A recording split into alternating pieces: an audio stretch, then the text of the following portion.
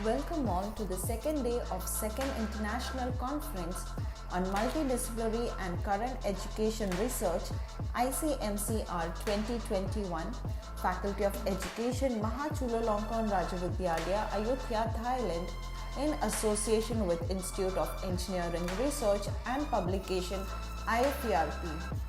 I'm sure you had a great day yesterday with us and hope to see the same enthusiasm from all our presenters and attendees today. I would like to welcome all our honorable dignitaries.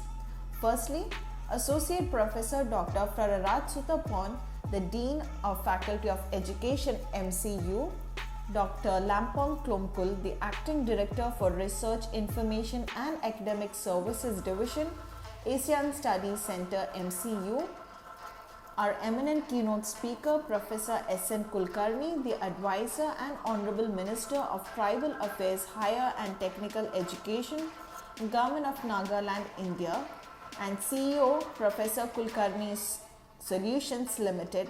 He is also the Vice President of International Accreditation Organization, Houston, Texas, USA, and former Vice Chancellor of APG, Shimla University, Himachal.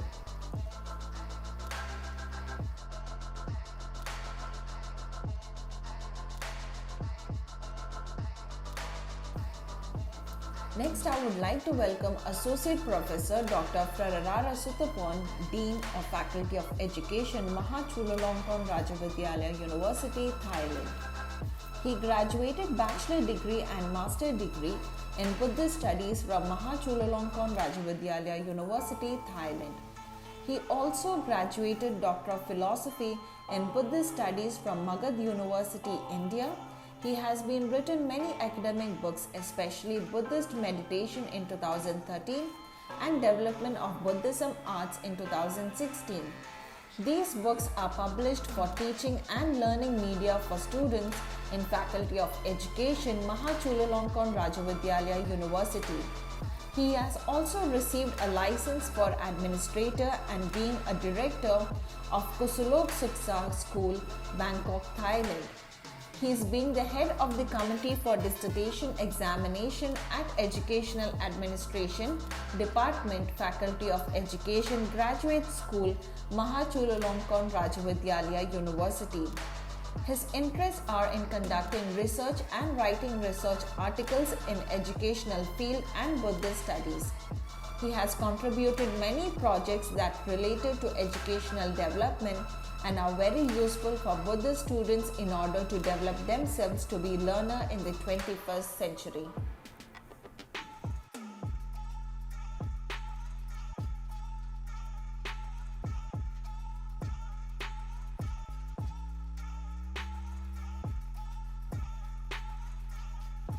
Welcome message. Associate Professor Dr. Rasheed, message from Dean, Faculty of Education MCU.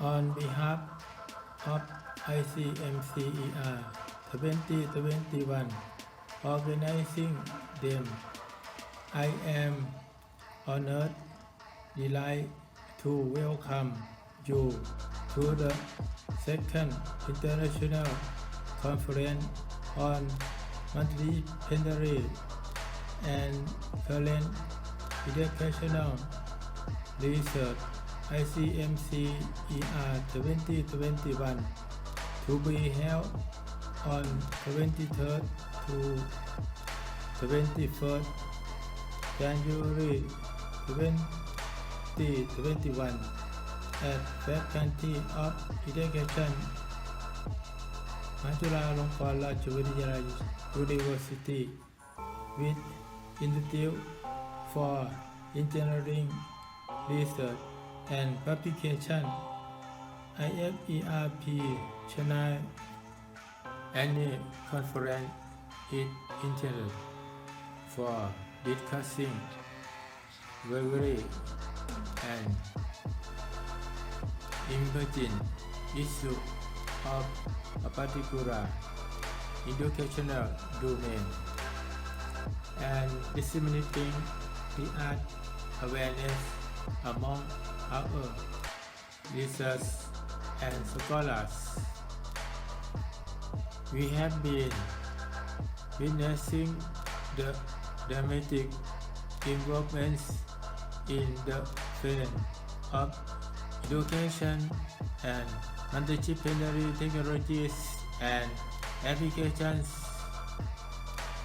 I hope ICMCER-2021 will come fully the most important international event and bring out Rethink in multidisciplinary and educational innovation.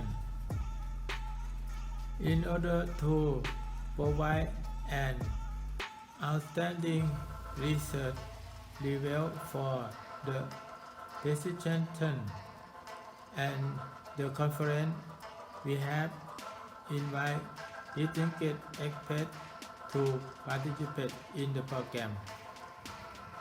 We will have plenary session by Keynote Speakers during 2 days of conference, including the award presentation during the closing session on the last day of the conference. I hope ICMCER-2021 will make you to reflect yourself with state of the art and provide opportunity to discuss various educational issues and challenges, including exercise with multidisciplinary aspects with Delegates Associate Professor Dr. Rasheed, Dean Faculty of Education, MCU. Next, I welcome Dr. Lampong Klonkul, the Acting Director for Research, Information and Academic Services Division, Asian Studies Center and lecturer from Faculty of Education, Mahachulalongkornrajavidyalaya University, Thailand.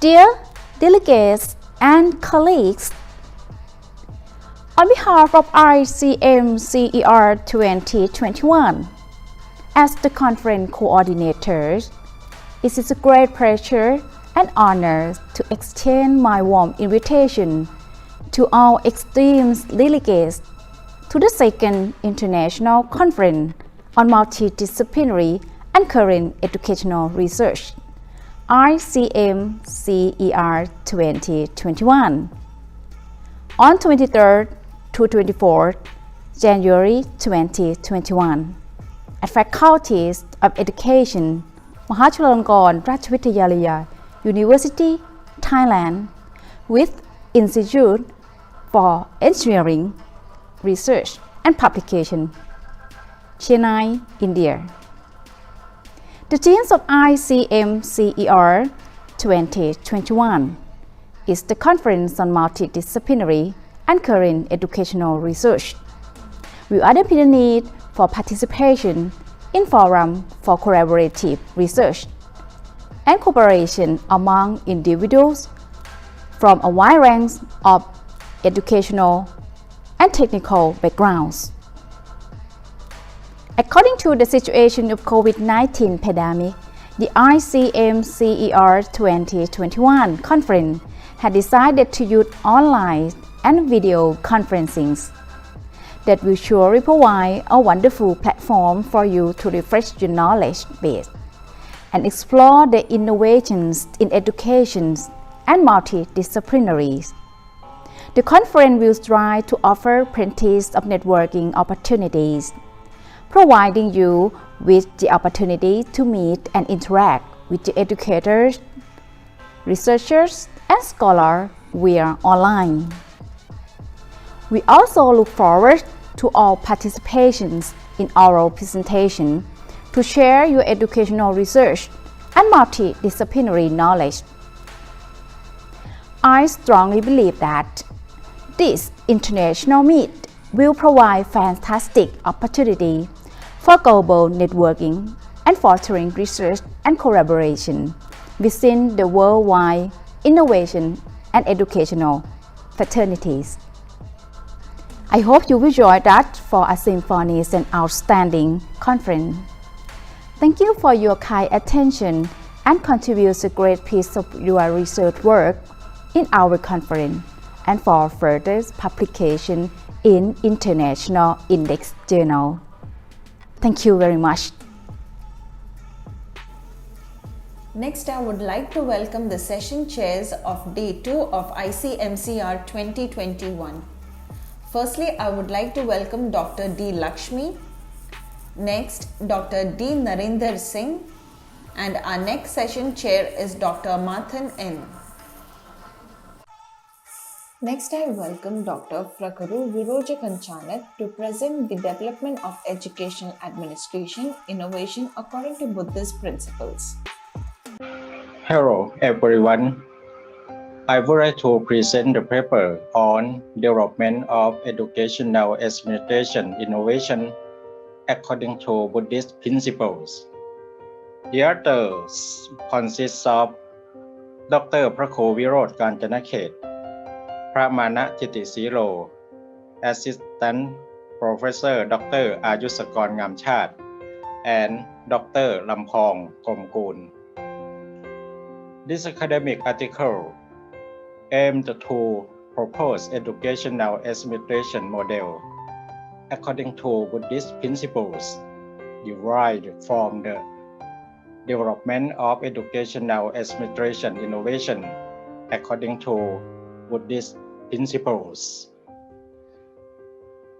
Documentary study was used and data were analyzed by using content analysis based on the consistency of Buddhist principles related to educational administration consists of 3 principles, which are the principle of self-control, principle of possession of people, and principles of occupation. Results show that Buddhism is a religion of wisdom and the practice of all doctrines mention the truth according to the natural law that the students must use wisdom in study and practice at the same time. The Buddhist principles in Buddhism consist of moral and ethical principles, focusing on being up to the truth of the world and the present right. Innovation or a model for educational administration according to the Buddhist principles are applied in management, both in self-administration of the executives, personnel management, and administration in educational institutions. Therefore, educational administration model was developed based on the teaching of the Lord Buddha that was being applied the management and operation for maximum benefit, which composed of 2 important principles, namely 1. For sublime state of mind, Brahmavihan 4, and 2. 10 virtues of the king, Tosapit Rajatham 10. These 2 important principles are applied for educational administration in Thai educational institutes. The development of educational administration innovation according to the Buddhist principles is a model of action of the executives in applying the principle that appear in the Buddhist method to create motivation to drive personnel to show behavior in a direction. It is to achieve a desired purpose or condition and to induce, persuade, support, promote morale for educational personnel to perform work with determination, willingness, and dedication to make the work more efficient and effective. Educational estimation innovation is able to analyze their knowledge and potential to make the most of create a driving force to lead the organization to achieve the goals and to carry on carefully all around which will be with perseverance in a favorable way. Perseverance itself is clarity, and the result of perseverance will create and develop management at all levels. Since there are many Buddhist principles which are consistent with administrative principles and is appropriate for management in different contexts. This article outlines the guidelines for educational institution administration with Buddhist principles as a basis that will benefit the administrator of educational institutes and agencies involved in the education institute for further application. Thank you very much for your attention.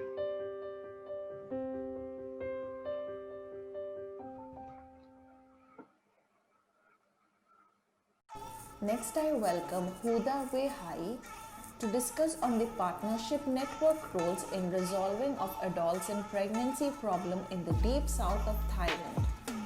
Good morning, ladies and gentlemen. My name is Huda Wehai. I'm from Ayutthaya University. Today, I would like to present my research article. Topic is Partnership Network Role in the Resolving of Adolescent Pregnancy Problem in the deep south of Thailand. Introduction. Teenage pregnancy is a major concern in the worldwide, which is the report by the World Health Organization to show that adolescents and estimated 23 million teenage pregnancy per year. The problem is becoming more serious and affects children and the young people. Show that in development in the country, more than 16 million adolescent girls, aged 15 to 19, giving birth each year, and more than 50% of them even imaging the problem with the World Health affect their life. The main cause of death in the adolescent girl is complication during the pregnancy and childbirth. The baby born to the teenage mother has risk of the low weight. Situation teenage pregnancy in the Thailand 2004 that 10 until 19 years old mother have the second highest childbirth in the ASEAN region, especially in the deep south of the Thailand. The higher adolescent birth rate are the found the province where the age of the marriage is the low, who are the physical, social, and the economic conditions are not yet prepared for the having the children. That the problem was solved providing health education with an emphasis on the lecturer and the knowledge by the health educator about the sex education curriculum. This is not enough to solving the problem in the context of the area. For this reason, the researcher is interested to study partnership network role in the resolving the adolescent pregnancy problem in the deep south of the Thailand. Material and method. Research design and sample this study are the qualitative research. The population and sample group in the study are the student, parent of student, teacher, and student leader and community leader. Each group is of 10 people and total of 50 people. The researcher collect data by the focus group and in-depth interview. An interviewing guideline about the partnership network role is the resolving of adolescent pregnancy problem was considered by the 5 public health experts. Data analyze user the content analysis. Human Research Active. The study was approved by the Research Active Community Yala Provincial Public Health Office. Result and discussion. Characteristics of the sample group. Who is the participation in the focus group? The majority of the students are the youth leader. Approximately 90% is the Muslim Buddhist. The higher level of education is secondary, and the parents is mostly is the men. 60%. Higher education is the bachelor degree. Majority of the religious leaders have the higher level of education in bachelor degree. The majority of the community leader is the male. He has the level of education is the bachelor degree. The majority of the teacher are the female. Then the higher education is the bachelor degree. Second, the partnership network role of the resolver of adolescent pregnancy problem in the deep south of the Thailand. The result of the study found that the partnership network role of the resolving model of adolescent pregnancy problem in the deep south of the Thailand, including 5 partnership networks are youth leader. The first, the youth leader who are the Muslim are the principle and their meaning should be studied to understanding the meaning in the Quran. They should have the knowledge and life skills such as the rejection skill, decision making skills, should think before doing. The third, adolescents must have the value that are loving, reserve, and the self-worth. The fourth, they must learn about the sex education along with the should have the value attitude to love, change the attitude of the child, starting just say no. Parent role. The first, the family should have activity together which used to make a good relationship with the children. The second, family activity for the communication between parents and the children to have the regular discussion, exchange learning, counseling, and giving knowledge about the sex education of their children. The third, parents should know about the sex education, should cultivate ethic and religion matter, and should take care of their children closely. The fourth, parents should listen to the opinion of the youth in community and in communication within the family should use the soft tone. The fifth, family or the parent and the raising their teen act like the friend, can be a mentor and the friend should discuss various matters of youth children. Parents should reduce their intolerance and change their attitude toward the behavior of their teen. Education institution or the teachers. Students suffer from the premature pregnancy should visit home by the established student group. The Ayutthaya student group activities such as the forum for the learning exchange among the students, including reading Al-Quran and discussion student the problem. The second, there is a screening of the student teacher to make the guideline for the teenage care and the consultation and have an appropriate reference system. The third, education institution should learning exchange program with all the sector of the community into the try to understand, raise, and recognize student problem.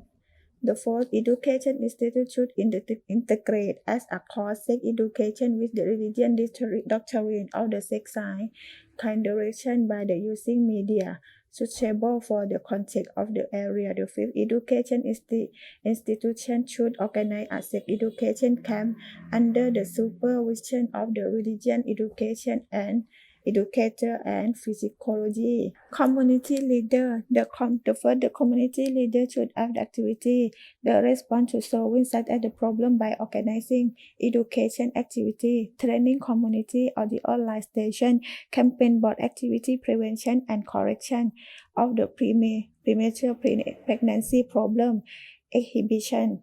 The second, community establishing a vocational training club to enable the youth to make use of their free time under the collaboration between youth, family, and community. The third, community should have informed the school when meeting the student who with the various risk behavior by having a telephone number to the contact the school to report and deal with any problem that arise on time. The first, organize a surveillance system, supervise and monitor the behavior of adolescents in the community, including place at risk of the developing premature pregnancy problem in the community. The fifth, push for the model community by using the process of the participation of all working group. Religion leader should encourage youth to engage in activity using Islamic principle and a means of the tackling and the mind and dealing with the emotion. The second, religion leader should organize Qiyamul activity when a man.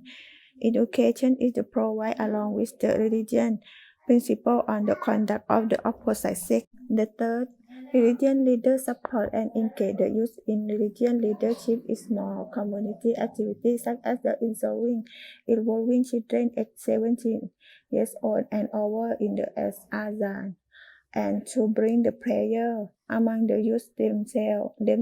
The first, the region leader group activity should be organized to focus on the checking of the time, checking value and behavior of youth to appropriately respond to the problem.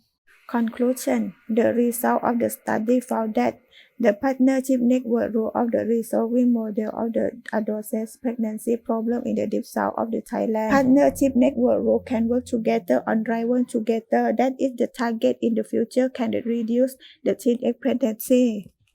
Thank you for your attention. Next, I welcome Tirasek Phul to discuss on the role of Buddhist monks in moral development following sufficiency economy philosophy. Dear all participants, I would like to present the paper on roles of Buddhist monks in moral development following sufficiency economy philosophy. The author consists of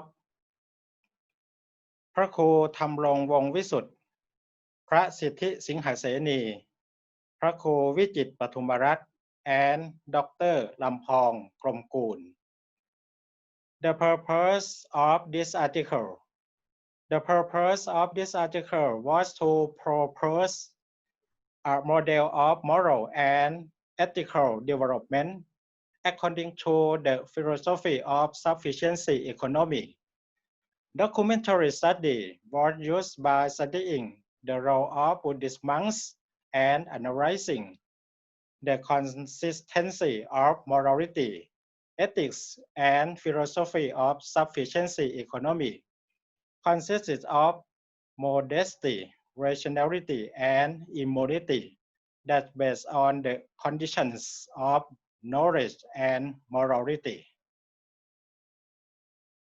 Research indicated that the guidelines for moral development began with the development of education in order to provide people with knowledge, with varied abilities, and also apply the aforementioned knowledge to occupations, building well-being for yourself and your family. For moral and ethical development, it is very important aspect for social development. Considering with the current situation in Thai society, it can be seen that the chaos of Thai society today is mainly due to the lack of moral and ethical lifestyle. Therefore, moral and ethical development must know how to improve oneself to be people with sufficient knowledge and be a person who spends sufficiently on education, a person with good physical health and mental health, and be a learner who know how to solve problems and know how to think reasonably.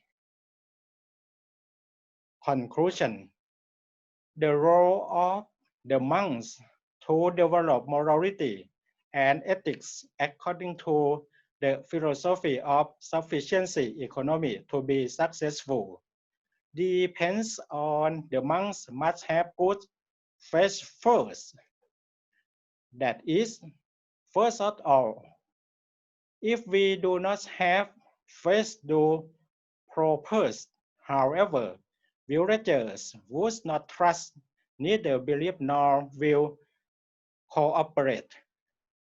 Therefore, the first thing to be successful is that the monks have to have good practice and good precepts to be able to reach for the success, namely the monks in the temple, whether it is a reader of sub-district, a reader of district, and the reader of province.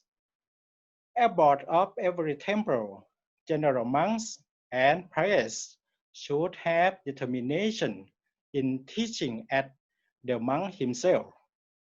If we stay, be a teacher and study for him to see what the characteristic of a monk how to do and promote good morals and ethics right that.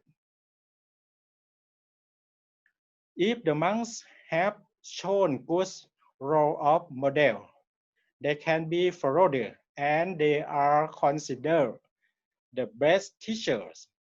Monks have to understand their roles first, and it is also important to education as monks are a symbol of education.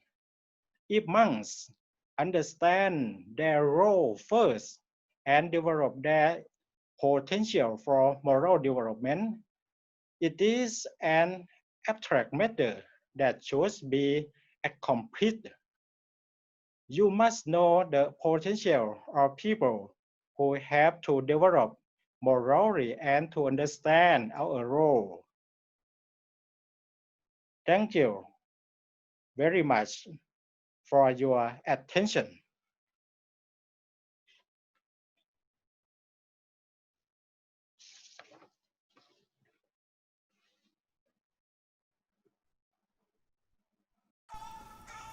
Next, I welcome Sasithon Pangsuban to discuss on the bird diversity in urban areas, Yala, Thailand. My name is Dr. Sasithon Pangsuban. In my presentation, I'm going to explain my research topic is bird diversity in urban areas, Yala, Thailand. Humans depend on the ecosystem service of the natural ecosystem for food, water, and so on. However, half of the world's human population reside in cities. Change in ecological conditions that result from human actions in urban areas affects human health and well-being. Since the urban ecosystem differ from the natural ecosystem. For this reason, retaining biodiversity of the urban ecosystem is crucial to maintain important ecosystem service. Nowadays, birds have been widely used as models to investigate the effect of urbanization on biodiversity because they respond to urbanization gradients worldwide by changing species richness, abundance, and composition. So, the hypothesis of research were urbanization develops would influence species richness and abundance of birds. We expect bird community similarity between the public parks and a community district. So the objectives were to study the diversity of bird species in the urban area and to analyze the spatial and seasonal variation in bird community composition in the urban areas. The survey was conducted in the municipality of Yala City at 4 study sites. We monitor bird population by set 3 or 4 point count at each site. This is a picture of each site. 1. A community district. 2. สวนขวัญเมือง Park. 3. สวนสีเมือง Park. And 4. สนามช้างเผือก The surveys were conducted every 2 weeks for 6 months in 2018. The number and species of the appeared birds were compared between the summer season and the rainy season. To test the observed pattern of species richness and abundance, bird species diversity was calculated by Shannon-Warner Index. The similarity between seasons regarding their number of species analyzed by the Sorenson Index.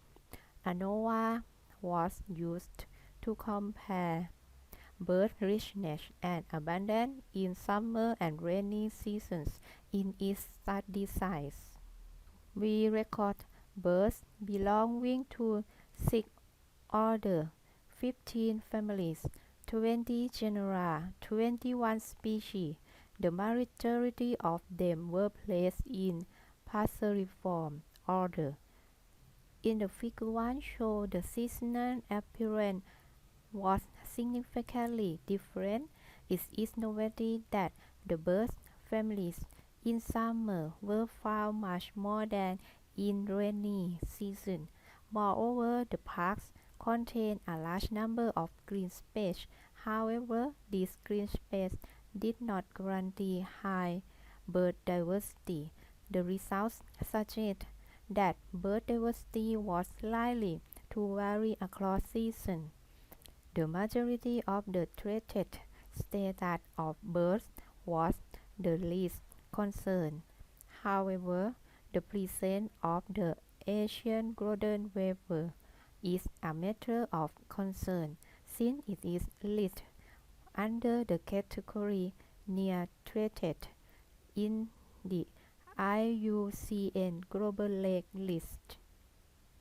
And the figure 2 show the number of species and individual birds in the summer was greatest in March. In rainy season was June. Moreover, the number of species in the summer was higher than rainy, but the number of individuals was reversed.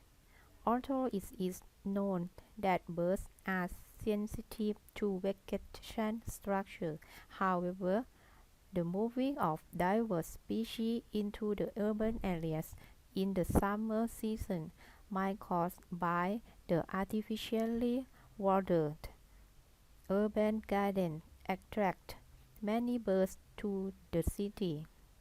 In table 3, there was not a significantly difference between season and its study size, which ANOVA calculating. We explained this phenomenon by the occurrence of a considerable number of parks in the urban area. They could lead to a homogenization of the avian fauna, so there was not a negative effect of people and building density in the community district on species richness and abundance. This might be indicate green zone abundance in the urban area of the city. In Table 4 and Table 5, the results showed that the similarity in summer was lower value than in rainy. This seasonal variation might be because of the unequal ecosystem productivity. The community district showed minimum similarity with others because these parks were the most important green space for many birds. In conclusion, the results indicate a homogenization of the avian fauna in the Yala city. There was green zone abundance in urban areas of the city.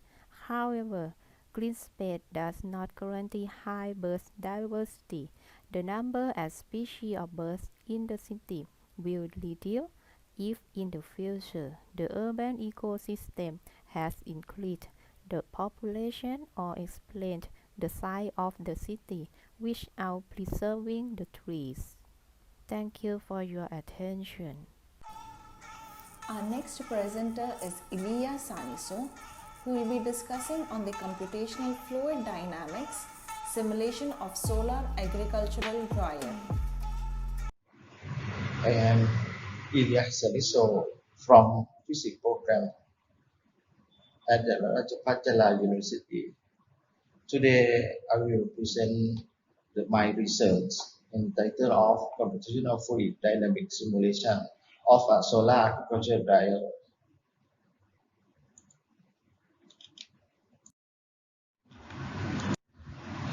In the dryer of the agricultural product, some technique, many agricultural use the drying technique because the drying technique is impact on the quality of product and suitable for the rural communication or the small group of the agriculture.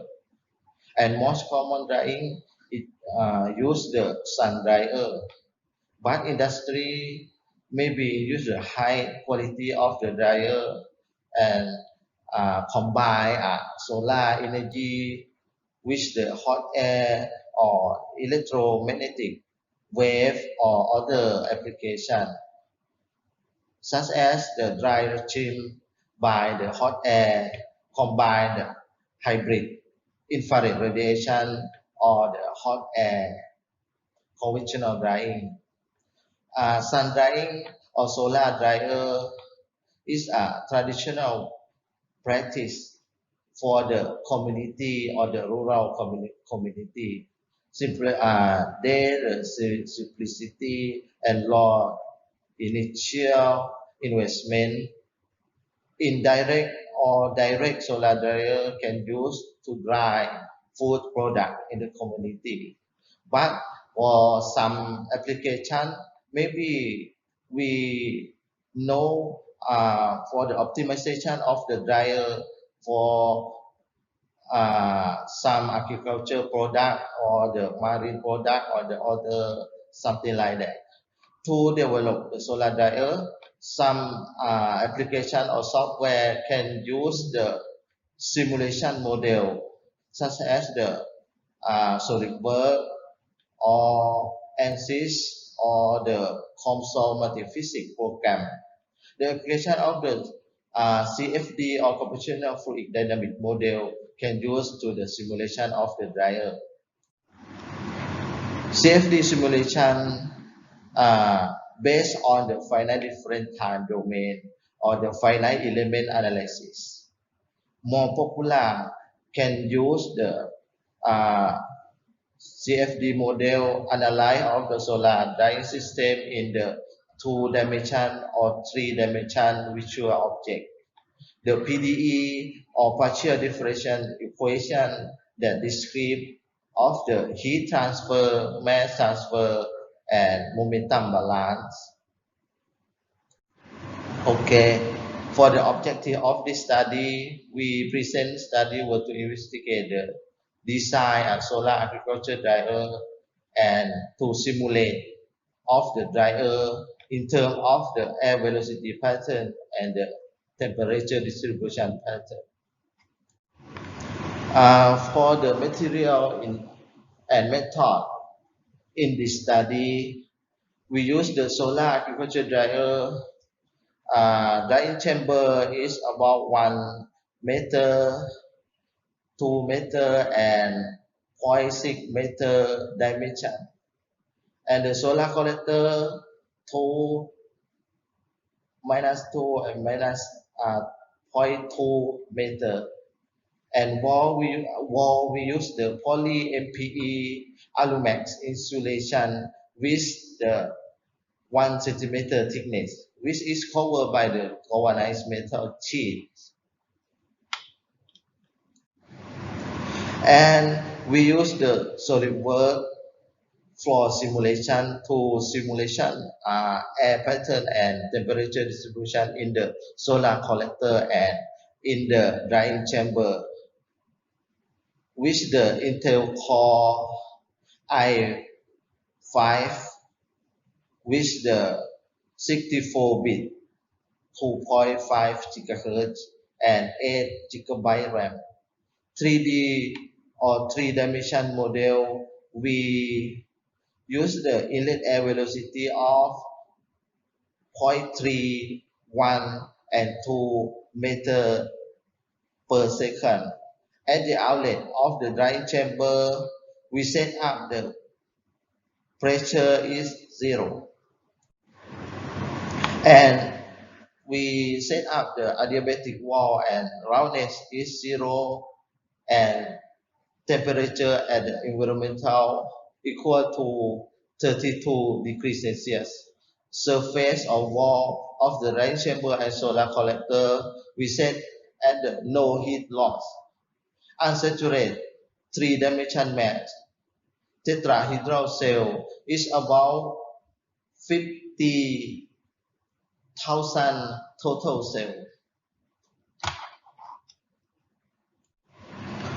From the results, you can see the figure 3 show that the distribution of the air velocity pattern and temperature at the solar collector and in the drying chamber when we use inlet air velocity of 0.3 meter per second, which out a heat source, show that in the drying chamber can uniform motion of the airflow, but not separate to the beside near the wall. When we up initial air velocity to 1 meter per second, you can see that the distribution of the size solar collector and drying chamber, and you can see the voltage of air occur at the corner of the solar collector.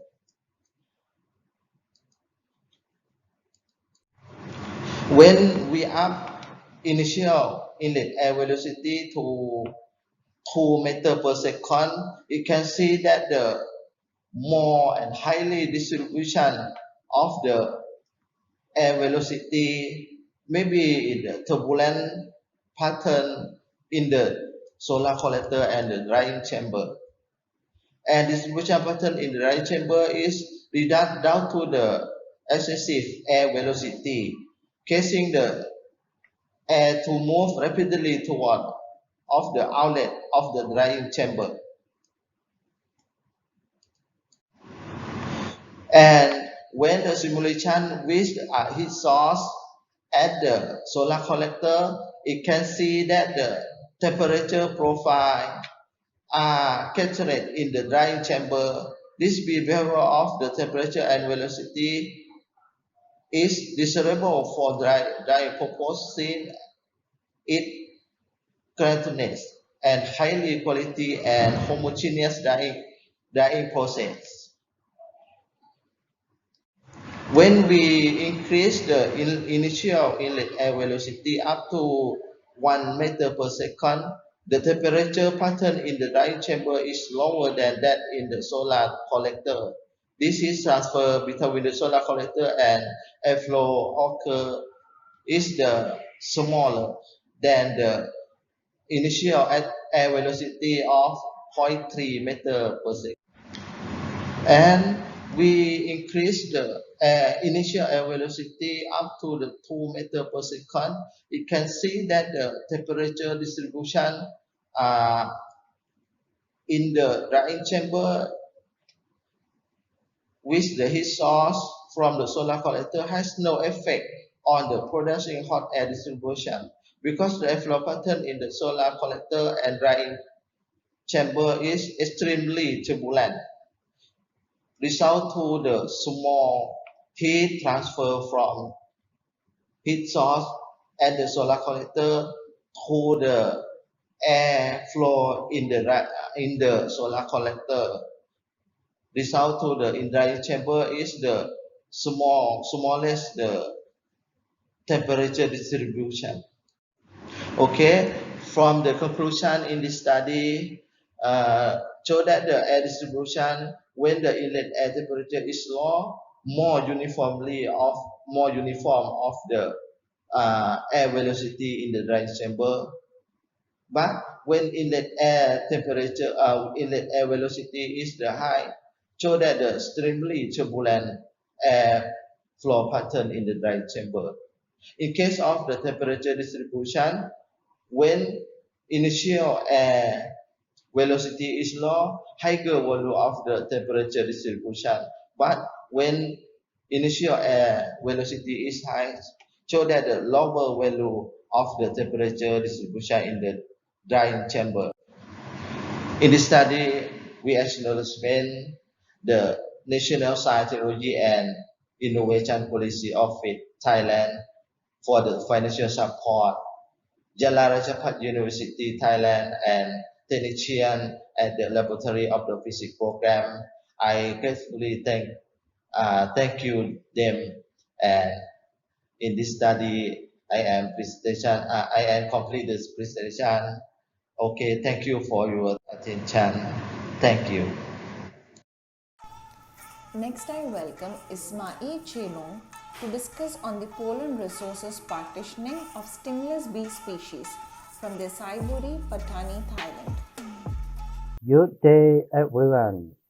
I am Ismail Chelong from Jala Rajapat University, and co-author is Samsul Bahri Abdul Razak from University Malaysia, Terengganu, Malaysia. Today, I want to talk about topic in my research is pollen resources partitioning of stingless bee species, Tetrachona epicalis, from the Saiburi, Patani, Thailand.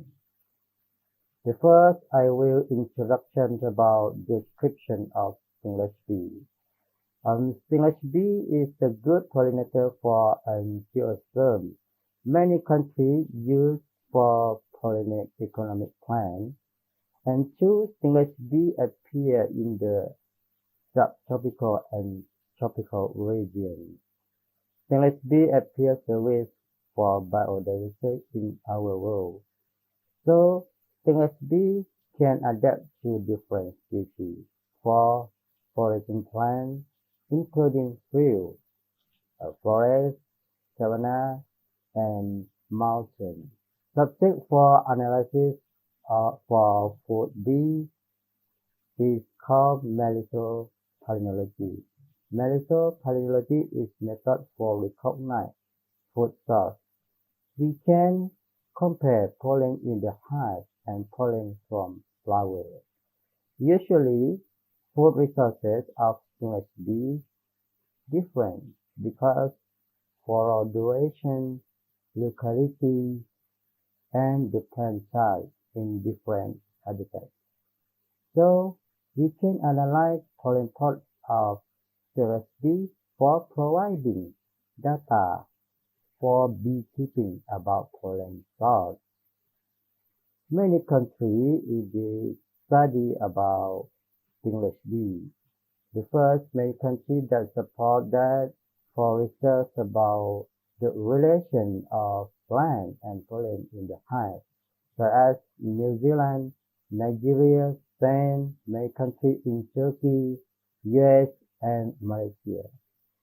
So, we get many benefits from our research. We can protect area, protect diversity, save environment, produce some type of products such as honey and pollen.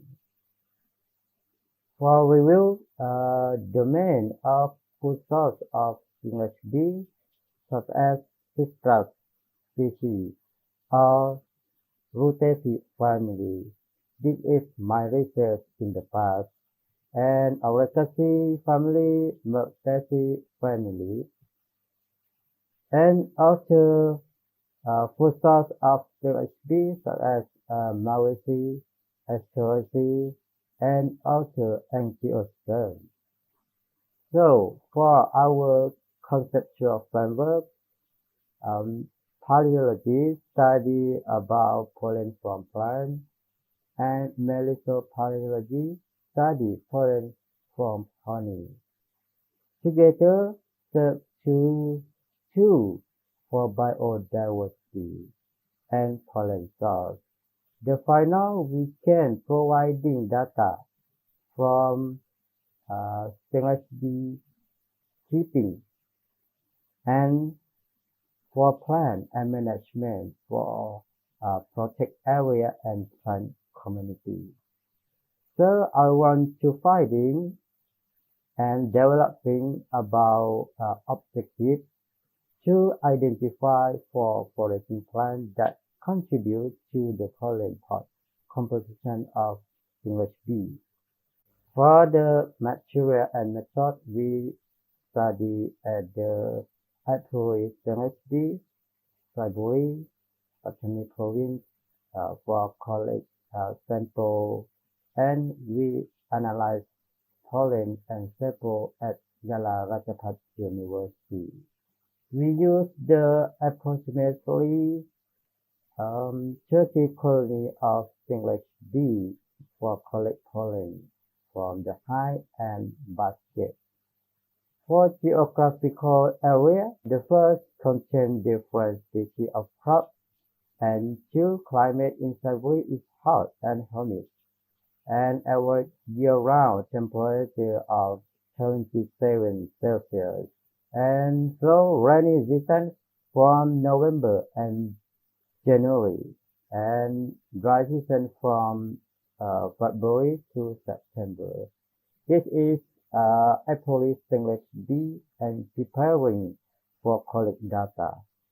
For a study about plant diversity, we survey and collect plant samples in round in the April B, and we classify and identify using for of Thailand, Thai forest routine for study about botany, and we use vascular flora of Hong Hill. And then we study about pollen in the hive. The first, we collect pollen load and capture from apically forager, and then preserve in the centrifuge tube that containing ethanol, and the centrifuge tube were labeled. And then we transfer pollen from centrifuge to the hematometer slide was observed under the light microscope. We analyze pollen and identify reference sample and available key reviews. We study about pollen morphology, size, structure, and extreme. For result in my research, we found that 17 plant families and one unknown is pollen resources positioning of English bee. Family of pollen collected by English bee are family the first Auricaceae, two Fabaceae, and then Fabaceae, Polygonaceae, and Thalinaceae, because it is an economic and plantation plant in southern Thailand. This is a pollen from Auricaceae family. The first A symbol is a pollen from coconut, and B symbol pollen from hoi palm. It is a main pollen we analyze in the pollen pot of English bee. So we suggest the factor of high pollen collect from Tetragona apicalis, the first long period of floral display, and two, diversity and plantation distance with the English beehive, and three, co-evolution between English bee and flower morphology, such as color, nectar, and pollen morphology. Our result similarity with data from Thailand and research paper in the Turkey. So we conclusion the main and dominant pollen combined in the pollen pot of Tetragona apicalis include pollen from Auricaceae, Euphorbiaceae, Polygonaceae, Fabaceae, and Thalinaceae, and 12 family plants are the major pollen source. For our conclusion, the main and dominant pollen combinations in the pollen pot of Tetragona apicalis include pollen from Auricaceae, Euphorbiaceae, Polygonaceae, Fabaceae, and Thalinaceae, and 12 family plants are the minor pollen source. So we thank and grateful to the where are your research fund for financial support? And also we appreciate to kind support from the Department of Agrotechnology, University Malaysia, Terengganu, Malaysia. Thank you. Next, I welcome Hatsalinda Binmai to discuss on the treatment of palm oil mill effluent by thermotolerant cellulase and xylanase producing fungi. สวัสดีค่ะ Hello everyone. I'm Haslinda Binmae from Yala Rajabhat University in Thailand. Today I would like to present my research on the title of Treatment of Palm Oil Meal Effluent by Thermotolerant Cellulase and Xylanase Producing Fungi. Palm oil is an important economic plant, particularly in the southern of Thailand, include Yala, Pattani, and Narathiwat. The biomass of oil palm residue such as oil palm frond, oil palm trunk, empty fruit bunch, especially palm oil meal effluent. Palm oil meal effluent or palme has acidic pH and contain high organic matter. Palme has generally been treated by chemical, physical, and biological. Recently, many researchers have resorted to the use of microorganisms to treat palme, especially fungi. In a wet process, fast food bun was sterilized and the freely discharged palme from the factory has a high temperature. For this reason, my research focused on the fungi that able to survive and grow in the extreme environment. Consequently, the objective of my research to investigate the treatment of the palme using thermotolerant fungi for the production of cellulose and xylanase to remove organic matter. This is the flowchart of my research work. First of all, the research work starts in the part of isolation of the thermotolerant fungi that can be isolated from dust and agriculture waste. Second step is optimum fungal growth temperature, and then study about qualitative and quantitative assay of cellulase and xylanase and identify of the basic of their colloidal and morphological characteristics. Lastly, the treatment efficiency of thermotolerant cellulase and xylanase producing fungi in palme were compared. The research started with isolation of thermotolerant fungi from drugs and agriculture waste.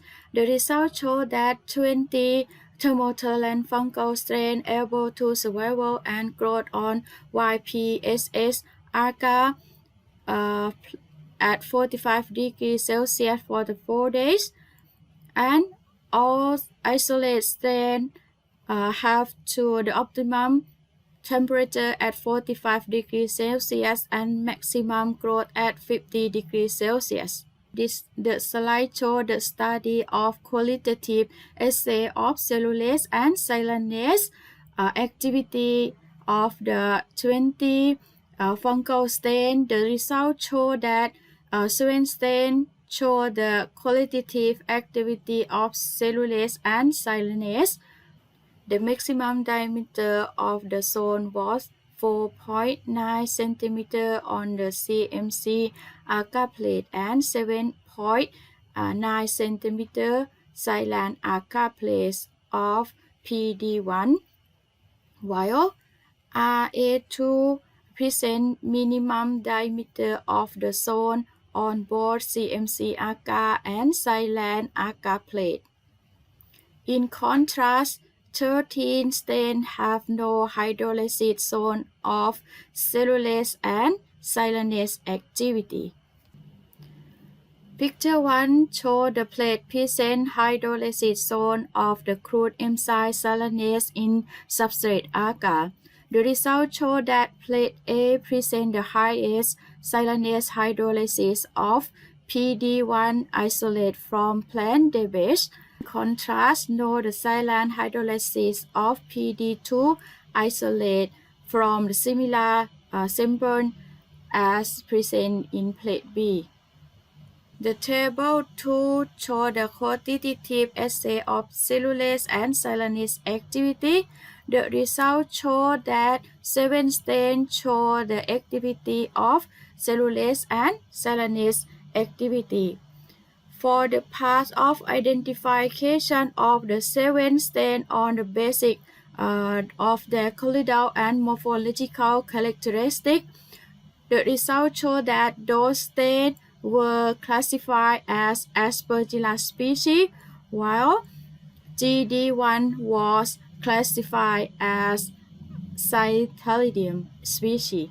In Figure 2 show the comparison of enzyme production in YPSS medium by Aspergillus PD1 and HD1. The results show that Aspergillus PD1 show the highest activity of cellulase and silanase outstanding at 45 degrees Celsius for 4 days, followed by Aspergillus HD1. The polymer were determined those parameters. The results show that pH value of polymer was 4.5, which is the typical acidic pH of polymer, and also found that the polymer contained high COD and high total solid. Lastly, in the part of treatment testing of the thermotolerant fungi, if it will be the probability in the field of the wastewater application. Figure 3 shows comparison on treatment efficiency of thermotolerant cellulase and silanase producing fungi in the polymer. The results show that Aspergillus species PD1 give the highest COD reduction with nearly 50%, with less amount of sediment after 6 days of the cultivation. In conclusion, my research found that the 20 thermotolerant fungal stains were isolated from dust and agriculture waste. All isolated stains have the optimum temperature at 45 degrees Celsius and maximum growth at 50 degrees Celsius. Isolate PD1 show the highest activity of cellulase and silanase, followed by HD1. The isolate of CD1, HD1, RH1, RA2, RS1, and PD1 were classified as Aspergillus species, while GD1 was classified as Cytalidium species. The Aspergillus PD1 is the best strain that have the ability to reduce COD nearly 50% after treatment. Therefore, the thermotolerant enzyme producing fungi are potentially useful to remove organic in palm oil mill effluent treat. Thank you for attention. ขอบคุณค่ะ Our next presenter is Ayutthaya Yokun, who will be discussing on the mobile application development for product expiry date notification. สวัสดีค่ะ Greetings from Thailand, ladies and gentlemen. I'm Ayutthaya Yokun from Information Technology Program, Faculty of Science, Technology and Agriculture, Yala Rajabhat University, Thailand. Today, I would like to present my research. The topic is Mobile Application Development for Product Expiry Date Notification. Everybody needs consumer products for living. There are two main kinds of consumer products. The first one that has the lifespan more than 3 years, just like car, electronics device, and furniture. The other one that has the lifespan shorter than 3 years, just like food, drink, and personal hygienic products. Expired products may cause many problems. For example, if you drink some expired milk, you may have a stomachache. Or if you use the expired skincare, you may get an allergy rash and you have to lose your money from the product. You have to throw it away without use it. Finally, it may cause global problems, just like food waste crisis. Since my research area is in IT, so I would like to know how to solve this problem with IT. And the mobile application may be the answer. So in this study, we aim to survey the problems about consumption and then analyze and design a mobile application for expiry date notification. And then developed the mobile application and assess that mobile application. To accomplish the purpose of this study, I reviewed the literature related to mobile application development, such as Technology Acceptance Model, TAM, Unified Theory of Acceptance and Use of Technology, UTAUT.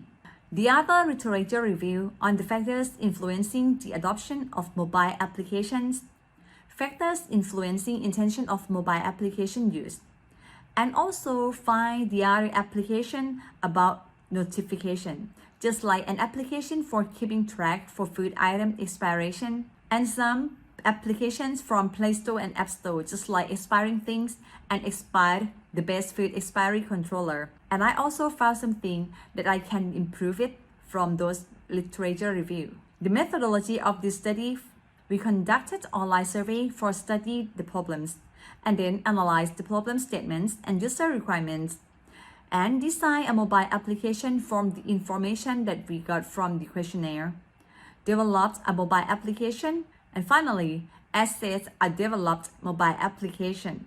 To assess the mobile application, we use MARs or Mobile App Rating Scale that has 5 areas of assessment. The first one is engagement. Let's talk about entertainment, interest, customization, interactivity, and target group. The second one, functionality, consists of performance, ease of use, navigation, and gestural design. The third one, aesthetics, represents layout, graphics, and visual appeal. The fourth one, information, just talk about accuracy of description, goals, quality of information, quantity of information, visual information, credibility, and evidence base. Finally, 3 questions were asked. Would you recommend this app? How many times do you think you would use this app? And would you pay for this app? Were in subjective quality assessment. The results from 401 Thai respondents with the convenience sampling method from the online survey show the demographic as the majority of the respondents was female, while the people from the age group between 22 to 59 years old had a maximum frequency, while the most popular smartphone operating system was Android. About the expenditure on consumer products they have to spend per house per month is about 10,000 baht, approximately $332. The category they consume, they are food and drink, personal hygiene products, cosmetics, and medicine. Why the problems? They have to spend the expenditure on consumer product wasted about 2,200 baht per house per year. About the problems they faces, just like kept the products until it's expired, unable to indicate expiry date, redundant purchase, lost money or money wasted, and some got the health problems from consume the expired products. So the application was designed with 5 features as tips viewing, product details recording, notification setting, product detail retrieving, and expiration notification. The name of this application is Let's Change. It comes from the phrase that we convince people to change their products when it's expired and change their behavior to consume the product before it's expired. We use the Firebase and Ionic framework as the tool to develop this application. On the home screen of the application, there are 4 main menus. The first one is to adding product, view on products, view nearly expired products, and view expired product. When tap into adding products, there are 4 main categories of products, follows the information from the questionnaire. Medicine, cosmetics, food, and general consumer products. When tap into each category, it will be the feature that can help people to remember the appearance of the products or where did they keep the products from taking a photo or select a photo from the gallery of the smartphone.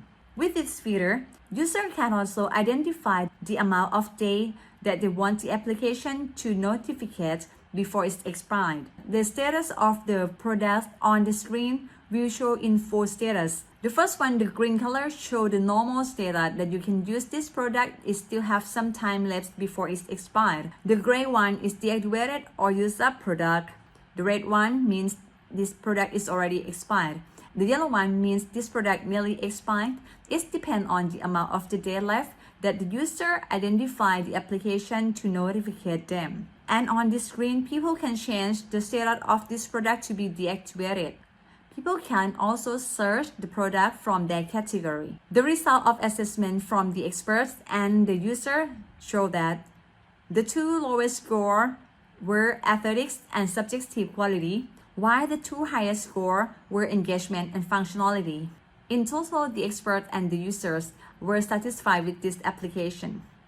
In conclusion, Let's Change is a mobile application for product expiration notification that was designed with a feature that can help people to solve the problem about expired product, just like recording, notification, and searching. And the researcher really hope that this application can help people to improve their daily life by using IT to avoiding the problem from expired product. In the future work, this application should be improved to support the English language and maybe combine the other technologies such as barcode or OCR to facilitate the user to use this app easier. Thank you for your attention. If you have any question or discussion, you can contact us via Facebook at ITYRU or email me at acharapon.y@yru.ac.th. During this pandemic, we hope you will be safety and healthy, and we will get through this pandemic together till we meet again. Thank you. Goodbye.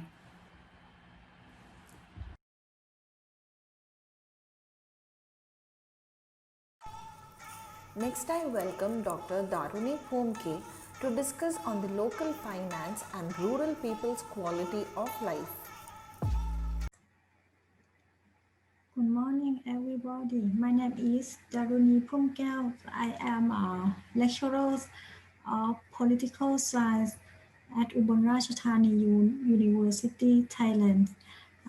My topic is local finance and rural people's quality of life.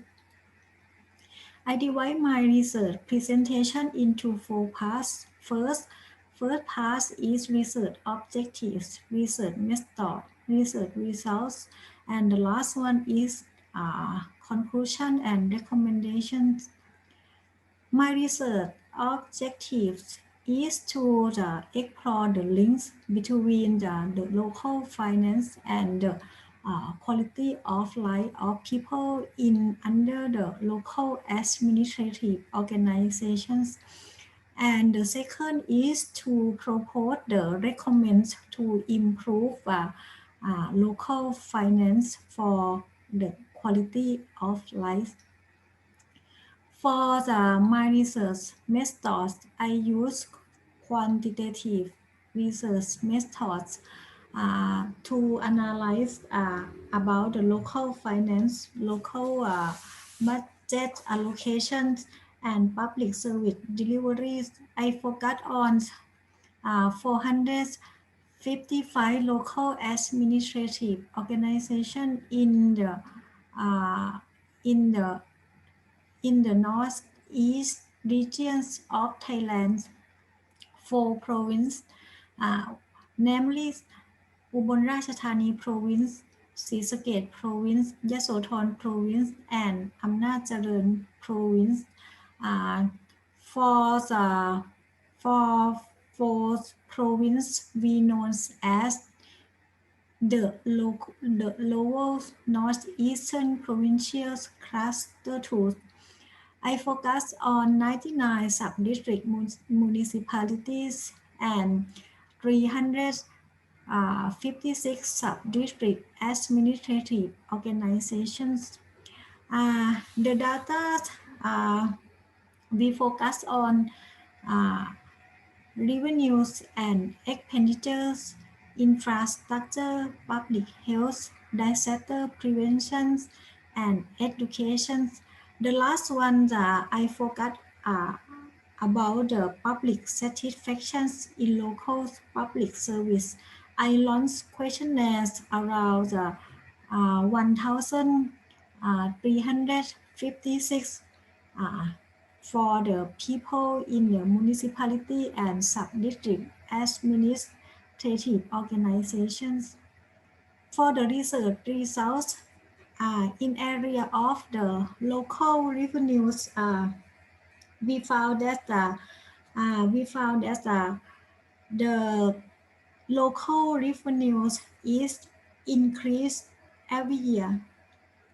The total revenue of the local, that's both type of the local administrative organizations is increased every year, and the own revenue is the latest source of their revenue. Meanwhile, grant is the last source of revenues. About 50% of the total revenues they rely on grants. And when we compare among the two types of the local administrative organization, we found that sub-district municipality earn more revenues per capita than sub-district administrative organization. In the expenditure side, we found that the highest expenditure of both organizations is the personnel, and they use that they spend only X% for the investment. In addition, about the investment expenditure is declines years on year.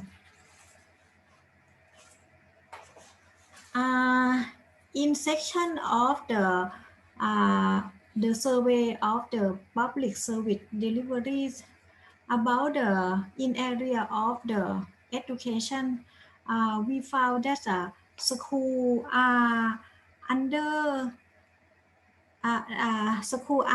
the sub-district municipality receive higher score on every subject than the sub-district administrative organizations.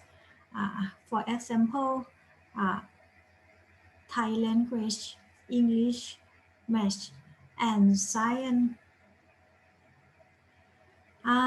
In area of the infrastructure, the research found that the percentage of the concrete roads per or road types in the sub-district municipality are higher than the concrete roads in the sub-district administrative organizations.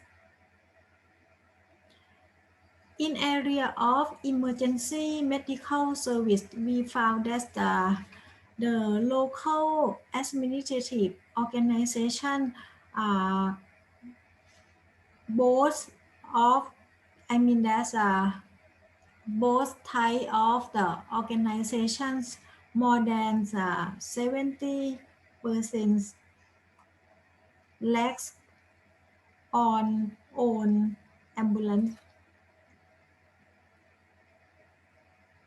For in terms of the disaster prevention, we found that the research found that more than 70% of the sub-district administrative organizations not have equipment for emergency such as fire trucks, water trucks, water pumps, and rescue cars. For the last one about the result on the public satisfactions, from the survey we found that people in sub-district administrative organization less satisfactions in infrastructure and emergency medical service. For the research conclusions, sub-district municipality earn more revenues per capita than the sub-district administrative organization. So that's is allow the municipalities to plan small budgets. The second grants are the main source of revenues for local administrative organizations, and sub-district municipality relies on more grants than sub-administrative organizations. There is relationship between limited local development and expenditure budget. Only 8% of total expenditure is spent on investment, and in addition, investment expenditure is declined year on year, and both local administrative organizations utilize most of their budget on the personal expenditures. People from both local administrative organizations different experience different public service. I mean that's a different type of local administrative organization experience different uh,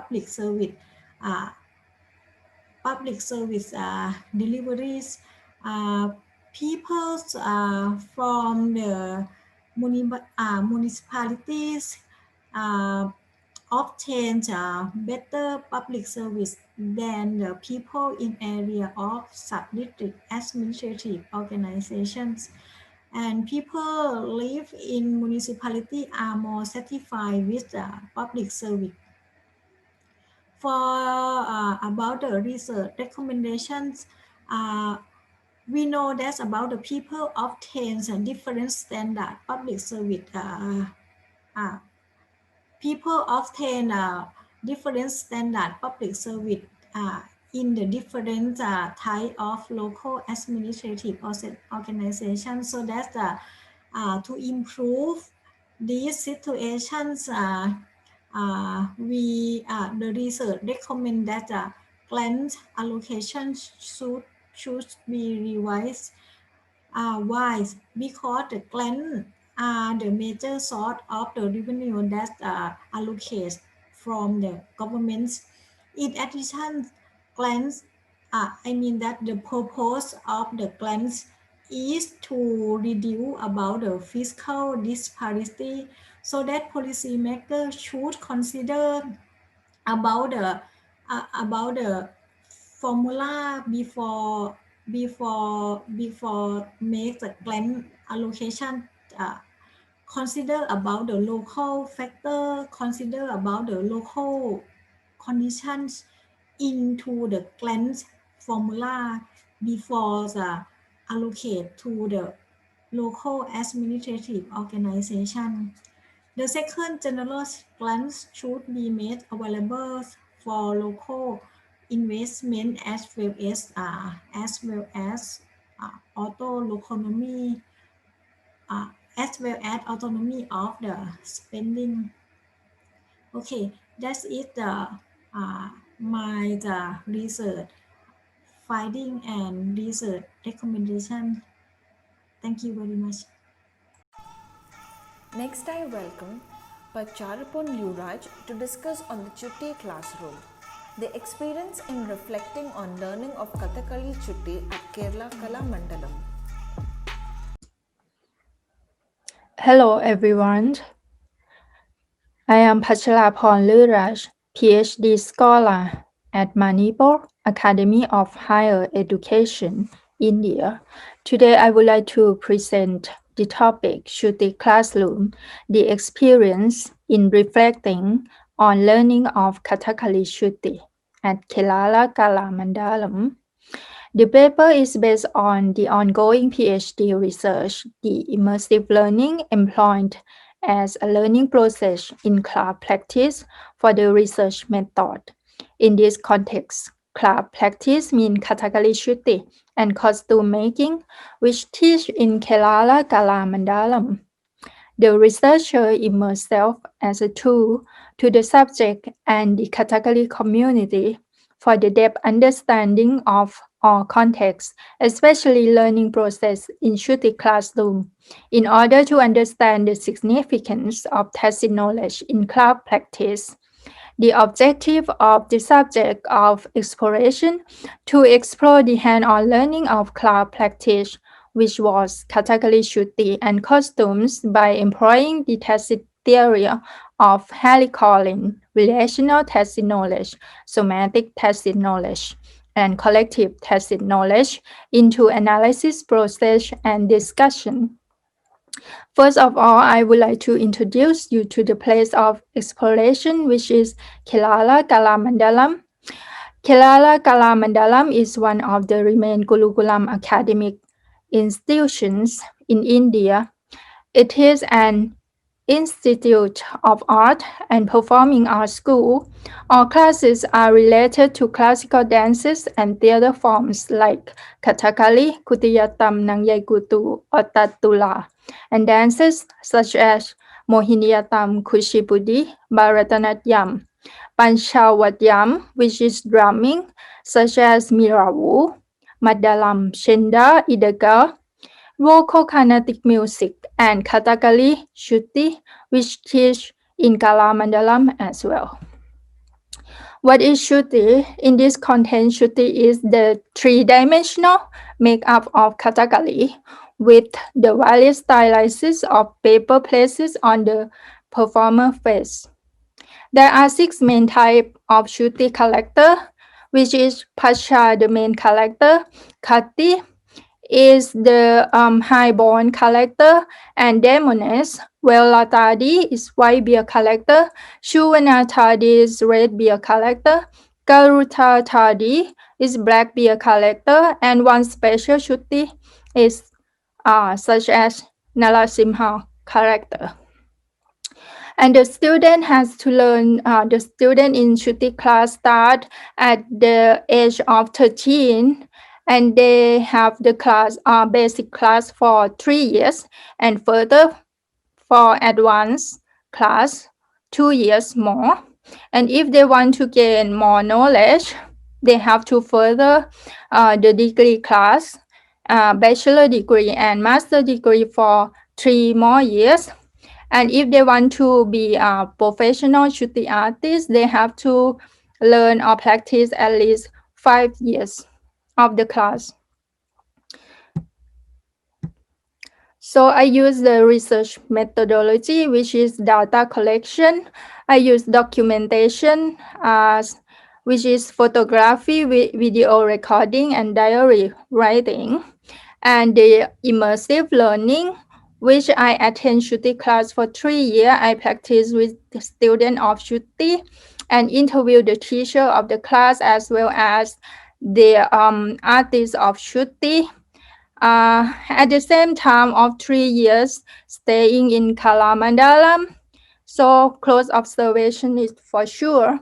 And I apply Harry-Collins tacit knowledge into analysis. The Harry-Collins said that tacit knowledge can become explicit and not remain uncommunicative. He also claims that intuition is the ability to make good judgment. It is seen as wisdom based on experience and can be gained through practice and socialization. Harry-Collins posits tacit knowledge in 3 different forms: collective tacit knowledge, somatic tacit knowledge, and relational tacit knowledge. The research result of exploration indicated that while the learning of younger students may be through emulation and repetition, the practitioner knowledge is gained through self-consciousness, means of logical thinking and mathematic approximation. Gaining the somatic tacit knowledge that the teacher has. Also, collective tacit knowledge is relevant because during interaction with cultural background and society, it is very different from the practitioner various experience, and yet through the immersive experience, the practitioner is able to gain the knowledge and skills not otherwise available to an outsider. For the conclusion, making shuti and costume of category according to the norm of institution. Intuition is the main cognition and learning process to gain knowledge. Craft practice, which is related to culture, as such, Shruti practice cannot be replaced by the machine. The value of art form relies on individual practice and the depth understanding of their craftsmanship. Nevertheless, to understand the art and acquire knowledge as it is tacit, immersive learning is necessary for the learner, as Polanyi pointed out that the thesis is communicated by hanging around with such a person. Thank you for listening my presentation and all the best for you. Next, I welcome Dr. Nimaroni He Wanghu to discuss on the CRM development on mobile application for SMEs in the 3 deep southern provinces. สวัสดีค่ะ The first of all to say thank you for give opportunity to me present the research article. I am Nimaroni Hayiwango. Today I present research article. The topic is CRM developments on mobile application for SME in the 3 southern border provinces. I am lecturer from Yala Rajabhat Universities. The abstract of this research. The purpose of this research are to analyze, design, develop, and evaluate the efficiencies and effectiveness of the CRM system. This study is a developmental research. The samples group used in the research was 390 SME entrepreneurs. The tools are efficiencies assessments and effectiveness assessment. The result of analysis, designing, and development found that the work process of the CRM system consists of 5 processes: login system, customer system, trading information, deal information, and report. My introduction of this research, the 3 topics.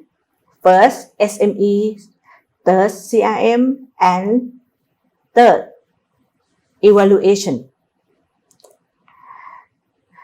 SMEs, small and medium enterprises, constitute the foundation of the national economies.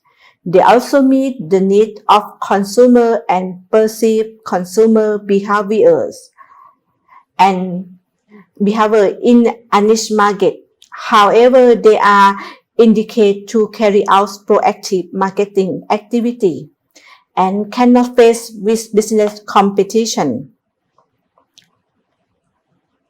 Due to complexity of consumer behavior, this leads to the lack of behavioral data, which can lead to strategic planning for a competitive advantage.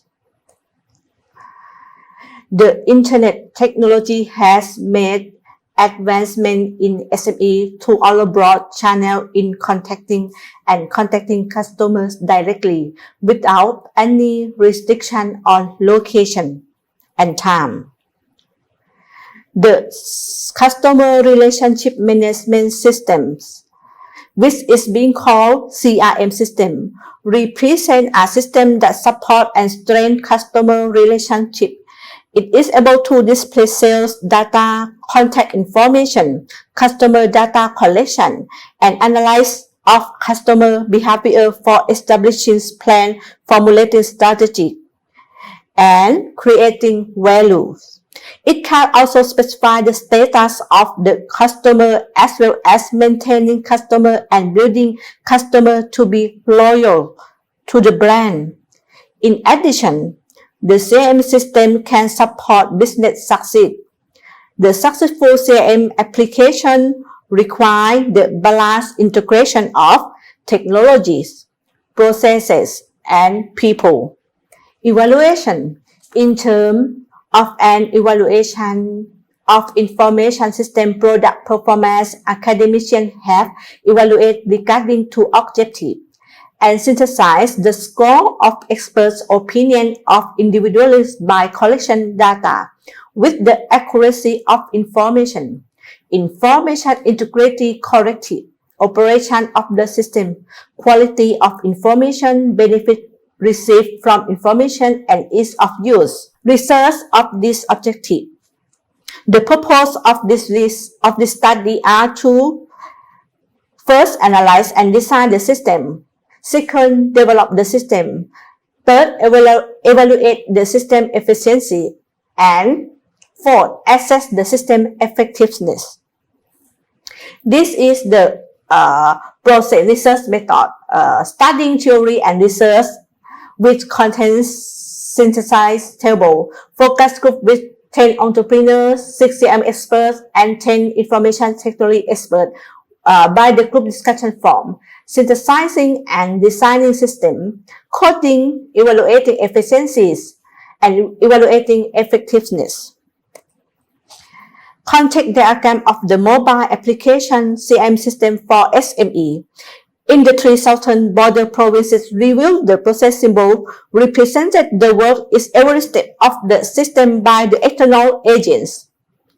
Relate to the system, namely employees and manager whose input and output data between agent and the systems can be and the systems. And B, result of the development of the system. The systems that the researchers have developed include the main menus, customer information, deal, order, payment, and the deal efficiency. In the work of the entrepreneur, they can offer deal to repeat customer listed in the database and seek for new one. To offer the customer a deal, the entrepreneur can set the deal amount, price, and deal type through the deal code by forwarding information through the customer specified channel. When the customer accepts the deal, the system will promptly notify the entrepreneur and will change the status from the prospective customer to be a customer interested in a product or service.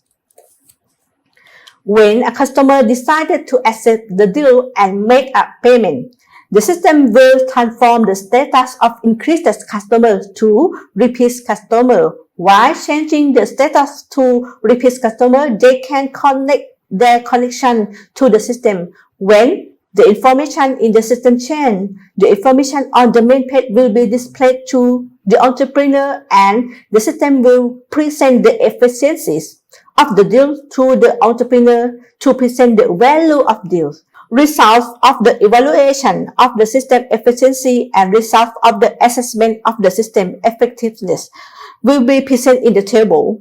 When experts assess the efficiency of the system, it was found that the overall CRM system had a high level S-bar is, a mean is 4.36 and SD is 0.490.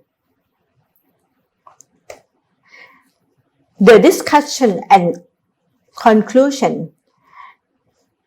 The efficiency evaluation is at a high level because the system can respond to user and connect to external source very quickly.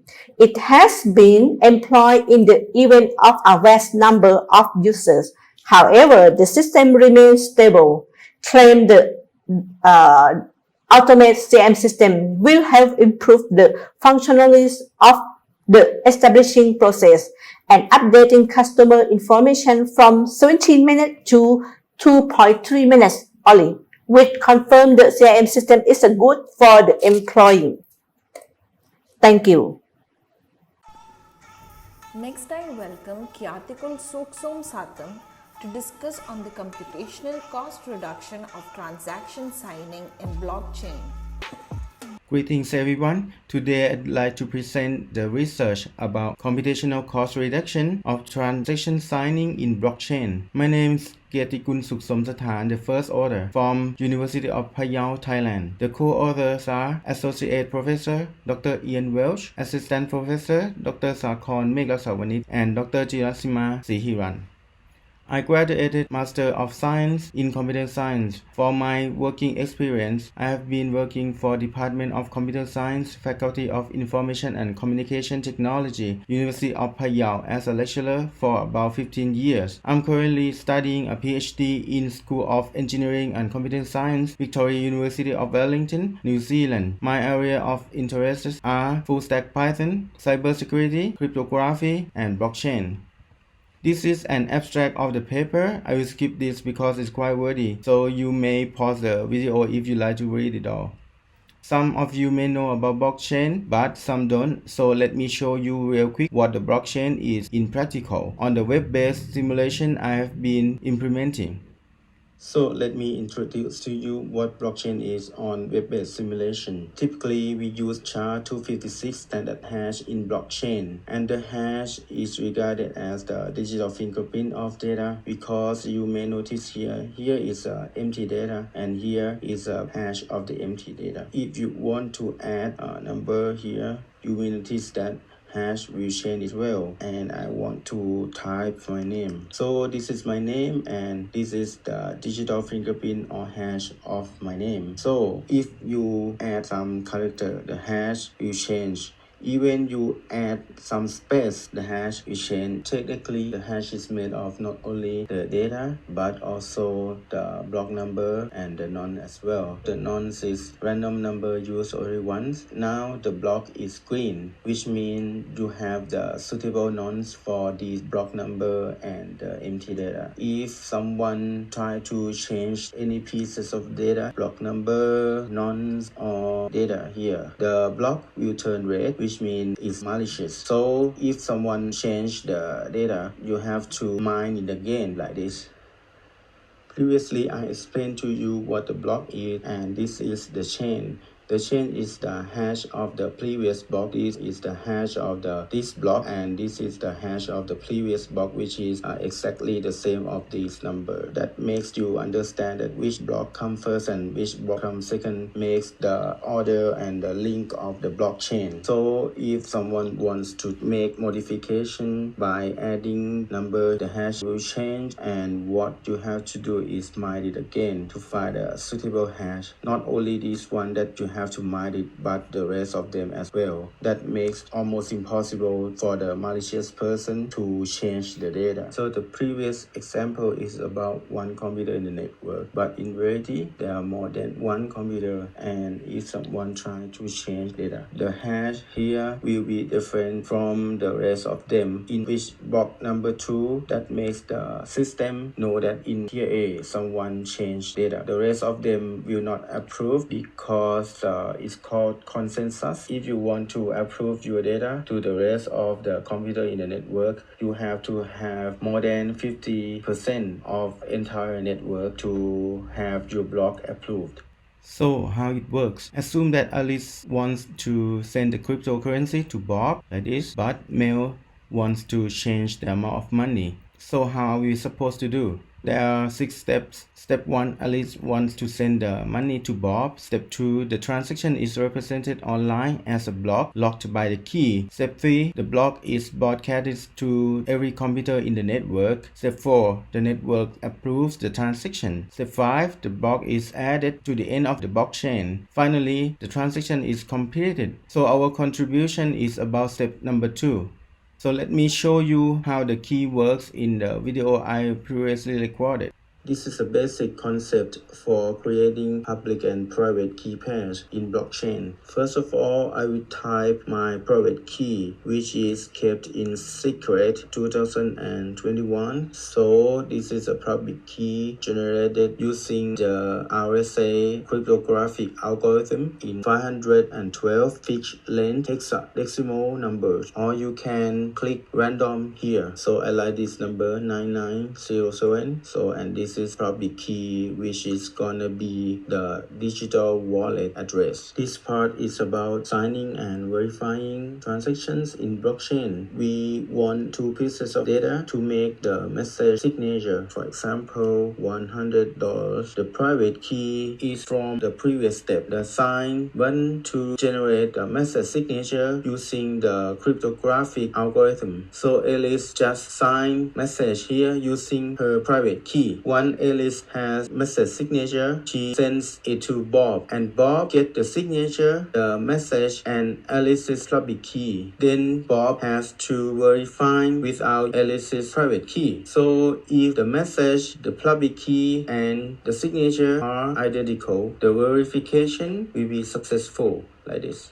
This part is about signing transaction as well, but more practically. So this is Alice's message, and this is Alice's private key, and this is Bob's private key. This is Alice's private key to sign. So this is a message signature. After signing, the message will be sent to Bob. Bob get the message and the signature, Alice's private key and his private key. He wants to verify using just Alice's and his private key. Then click verify. So this transaction verification successful. But if someone wants to even change 1 cent like this and verify again, the message is modified, so verification fails. So our research goals are: number 1, to develop the protocol that can reduce the complexity and mathematical cost in signing and verifying blockchain transactions.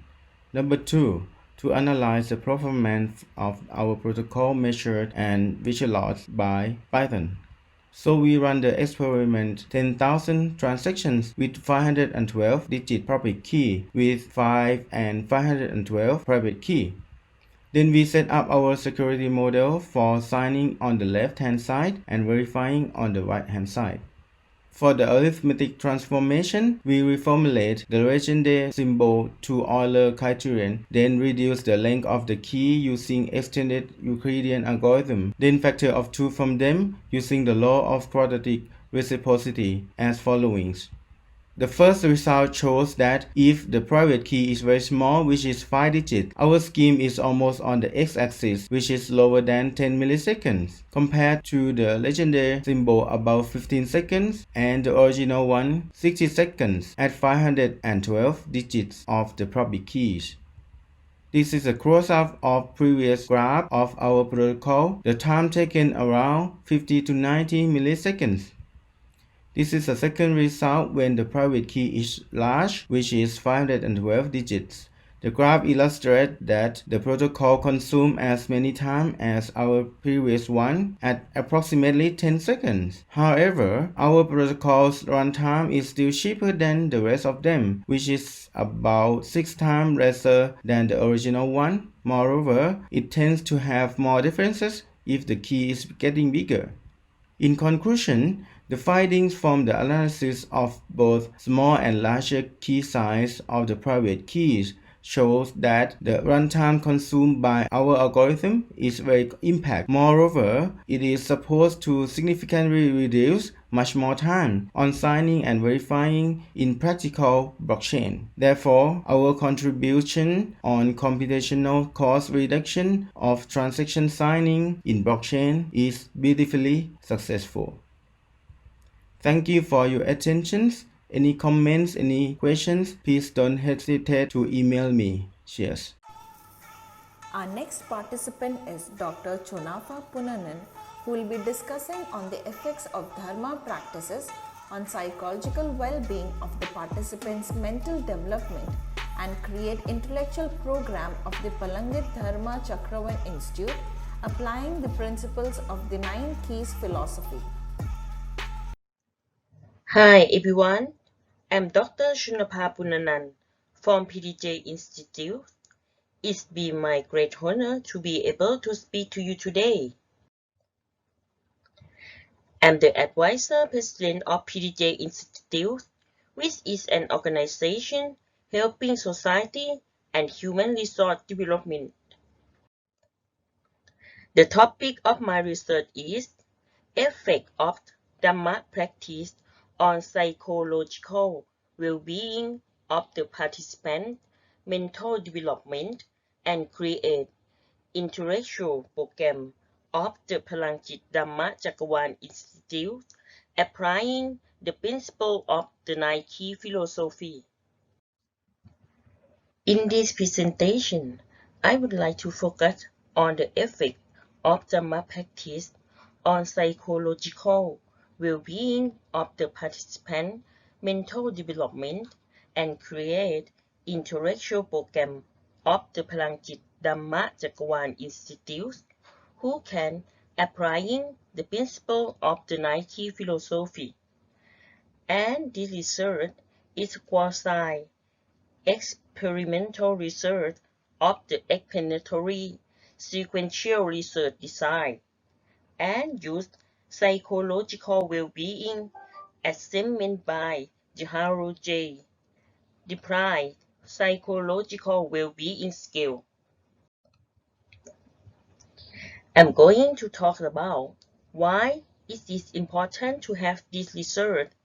I believe this research can be used for self-development, mental development, and help the people have positive attitude on Dhamma practice that can be applying to solve problems in their life.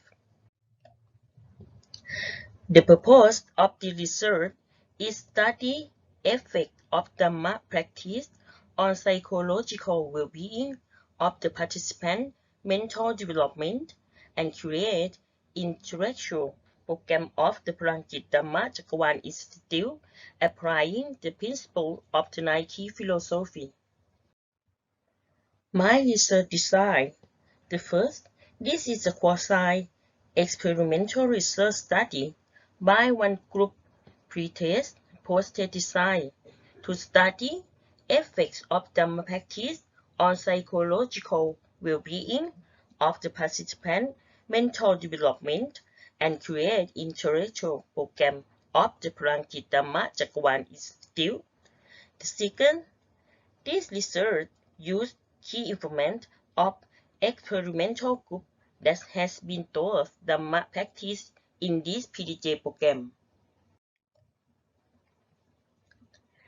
This research youth target population is 60 of Dhamma practitioners who attend the training course for mental development and create intellectual program from the 1st until the 9th of January 2019.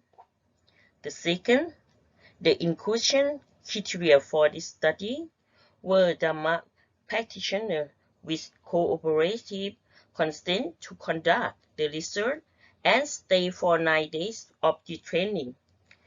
And the third, I requiring all the training do self-assessment of psychological well-being, and the exclusion criteria were Dhamma practitioners who do not practice Dhamma for 9 days and do not enter the mental development and create intellectual program.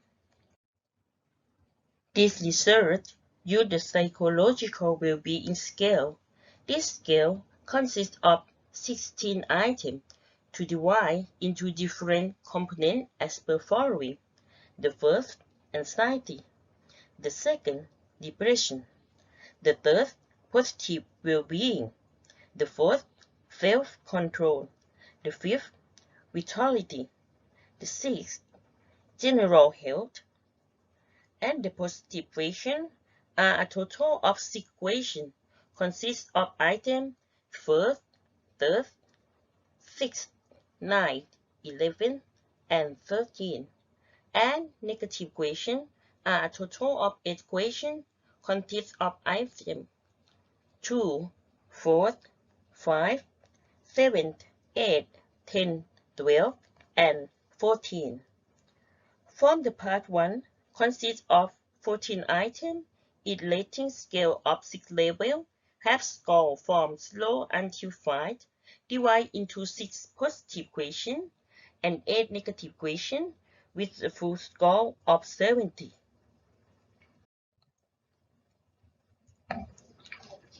About data collection, the researcher has sent a letter of requesting permission of PDJ institutes before collecting information and explaining the purpose of collecting information to the director of PDJ.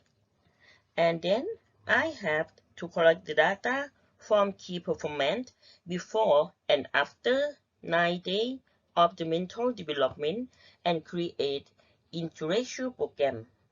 And afterwards, after receiving the data, the information of change will be analyzing by classifying the data according to the research conceptual framework. In this study, the researcher used the statistics to analyze the data by SPSS for Windows version 22 and the pair sample t-test statistics to test the mean difference of the psychological well-being score between pre-test and post-test. The question has score 0 up to 10 points. 0 mean we do not agree and 10 mean I agree. With that, there are have positive question is 2 items with full score of 20 points. The scoring criteria as follows. 73 up to 110 points. It means high level of psychological well-being. 61 up to 72 points. It means moderate levels of psychological well-being. And 0 up to 60 points. It means low levels of psychological well-being.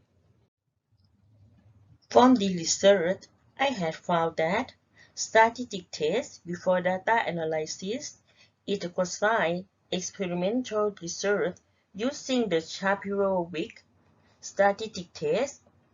Additionally, the statistic test was between 0.578 up to 0.905 and was statistically significant greater than 0.05 in the most groups. Therefore, it can be concluded that each data group has a normal distribution. From table number 2, it was found that the comparison of the psychological well-being score of those participate in the mental development and create intellectual program from PDJ, pre-test and post-test found that means of the pre-test and post-test psychological well-being score were significant at 0.001 level. The post-test score means entered the mental development and created intellectual program from PDJ greater than pre-test. And from table 3, it was found that mean score and overall psychological well-being of the pre-test and post-test sample were significant at 0.001 level. So we found that the participant in program has improved the psychological well-being. The participant who come to practice Dhamma mental development and create intellectual program applying 9 key philosophies of PDJ course, there was a better psychological well-being than practice without applying the 9 key philosophy. The recommendation for this practice. The first, this study was only one experimental group, therefore should be apply 9 key philosophy to the other group. The second, the research was found that for anxiety variable after the experimental was mean score lower than other, therefore should be tested in a correlational research model to see the 9 key philosophy with the key are to influencing anxiety and make Dhamma practice more effective. And the recommendation for further research regarding to this research study, the participation in the Dhamma practice in the mental development and create intellectual program from PDJ. The limitation in the research are a diverse group of samples. The researcher attempt to equalize the sample group to reduce the external variable. The further research should study a larger sample and need to define a specific sample group, including follow-up to be conducted for determine if the program is effective in the short or long term in develop an appropriate program. Next, I welcome Samondrasak Dhamma Santiko to discuss on the model of human resource development according to Iddipada IV principle of educational institutions under Office of Primary Educational Service Area. Hello everyone. I would like to present the paper on model of human resource development according to Iddipada 4 principle of educational institution under Office of Primary Educational Service Area. The author is พระครูธรรมสารโกศล สมรศักดิ์ธรรมสันติโก and co-authors are Assistant Professor Dr. พระครูสังครักษ์จักริดภูริปัญโย Assistant Professor Dr. พีรวัตรชัยสุข and Dr. ทองดีศรีตรการ The purposes of this research were 1. To study the problem of human resource development according to Iddipada 4 principle of educational institution under the primary educational service area office. 2.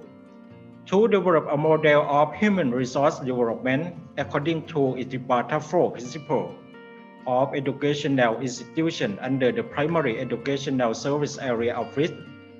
And 3. To propose a model of human resource development according to Iddipada 4 principle and educational institution under the primary educational service area office. Research design.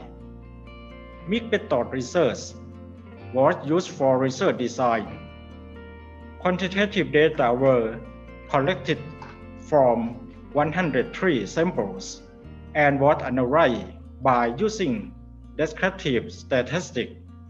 Qualitative data were collected by interview 10 key performance and focus group discussion with 10 experts, and data was analyzed by content analysis. Results show that 1. The problem of human resource development according to Iddipada 4 principle of educational institutions under the primary educational service area office found that the condition of human resource development must take into account the ideology and human resource development. This was an important principle of human resource development according to Iddipada 4 principle of educational institutions and analyzing data from respondents, giving importance to the overall as high level. 2. A model of human resource development according to Iddipada 4 principle of educational institution consists of 1. Human resource development through education. 2. Human resource development through training. 3. Human resource development by self-development. And 4. The principle of promote human research development, which were 1. Satisfaction. 2. persistence, 3. Attention, and 4. Observation. 3. Model of human resource development according to Itipada 4 principle of educational institution under the primary education service area of which consists of 1. Youth education as a basis of developing fish and sufficiency, create love and satisfaction with work. 2. Training and promoting activities to make efforts practice in performing duties. 3. Being attentive to the assigned duty. And 4. Being a person who adhere to reasons, physical development, mental development, and intellectual development, and getting the trend of human resources development towards Thailand 2.0.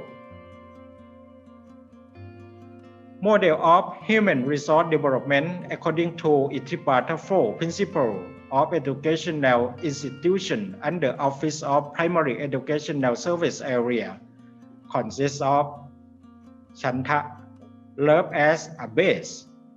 Explore yourself, for you your parts with faith, find and modify love, work, and happiness. Virya, best efforts, positive attitude, right direction, duty loves. Chitta, mental base, pay attention to duties, nurturing. Perseverance, Chitta is the best for success. And Vimangsa, intelligence is the best. The brain thinks and mind is determined. Diligence, the anchors with wisdom, is the model of human resource development according to Itipada 4 principle of educational institution under Office of the Primary Educational Service Area. Thank you very much for your attention.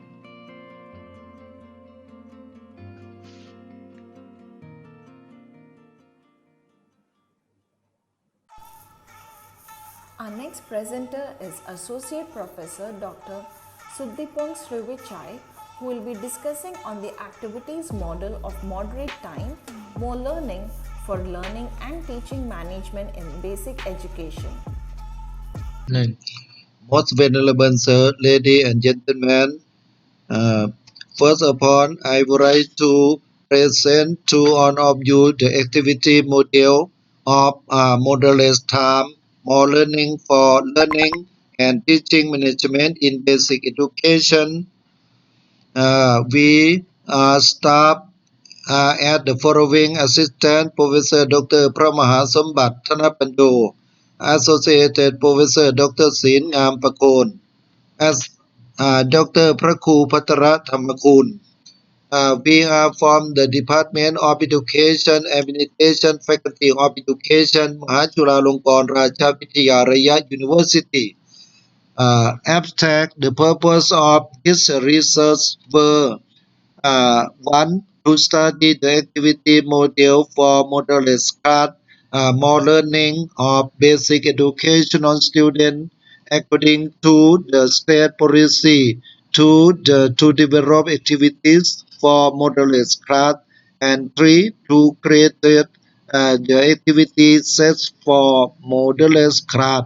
And the data were collected by questionnaire from 254 students and by in-depth interview with 10 school administrators. The results of the study found that 1. The activity model for moderate class, namely Part 1, list consisting of 1. Environment, 2. Principle of policy and theory of moderate class, more learning, and 3. Objectives. Part 2, model consisting of work system for information technology concerning student skill, interest, and needs for using in setting plan. Uh, Two, management process consisting of four learning domain: head, heart, hand, and health. And part three, implementation consisting of one structure, two decision, and of school administrator. Three, evaluation guideline and achievement condition depending on each school. Two, development of activity of moderate class, more learning of basic educational student according to the state policy consisted of four activities group and what to integrate student learning, living and working together with four heads: head, heart, hand, and health. Three, the four sets of activity were activity sets. Learning management consists of two sub-object activities: storytelling and math making activities. Set 2, competency and learning enhancement consisted of two sub-activities: junior scientists. And for mathematics activities sets 3, characteristic and value enhancement consists of two sub-activity: history, through movie, and religious conservation. And 4, characteristic and value enhancement consisted of two sub-activity: aerobic dance and organic agriculture. Description: the reason fighting can be discussed as follows. 1. The reasons of the study were formal of the activity to reduce the study time, increase the learning time of the student at the basic education level according to government policy. Found that the opinion of on four aspects of student at the high level, namely uh, learning management, enhancing competency and learning, strength, character, and value, enhance working, living, and life skill. Two, to develop activity to reduce running time and increase running time of primary student happily. Practice and develop increase one's ability integration to complete four heads, namely head, heart, hand, and health. Section 2, enhance competency and learning, etc. Section 3, to strengthen the character and value. Section 4, the strengthening work skill, right livelihood. 3. Created a salary activity reduce learning time to increase the learning time of primary school students as follows. The first area of learning management is activity theory. 1. Learning management, namely activity 1. Pop telling story. Activity 2. Fighting a partner. The second area to enhance competency and learning is activities theory. 2. To enhance competence and learning, etc. Activity 1. Written scientist activity 2. Fun math. The third aspect to strength the character and value is activity series 3 to strength character and value, etc. Activity 1. Learn history through movie skill. Activity 2. Support religious. Conclusion of the research on learning management to help students learn to integrate to complete four heads, namely head, heart, hand, health, sport day, to enhance competency and learning to focus on organizing activity to enhance five aspects of character enhancement and 12 values to promote working skill, right livelihood and right skill, including interest, response, activity, attitude, activity, promoting student livelihood activity, meet the needs of learner according to their differences, integrate learning experience with the lifestyle, life skill, work with the other, love and unity of working in a group, building work skill, the lifestyle that the executive and teacher have to organize activity that students can use in their daily life. Each activity had to be repeated day on with focus on review so that students do not forget the activity. The enhancement of working skill, livelihood, and life skill consists of four groups of activity through the activity to the excellent. Thank you very much. Next, I welcome our session chair, Dr. D. Lakshmi, who is currently designated as an Educational Research Officer at Vishnu Educational Development and Innovation Center. Namaste. I'm Dr. Lakshmi, having 22 years of academic experience, published more than 30 papers inclusive of international, national conference and to the journals, reputed journals. And I do have 8 patent publication, 1 copyright granted, 1 copyright under scrutiny, waiting for grant, 1 Australian patent filed. So this is what my brief introduction. I'm presently designated as Educational Research Officer at Vishnu Educational Development and Innovation Center, Hyderabad.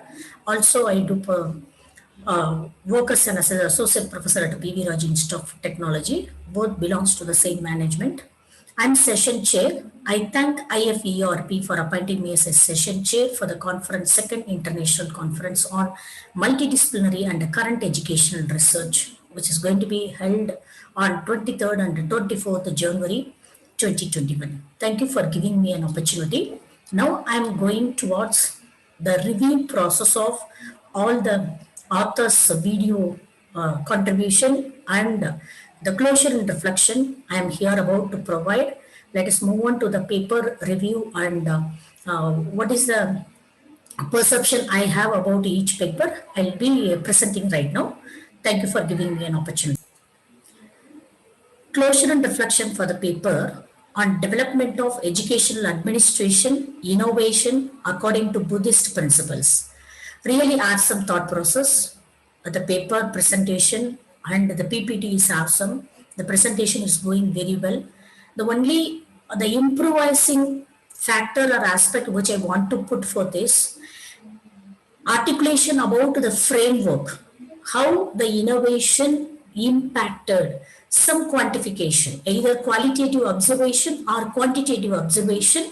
I was expecting in this video or in this presentation. So if at all we bring the impact of this Buddhist principle towards the educational administration, how it had impacted before adapting this, how it was, our comparative study across 2 different institutions which are all not following Buddhist principles in their educational administration, and how in this institution it is followed, how that have impacted among teachers fraternity, the improvement or the ecological environment, or students fraternity, how it impacts their learning inclination or their moral behavior or their ethical value or the value in addition to their curriculum. So this kind of comparative study is expected, number 1. Number 2, so although Buddhist principles are followed, I was expecting the elaboration. what are all the principles followed,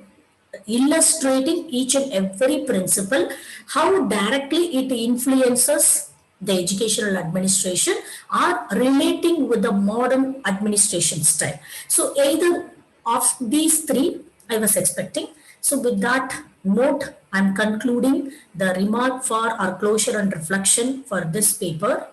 Now I would like to extend my closure and reflection towards the paper on partnership network roles in resolving of adolescent pregnancy problem in deep south of Thailand. Really it is need of the hour. I appreciate the initiative was taken by the authors in order to address this issue. It's a kind of pricking problem towards health benefits of women and the well-being of the baby as well. So it is of the present generation and the future generation that affects. It's really worth attempting this. I encourage the authors to take it forward. Thank you for authoring this kind of paper. But what I felt difficulty while reviewing this paper is the quality of the presentation. It was a miniature slide. It occupied only middle of the screen. This is the way I was reviewing throughout. I couldn't even read a couple of sentences. It was very dull shade. The entire text was in very dull appearance. The text appearance was not up to the quality. And the second difficulty which I faced is I couldn't able to grasp the articulation. It was also feeble voice, very low voice. So these two are the difficulties I was facing with this paper, but the work is awesome. So this is for the betterment of women's health well-being, also for the future child well-being, the mental growth, physical growth, all are considered for the early pregnancy, how that affects, how that would lead to health deficiency, both in the child and in the mother. So this is very good attempt. So these are all the two reasons I would put forth to improvise the quality of this presentation. Thank you for giving me an opportunity. Now I am going to provide a closure and reflection on the paper Roles of Buddhist Monks in Moral Development Following Sufficiency Economy Philosophy. So this is also one of the awesome paper. I do agree that affects a lot in the improvement of moral development and personal well-being, and as a society it raises the higher conscious, higher purposes, that I do agree. But the framework which is not articulated in detail, only the periphery way it has been articulated. I'm expecting still more it can be driven deeper. The impact can be analyzed either qualitatively and quantitatively. Are two different institutions which are all following this kind of principle, Buddhist monks principle, or their preachers or their philosophy, and which are all the institutions not following.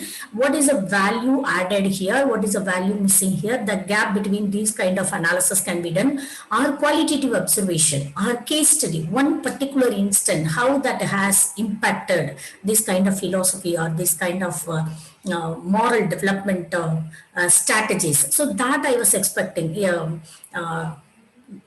specific illustration. It is all about a generic illustration I found in this paper. Rather, I am expecting a specific illustration towards this presentation. Thank you for giving me. Hi. Now I am here to provide a closure and reflection on bird diversity in urban areas, Yala, Thailand. It is a really awesome paper. They were comparing urban and rural, the birds' seasons, also how it impacts the number of birds decline and increase, what impacts both qualitatively, quantitatively have been addressed in this paper. I do appreciate the specifications and the illustrations and the ANOVA model which they were adapting for the analysis. All are awesome. Thank you for the authors for the best contribution. A set model paper, I can say, in the domain of diversity analysis or in the domain of biological sciences. So this is one of the awesome paper. Thank you. Hi. Now I'm here to provide my closure and reflection on the paper Computational Fluid Dynamics, Simulation of a Solar Agricultural Dryer.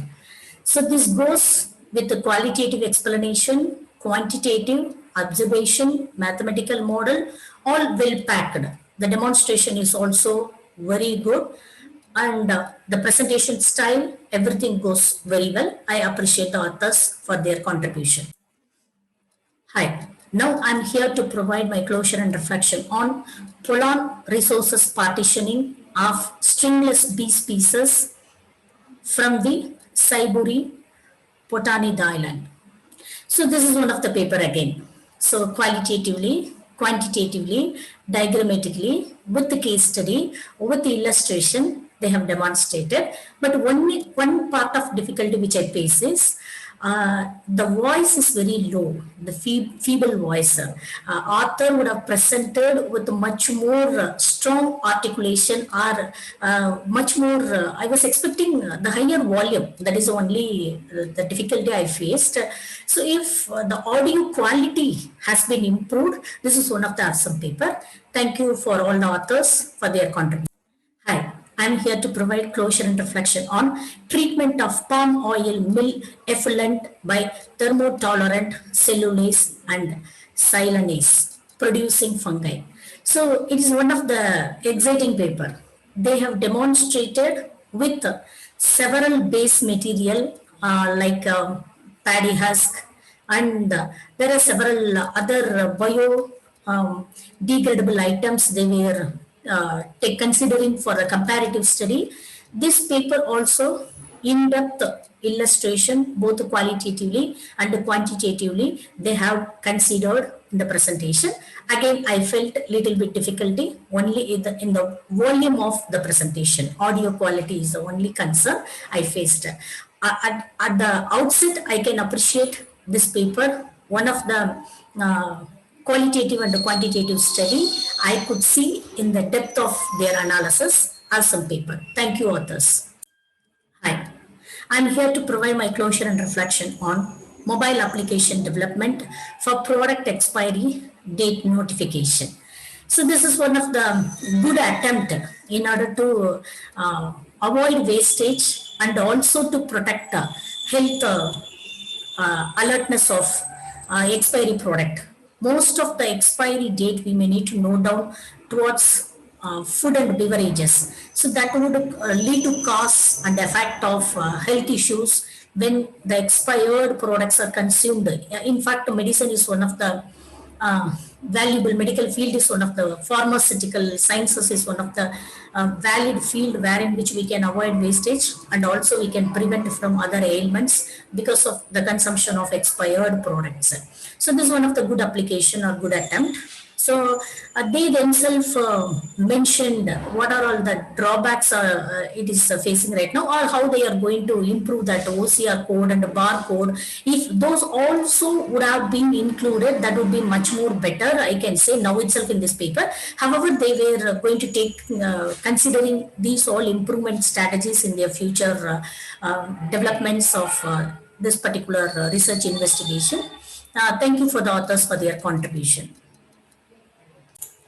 Hi, I'm here to provide my closure and reflection on local finance and rural people's quality of life. So here they were demonstrating qualitatively how that affects the quality of life. So the entire work goes with illustrating with the qualitative approach, also certain part quantitative approach. But only the thing which I find difficult is again volume of the audio. This paper covered both quantitative aspect and qualitative aspect, well articulated and well presented. Only the concern is they would have taken care of the volume of the presentation. With that note, I'll be thanking the authors for their contribution. Hi, I'm going to provide closure and reflection on Chutti Classroom, the experience in reflecting on learning of Kathakali Chutti makeup at Kerala Kalamandalam. In this paper, they were talking about completely kinesthetic skills and how that impacts learning and how that is useful, the way of the coaching or the practices, learning practices. This is one of the actual paper I can appreciate. However, the audio or volume quality I recommend to improve, number one. Number two, there is no specific impact has been observed in this paper. Complete a generic way of discussion have been put forth.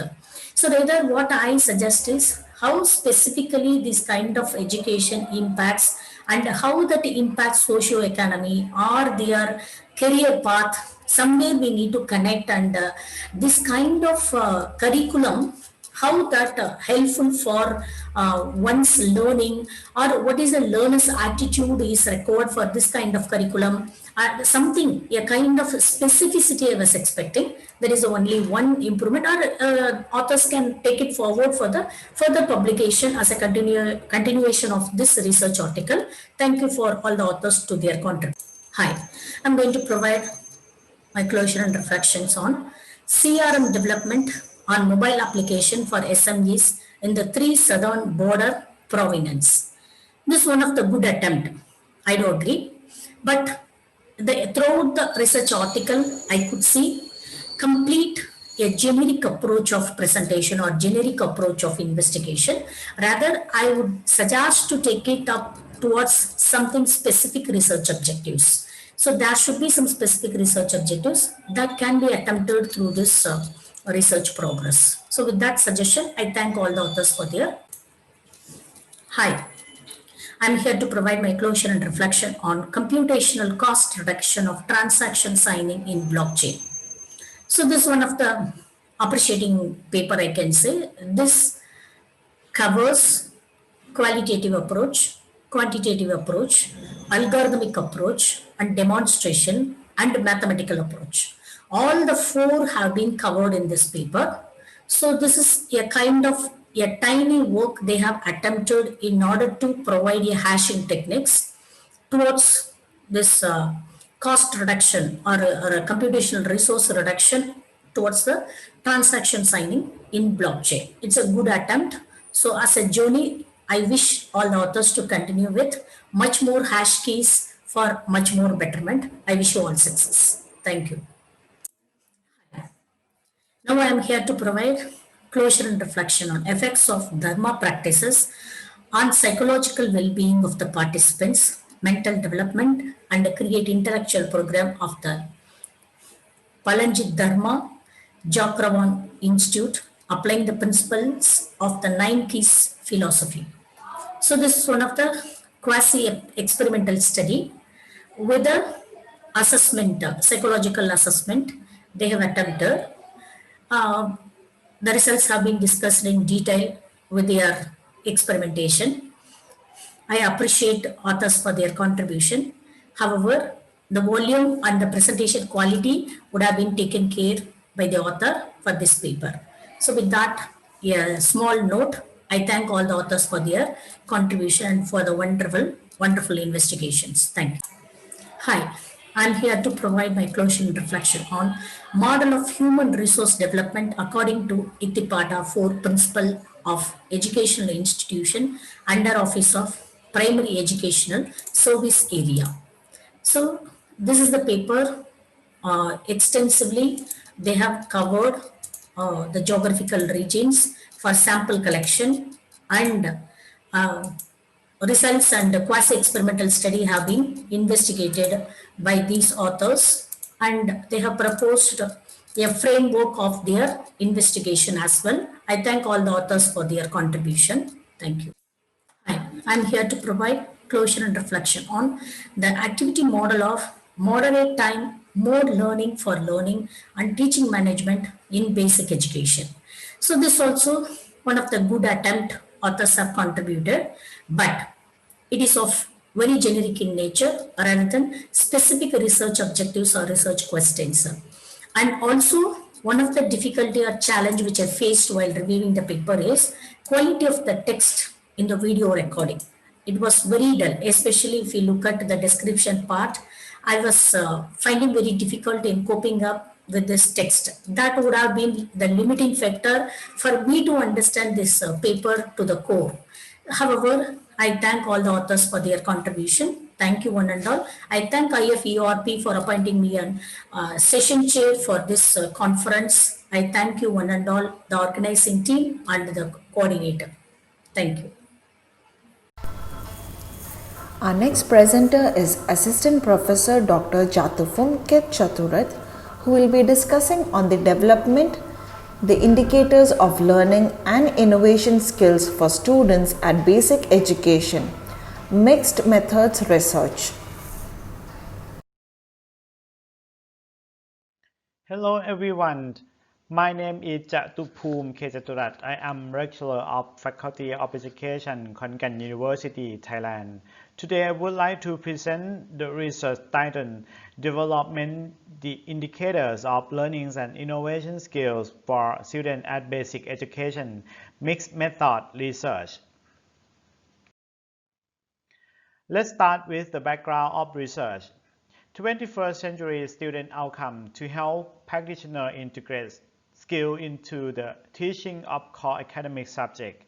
The partnership has developed a unified collective vision for learning known as the Framework for 21st Century Learning. This framework describes the skill, knowledge, and expertise students must master to succeed in work and life. It is a blend of content knowledge, specific skills, expertise, and literacy. Every 21st century skill implementation requires the development of core academic subject knowledge and understanding among all students. Those who can think critically and communicate effectively must build on a base of core academic subject knowledge. Within the context of core knowledge instruction, students must also learn the essential skills for success in today's world, such as critical thinking, problem solving, communication, and collaboration. When a school or district build on this foundation, combining the entire framework with the necessary support system, standard, assessment, curriculum, and instruction, professional development, and also learning environment. For my research have objectives as following. The first one, to develop the indicators of learning and innovation skills for students at basic educational level. The second one, to develop the measurement model of learning and innovation assessment for students at the basic educational level. This slide shows that the research methodologies.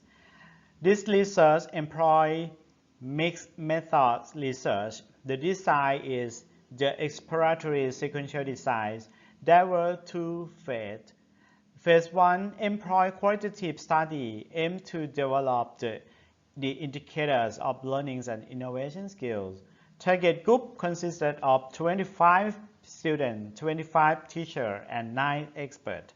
The data was collected by in-depth interview, group interview, observation, and also documentary study. The data was analyzed by content analysis and analytic induction. The research results in Phase 1 were used for build-up to Phase 2. Phase 2 employed quantitative studies aimed to develop the measurement models of learning and innovation skills.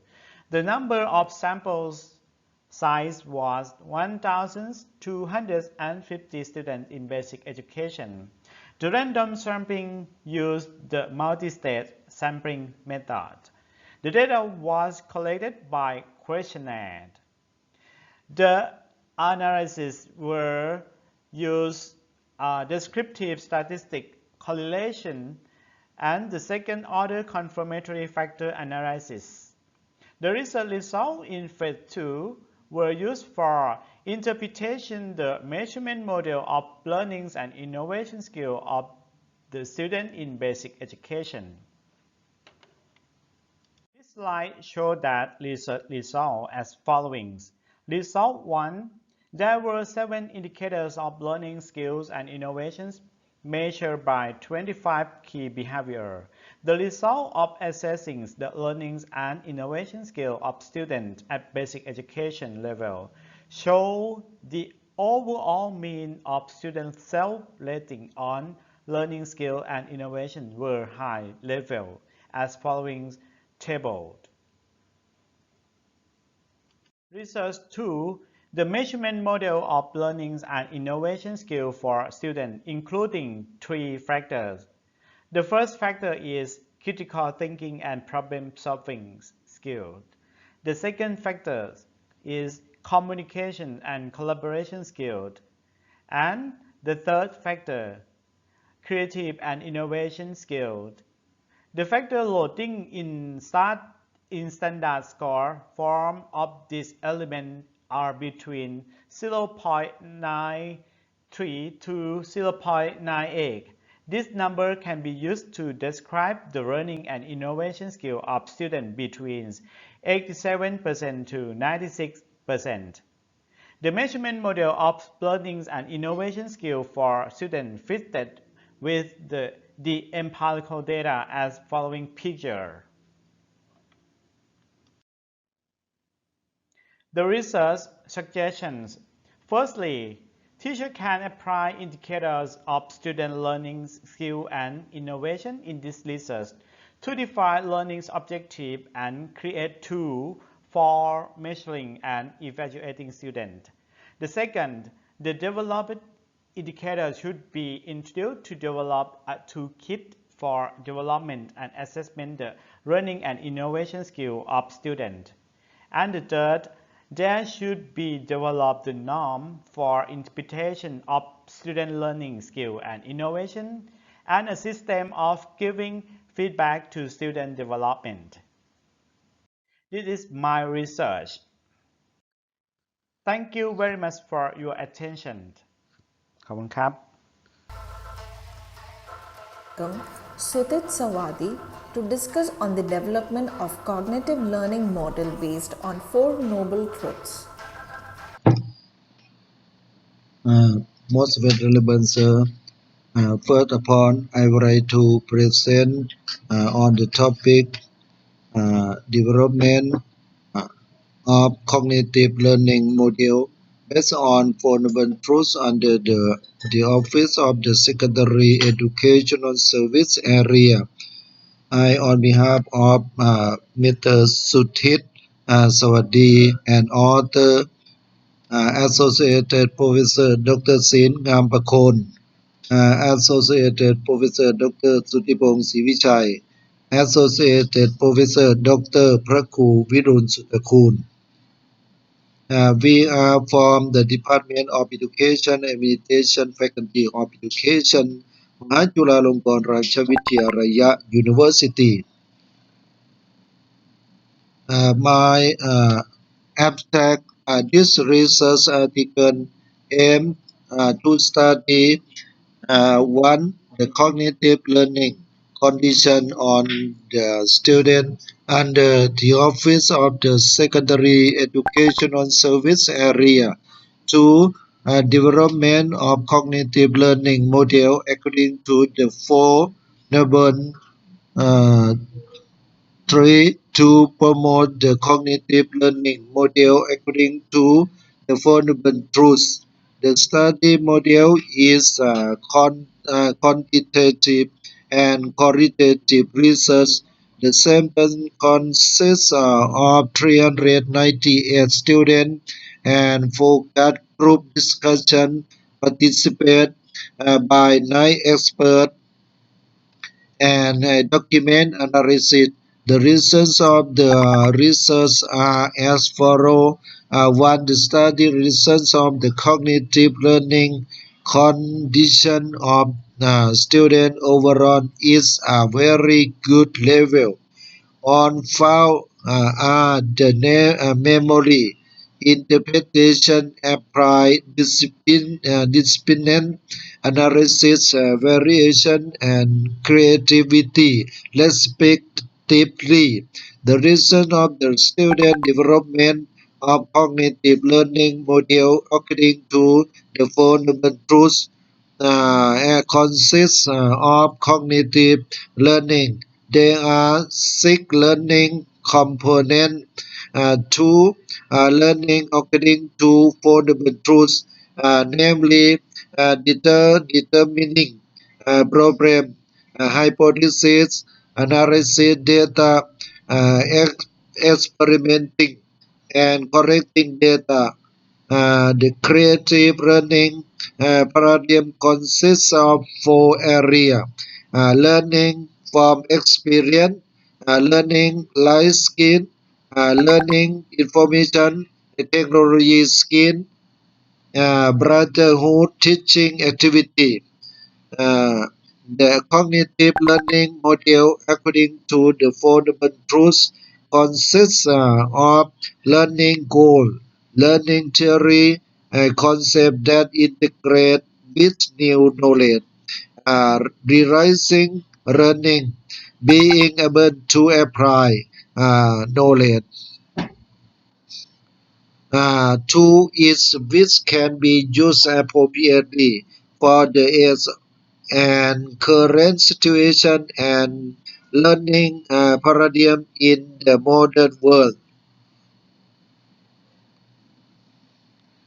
Description: the results of analysis of student opinion questionnaire on the development of the cognitive learning module according to the fundamental truths for educational institution under the Office of Secondary Educational Service Area by using statistic called analysis of mean and standard deviation on cognitive learning condition according to the fundamental truths under the secondary educational office from a sample of junior high school and junior high school students under the secondary educational service area office with 398 people uh,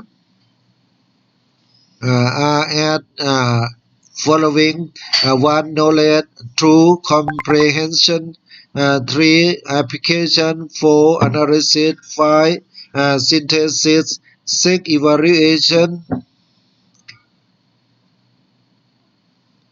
Description: the purpose of learning model on cognitive trait according to the fundamental truths for educational institution under the secondary educational service area office to promote learning model on cognitive trait according to the fundamental rules for educational institution under the secondary educational service area office. The learning of students in the field of knowledge according to the principle of theory for educational institution under the secondary education area of it should go through the learning process by organizing cognitive learning activity according to the principle of analysis for the truth. Conclusion: research on the development of the learning model of secondary students in the field of cognition according to the fundamental truths for educational institution under the Office of the Secondary Educational Service area from the study of the concept, theory, principle, process, analysis, and synthesis of knowledge according to the cognitive learning element according to the fundamental truth. It can be summarized as a body of knowledge for learning as an innovative knowledge set. The fundamental truths for educational institution under the secondary educational service area office can knowledge at follow. Thank you very much. Next, I welcome Associate Professor Dr. Frat Tepavaramati to discuss on an innovative prototype model of management to confront with coronavirus disease 2019, the COVID-19. a case study of Mahachulalongkornrajavidyalaya University. It is the great opportunity for the Honourable to have the chance to attend the second international conference on multidisciplinary and current educational research, ICMCER-2021, at Faculties of Education, Mahachulalongkornrajavidyalaya University, Thailand, incorporated with the IFERP, India. So we today are proud to present our research paper that related to the current situation that happened in Thailand right now. Our topic is about an innovative prototype models of management to confront with coronavirus disease 2019 or COVID-19 in a case studies of Mahachulalongkornrajavidyalaya University. So the main author is Associate Professor Dr. Pratep Pawaramethi. So we also have the team of our research that consists Dr. Yasumin in Krungkao and also myself, Dr. Lampong Krongkun. So now we come up with the purposes of this research article. The first one is to analyze crisis situations and measures to prevent the epidemic of coronavirus 2019 or COVID-19. The second one is to conduct lesson learned on management of the coronavirus outbreak situation 2019 or COVID-19 of MCU. And the third one is to propose an innovative prototype models of management to confront with the coronavirus epidemic situation of COVID-19 in MCU. So now we come to the research design. As we know that the COVID-19 situation or the outbreak of the COVID-19 that happened right now in Thailand and also all over the world. So the appropriate research methodology that we decide to use in our research method is action research. So that's why we conduct this research by using action research. This is the method that's suitable for the urgent situation on where the action must be taken to resolve problem promptly. So that's why action research and the process of PAOR are designed to use in this research. Now we come to the research design. So the target group were the personnel and students of MCU who work or live in the area of the university. And the research toward the interview question issues for using at the individual and group interview, and also the field record that our research team we use for data collection. For the qualitative data analysis, we are using the content analysis and also analytic induction that was conducted in order to analyze the research data. So the result of our study is quite interesting. We have been developed the prototype model. So the first one is about the outbreaks of the coronavirus 2019 affects the university administration. This was unable to operate normally. So that's why for this disease prevention measure, there are 5 measures were established. That consisted of the first one is the measure for the performance and the university personnel. The second one is the measure for educational management. The third one is measure for staff and students living in the university. The fourth one is measures for public communication. And the last one is measures of internal management within the university area. So these 5 measures had been set up for using in our university area. So this one is be the figure that we try to propose in order to develop the prototype model. So the number 2 is the 6th prototype was being conducted from lesson learned on the management of the coronavirus epidemic situation of COVID-19 in MCU. So these 6 prototypes model we developed to be the best practice And the first one is the best practice of multi-channel of online learning, and the best practice of online research and economic management, the best practice of healthcare of the university staff and student, the best practice of mind and sharing confront with the COVID-19, the best practice of Dhamma publication for communicate with the people for the moral encouragement, and the best practice of confront with COVID-19 management by the university have been set the COVID-19 center.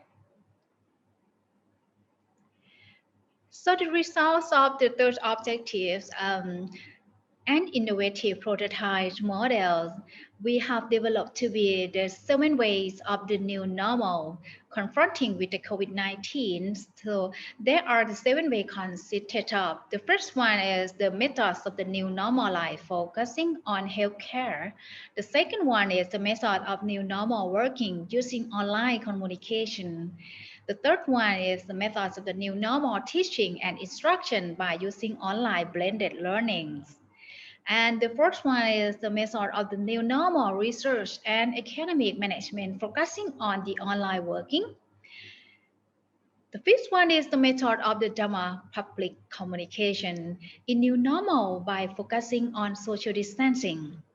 And the sixth one is the method of sharing expressions in the new normal by using sharing pantry. And the last one is number 7 is the method of the coexistence in the university by following the Buddhist new normal. Well, now we develop the model, the full model to propose to staff and also outside people to be the best practice of learning how to develop the people to live together. And we also try to get the lesson learned and develop the prototype model to be the MCU new normal. We try to understand about the phenomenon of COVID-19 situation. We try to learn and how to prevent the COVID-19 pandemic and be the best practice of the role model of the sick situation. Moreover, Buddhist principle related to the Sammapathan 4 also apply to integrate how to live together with the 7 way of the new normal confronting with the COVID-19 in order to make MCU new normal life during the situations of the COVID-19 outbreaks.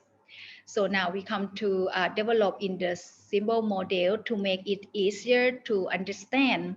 Moreover, our research team also published the book in order to propose the idea and the result of the research to the people within the university, also outside the universities as well, to see the role model, how to confront with the the COVID-19 situation. And right now we are come up to the second roles of the COVID-19 pandemic also happen in the situation in our country. These e-books can be the usefulness for everyone to study. Then we come up to the bodies of the knowledge from this research. So the innovative prototype models of management to confront with the coronavirus disease 2019 or COVID-19. So a case study of Mahachulalongkornrajavidyalaya University is what the lesson learned on management of the fight again with the COVID-19. This is a phenomenon that occurs in our university, also in Thailand as well. We developed the new normal way. We try to make the model to management in order to adapt and confront with the situation of the COVID-19 to be the 7 way of the new normal confronting with the COVID-19. So this is an innovative prototype model from our research that I would like to present to you all, that we are ready to be confronted with the COVID-19, and we cheer up to everyone to take care of yourself and be safe from the COVID-19 outbreak right now. So Thank you very much for your attention. I hope to see everyone again for our next conference. Thank you.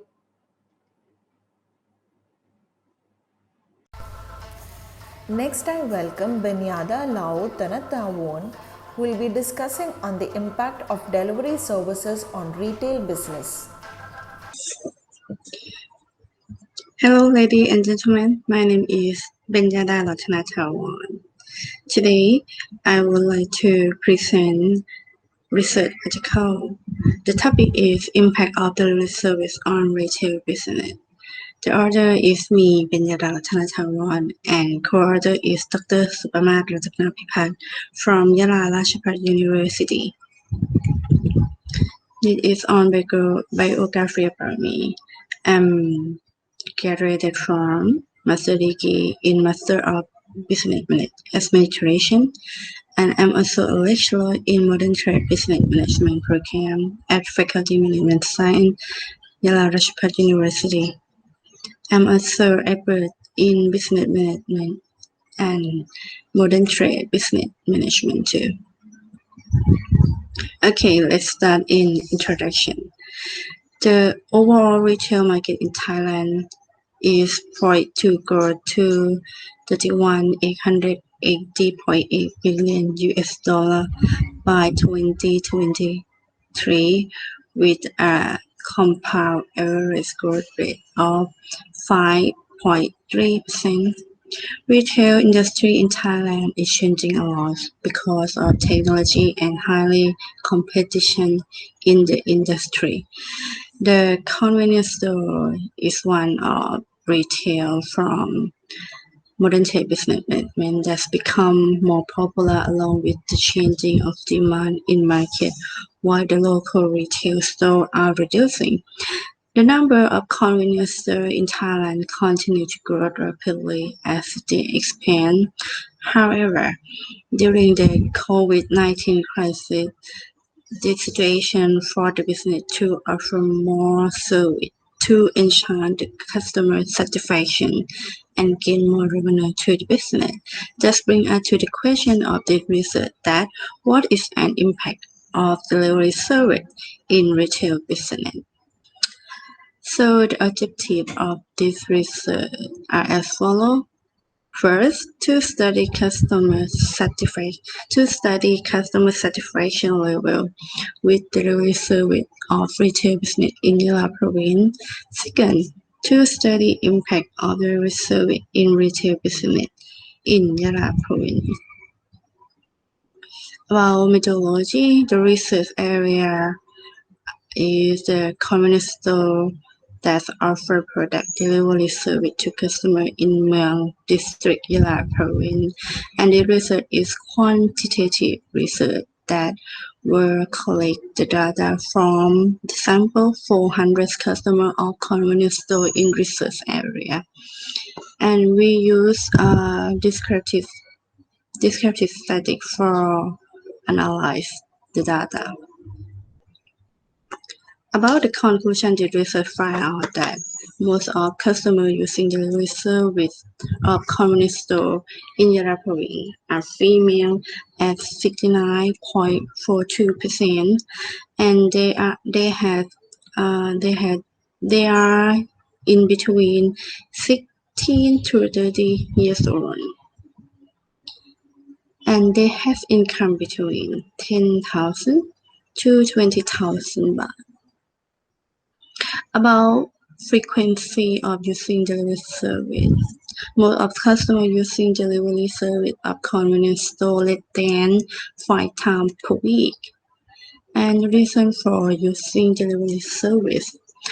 Most of customers using delivery service because the business offered free delivery at 47.23%, and the second reason because they use delivery service in the rush hour period at 34.91%. About average purchase per month less than 1,000 baht. and about the opinion on delivery service of retail business in Yala province can be respectively described by each aspect as follows. First, the convenience of gaining service is at a high level with average value 4.37. Second, the reliability on the service quality is at a high level with the average value at 3.94. Third, the speed of delivery is at a high level with the average value at 3.62. And fourth, the accurate quantity of goods ordered also is at a high level with average value 3.57. And the last one about the satisfaction on the rider survey is at a high level with average 3.45. And just out about the research. If you have any question, please feel free to contact me by this email. Thank you. Next, I welcome Dr. Dharini Pomke to discuss on the participatory budgeting in case of province administrative organization. Good morning, everyone. My name is Dharini Pomke. I am a lecturer of Political Science at Ubon Ratchathani University, Thailand. My co-author is Professor Dr. Bansal Singh Khanity. He is a lecturer of National Institute of Development Administration, Thailand. Today, my topic is participatory budgeting in case of province administrative organization. For my research objective is to explore the budgeting procedures and people participation in budgeting in case of provincial administrative organization. For the research method, we use qualitative study through the documentary research and in-depth interview about executive and staff from the provincial administrative organizations. This data collected in 2019. For the technical term definition about the participatory budgeting is a method in which people can make decisions on how to use the budget. People learn about the government's performance, consideration, discussion, and power in public resource allocation. For the research results, I divide into two parts. First, I show about the provincial administrative organizations budgeting procedure, and the second, I show about the budget procedure of provincial administrative organization and people's participation. For the provincial administrative organization budgeting process is composed of the first step is formulating development plan. The second, drafting the local development plan. The third is budgeting of the provincial administrative organization. This step composed of two sections. First is drafting the provision of annual expenditure budget. The second is budget approval. So that we start from the budgeting procedure. For the formulate development plans and draft the development plans, it requires two types of committee First is Committee on Local Development Plans Promotion. The second is Local Development Committee. The data in the development plans come from three channels. First, coordination with development plans of local administrative organizations in the province. Second, data collection by the provincial administrative organization and from the local community meetings. The last come from the request from government organization for budget support.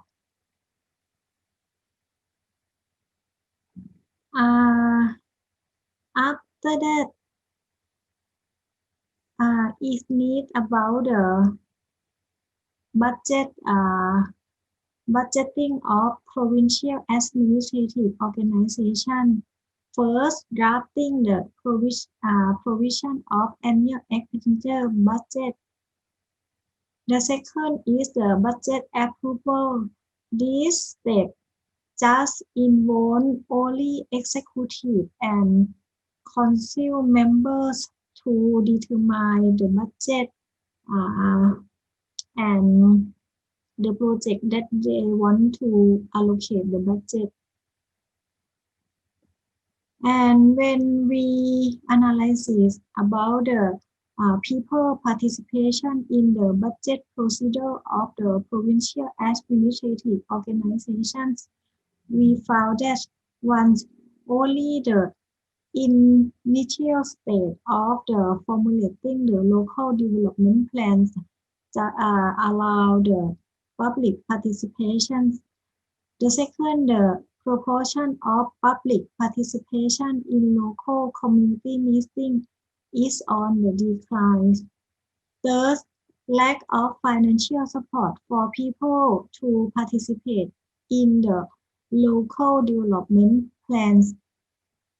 Fourth, there is no public participation in budgeting procedures as the major responsibility in preparing the provision for the annual expenditure budget belongs to staff and government units of provincial administrative organization.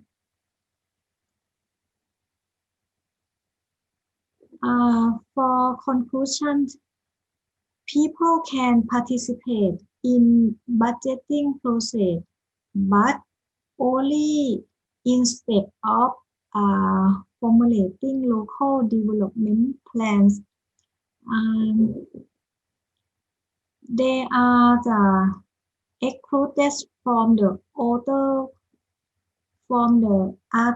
budgeting procedures, including determining the provision for the expenditure budget. If we want people to participate in the budget decision, is need to have the policy change in the national level.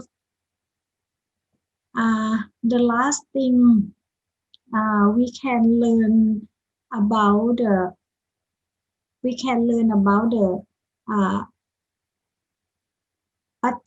budgeting participations from abroad. For example, like the Japan, so that we can adapt to use in the Thai local administrative organization. So that this is my research finding and my conclusions. Thank you very much. Next, I welcome Shung Samang to discuss on the development of administrative management for charity school in Buddhist temples.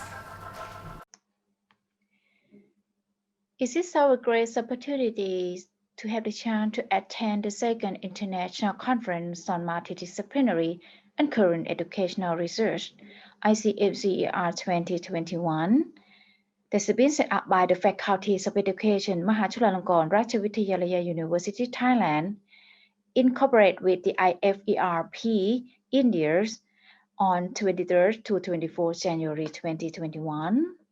So we would like to present our papers on the topics of developments of administrative management for charity school in Buddhist. So the authors of our papers are พระมหาธนศักดิ์ธรรมโชโต พระครูวิราชการจนะธรรม Dr. พระครูวิโรจน์การจนะเขต and Dr. ลำพองกลมกุล So the purpose of the study, this academic article was to propose the developments of administrative management for the charity school in Buddhist temples. The design of the study, this paper was written from area studies in the collaborative activities in schools and communities cooperated with 3 organizations, consisted of home, temple, and school in Fairly for sustainable coordination. These 3 harmonized together in a manner that was known as being born from the mind who want to participate in a particular activity in order to affect the needs of the people in line with the social ways of life. So therefore providing the community and to truly get involved or participation activity needs to be considered lifestyle, noble value, culture, and attitude for voluntary participate in community-based activity that's supported by the public school and temples. So the religion training teams advise personnel, student, and community member to gain sustainable moralities. Missions of the greatest importance is the school administrator must be able to lead the organization to survive and must set the plan and methods as well as various steps in the operating systematically by relying on the budgets and resources from the state that need to use with the saving and widely, including people, money, time, and other assets. So if the administrative system within the school is not good, it will affect other parts of the organization, and therefore, success or failure in the school administration will depend on the competency of the school administrators. The developments of the administrations of the charity school in Buddhist temple to be successful, school administrators have to study the models in the management of how to develop to reach the goal to be effective and appropriate to the context and various factors of the school and must understanding the works of the organization systematically. So for the subsystems of the internal and external system of the organization, the developments of educational administration is different from the previous study. It is that an administration that can be discouraged to be public and person with the stakeholder involved in all parties for acknowledgement and verification. Now we come to the conclusions of our study. This is good for the school. The track will be accepted quality assurance from parents and communities. The current school administration management method needs to be adapted to focus on development which is consistent with the changing situation. It is necessary that the management, teachers, and educational personnel should have the knowledge of the understanding and develop the school systematically in order to develop students to become the perfect human being. So focus on the educational excellence. The student will be trained to be the good and wise and give the right to happiness. According to the potential developments of the educational administration, the aim are to achieve the good results and achieve the objective as specified. So it is the duties of all concerned persons to know and understand the aim of the educational management and to work together for the best benefits. So now we come to the end. I would like to say thank you very much for everyone to pay the attention of our presentation and wish to see everyone again for the next conference.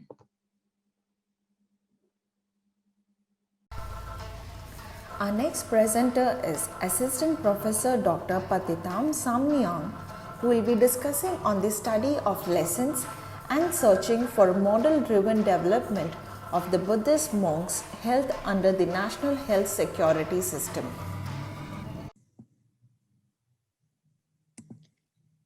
Welcome to a presentation of a project to summarize lessons and study a model for running the monks' well-being project under the National Health Insurance, operated by Patitam Samyang and team from Mahachulalongkornrajavidyalaya University. First, start with background and significance of the project. According to the law and strategy, Thai's Constitution 2017 and Section 47 and Section 55. National Health Security System Development Strategy Number 4. The announcement of the National Sangha Health Charter 2017 to drive the development of monks' health by the National Health Security Office, National Health Commission Office, the Office of the Health Promotion Foundation, Ministry of Public Health, and National Office of Buddhism. Focus will point to increase access to services in vulnerable groups. The information problem of monks, as most of them do not have ID cards, causing the problems in accessing right, problem of using UC rights are not all dimensions. Objective of this project. The first, study lessons and operating situations for running the monks' well-being under the National Health Security System at the local level. The second objective was comparative analysis of lessons, implementation, development of knowledge and understanding in the exercise of the rights of the monks' health insurance. And the third, the analysis, synthesis, support factors, limitations, obstacles, and development opportunities, and make a policy proposal to drive the monks' health. The scope of the content, recognition of health insurance rights, and next, service access, exercise of health insurance right, and the last, participation in the regional health insurance fund of the monks network. About data collection, the scope of area is regional representative are the North Zone 3, the Central Zone 4, Northern East Zone 9, South Zone 12, and Bangkok Zone 13. Observer was for Zone 6 Rayong, Zone 8 Udon Thani, and Zone 7 Khon Kaen. The data source was quantitative monks around the country 400 persons and novice in Pariyatitham school 396 persons. Qualitative was monks, novice, NHSO, fund committee, service units, and local partners. In this slide, showing the state of project's operation according to the project's objectives, start from the study lessons and operating situations, comparative analysis of lessons, and analysis, synthesis, support factor, limitation, obstacle, and development opportunities. You can see from this chart. The next slide is talking in detail due to the first objective to study was separated into 4 parts. The first part is recognition of rights. The second part was service access. The third part was exercise right, and the last participation. We will talk in detail in the next slide. recognition of rights, making public media and giving training to the monks. Making public media establish public media with a form of monastic identity can attract the monks' attention in considering them, and training, analyzing the diversity of the monks in different contexts, and designing the curriculum that is suitable for each group of monks has led to the enhancement of communication efficiency with each group of monks. The next slide gives detail in service access. You can see from the chart the national mechanism and spatial mechanism. The next slide is about exercise of rights. Manage the seamless service between provinces in the zone for the monks, and proactively manage the monks with PPA bonded. The participation of monks. First, as a community of fund. The second, the project responsible. The third, the project responsible participants. And the last, powered by District Quality of Life Development Committee. The next slide is about monks and the design of the national health security system. Monks is a target group for hearing opponents, citizens network driving health rights to replenish mental health, and monks from a coordination center.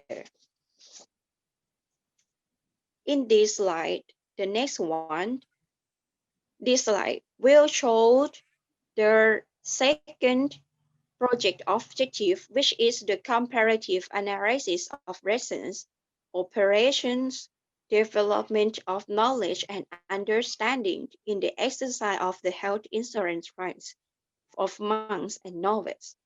There are the status of the Buddhist monk in response dance, age length, and a group of Practicum school. You can see the chart.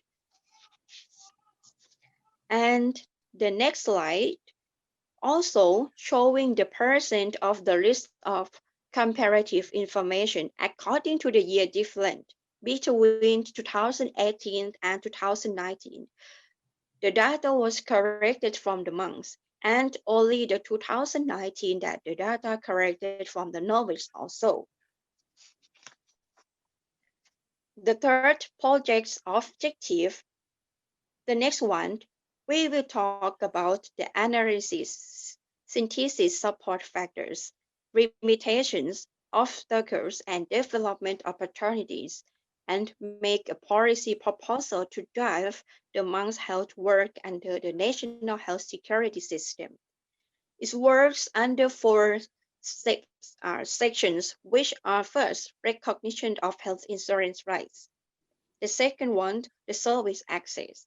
The third one, exercise right, and contributing to local health funds. We will talk in detail. Recognition of health insurance rights. Supporting factors. Having collaboration at the policy level. The Sangha pay attention. There are various budget sources. Obstacles, limitations. Strategy for communicating with different monk groups. Development opportunities, raising the level of awareness to transfers, and development of a network of Sangha coordination centers by monks. About the service access, supporting factors, policy level cooperation, Buddhist culture. There is a model of success in providing service suitable for monks. Obstacles and limitations. Monks database, service system conditions, knowledge and understanding of the health insurance system, development opportunities, database development, expanding the model for success in providing services that suit the monks, develop the personnel of the service units to be able to service the monks without being in conflict with the Vinaya. exercise right, supporting factors, proactive service, moving service unit to the temple, obstacles, limitations, services of medical services, hospitals not conducive to Vinaya, development opportunities, utilizing the temple grounds to benefit the monks and general public. And the last one is participation. Supporting factors. There are area-level health insurance funds covering more than 90% nationwide, have clear fund usage rules, and can support a variety of activities. Obstacles, limitations.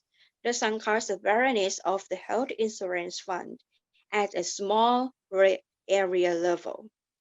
Most local fund management committees do not dare to support the Sanka project.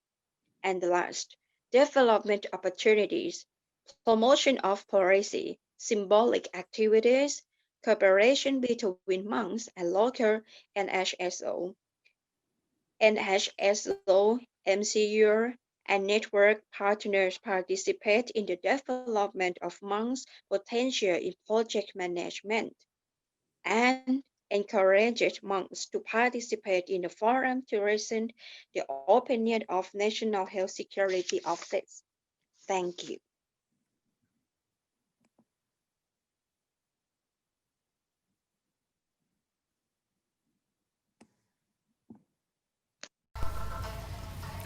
Next, I welcome Fra Poonpani Atimoto to discuss on the model of participative academic administration for Buddhist temple charity schools. Dear participants, I would like to present the paper on topic model of participative academic administration for Buddhist temple charity schools. The author is Prapumpanya Athimuto Ngamprom and co-authors are Assistant Professor Dr. Pramha Sombat Thanapanyo and Assistant Professor Dr. Raving Reungsang. The objectives of this research were 1. To study problems of participative academic administration for Buddhist temple charity schools. 2. To develop a participative academic administration model for Buddhist temple charity schools. And 3. To propose a participative academic administration model for Buddhist temple charity schools. Research design. Mixed methods research was designed. In qualitative research, data were collected by in-depth interviews from 5 school administrators and from focus group discussion with 10 experts. Research tools. The research tools were interview form and questions for focus group discussion, and data was analyzed by content analysis. In quantitative research, data were collected by using questionnaires from 381 teachers and 115 school administrators by multi-state randomization. Research analysis. Data were analyzed using descriptive statistics consist of percentage, frequency, mean, standard deviation, and P&I modifier and needs assessment. Results indicated that 1. Problems of participative academic administration for Buddhist temple charity schools in all 5 aspects has shown the suitability as a high level. 2. Development of a participative academic administration model for Buddhist temple charity school consists of 1. Curriculum development by managing teaching and learning in accordance with core curriculum.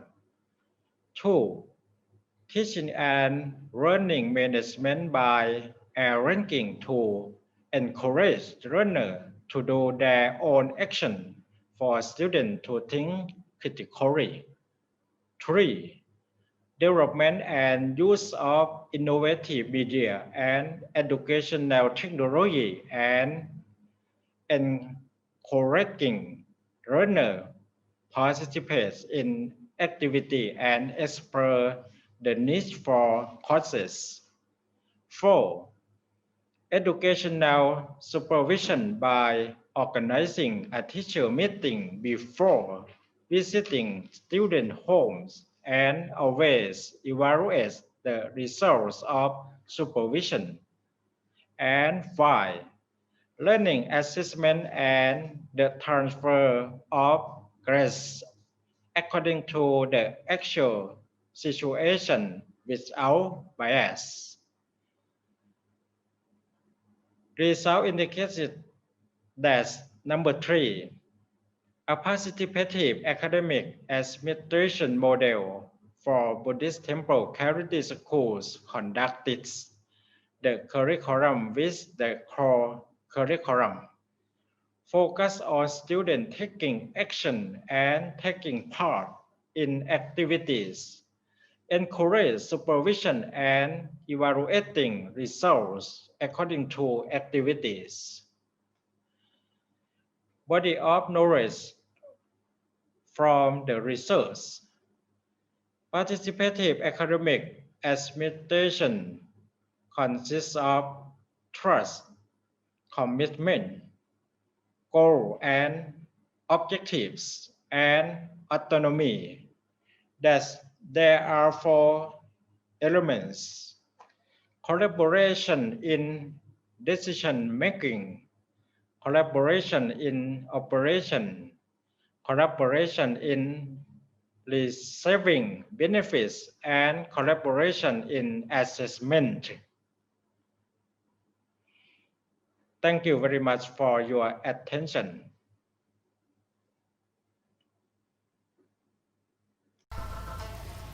Next, I welcome Chantana Fuma to discuss on a model of professional learning community promotion based on Kalyanamitta principles of opportunity expansion schools under Office of Primary Educational Service Area. Dear all honorable guests, my name is Chantana Phuma. I'm delighted to have this opportunity to present my research on a model of professional learning community promotion based on Kalyanamitta principles of opportunity expansion schools under Office of Primary Educational Service Area. For the second International Conference on Multidisciplinary and Current Educational Research, ICMCER-2021, Faculty of Education, Mahachulalongkornrajavidyalaya University, Thailand.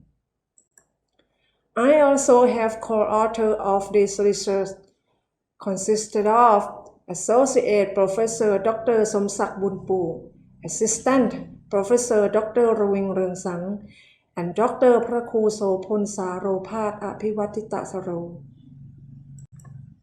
The detail of the research will be as follows. The purposes of this research were: number 1, to study the current situation and problem of professional learning community of opportunity expansion schools under Office of Primary Educational Service Area.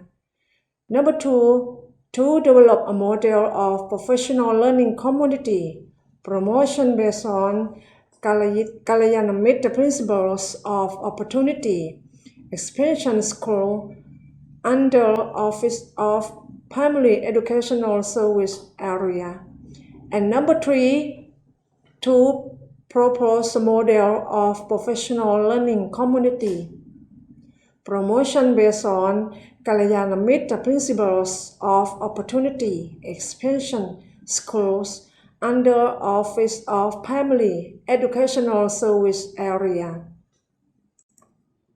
For the research methods, whereas mixed methods research was used for research design, qualitative research was conducted by documentary study from documents, research reports, article, thesis, and related research including in-depth interview. Model was developed by focus group discussion and data were analyzed by content analysis. Quantitative research was corrected by assessment questionnaires in 4 areas consisted of utility, possibility, suitability, correct. Statistics used for data analysis consisted of percentage, mean, and standard deviation. For the results indicated that number 1, the current situation and problem of professional learning community of opportunity expansion schools under Office of Family Educational Service area showed the first order was knowledge management, and the second order were two aspects of need assessment consisted of share, leadership, and learning and professional development. The third order were two aspects of need assessment consisted of share vision and Kalyanamit community, and the third order were two aspects of need assessment consisted of collaborative working team and supportive structure of professional learning community.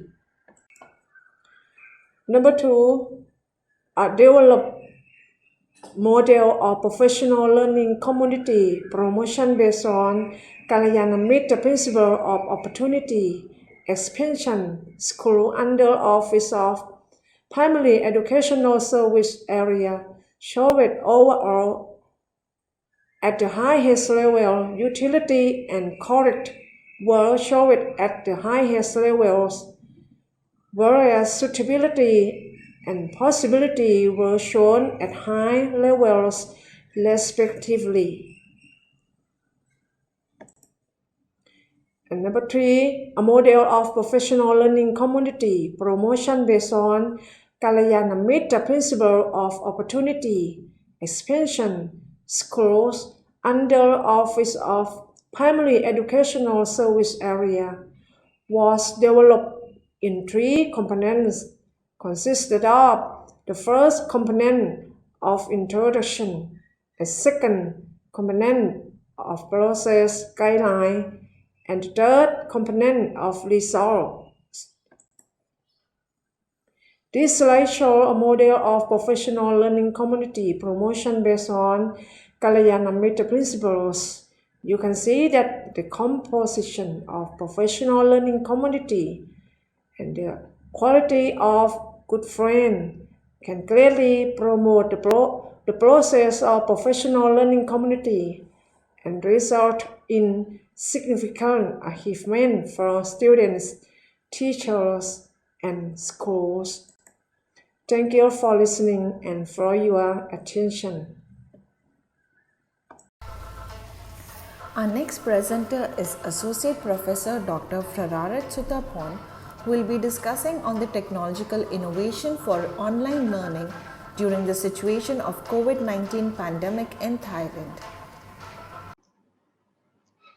Technology is always plays an important role during the crisis situation. And right now, same as the situation of the COVID-19 outbreak, we can see that the technology will become the most important, especially now for the teaching and learning that appropriate for the student and the learner in the current situation. So the topic that we would like to present today is related to the technological innovation for online learning.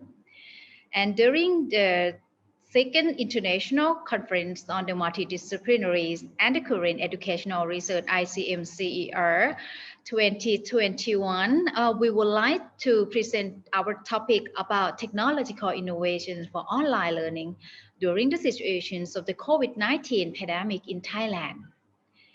So the authors of this paper are the first one, Associate Professor Dr. Parasutaporn, the Dean from the Faculties of the Education in MCU, and also myself, the co-authors, Dr. Lamkornrajavidyalaya. So let's see the introduction that related to the online learning in Thailand. So online learning in Thailand during the situation of COVID-19 pandemic is appropriate for the current educational management. So this learning method has been shown good preventions of the COVID-19 pandemic and is what being measured to control the situation effectively. The purpose of this paper was to propose technological innovation for online learning during the situations of the COVID-19 pandemic.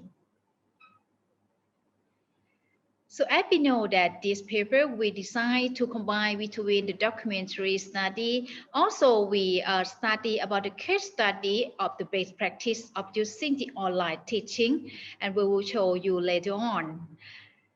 So the data now will be analyzed by using contents analysis and also writing by the descriptive writing and integrated with the analytics inductions as well. Results of the study are interesting because the educational technology now has played an important role. Both teachers and students and the learner should apply and adapt themselves to be ready for the teaching and learning during the situations of the COVID-19 pandemic. So online teacher will be the important person to teach the student. So the teacher who can teach online will apply many technological platforms that will be used for online learning, consisted of the Google Meet, Google Classroom, Google Hangout Meet, live streaming, Tencent Live broadcast, Microsoft Teams, and Zoom. So these teaching instruments are required in all educational personnel to be able to use this effectively in order to encourage their learners on teaching and instruction. Now you can see this is the situation or the phenomena that we use the e-learning technique or the platform to integrate with our students during the situations of the COVID-19 pandemic. So therefore, technological innovation for online learnings are developed for learning and teaching in the new normal, not only in Thailand, but also for all over the world as well. So in this one is we apply the education in the new normal for online course for the student of the graduate program in teaching profession and also for the master degree student. We combine it between the online and blended learning together with the student in that group during the situations of COVID-19 since last year until right now. So this is how to integrate and apply to moderate or mentor or the activity that related to the online teaching and learning. You can see we can use different programs and the teacher and learner can join with each other by using the new normal education. So yes, the learning style now, we can see that blended learning will also being used and the teacher need to adjust how to manage their classroom in online platform. So, and how to moderate or mentor the online learning during the situations of the COVID-19 pandemic. So now we come up to the conclusions of our research paper. So this online teaching and learning under the epidemic situations of the coronavirus disease 2019 or COVID-19 is therefore consistent with the current situations of the Thai study. It is also the good prevention of the spread of such a viral disease. This is also another measure to effectively control the disease and is the study of the world context and apply them to be the context of the Thai society by using the first focusing on the curriculum adapted to the COVID-19 situation, and number two, to increase the flexibility of the structure, study time, and diversity of the learning style. So in the last one is focused on the responsibility assessment should weight in the assessing the child education opportunity rather than the measuring knowledge with the exam score.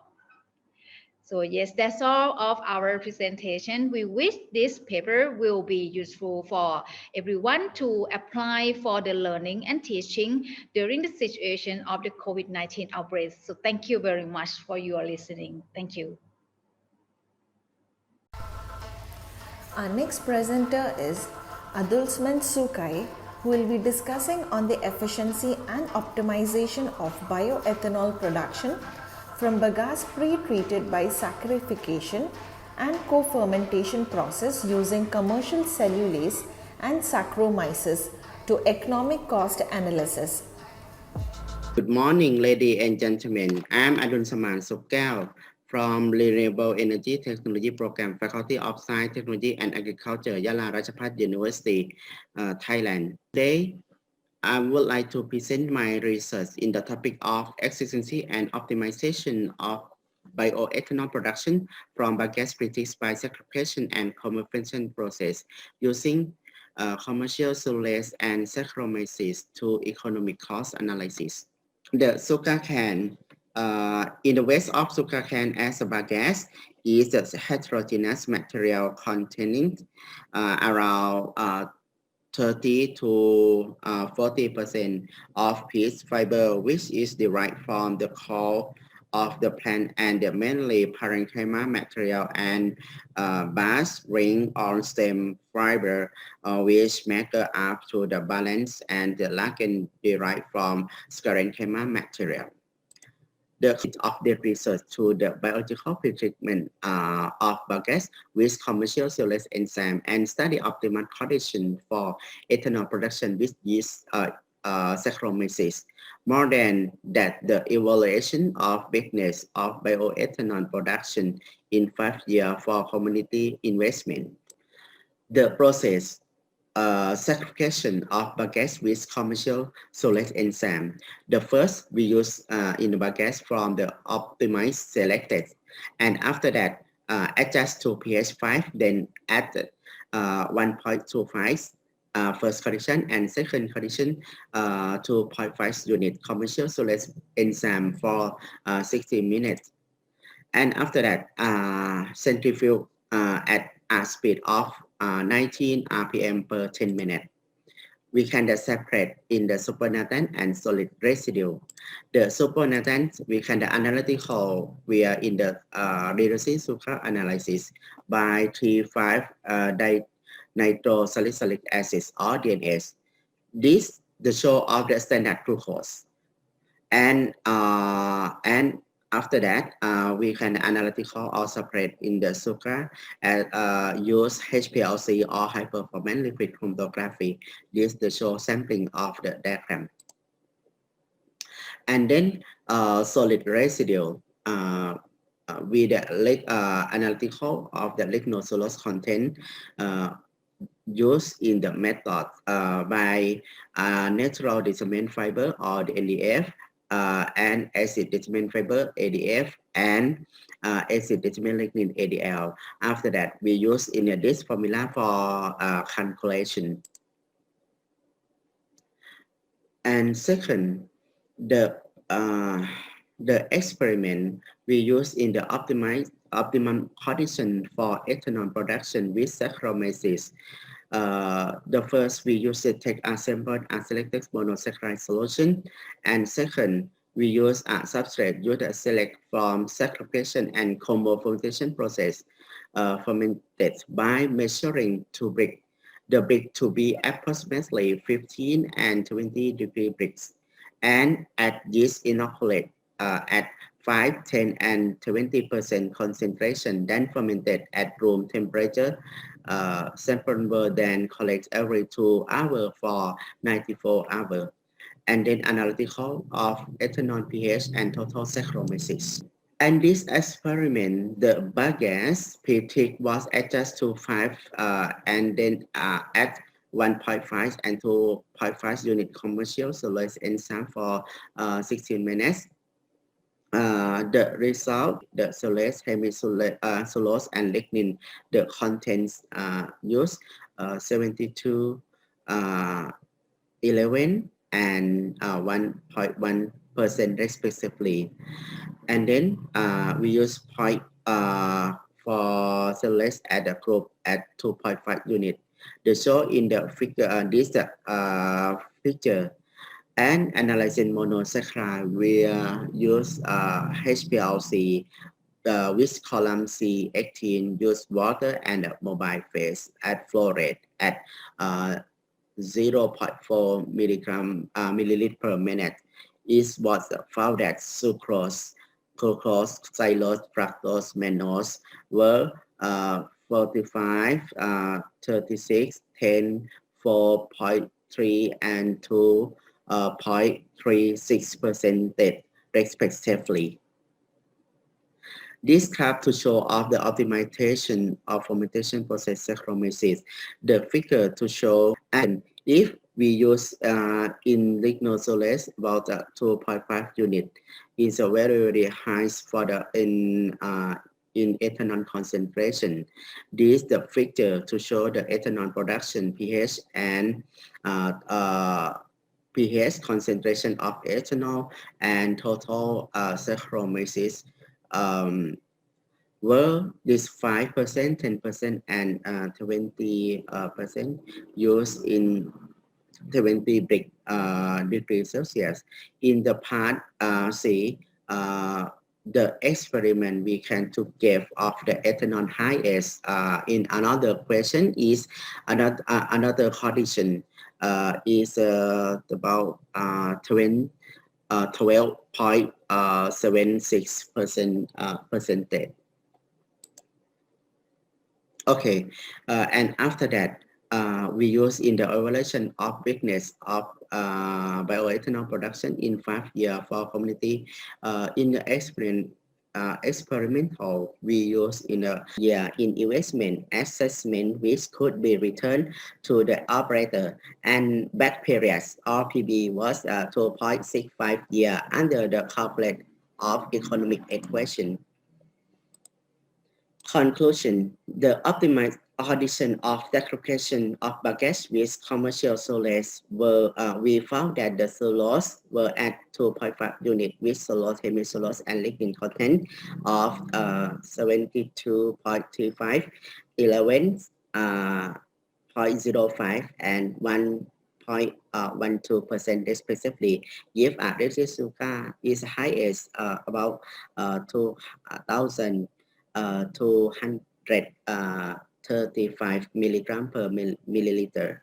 And the bagasse analyzed solution monosaccharide content were the property Pth via HPLC using column C15 column.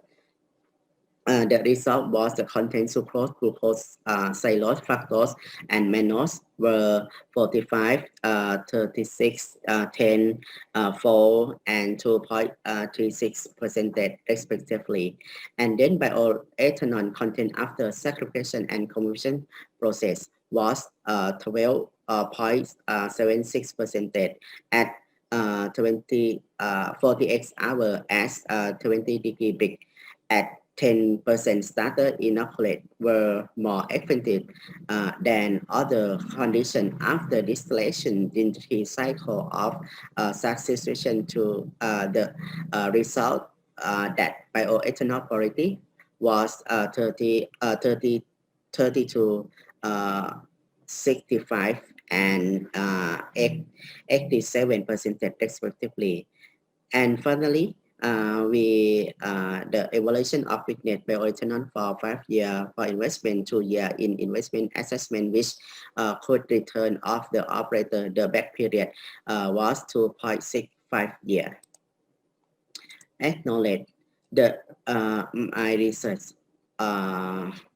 This research was supported by research funding in Yala Rajabhat University, and the author would like to thank their lab team. Thank you for your attention.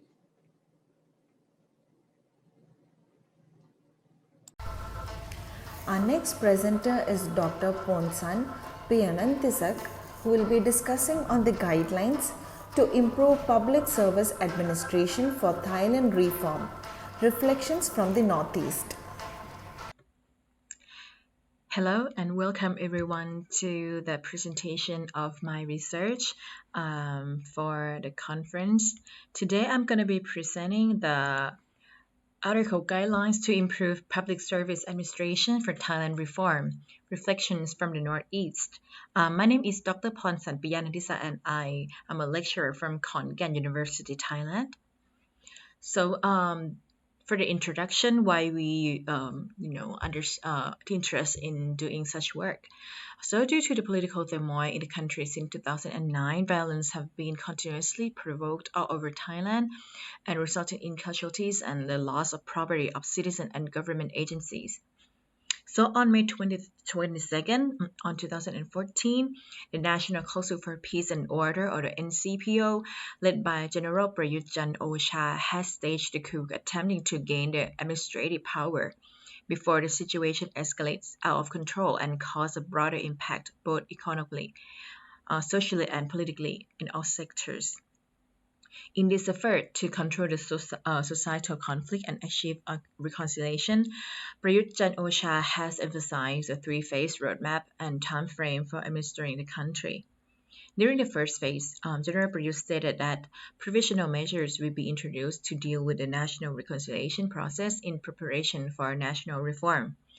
In the second phase, after the enforcement of the interim constitution, the reform will be conducted in all areas involved such issues as corruption, politics, administrative processes, justice system, education, and economic and social equity. And in the third phase, after the permanent constitution is in effect, Thailand may once again be regarded as a nation governed by a democratic administration, with His Majesty the King as the head of the state.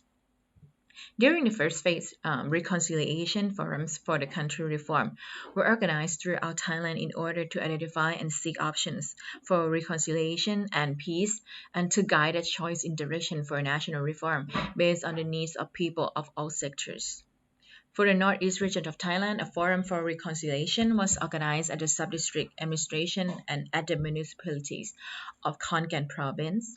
So the purpose of this study is to identify and the conflict and development issues in the area by a synthesis from a reconciliation forum for the country reform in Khon Kaen province, and also explore the need for reform in various sectors at both local and national levels, and examine guidelines to improve public service administration for the country reform.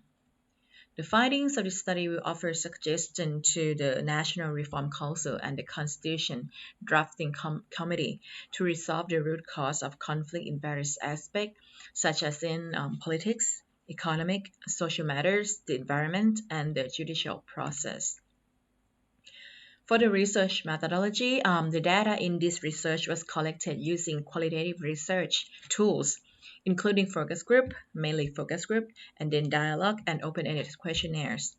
The target groups consisting of 3,200 people who is living in Khon Kaen province, and other 204 professionals consisting of 61 representatives from the government sector, 39 from the private sector, and 33 from education sector, 22 from the political sector, and 49 from civil society sector.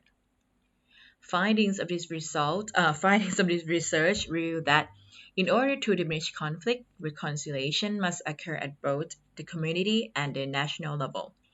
Many aspects of public service administration and public policy must also be reformed, especially those involved in politics and political institutions, ethical standards of politicians and government officials, criminal justice system and administration, systematic corruption, education system, economic structure and income distribution, information and data management, as well as other issues stem from inequality in the society.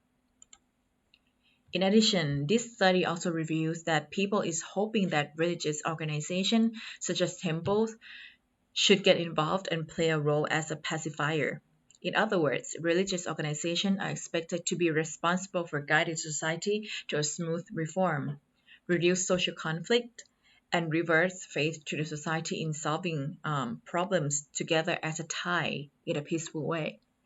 Is it crucial that to reform a country following the NCPO's roadmap, there must be an emphasis on building reconciliation between political conflict groups by raising awareness and mindset of reconciliation rather than enforcing a command to reconcile?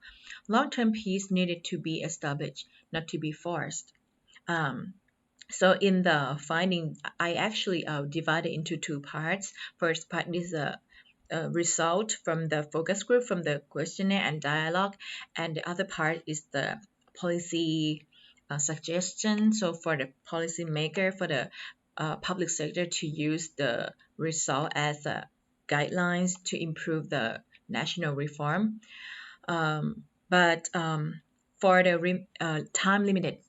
the time limiting presentation, may I refer you to read the full papers or see the abstract in the conference proceeding, and the details will be there if you are interested.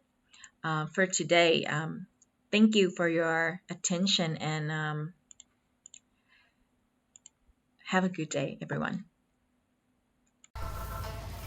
Next, I welcome Dr. Kittikantha Sri Bhuvanam, who will be discussing on the development of a non-formal education process to promote the awareness in living together with care in urban communities, a case study of Ban Kruanua community. Hi everyone, I'm very glad to be here. Today I would like to presentation research article titled Development of a Non-Formal Education Process to Promote the Awareness in Living Together with Care in Urban Community, a case study of Ban Kruanua community. Author name Mr. Kittikantha Sri Bhuvanam. Co-author name Assistant Professor Dr. Virachat Supanyo and Assistant Professor Dr. Kuntida Chancharan, Chulalongkorn University, Thailand. Bibliography Bachelor Degree Educational Technology and Innovation Faculty of Education Rajapat Chiang Mai University, Thailand. Master Degree Educational Research Faculty of Education Chulalongkorn University, Thailand, and Doctoral Degree Non-Formal Education Faculty of Education Chulalongkorn University, Thailand. And then, the aim of this research: first, development of a non-formal education process to promote the awareness in living together with care in urban community.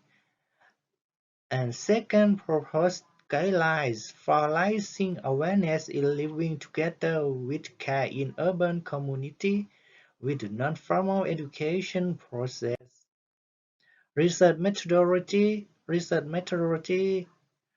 was used qualitative research by participatory action research (PAR) was conducted in Ban Kruanua, Thanon Phetchaburi, Ratchathewi, Bangkok, Thailand. Research participants comprised community leader, community committee, and community resident of Ban Kruanua. And then data collection and data analysis. The data was collected by observation, interview, and group discussion. Research instruments included interview form, data recording form, and the Research data were analyzed by ways of content analysis and conclusion. First, a non-formal education process to promote the awareness in living together with care in urban community of Ban Kro Nea community consists of 5 processes, namely: first, perceive the problems; second, planning; third, implementation; fourth, conclusion; and last one, reflection. And then the purpose guidelines for raising awareness in living together with care in urban communities with the non-formal education process delivered from the area and jointly developed with the Ban Kro Nea community and the group discussion, which consists of 8 components as follows. First, participation included participation in sharing, thinking together, doing and creating together. Second, happiness, including willingness to participate in activity and happy to participate in the activity. Third, learning, including learning by itself, learn outer learn community, as well as learning to live together in society. 4. Conservation includes love and goodwill, love and care for the people in the community, maintain the tradition and culture of the community to continue. 5. Creative including the initiative to create activity, know how to solve problems in order to develop the community to be progressive and sustainable. 6. Coordination includes coordination and having unity. 7. Acceptation included accepting and learning each other, accepting and listening to other opinions. And 8. Knowing included knowing the role and function of yourselves, knowing the tradition, laws, and knowing the changes of the world. The picture shows that 8 component guideline for Ban Kro Nea, Bangkok, Thailand include participation, happiness, learning, conservation, creative, coordination, acceptation, and knowledge. The picture shows that activity in Ban Kro Nea, Bangkok, Thailand. We help to community.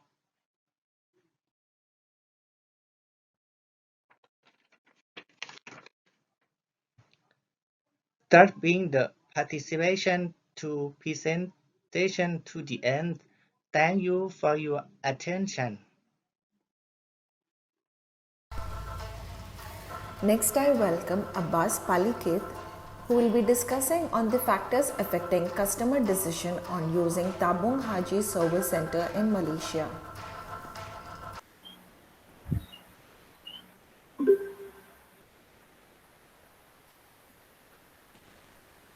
Hello everyone. It's great to present of my research. My research topic is factors affecting customer decision on using Tabung Haji Service Center in Malaysia. Author Abbas Palikit. My biography. My position is International Business Management Program, Faculty of Management Science, Jala Rajabhat University, Thailand. My master degree is Master of Science International Business at Northern University of Malaysia, and my specialty is cross-cultural management international business and entrepreneurship. Introduction. The Islamic finance grows continuously. According to the report of Islamic finance development in 2019, Islamic finance industrial assets increased up to 2.5 trillion US dollar in 2018 from 2.4 trillion US dollar in 2017. The Islamic finance industry in Malaysia that is characterized by a comprehensive market component from Islamic banking, like a full Islamic money market and Islamic investment market. Malaysia is furthermore two main driving country in sukuk and bonds, with a market share in the world of 51% and 36.2% respectively. Tabung Haji is a first Islamic financial institute of Malaysia, established by the Malaysian government in 1963, which is intended to facilitate the Muslims of Malaysia in performing Hajj. Tabung Haji has more than 9 million depositors out of 125 locations with 6,000 service points nationwide, which managed more than 25 billion ringgit Malaysia in deposit. In order for the Islamic financial sector to be competitive and to ensure the vision of making Malaysia as global financial hubs, it is important to have adequate advanced planning in this area. Customers of today are more service-minded and they tend to expect better service from financial institutes. In order for Tabung Haji to compete successfully with financial institutes, Tabung Haji must give extremely high consideration of their primary customer. Whenever Tabung Haji offer any products or service, its success depends upon the customer satisfaction and customer behavior toward that product or service. Research objectives to examine factors affecting customer decision to selecting Tabung Haji Service Center in Malaysia. Research conceptual frameworks, customer behavior theory, and theory of marketing mix had adopted in this study. So, and this figure,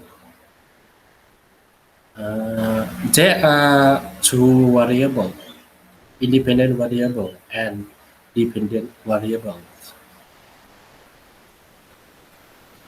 Research hypothesis.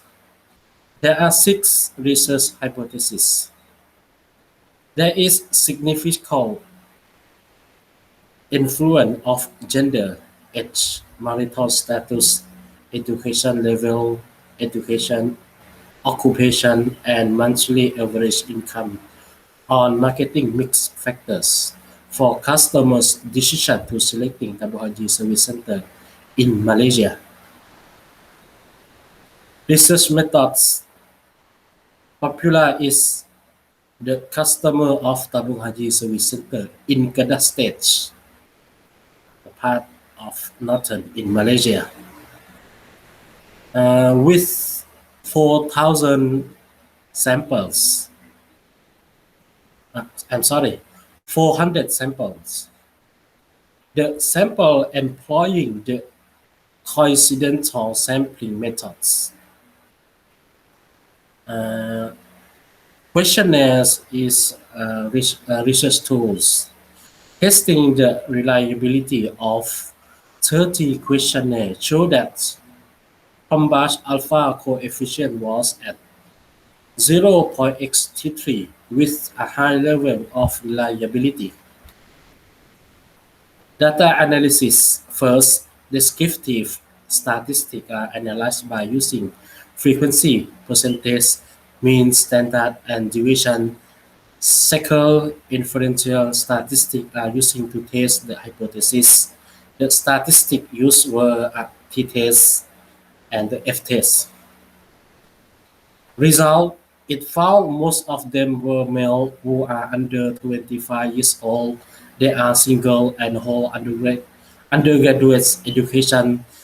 Their monthly average income was between 1,201 to 2,000 ringgit Malaysia. The overall result of marketing mix factors were at a high level. And then there are significant influence of age, education's level, and monthly average income on the marketing mix factor of customers' decision to selecting Tabung Haji Service Center in Malaysia at a, statistically significant level of 0.05 and so on. Thank you for your attentions.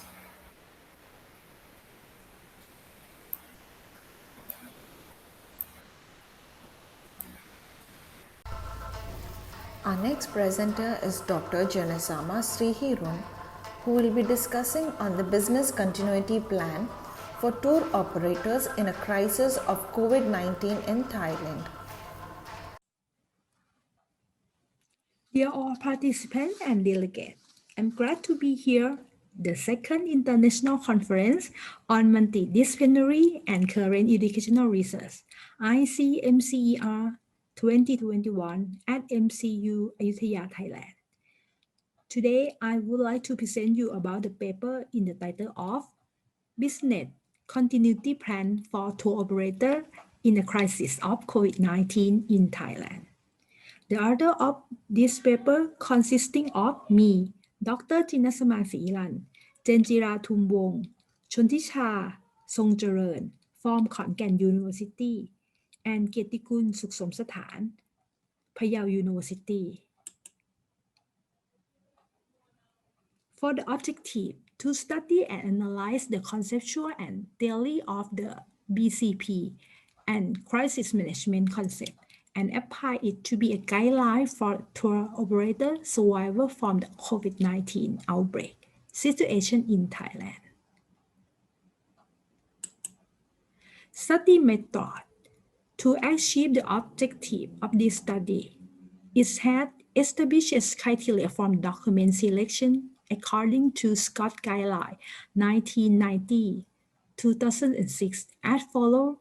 Number 1, authenticity. Number 2, credibility. Number 3, representativeness. And number 4, meaning.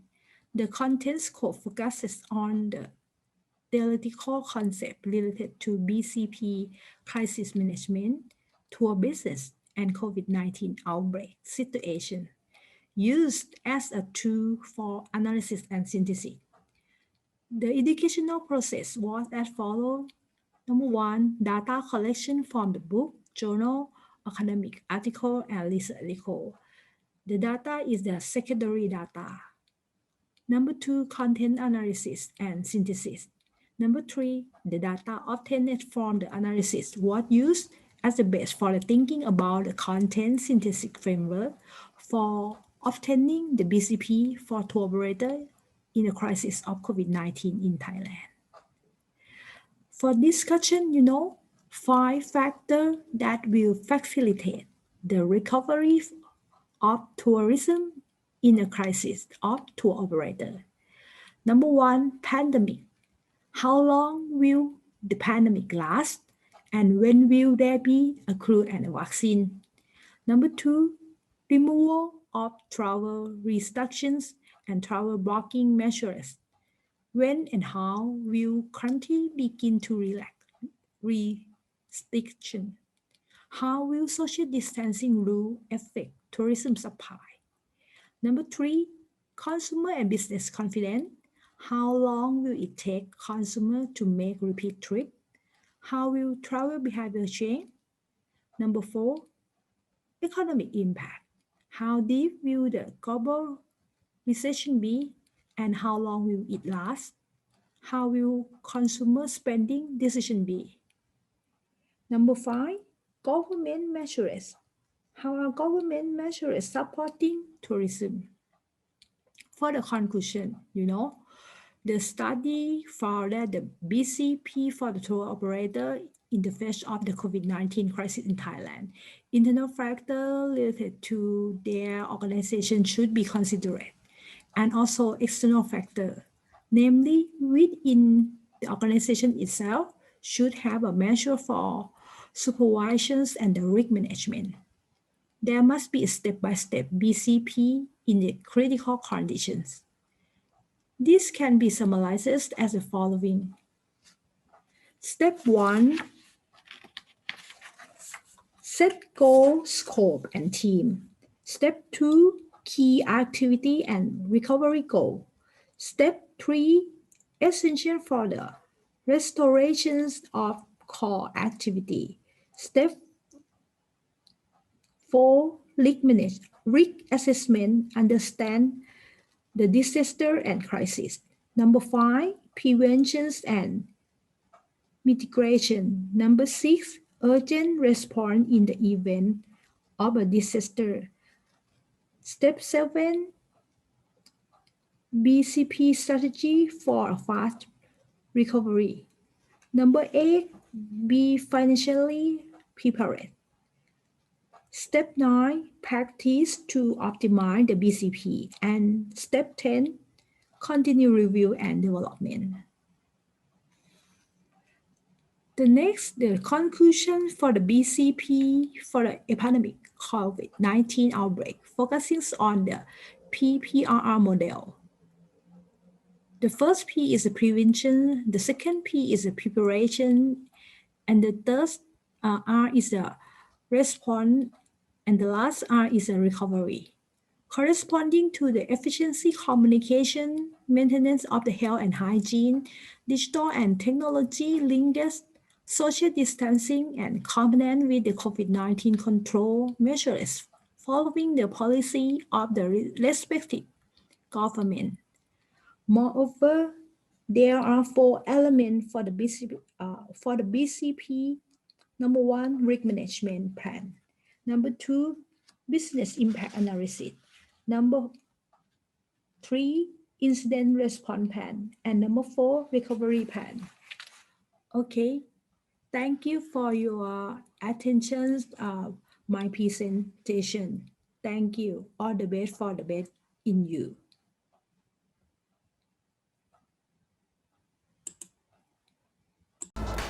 Next, I welcome our session chair, Dr. D. Narinder Singh, Associate Professor from Department of ECE, Anura Group of Institutions, Hyderabad, India. Greetings of the day to all the participants. I, Dr. D. Narinder Singh from Anurag University, Hyderabad, India.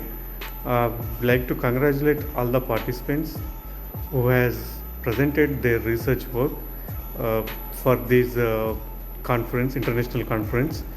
And I would like to appreciate you all for the efforts which you have put up in coming with the new ideas, with the new innovations, to give solutions to the society with your research work. I appreciate for that. And also I would like to thank IFERP for organizing such a great event, international conference, so that the great innovative ideas from you all participants have been projected, so the best of the methods or research technologies can be empowered to the society. Thank you very much for giving me this opportunity. Our next presenter is from Mahaprakasit Titipasatikon, who will be discussing on the bone power, an integrated of community development mechanism in Nakhon Pathom province. Bawon power and integrated of community development mechanism in Nakhon Pathom province. Next, biography พระมหาประกาศิทธิ์ทิติประสิทธิกร for มหาจุฬาลงกรณราชวิทยาลัย University พระครูธรรมกุฏสิทธิพจน์สัพพโส for มหามงกุฏ Buddhist University วาลินีโสภากร for มหามงกุฏ Buddhist University and รุ่งโรจน์สงสบุญ from สยาม University. Next, abstract. This research had the objective to study citizenship awareness in community development and organizations of Nakhon Pathom province using the integrated research methodology, namely qualitative research. The qualitative data were collected from 375 samples. The data were analyzed by using percentage, mean, standard deviation, and qualitative research. 24 in-depth interviews with key informants/persons and 12 specific group conversations/persons analyzing data in context and describing. Next, research objective to study the process of raising awareness of good citizenship in community development and organization in Nakhon Pathom province according to Buddhism principle and a study of citizenship awareness in community development and organizations of community in Nakhon Pathom province. Conceptual frameworks.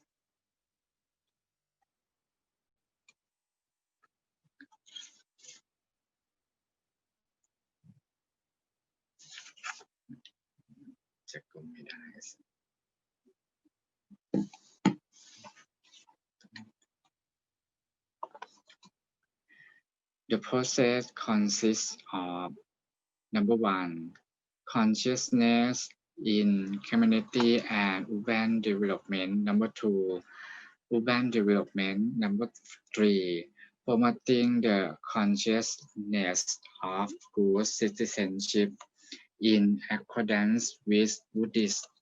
Number 4, Bawon cooperation in developing successful urban community.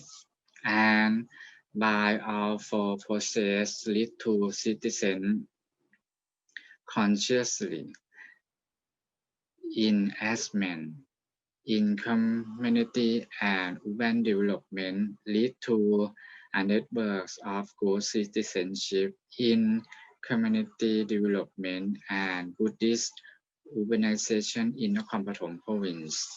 Next, research methods. Using mixed methodology research in qualitative research, the data was collected using questionnaire and qualitative research by engaging in community activities and observing the participation behavior of the people. The data was collected by in-depth interview and focus group meeting. Next, research results. The community development and organizations of communities in Nakhon Pathom province from the study of context of community development and organizations of urban community in the study area. It can be seen that the mechanism of Urbanization is power-born with community fund. That are fundamental factors that drive communities to develop cooperation from civil society having visionary leaders want to see the developments of the area in various dimensions. The alliance between community organization and people, namely district sample and communities in which each side performs their duties appropriately. And next, research results and coordinators working together which affect the quality of life of the people in the community who are the direct recipient of urban development, although some community development activities are not initiated by people in the community, but with various sectors being able to coordinate and co collaborate and join together to drive development that will benefit the people in the community. People are affected by development activity, therefore creating a shared awareness as a force to drive community development activity into urbanization and is an expression of good citizenship by democracy. And next, conclusion. From the results of the study of information in the research area on the context of community and urban development. Therefore, the research team summarizes the development model called Palang Bawon because the main Bawon consists of house, temple, and government state in all three sectors, thus being the pillar for community development that will bring about the stability of the nation. Even at present, Thailand joins the world with repairs change. And conclusion, in the digital age world, there are many crises, including economic crisis, global warming, environmental problems, problems of inequality, problems of moral, ethical, and social.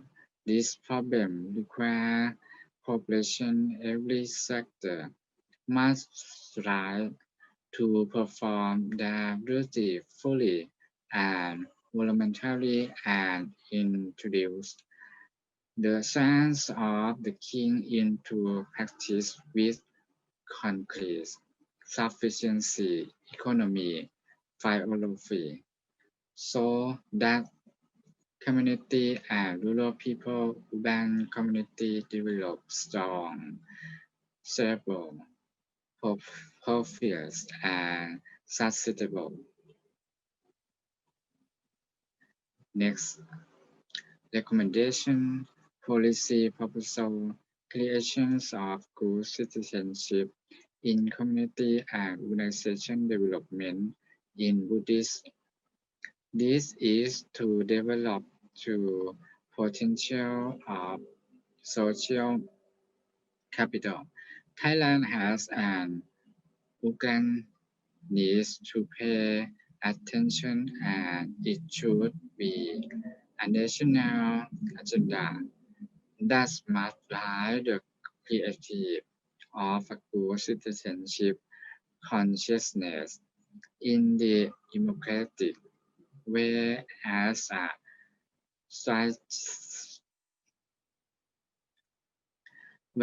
a strategic development to mark the development of human capital and major costs for the further development of Thai society.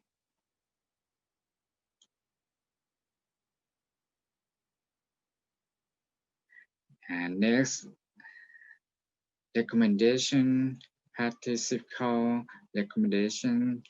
There should be a source of knowledge and information that will be more useful to community development activity than the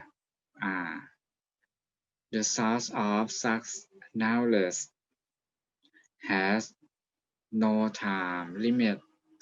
You can view it at any time, such as that is a leading place for the village to be a source of meeting and discussion, including various online media. And next, recommendation suggestion for the next research. Good citizenship consciousness network should be promoted in community development and Buddhist organization in all regions of Thailand to compare and study the democracy process of each area. Thank you. All the best for the best in you.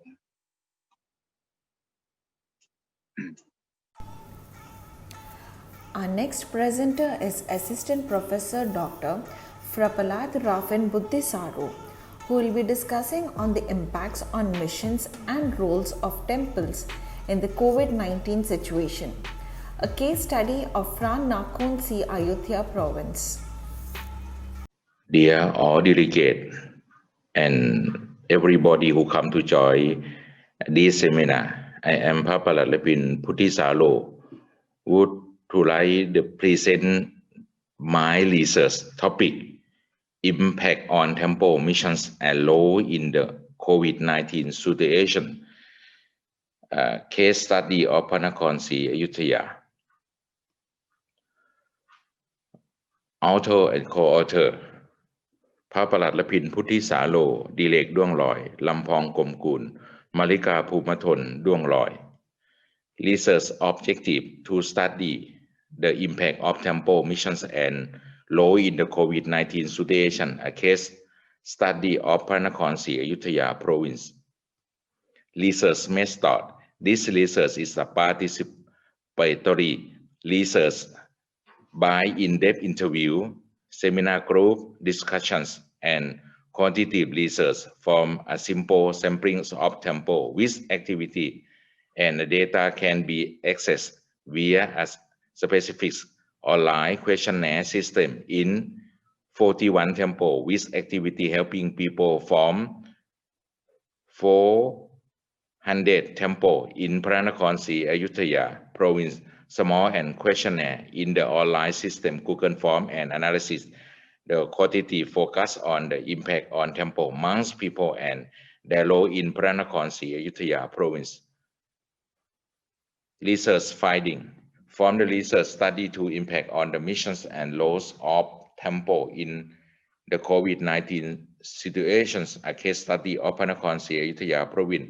The study found that 1. Impact on the missions of temple, monks and Buddhists in พระนครศรีอยุธยา province can be classified as effect on the routine of monks and novice living according to the principle of Dhamma and discipline, religious and tradition such as the meditation, chanting, Ambo, go to the prosper Buddhist mantra or chanting, celebrate faith of the Buddhists in the house activity due to the merit and tradition were implicitly cancelled, which is the lifestyle of novice monk as the turn out pictures of the news of the fear of COVID. Ayutthaya Sangha order do not Naga-speaking arm, novice monk are required to wear mask or from the interview with the Deputy Priest of Panakhon Ayutthaya province regarding the impact on the novice monk who have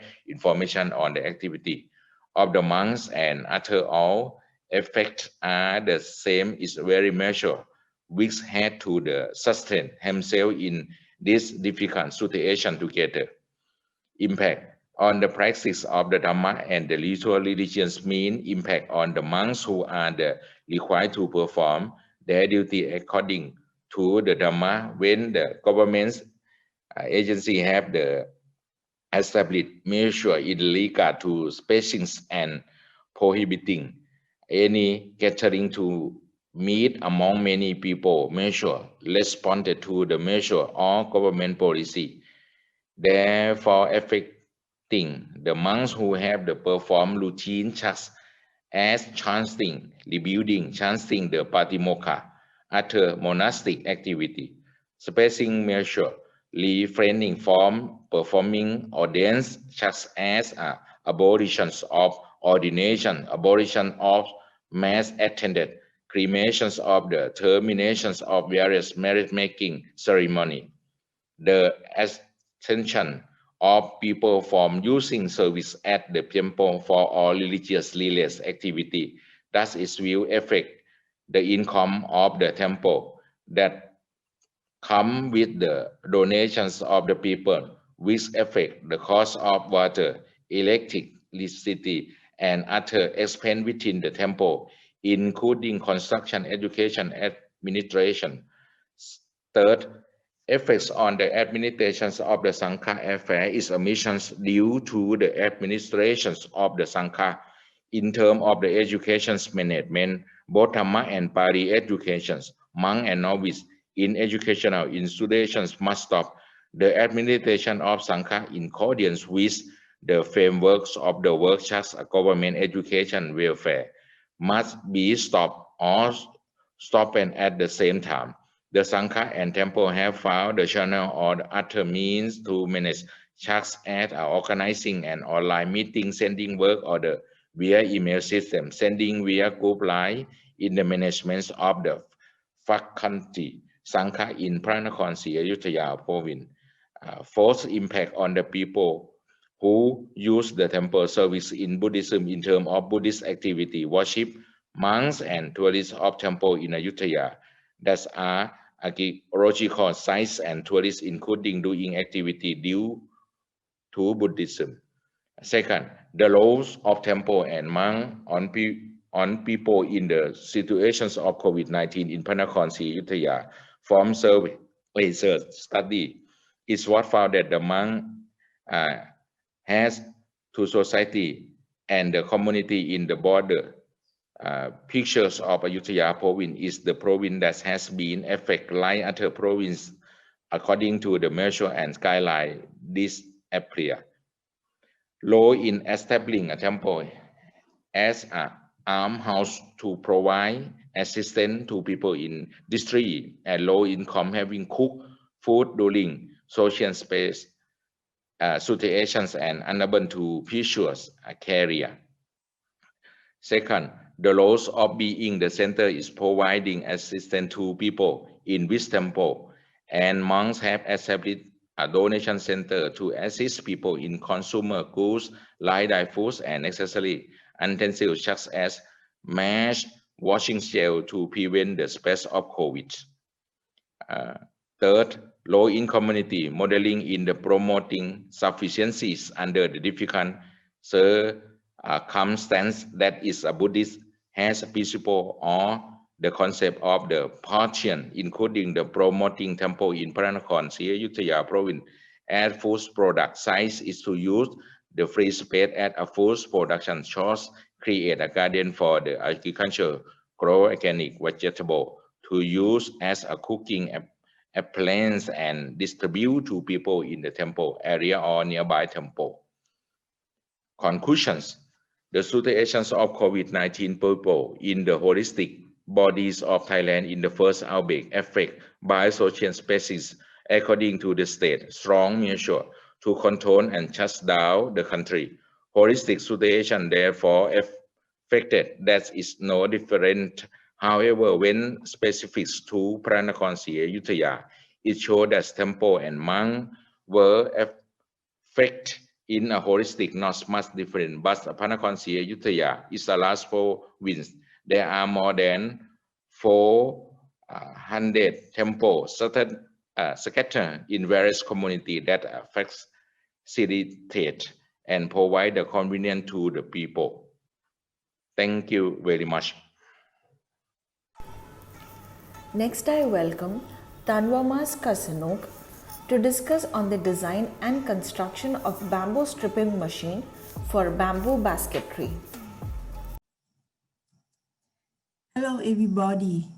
My name is Tanvamas Kasanok, an Assistant Professor Dr. Kongdet Prasinam from School of Agricultural and Food Engineering, Faculty of Food and Agricultural Technology, พิบูลสงครามราชภัฏ University Thailand. Today, I present about design and construction of bamboo stripping machine for bamboo basketry. Abstract. Handicap of bamboo weaving has been a tradition that has been inherited for a long time by using bamboo strip to weave into shaft to make tool and appliances. The bamboo strip are from dividing the longitudinal bamboo trunk into thin strips, in which most farmers will make the strip by hand by using a big knife or sharp object.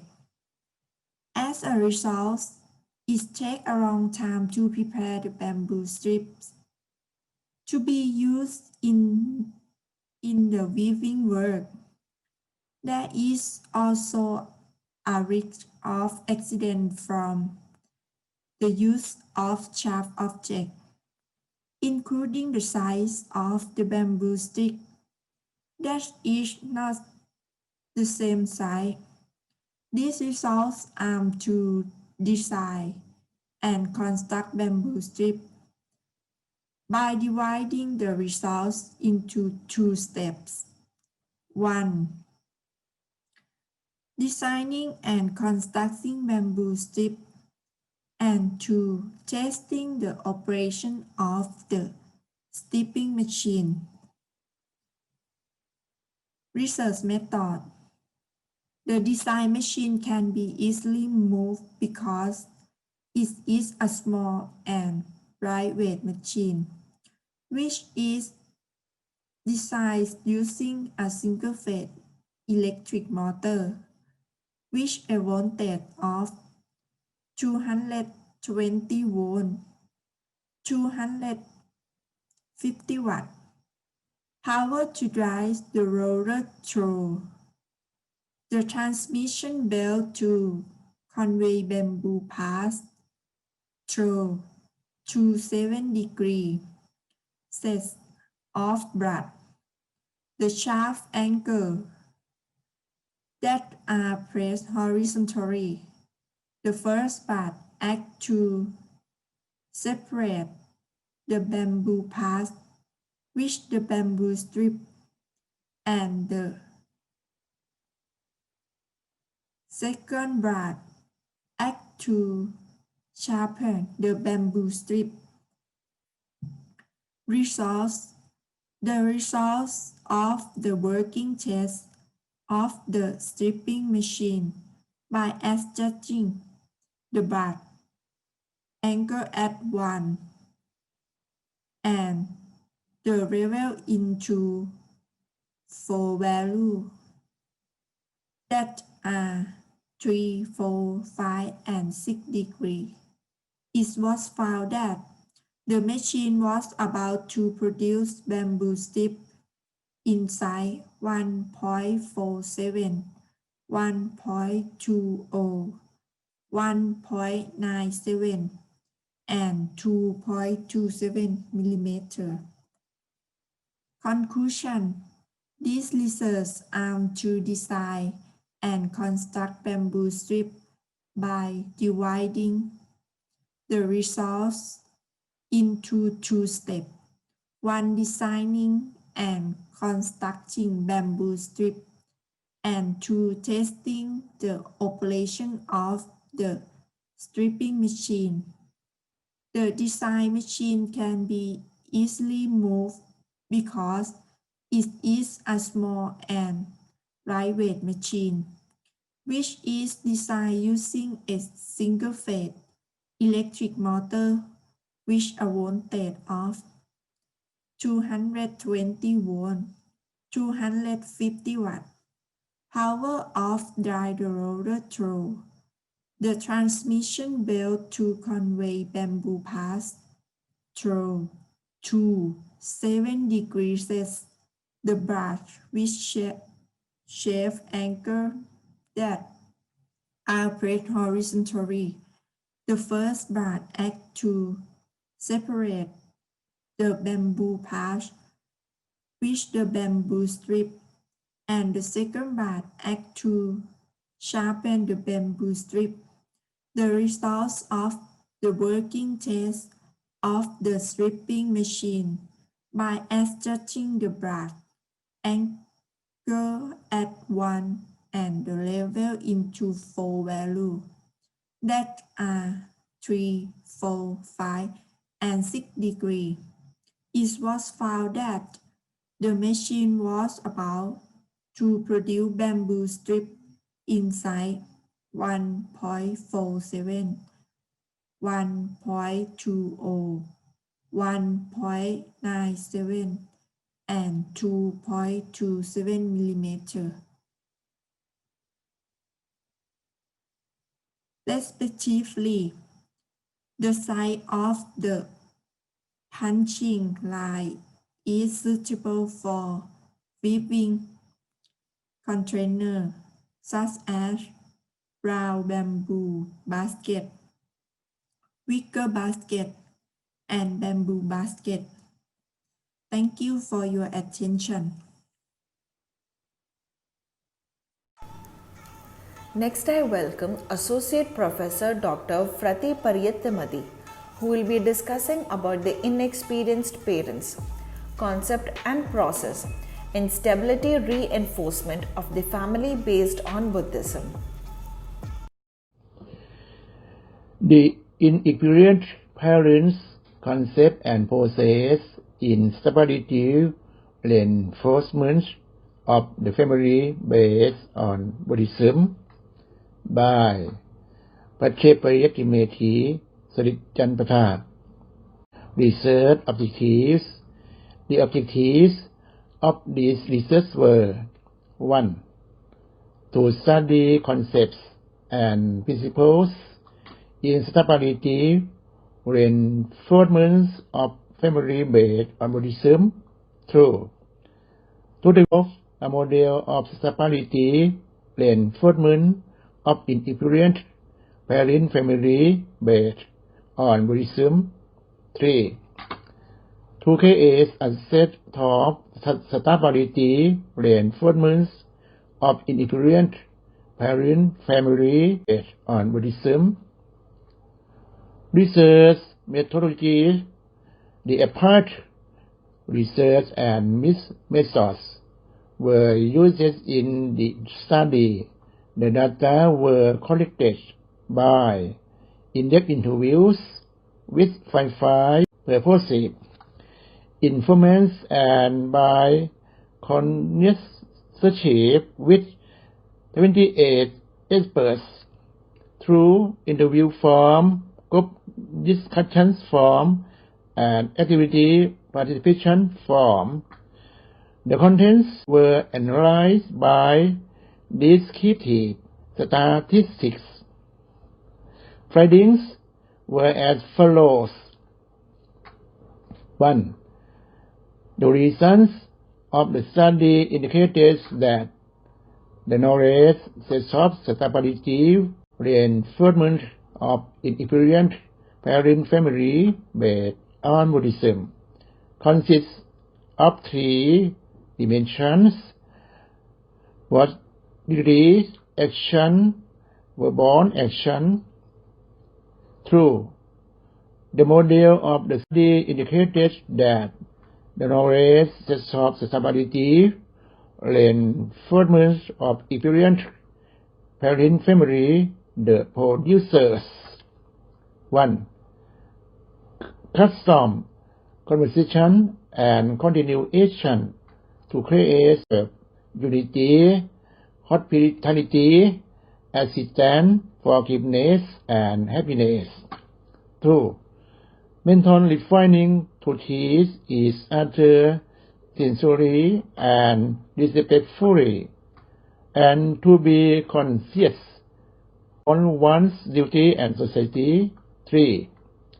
To transfer the body of knowledge in experienced parenthood to the youth in order to make them realize the importance of the proper right and the different opinion, but they can share their writing together peacefully and happily.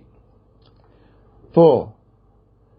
To bear in mind with unity and Brahma as self-behave guidelines. 5. To exchange learning experiences as good companion and to perform the duty based on Chakavarasa Dhamma. 6. To set oneself as good example and to support the righteousness in the family. And 7. To train and develop oneself to obtain the new positive viewpoint in the family right based on Buddhism. 3. Application network in using the manual of experience. Next, I invite Frakusamu Nopadal Piyadamo to discuss on a model of learning promotion according to the threefold training for the elderly in Sangha Administration Region 1.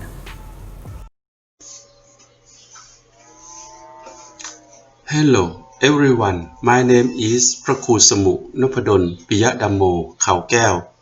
Today, I'm here to talk to you about a model of learning promotion according to the threefold training for the elderly in Sangha Administration Region 1.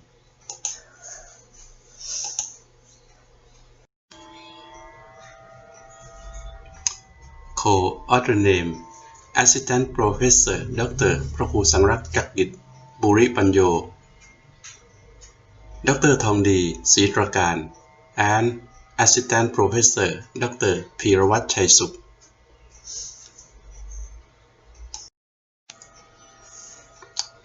The purpose of this research were 1. To study the principle, concept, and theory of learning promotion for the elderly. 2. To develop a model of learning promotion according to the threefold training for elderly in Sangha Administration Region 1. 3. To propose the model of learning promotion according to the threefold training for elderly in Sangha Administration Region 1. Participatory action research was designed. Quantitative data were collected using interview from 10 key informants and using focus group discussion with 10 experts. Content analysis was used to analyze quantitative data, where quantitative data was analyzed by using descriptive statistics. Results indicate that 1. the Endury had opinions on the model of learning promotion according to the threefold training for Endury in Sangha Administration Region 1 in overall was at 4.77%. Considering in each aspect, Adipanya Sikha promote learning account for 4.65%. Atisila Sikha was at 4.71% and Atijita Sikha according to the learning promotion process according to the threefold training account for 4.78% by synthesis as a form of learning promotion activity following the threefold training for the Endury. Through development of a learning promotion model according to the threefold training using the three happiness activity consisting of 1. Physical health activity by practicing 3 minutes of left hand and right hand swinging, 3 minutes of up and sitting in a chair. 2. Healthy and enjoyable activity focus on recreational activity, singing or dancing with it to enhance physical health and the mind to have fun.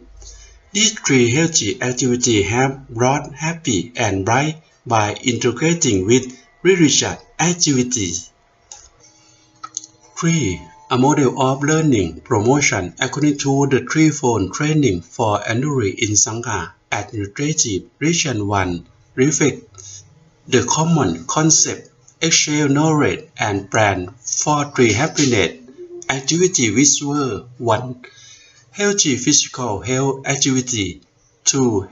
Happy health activity and 3. Bright happy healthy activity integrate with the threefold training Sikha, namely Adipanya Sikha to promote learning, Atisin Sikha and adjust according to the plan, observe the result of the Adipanya practice, the chain of learning, well-being, lifestyle of the Endury in Thai society. This a model of learning promotion according to the threefold training for the Endury in Sangha Administration Region 1. That brings the presentation to the end. Thank you for your attention.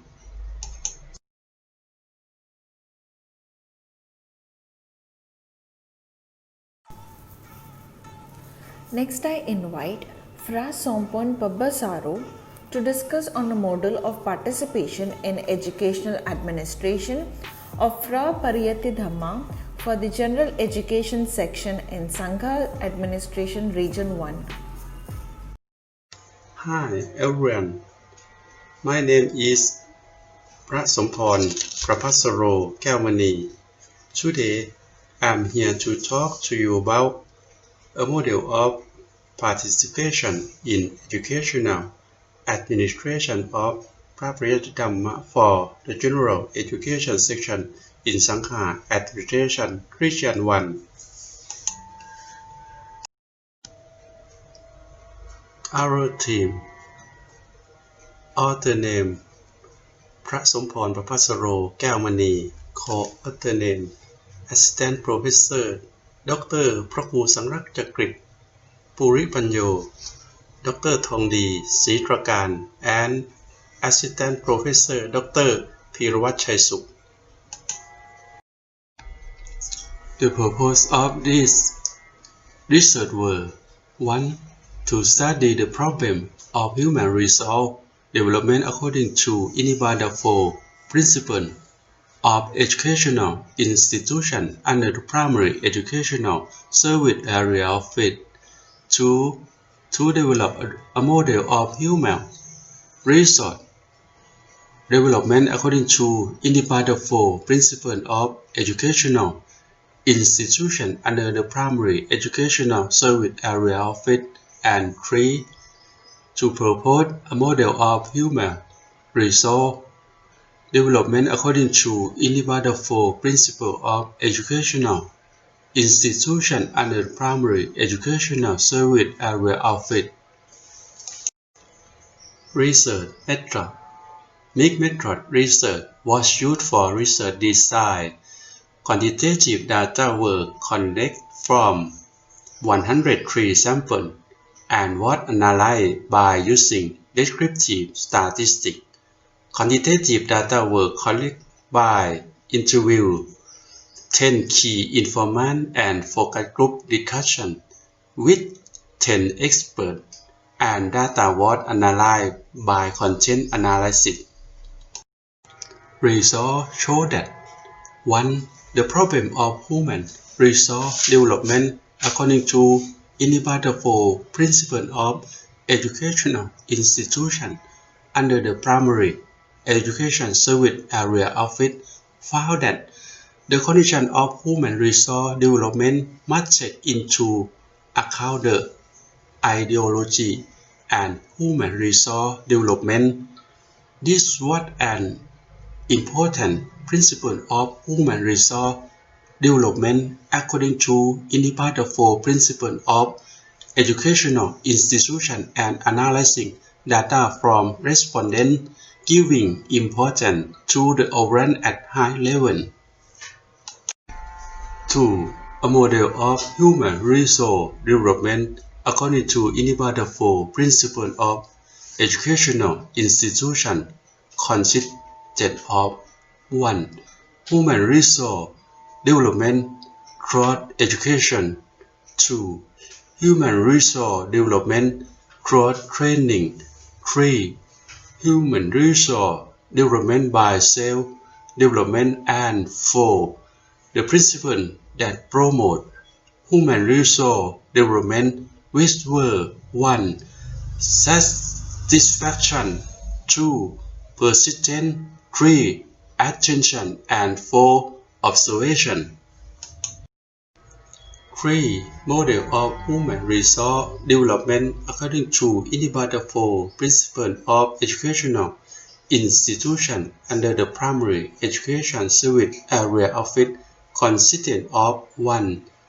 Youth education as a basis for developing fit and sufficiency, create love and satisfaction with work. 2. Training and promoting activity to make effort practice in performing duty.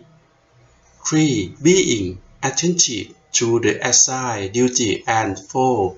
Being a person who adheres to reason, physical development, mental development, and intellectual development, and getting the trend of human resource development toward Thailand 4.0. This body of knowledge from research, a model of participation in educational administration of Practicum for the General Education section in Sangha Administration Region 1. That brings the presentation to the end. Thank you for your attention.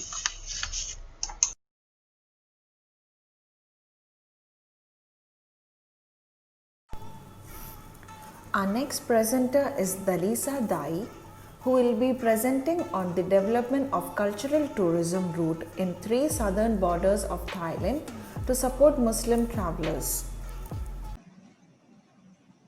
It gives me great pleasure to have an opportunity to give a presentation to you today.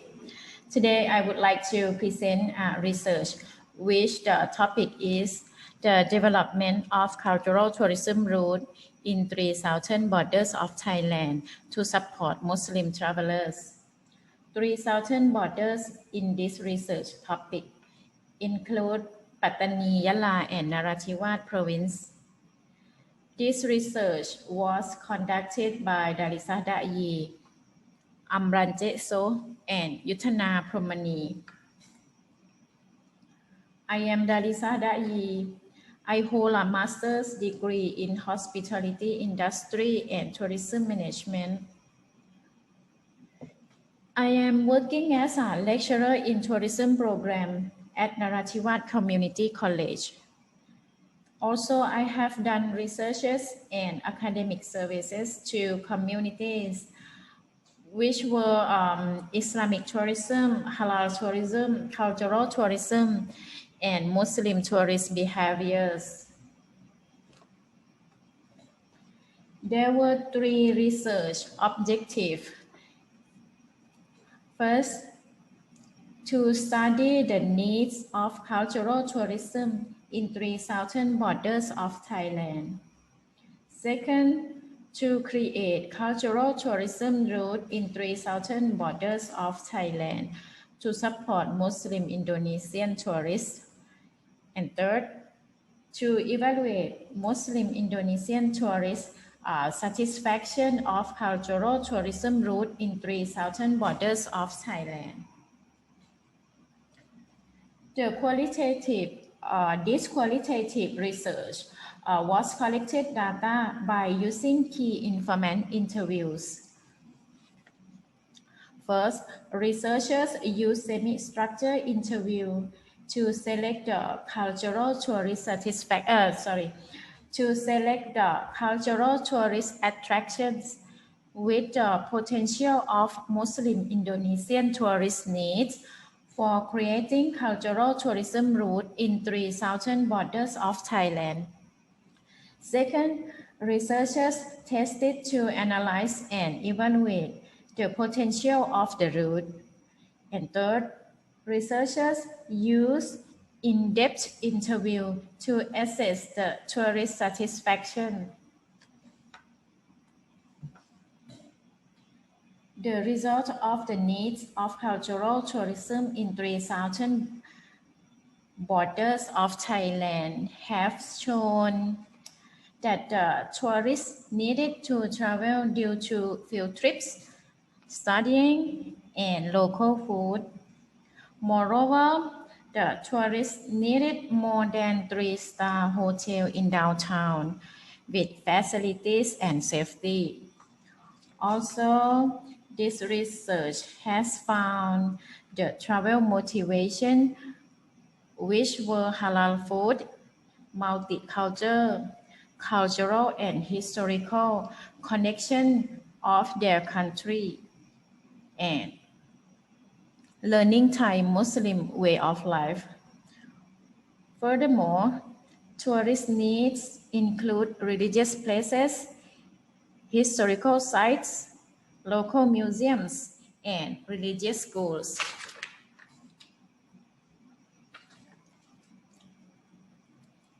From the interview, the route was created and include attractions as this following. First is Pattani Central Masjid. This masjid was designed by spectacular architecture. Masjid means Islamic mosque. And the second one is Masjid Gresik. This masjid is the oldest masjid, which is 300 years old. The third one is the grave of Sultan Ismail Shah. It's a burial place of Pattani ruler who was the first Muslim in Thailand. The next one is Pondok Dalo or Dalo Religious School. It's the ancient school in Pattani. Pondok means ancient religious learning center. In Southeast Asia, it has important roles in the studies of Islamic religions, languages, culture, and Islamic tradition. The next one is the Lokhalo community in Yala province. It's the 300 years community where we can find dagger, or we call Krit Raman. The beginning of making dagger was from Indonesian dagger maker. The next goes to Kullahan local museum. It's the learning center that is represent historical identity until prehistory to Lankasuka Kingdom and Pattani Darussalam Kingdom. Next one is Al-Quran Learning Center manuscript.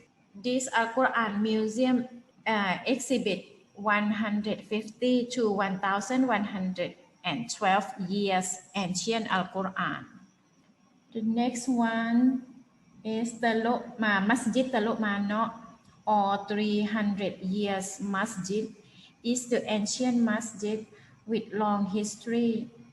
The masjid combines several architectural styles from the Chinese and the Malays. And the last spot is CS Pattani, which is 4-star hotel in downtown with safety and facilities. This meets the needs of tourists. After the key informants have tested cultural tourism route, the researchers use in-depth interview and observation on tourist service. The result has shown that tourists were satisfied in the cultural route in 3 southern borders of Thailand. If you have any question about this research, please feel free to contact me following this information. Thank you. Next, I welcome Assistant Professor Dr. Kongit Vasinam to discuss about the study and development of temperature and humidity controller for spread culti. Hello everybody. I'm Assistant Professor Dr. Kongdet Vasinam. I'm Graduate Doctor of Philosophy in Agricultural and Food Engineering, and Miss Thanwamat Kasanuk. She graduate Master of Engineering in Agricultural Engineering.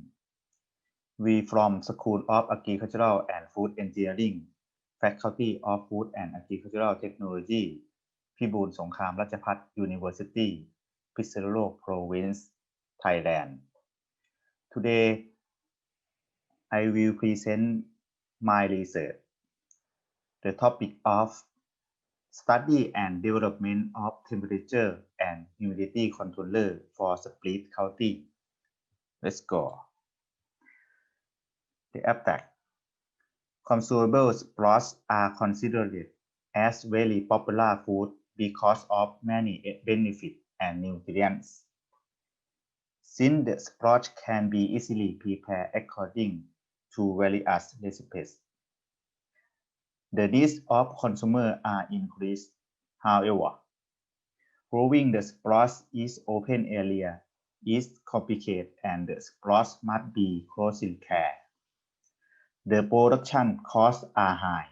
Moreover, the factor of the growth of the sprouts such as environment, water quality, humidity, temperature, pest and climate cannot be controlled. These affect growing the sprouts. The sprouts should not also be contaminated with germs and virus from planting materials.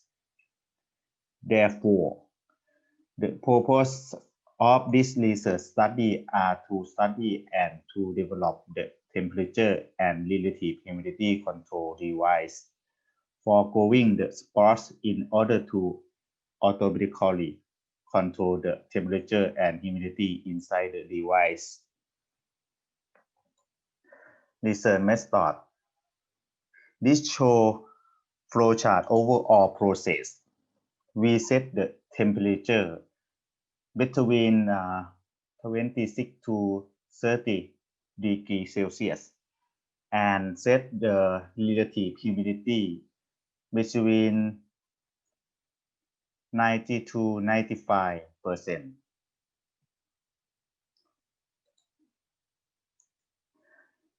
This picture shows the model designed by engineering software. And this we construct the machine. This control system. This dehumidifier fan. This temperature and relative humidity sensor. This humidifier fan, this seed tray, and this ultrasonic humidifier. The bottom is water storage. This shows the result. The picture is temperature and charm. We compare the machine and hygrometer. This 5% earlier of the temperature between the machine and hygrometer. And this shows the relative humidity. Compare the machine and hygrometer. We found the error of the machine is 2.97%. And this showed the plant goal. We found 2 days for the growth. Conclusion. According to the experimental result, it was found that the appropriate temperature were 26 to 30 degrees Celsius. The suitable humidity were 90 to 95%. The machine consists of the 7 component airflow. 1. The control system. 2. The temperature and relative humidity sensor. 3. The ultrasonic humidifier. 4. The water container. 5. The fan of increasing the humidity. 6. The fan for decreasing the humidity. And 7. The sprouting shape. By comparing the experimental result with that of general planting method, the growth time was reduced for 35%.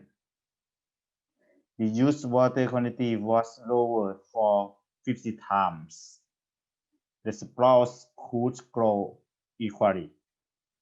The temperature and humidity could be controlled as required by the sprouts. Thank you very much for your attention.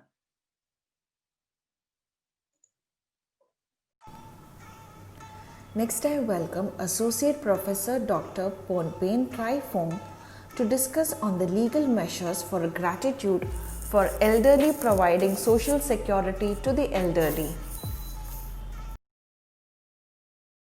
Everybody, I am Lungnapha Lerth Pacharapong.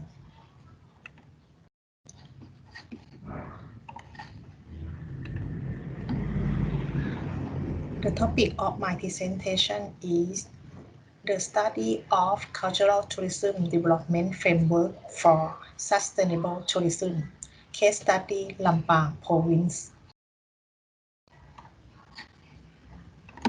I divide my presentation in 6 parts. First, introduction. Second, research objective. Third, research methodology.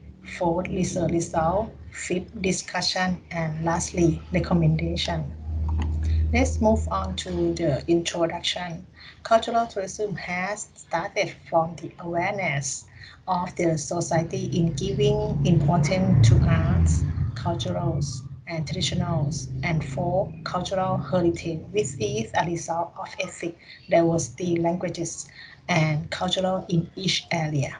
Thailand tourism industry was successful that offer more opportunities to continue expand the cultural tourism widely. Lampang province, that my area. Lampang, they have slogan is the city of never change by time to time. Let's move on to the next topic. Research objective is to study the environmental context that affects tourism development and promotion and present the development model of cultural tourism management in the area พระธาตุจอมปิง Temple เกาะคา District ลำปาง Province for sustainable tourism. Now let's move on to research methodology. For this study, we do qualitative research. Research area at the พระธาตุจอมปิง Temple เกาะคา District ลำปาง Province. For participation, I have two groups. The first group is the local people who live in the research study area, 15 people. And the second group is 15 tourists by random selected as convenient sampling. For research instrument, the first one, observation. Second, interview. Third, subgroup discussion. Now let's move on to the research result. First part to the study of environmental context of affect the development of cultural tourism in the area of พระธาตุจอมปิง Temple.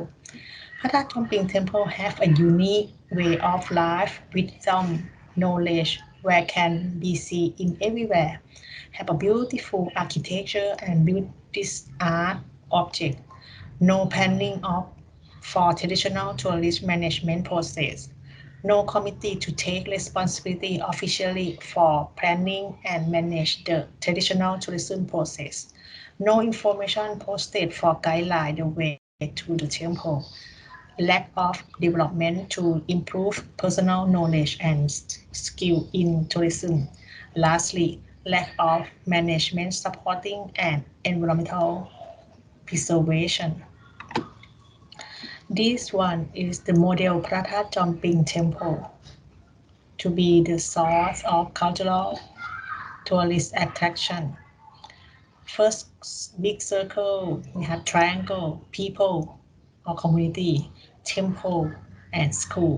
For these three things, they have some communication participation based on community tourism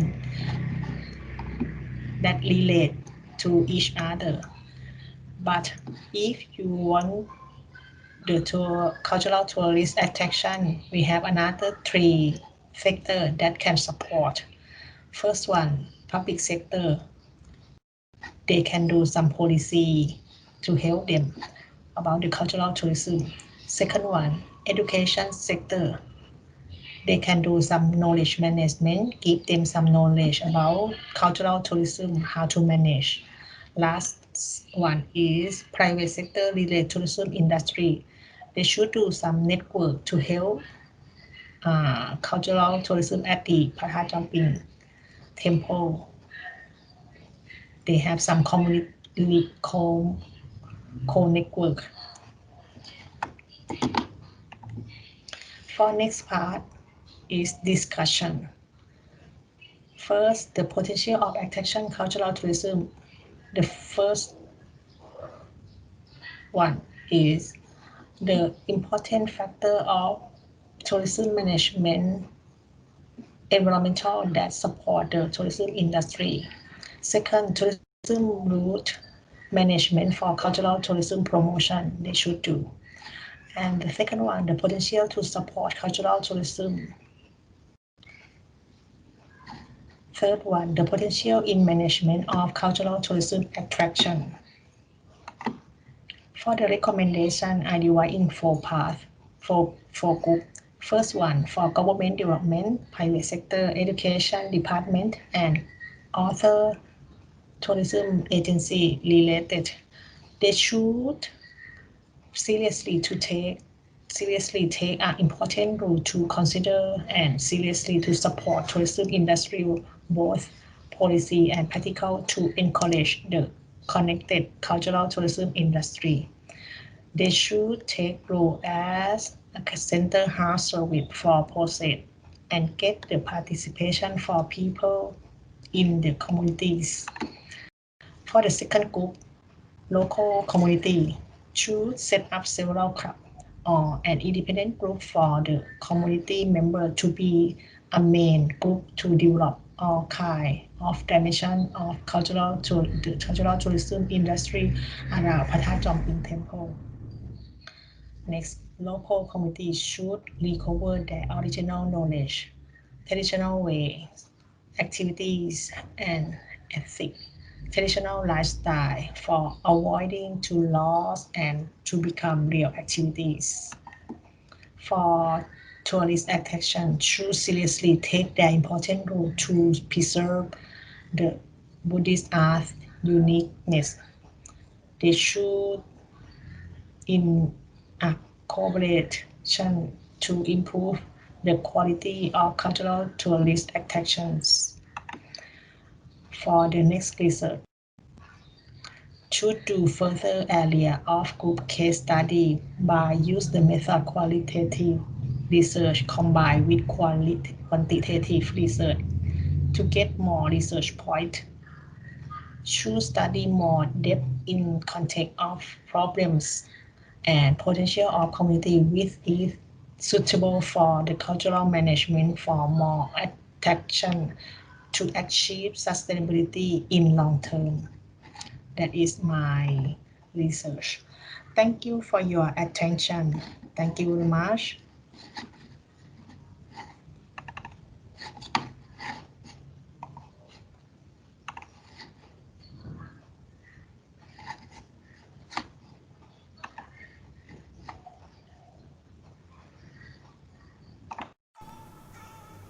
Next, I welcome Associate Professor Dr. Ponpain Trai-Phong to discuss on the legal measures for gratitude for elderly providing social security to the elderly.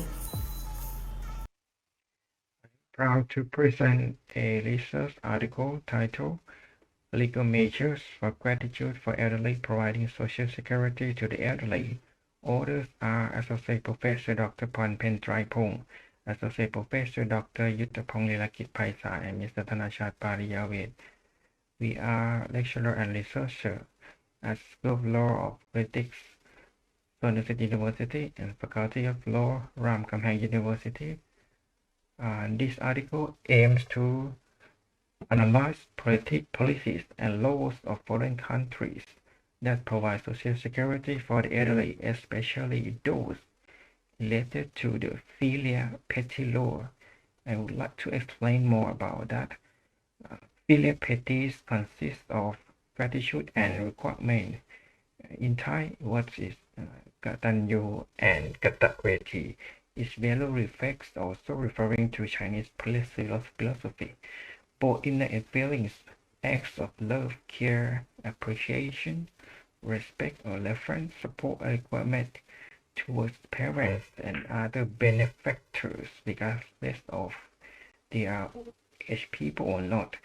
According to the scope of this research, Filial Piety focuses on elder parents who have benefactions to other people.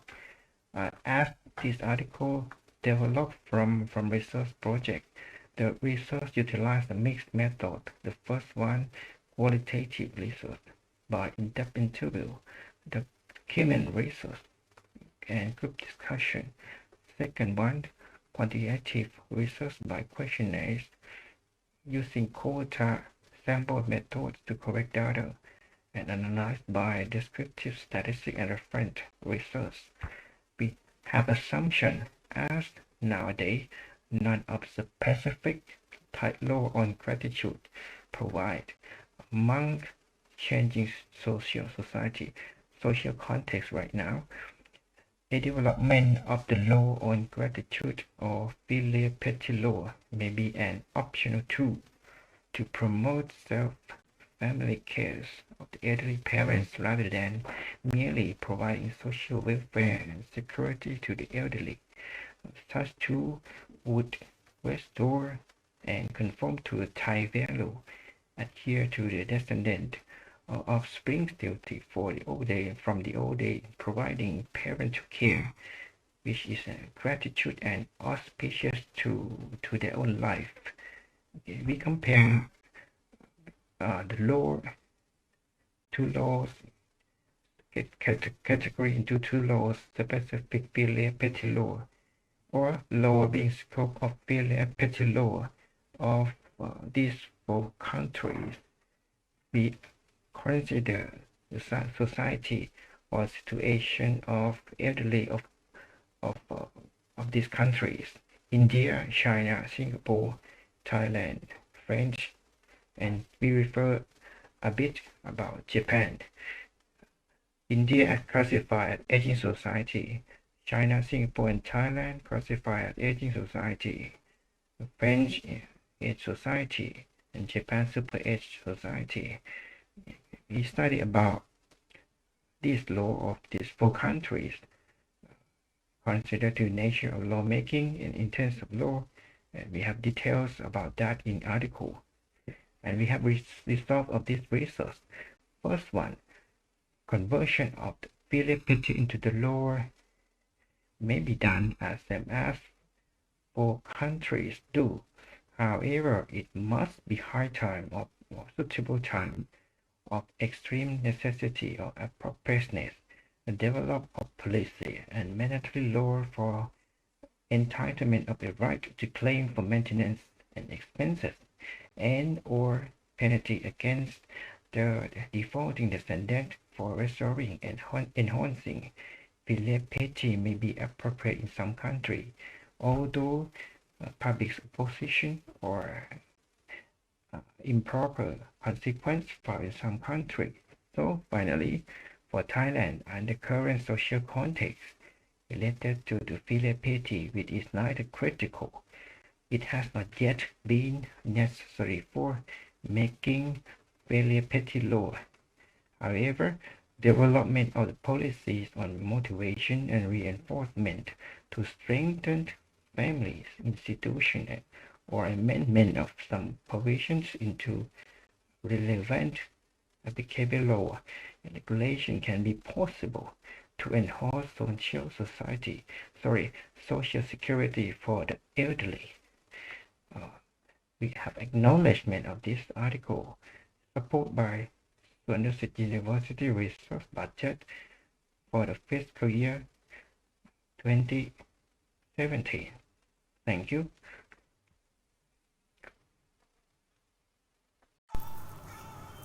Next, I invite Associate Professor Dr. Ponpen Trifon to discuss on the development of personal income taxation achievement by practicing skills within the class in the course of tax law.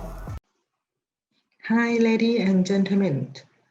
I am Associate Professor Dr. Ponpen Trifon. Today, I would like to present academic article is development of personal income taxation achievement by practicing skill within the class in the course of tax law. Author is Associate Professor Dr. Ponpen Trifon from School of Law and Politics, Suneena University in Thailand. Co-author is Assistant Professor Dr. Kasidet Suthiwanit, อาจารย์นวรัตน์โชติวรรณโชติ and อาจารย์วรัญญาสมศิริ from Faculty of Business Administration ราชมงคล University of Technology พระนคร in Thailand. Abstract. This academic article presents the principle of teaching and learning to promote proactive learning or active learning. Action by focusing on learning is important, and also using the proactive learning management process. The use of learning through the use of practicing skill within class.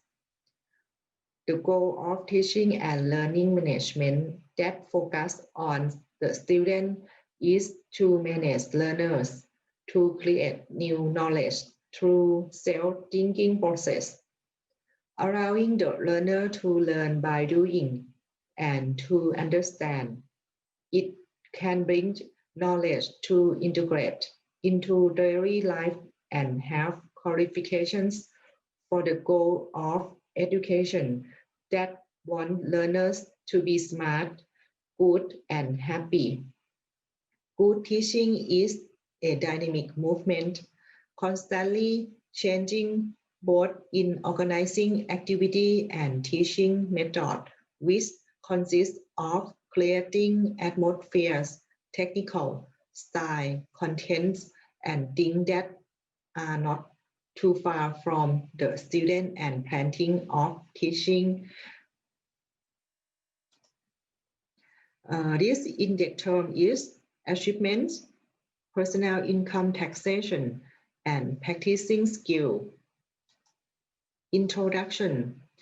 National Education Act 1999, Section 22 states that the provision of education may be based on the principle that all learners have the ability to learn and develop themselves, and that learners are of the most important in academic learning.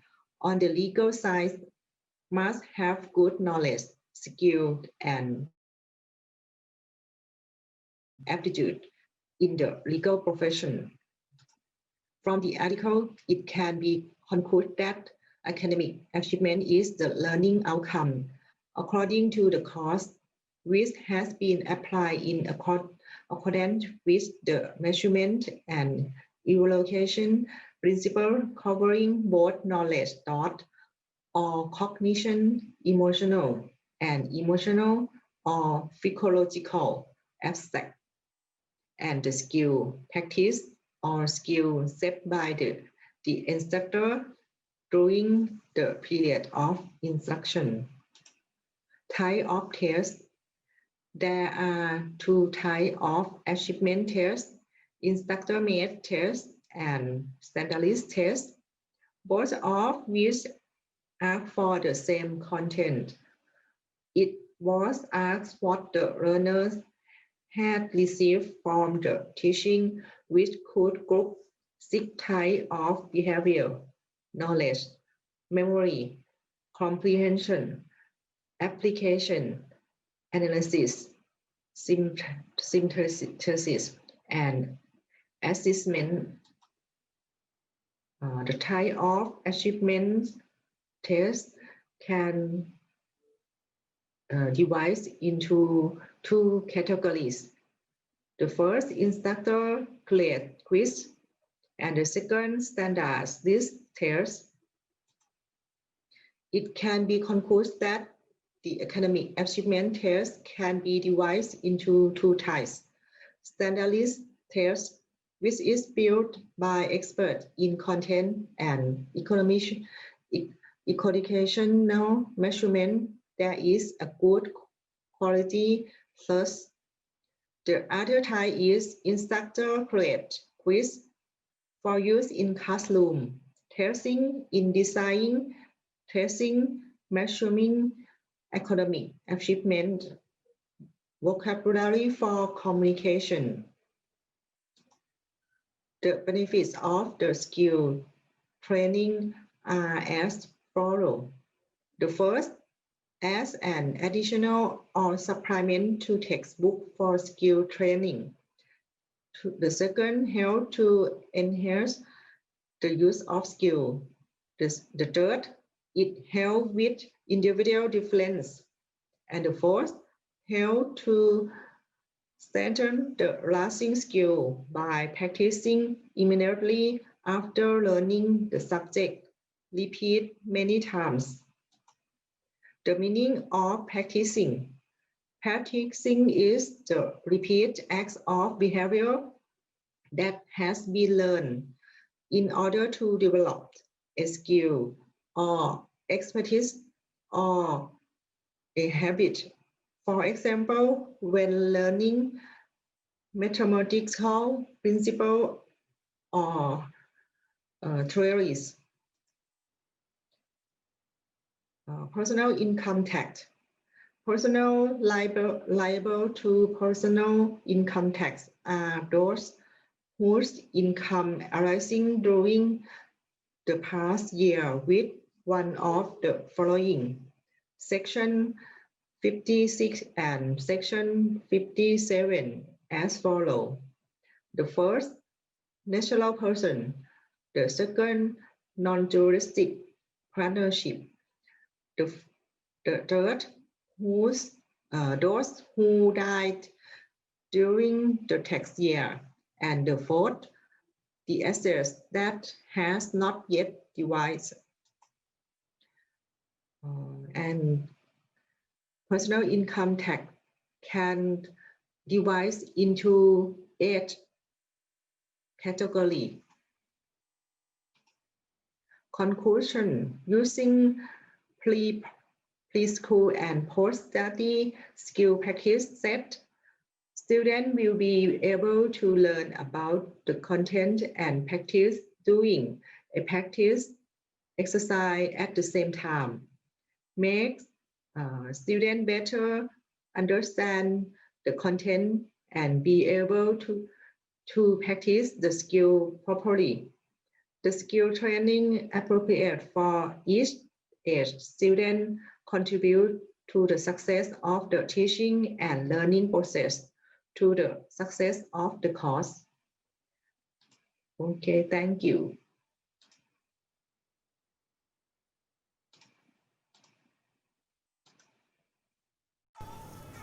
Our next presenter is Assistant Professor Dr. Frakaru Sangraka Somfan Jayadatto, who will be discussing on the development of well-being network of Buddhist integrated manner of 5 percepts village communities to reduce health risk behaviors of youth in Ratchaburi province. Development of well-being network of Buddhist integrated manner of 5 precepts, village communities to reduce health risk behaviors of youth in Ratchaburi province by Assistant Professor Dr. Prakru Sangkarak Songpan Chayatatto. Abstract. This research aimed to 1. Analyze health conditions and trends. 2. Develop a creative media model. 3. Develop a well-being network of Buddhist integrated manners of 5 precepts, village communities to reduce health risk behaviors of youth in Ratchaburi province. The research methodology is action research based on the research and development model. Research tools include in-depth questionnaires, impact factor analysis form, a specific group chat, and performance evaluation from by indicators. The research results were found as follows. 1. Situation and trends of well-being network of Buddhist integrated manners of the youth of 5 precepts, village communities in Ratchaburi province found that the process positioned in good execution and is likely to be in the right position. Take steps to improve, correct, rehabilitate, and find ways to further progress. 2. The model of creative media for the well-being of Buddhist integrated manner in order to reduce health risk behaviors of youth in Ratchaburi province are creative media, campaign for not smoking, drinking, taking, by the cooperation of the partners, well-being network of Buddhist integrated manner of the youth of 5 precepts, village communities in Ratchaburi province. 3. Development of well-being network of Buddhist integrated manners of the youth of 5 precepts, village communities in Ratchaburi province by focusing on the participation process of social institutions is what found that performance evaluation form by indicator, well-being network of Buddhist integrated manner of youth in the model area, village communities of the well-being of Buddhist integrated manner at the village of keeping 5 precepts, Taupun community, Ratchaburi province. The overall level at a high level, when considering each indicator, it was found that the context, inputs, processes, and productivity were at a high level in all indicators. This research paper presents the results of the analysis of conditions and trends in Buddhist integrated well-being manners of 5 precepts, village, Ratchaburi province, consistent with circumstances and needs of the stakeholders and the development of well-being network of Buddhist integrated manner of 5 precepts village communities to reduce health risk behaviors of youth in Ratchaburi province.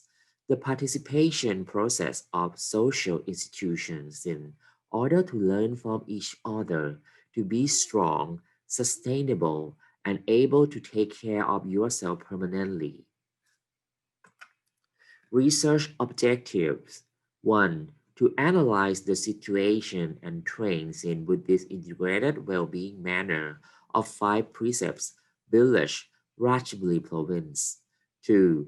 To develop a media model for creating Buddhist integrated well-being manner to reduce health risk behaviors of youth in Ratchaburi province. 3.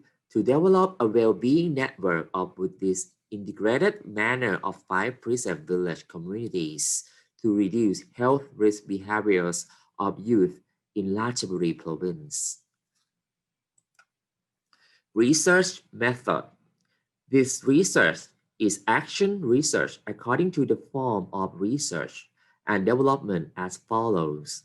1. Content analysis, book, research report, journal, photo, documentation of correlation showing the association of youth health risk behaviors, reduction by networking methods. Field study to understand the concepts and principle of the development of well-being network of Buddhist integrated manner of 5 precepts, village communities to reduce health risk behavior of youth in Ratchaburi province through participation process of social institutions in the area that is the case study with the following research steps. 1. Conduct a study and select community organizations by purposive sampling based on the importance of the subject matter is the development of well-being network of Buddhist integrated manner of 5 precepts village communities to reduce health risk behaviors of youth in Ratchaburi province by focusing on the process of developing social network. 2. Study and gather information from interview. The small group meeting together with the BORO network consisting of BOR, the house department, WAR, the temple department, RAW, government department school. 3. To conduct a study and analysis of conditions and trends in Buddhist integrated well-being manner of 5 precepts, village in the nature of in-depth analysis by focusing on the participation of those involved in conducting the research. 4. Summarize and present the results of the study, both documented and field studies, by analyzing important issues to serve as important thinking base, leading to the development of integrated Buddhist well-being manner, creative media model to reduce health risk behaviors of youth in Ratchaburi province, emphasizing on bringing the research results to the local stakeholders and national stakeholders have been acknowledged. Analysis of pattern and guideline for the development of Buddhist integrated well-being manner to reduce health risk behavior of youth in Ratchaburi province. And 6. Summary of research study results and suggestions. Key informants consisting of civil society, people in the community area, preserving 5 precepts, the monks belonging to the temple located in the 5 precept village community, personnel of government agency, educational institute, located in the 5 precept village community have the following qualifications. 1. Being a person involved in the behavior of youth, or 2. Have at least 5 years of experience in working in the 5 precept village community, or 3. Continuing education and research on community development. The tool used for the study consisted of an in-depth interview, questionnaire, town metrics, focus group discussion, and performance evaluation form per metric. Data collection. 1. In-depth interview is a structured interview. 2. A four-dimensional questionnaire consisting of strengths, weaknesses, opportunities, and threats with a 5-level rating scale. 3. TOWS analysis for analyzing the impacts of SWOT SWOT factors, strengths, weaknesses, opportunities, and threats. 4. Focus group discussion is collection of qualitative data by encouraging members of the medium group to discuss and interact. 5. Performance evaluation form per metric for finding truth in the framework of practice of the development of well-being network of Buddhist integrated manner of 5 precepts, village communities to reduce health risk behaviors of youth in Ratchaburi province in the nature of operational research. 6. Data analysis. Quantitative analysis obtained from the questionnaire using a package for social science research. 2. Qualitative analysis obtained from in-depth interview, focus group discussion using content analysis technique with context. 3. Performance analysis of development of well-being network of Buddhist integrated manner of 5 precepts village communities to reduce health risk behavior of youth in Ratchaburi province through the participation process of social institutions consistent with the circumstances and needs of the stakeholder. In the nature of action research, data were analyzed according to analysis issued together with the reference statistics. They are used to describe the satisfaction and find the truth from the practice of the development of well-being network of Buddhist integrated manner of 5 precepts village community to reduce health risk behavior of youth in Ratchaburi. Research result. Objective 1. The research results showed that the situation and trend of Buddhist integrated well-being manner of youth in the 5 precepts village of Ratchaburi province found that the position guidelines for action were good and possible. It can take action on improvement, rehabilitation, and find ways to progress further. Objective 2. The research found that the model of Buddhist integrated well-being manner, creative media to reduce health risk behaviors of youth in Ratchaburi province is a creative media campaign for not smoking, drinking, not eating by the cooperation of all parties. Well-being network of Buddhist integrated manner of 5 precepts, village communities to reduce health risk behaviors of youth in Ratchaburi province, consisting of Potharam district, Sangha of Potharam district, Ratchaburi Buddhist College, Chong Plan Vitya School, and Ban Tau Poon community, which has been signed a memorandum of cooperation MOU in writing. Objective 3. The research results were found that the development of well-being network of Buddhist integrated manner of 5 precepts village communities to reduce health risk behaviors of youth in Ratchaburi province, which emphasizing the participation process of social institutions. It was found that the performance of evaluation of each indicator with this integrated well-being manner network activity to reduce the health risk behavior of youth in the model area of the Buddhist integrated well-being manner village at 5 precepts village, Tau Poon community, Potharam district, Ratchaburi province. The overall picture is at a high level. When considering each indicator, it was found that the context improves process and productivity at a very high level of all indicators. Conclusion. Circumstances and trends in Buddhist integrated well-being manner of youth in 5 precepts village, Ratchaburi province. It can take action in modifications and rehabilitation. Networking parties have jointly created a prototype, creative media campaigning for not smoking, drinking, not eating, to campaign seriously in the 5 precept village, Taupun community, Potharam district, Ratchaburi province, under the operational activities of parties to the Buddhist Integrated Wellbeing Manner Network to reduce health risk behavior of youth in a model area of the community, village Buddhist Integrated Wellbeing Manner. Thank you.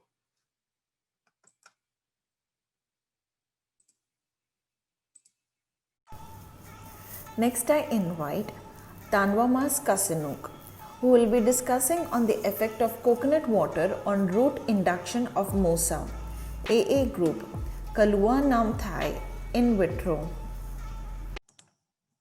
Hello everybody, my name is Tanwamat Kasanok, Assistant Professor Orapin Silakon, Assistant Professor Dr. Kongdet Prasinam, and Assistant Professor Sudala Sutapan from Faculty of Food and Agricultural Technology, Pibun Songkham Rajabhat University, Thailand. Today, I'm present about effect of coconut water on root induction of MOSA AA group กล้วยน้ำไทย in vitro.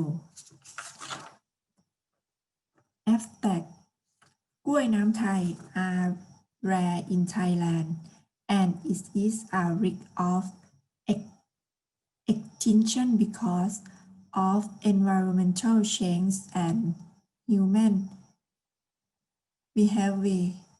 Hence, the plant tissue culture technique is use of propagation. These results are to study the effect of coconut water on root induction of กล้วยน้ำไทย in vitro. The shooters from laboratory were cultured on Morashige and Scoop medium supplement which coconut water at concentration 10, 15, 20, and 25% for 1 month. The experimental design was completely randomized design. The results indicate that MS medium supplement with 20% coconut water gave the highest average number of roots at 1.85, while MS medium supplement with 10% coconut water gave the highest length of root at 2.34 cm, which were significantly different from the other concentrations. Result method. To study the effect of the coconut water on the development of the root of กล้วยน้ำไทย in vitro. The MS medium was prepared by adding the coconut water with the concentration of 10, 15, 20, and 25%. Each experiment was repeated for 4 times, with 7 water per experiment. The shoot with 2 or 3 leaves were selected from the water according to the study of Orapin Selakon, and author.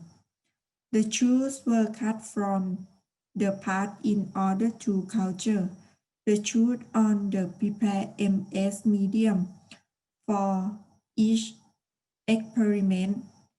The bottles were placed on the shelf in the room, with the controlled temperature of 20 to 28 degrees Celsius. The light intensity of 1,500 to 3,000 lux and the relative humidity of 60 to 80%. The shoots were cultured of 1 month. The number of the root per plant and length of the length of the root were recorded.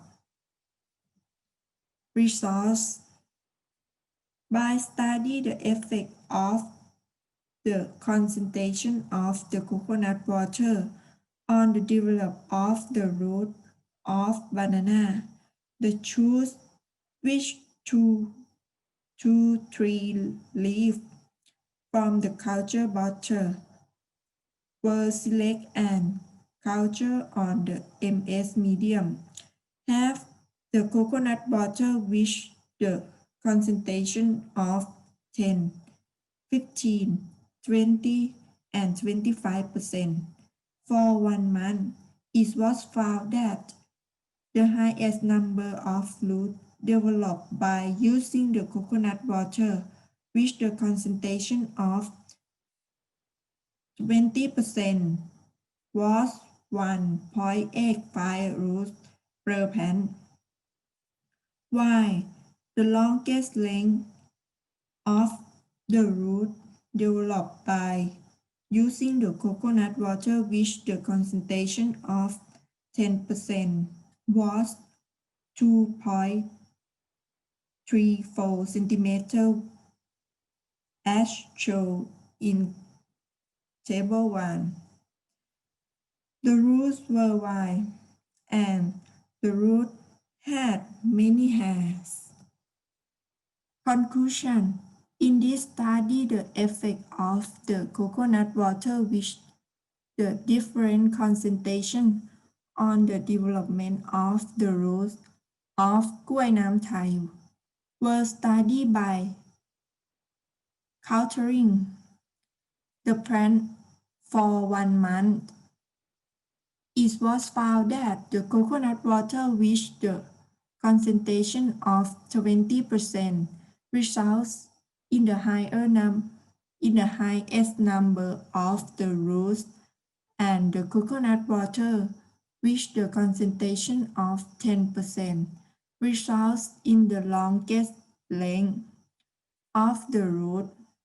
So, the choices were appropriate for beginning, nose, and ground in pot. Thank you for your attention. Next, I welcome Mr. Mohammed Poop to discuss on the comparison on understanding of Facebook's live streams according to Sharia principles for Thai, Malaysian, and Indonesian online entrepreneurs. Good morning to everyone. Today I would like to present our research. The topic is a comparison on understanding of Facebook live stream according to Sharia principle for Thai, Malaysia, and Indonesian online entrepreneurs. The author of the research is Mr. Muhammad Poo from Yala Rajapat University, and co-author is Dr. Ahmad Sulong from Yala Rajapat University. Let me start from the introduction. As we know that the fast growth of digital marketing, social media, live stream is one of the provided tools for business and competitive, such as Facebook, Line, Instagram, and so on. in today Islamic business is still very much less presented clear understanding about Sharia principle. Since adoption trends on Facebook live stream has exponentially increased and become the main issue on digital marketing for Muslim communities. Like we know that this Facebook is one of the most recognizable social media platform in the world, which is with 2.7 billion monthly active users and more than a third of the world's population uses Facebook. The reason why we choose this topic, like we know that this is a graph of the number of social network users worldwide from 2010 to 2021 in billion. As we see that every year from 2010 to 2021, every year is dramatically increased. So that's why we for us to choose this topic. And this is the data from the state of the social in 2016. As we see that the top four, for the top four of social media, they're using digital marketing. We have that the brand awareness, community engagement, content distribution, sales lead generation. This is the reason why they choose the digital marketing to run their business. According to Thailand, the people in Thailand, the entrepreneur from Thailand, they use the Facebook for their digital marketing popularity. Yes. Malaysia, in Malaysia is also the popularity is Facebook that they use for their digital marketing channel. And Indonesia is also they use for Facebook for their sales. They use Facebook for digital marketing channel. Yes. Our research objective is this research aims to study and compare a clear understanding of Facebook live stream according to Sharia principle they use for Thai, Malaysia, and Indonesia. Yes. For description, this qualitative research used interview form. We primarily focus on online entrepreneurs based on in-depth interview, and data were collected from 6 key informants from Thailand, 2 from Thailand, 2 from Malaysia, and 2 from Indonesia. This qualitative data was proposed and analyzed using content analysis. For conclusion, results indicated that first, they are mostly less concerned with Sharia principles for online marketing because quickly diffusion on today's technologies. They are just only to gain high profit of the worldwide market size from national and international target. The second is the lack of understanding Islamic Sharia as an adapt principle, where it is applied to conceptual business model for Facebook live stream in practical. As a result, the streamers are unaware the relative impact to online consumer. And lastly, in particular, the streamer have the significant relationship to online consumer. They are mainly tended attracting only toward live stream advertisement. And for future study, there are 2 main suggestions for the future study. First, it is actively to encourage Islamic organization to build a framework or platform to train a new entrepreneur on digital marketing for Facebook live stream. And additionally, it also can provide relevant information to the base support for their enterprise. That's all from me. Thank you. Our next presenter is Suwana Sutpruk, who will be discussing on the development of Buddhist self-defense mechanism model of school administrators under Office of Secondary Educational Service Area. Today, I would like to present about development of Buddhist self-defense mechanism model of school administrator under Office of Secondary Educational Service Area. The author of the paper are Suneena, Assistant Professor Dr. Pamahayanawatita Patano, Dr. Lampong Komkun, and Assistant Professor Dr. Uthai Stickman. The detail of the research will be as follows. The objective of this research: number 1, to study the state of Buddhist self-defense mechanism of school administrator under Office of Secondary Educational Service Area. Number 2, to develop a model of Buddhist self-defense mechanism of school administrator under Office of Secondary Educational Service Area. And number 3, to propose a model of Buddhist self-defense mechanism of school administrator under Office of Secondary Educational Service Area. For the research methods, a multi-phase mixed method design was used for research design and was divided into 3 phases. Phase 1 and 2 were designed by using qualitative research, and the key informants were 12 school administrators and educators, and the target group of 9 experts in focus group discussion. They were selected by purposive sampling. Phase 3 qualitative research was designed, and 435 samples was selected by 2-stage random sampling.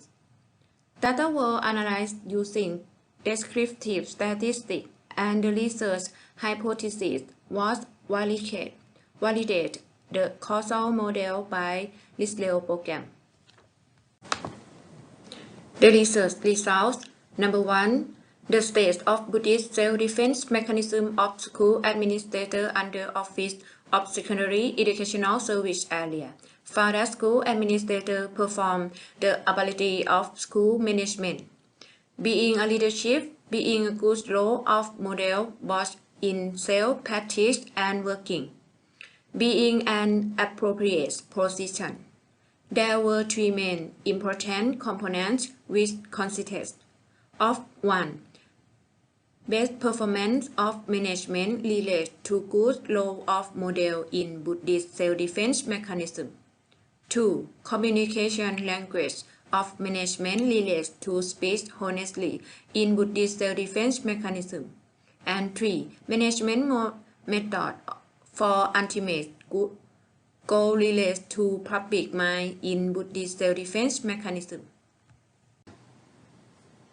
Number 2, the developed model of Buddhist self-defense mechanism of school administrator under Office of Secondary Educational Service Area show that component of important factor and was a causal relationship result toward to Buddhist self-defense mechanism of school administrator consisted of self-defense mechanism and urgent wisdom management. Result of model assessment show that it was possibility correctly and appropriately modeled.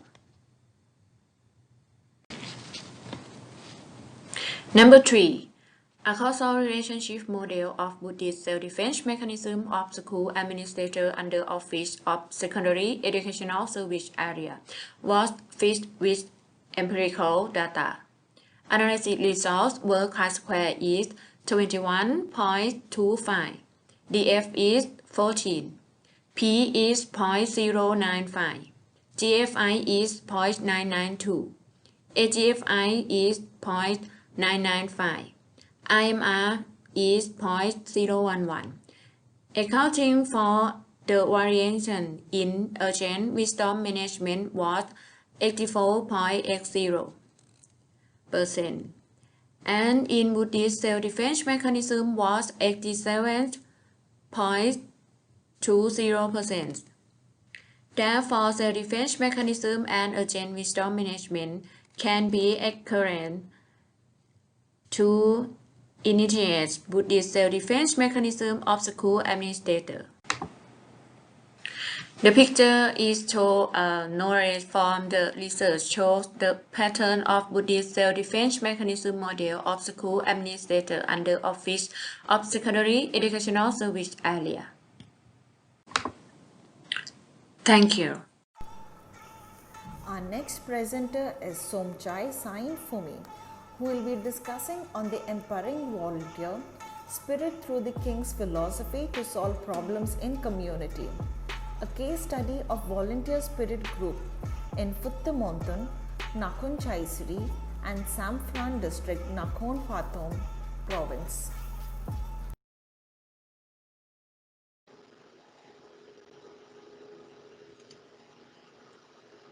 Hello everyone.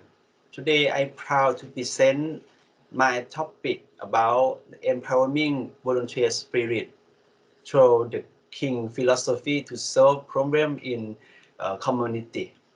A case study of volunteer spirit group in Puttamontan, Nakhon Chaisri and Samphan district, Nakhon Pathom province by Somchai Sainphumi and Rasheed for Mahamakut Buddhist University.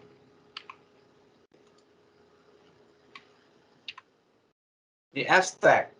This research article aims to study, analyze, and develop community spirit to empower communities and prevent social problems in Nakhon Pathom province. This work is qualitative research and youth documentary research, create training, prototype, and focus group among sample or key informants.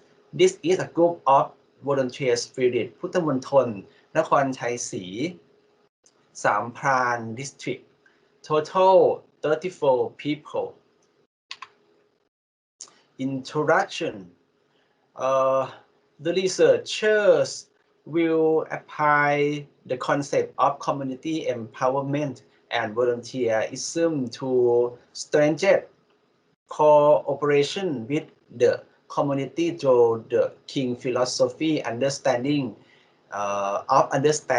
connecting, and developing in line with the government policy and 20 years nation strategy in Thai ยุทธศาสตร์ชาติ The objective: analyze and develop community capacity to empowerment community and prevent social problems in Nakhon Pathom province. The method: this study is qualitative research, finding data from documentary research and collecting data through a focus group key informant form using purposive sample to depth information for volunteer spirit activists in conduct them regularly. The volunteer spirit group are inducted in each district as follow from Puttamontan district 15 people, Nakhon Chaisri district 10 people, and Samphan district 9 people, total 34 people.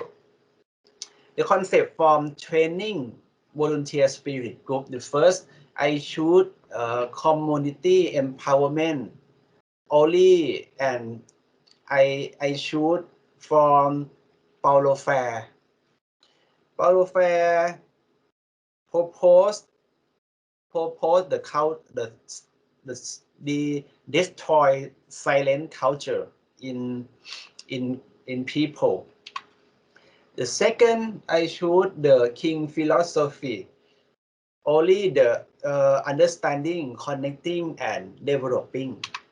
The last, I should a volunteer spirit concept. And result, I get the model from study. I get the model of volunteering for community empowerment with the King philosophy. The result next, after processing the document, the researcher create a body of knowledge to train the representative of 3 groups of volunteer spirit group, namely the King philosophy, the principle of understanding, connecting, and developing, the volunteer spirit concept, and empowerment of community, especially the silent culture. This solution to engage skill and knowledge for the 3 groups of volunteer spirit. After the training, the researcher performed 3 steps as follows. The first, after train seeker, discussing problem in the community. The last, voting is an important issue and can be created as an activity as a volunteer spirit. Puttamonthon district, the majority vote about garbage problem as an urgent and essential problem, and able to create activity under the volunteer spirit group to solve the problem.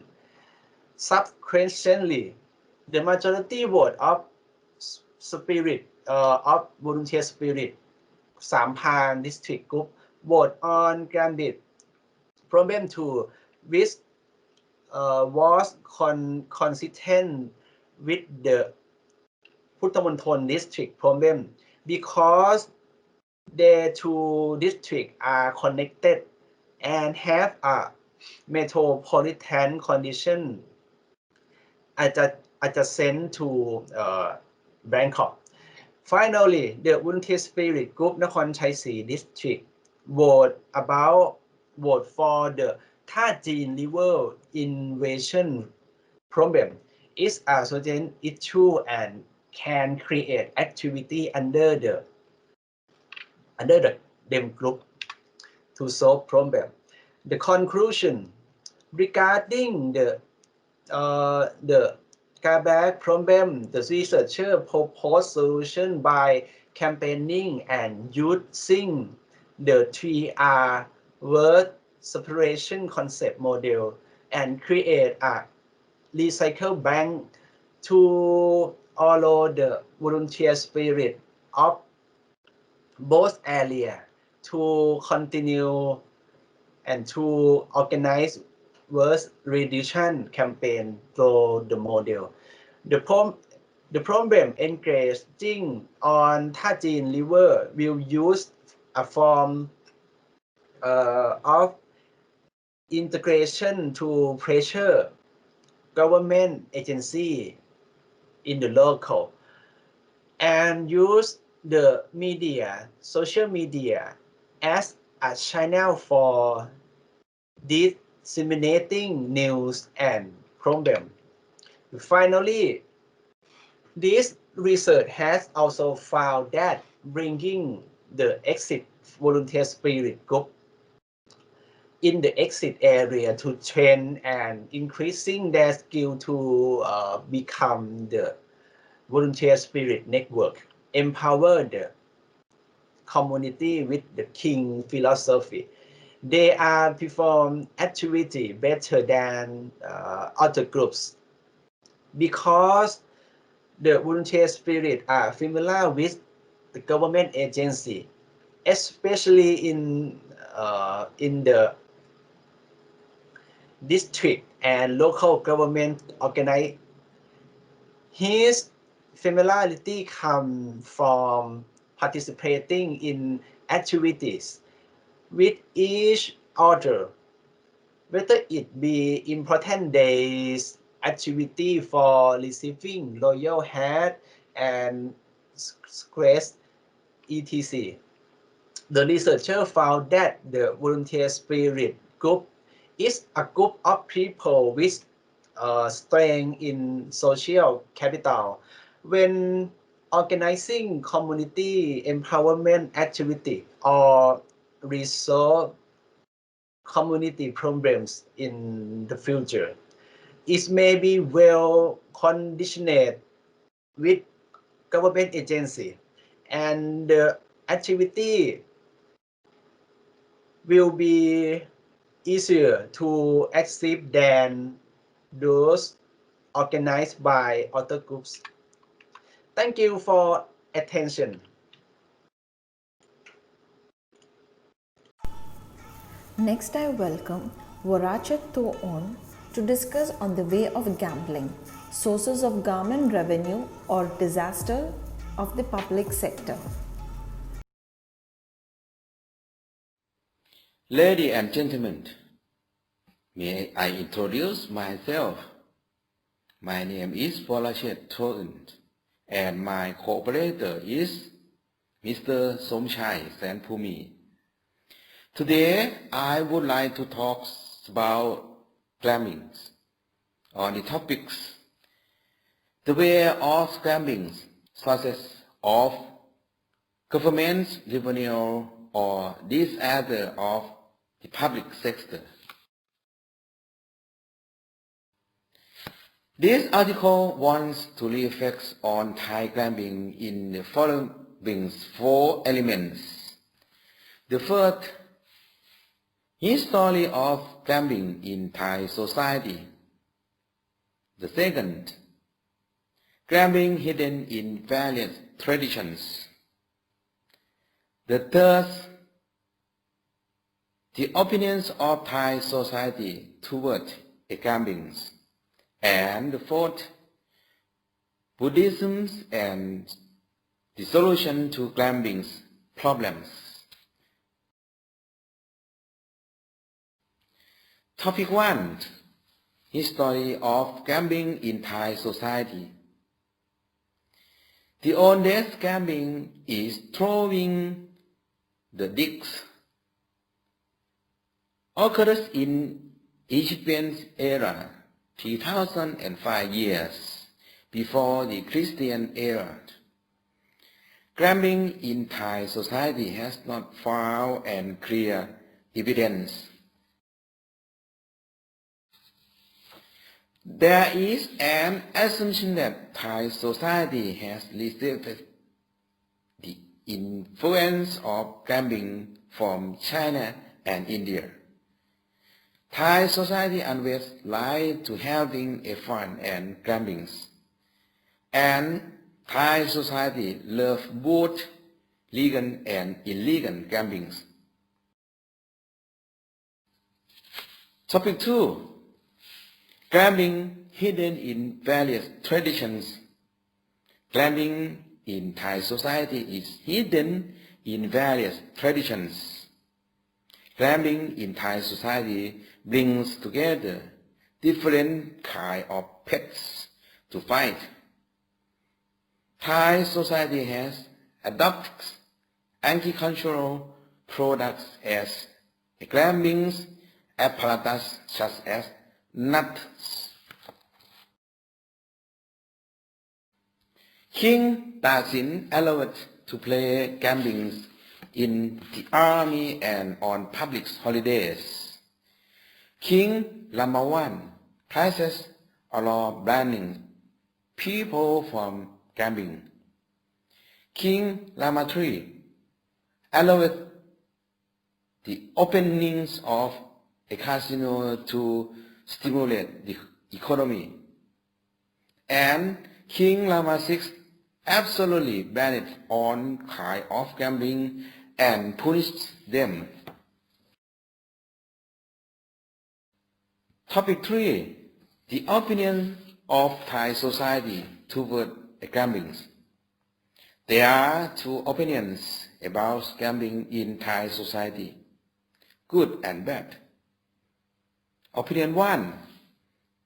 Gambling generates income for the state, stimulate economy and create fun for the audience, such as boxing and cockfighting. Opinion 2. Cramming is a burden on the state. There are a social problem, damage to crammer and their family.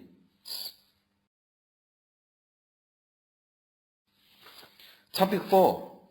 Buddhism and the solution to cramming's problems. Buddhism explains to punishments of cramming and its prevention methods as follows.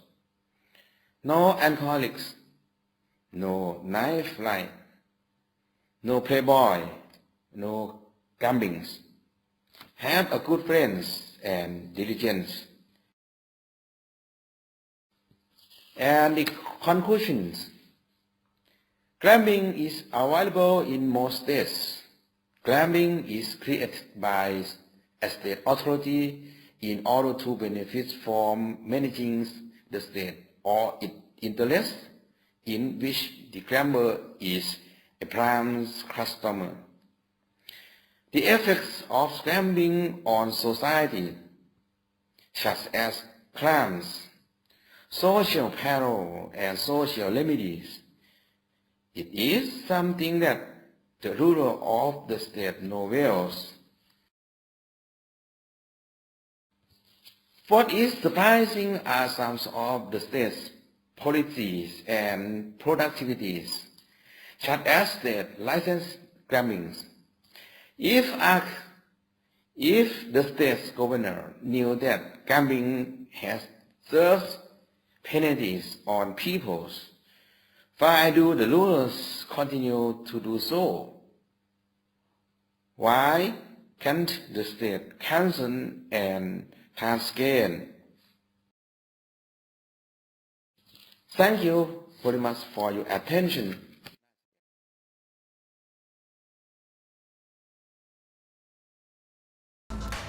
Next, I welcome our session chair, Mr. Martin, who is an assistant professor in Department of Electronics and Communication Engineering at School of Electrical and Electronics, Satyabhama University, Chennai, Tamil Nadu.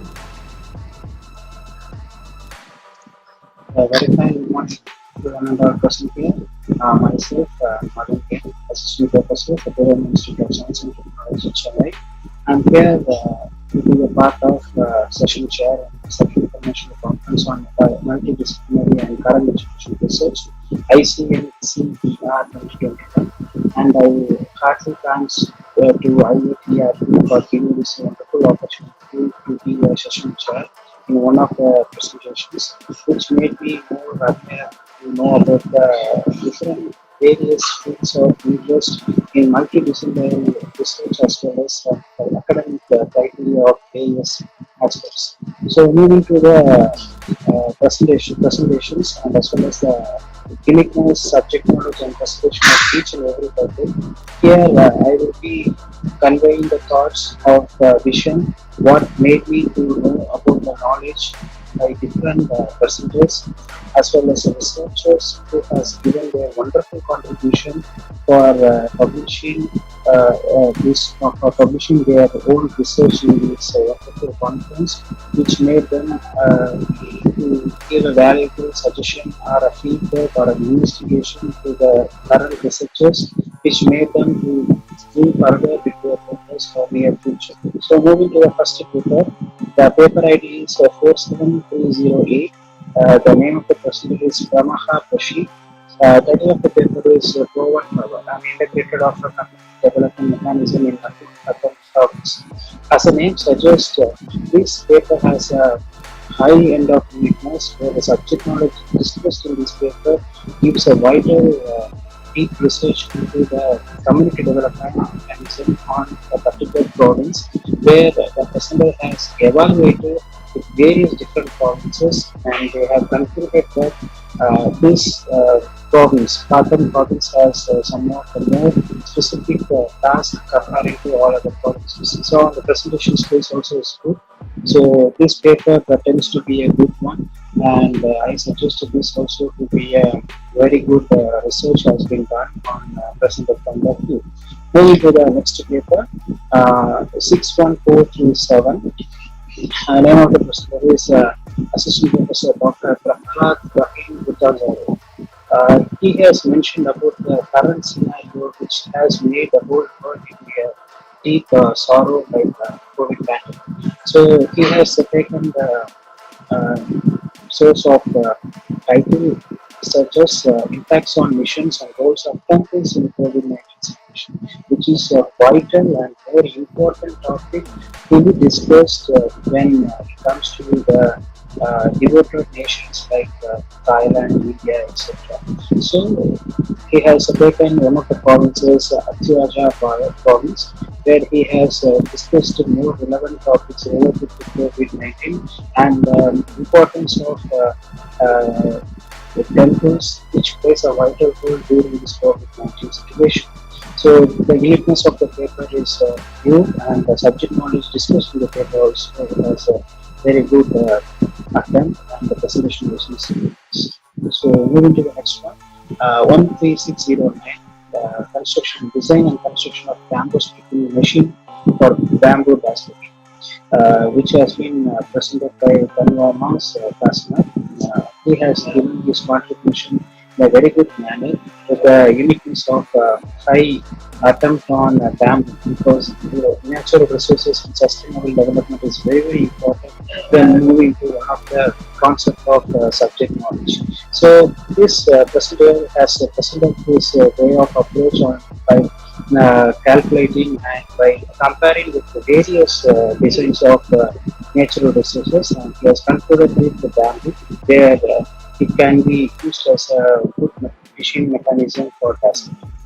Now, moving to the next topic, 70583 by Associate Professor Pratyapaya Meki. The inexperienced parents, concept and process instability reinforcement of the family-based criticism, which is very relevant to the multidisciplinary research, and he has given his enormous findings as well as references in order to prove the process of stability reinforcement of the family based on Buddhism. And he has noted very clearly with the various different religious aspects in which Buddhism plays a vital role, and how the reinforcement technique has been involved in it. So that is one of the best way of approaching religious topics. So moving to the next ID, 95863 by Nopadar and Pia Damu. He has given the research title as a model of learning promotion according to the threefold training for the elderly Sangha administration region.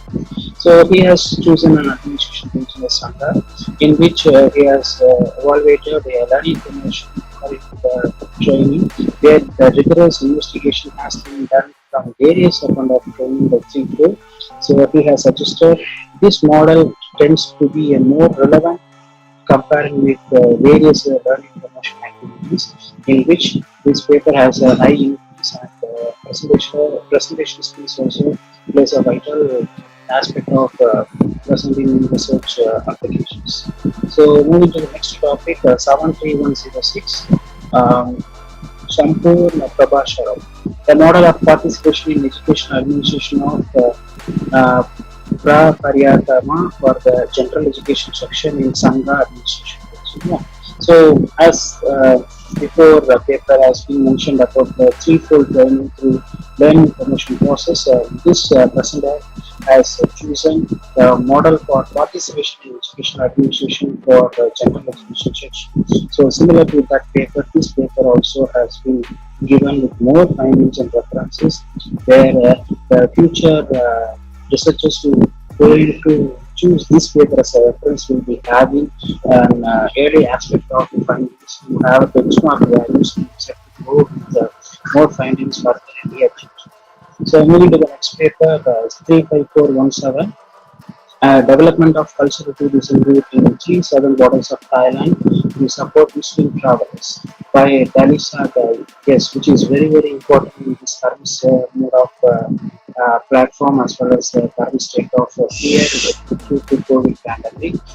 Tourism grew mainly through borders of Thailand, because as we know very clearly, Thailand has the most most relevant as well as like you can say more complicated way of traffic routes, because as we were aware of it, the whole world, the Thailand has more number of high equipped roads as well as the traffic also. So that is a very important manner to choose tourism route, which mainly focuses on cultural tourism in borders of Thailand. So the presenter has mainly chosen to support Muslim travelers, how the impact will be there in their country, to know how a Muslim traveler, he or she is moving to their country, and how it will be having the impact, and how the development of that particular administration has to be done, as we discussed in this paper. Yeah. So this has a high uniqueness with deep knowledge of real-time findings. Next paper is 92481 by Assistant Professor Fasina, who has studied and developed a techniques and humidity control for sweat cultivation techniques. So he has developed a new sensor type controller where it can be able to identify the sweat cultivation controller, in which this finding has been a very new one, and also it has been compared with various previous researchers and papers where it has been given a high uniqueness of research, which will be used by near future in more processes and real-time applications, which is relevant to low power and high speed processes. Next paper is 58024 by Dr. Ranganappa Lepra.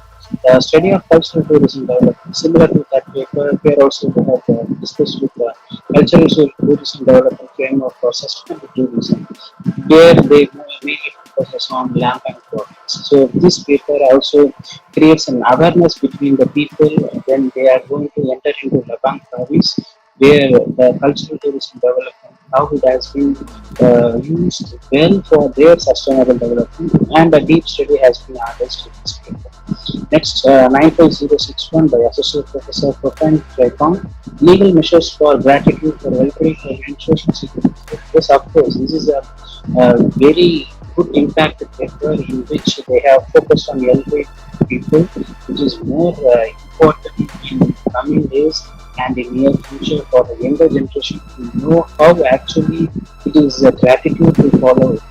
So this paper has a unique findings as well as it has been compared with various research to propagate as a legal measure. Similarly, the same author with an ID 20394 has been presenting another paper, development of personal income taxation achievement by practicing skills with the class in the course of tax law, which is very, very important for each country to be knowing about. So he has given his findings a well-defined manner in which they can able to find how practical skill is very much needed for using for the personal income tax deduction. Where there is a law, always there will be people to follow. So that is important here to speak on this achievement of practicing skills with class at the course of tax. So this paper has a unique identity on which the law has been proposed and how the laws can be used by various people of each country, and mainly focused on that. So next paper mainly focuses on Buddhist integrated manner of mainly focused on village communities in order to reduce the health risk and behaviors of youth, particularly in Ratchaburi province. So here, Professor Songkhan Jayadatta has been introducing some of the new mechanism to the communities to be followed in order to have reduce the health risk, the behaviors of youth, because in future a particular country has to be motivated and has to be moved forward only by the help of youth. So he has given in a very nice manner in order to discuss about the health risk of youth. So moving to the next paper, 67218, effect of coconut water on root reduction of wisdom. It's a group where they have spoken about coconut water, how the coconut water essence, and how the findings of coconut water is used if it has been induction of root has been done to. So the author has this uniqueness in this paper. Moving to the next one, Mohammed 91527 has discovered a redevelopment paper on Facebook. They are live streaming according to Sarah principles for Thai, Malaysians, Indonesians, online. So, online entrepreneurs are the upcoming trend in Facebook, mainly because of the pandemic. Even though we people used to have various different of online platforms before pandemic. So the whole world will be in the phase of like before COVID and after. So Facebook plays a vital role where we can able to see some of the new apps like Facebook, which has been given from video streaming mechanism, where they have used live streaming of Facebook to selling their own products. So the author has compared rigorously with various aspects of the countries because he has contributed to three different countries which mainly focused on online entrepreneurs.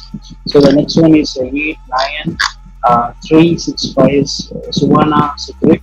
So he has given a self-defense mechanism model of school administration under the Office of Secondary Education Service area under the development of the purpose. So as again I'm saying that the religious aspect has a vital role where school itself has to be known about the mechanism of self-defense which has to be effectively made for all the students as well as the administration. So the author has elaborated well in a good manner in which the uniqueness of the knowledge has been provided. So the next paper is 62304 Somachai Software, where he has given a very good topic related to the great philosophy of community, the empowering volunteer spirit through a team philosophy to solve problems in community, a case study of volunteer spirit group in Kotamotan, Nakhon Shairi and Sam Khan district. So he has also done his valuable suggestion on provinces where he has found a case study on how this has to be done through this process. So moving to the next one, 95820, Warachet Un. So he has given the title with the way of gambling, sources of government revenue and resources of the public sector. So this paper has given its vital state of analyzing the black economy as well as how it has to be the revenue or resources for public sector. So this is a well-known topic to be identified and has to be discussed by each and every administrative point of view. So with this, the evaluation has been completed for all the presenters, and I congratulate and my best wishes for all the persons who have presented the papers in a very well manner and the publication through this mode of platform during this COVID pandemic gives a good way of approach for the near future. So I hope to see you all soon in some other platform where I can able to contribute my findings as well in order to improve the efficiency of each and every aspect of life.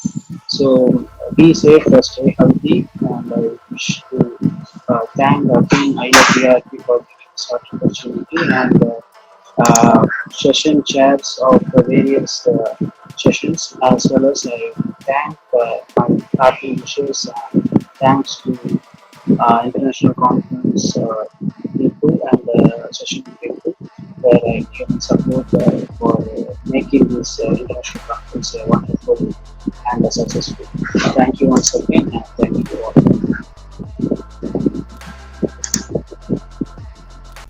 Next, I welcome Renmoy Roy to discuss on an exploratory study on origin of artificial intelligence, journey through the ancient Indian text and other technological descriptions, its past, present and future.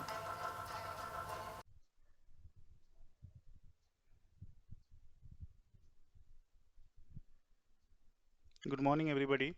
So I'd like to thank IFERP and as well as ICMCER, the second conference organized by Mahachulalongkornrajavidyalaya University, Ayutthaya, Thailand. And my topic for today's discussion is progressing towards AI-based diabetes diagnosis services, current status, applications, developmental barriers, and prospects in Maharashtra and Karnataka in India. So a brief profile of mine: I'm a diploma in pharmacy and then bachelor of pharmacy, then MBA in international business. Then I'm doing PhD from LPU, and I also am having 12 years of sales and marketing experiences. And this is my entire details, my phone number, my LinkedIn profile details, and my email ID. So moving forward, this is the executive summary or the brief, the outline of my study. Like we'll be starting with introduction, then geographic locations of Maharashtra and Karnataka, existing status of healthcare in Maharashtra and Karnataka, then AI-based diabetes and diagnostic services available in Maharashtra and Karnataka, various policies initiated by government and private ventures, then future prospects of AI-based healthcare diagnostics, possible strategies to address the barriers and issues.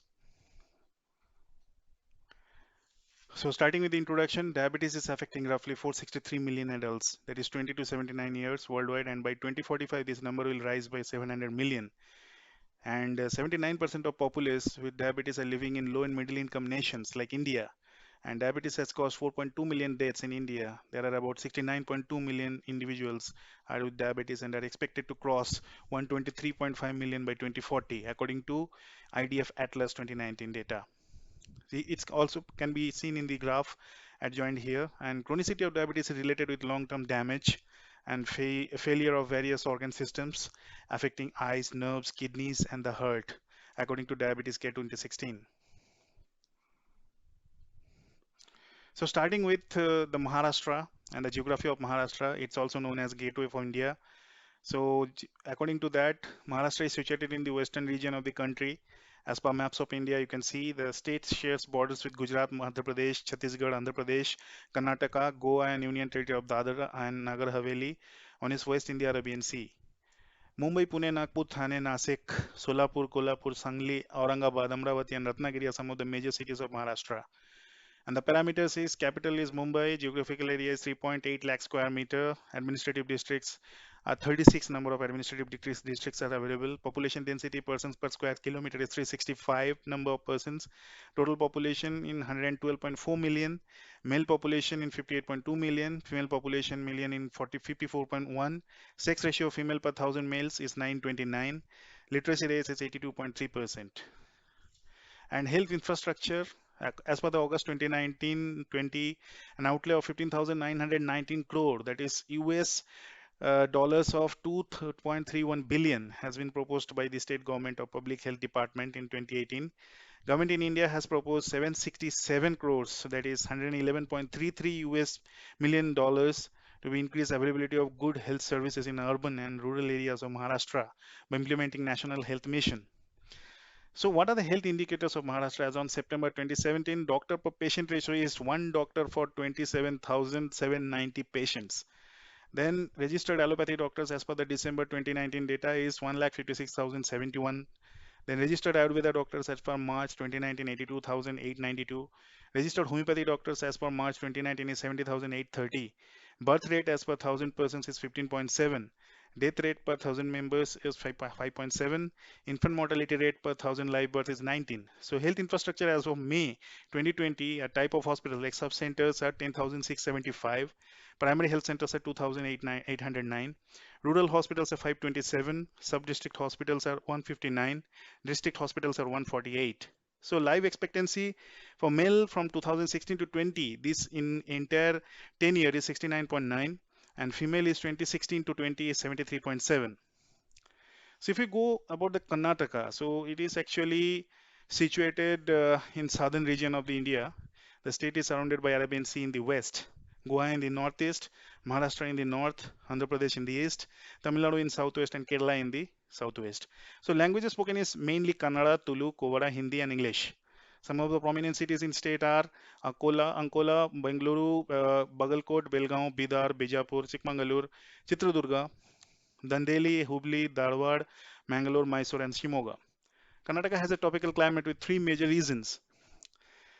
seasons, actually warm and dry from February to May, monsoon from June to October, and winter from November to January.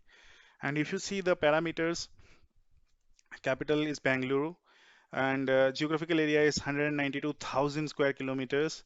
Administrative districts number are 30. Population density persons per square kilometer is 319. Total population in million is 61.1. Sex ratio females per 1,000 males are 973. Literacy rate percentage is 75.6. Male literacy rate is 82.5. Female literacy rate is 68.1. And if you go about health infrastructure currently what Karnataka is having, Karnataka has made tremendous effort in improving the health status. Its people in the last few decades, for state has made substantial progress in building credible health infrastructure with a wide institutional network providing health services both in urban and rural areas. The state has 43 district hospitals, 540 sub-district hospitals, and 31 autonomous and teaching hospitals, and 146 taluka and general hospitals in per general hospital in the state. In February 2018, the state government announced universal health coverage, which is also known as UHC scheme, which aims to bring all government health schemes under one roof. So that is how programs under Ayush, that is healthcare services, are mainly highlighting, like Ayush Health Camp, district and taluk seminars or workshop, more remedy and Ayush awarenesses, diabetic control program, school health program, Ayush Health Expo.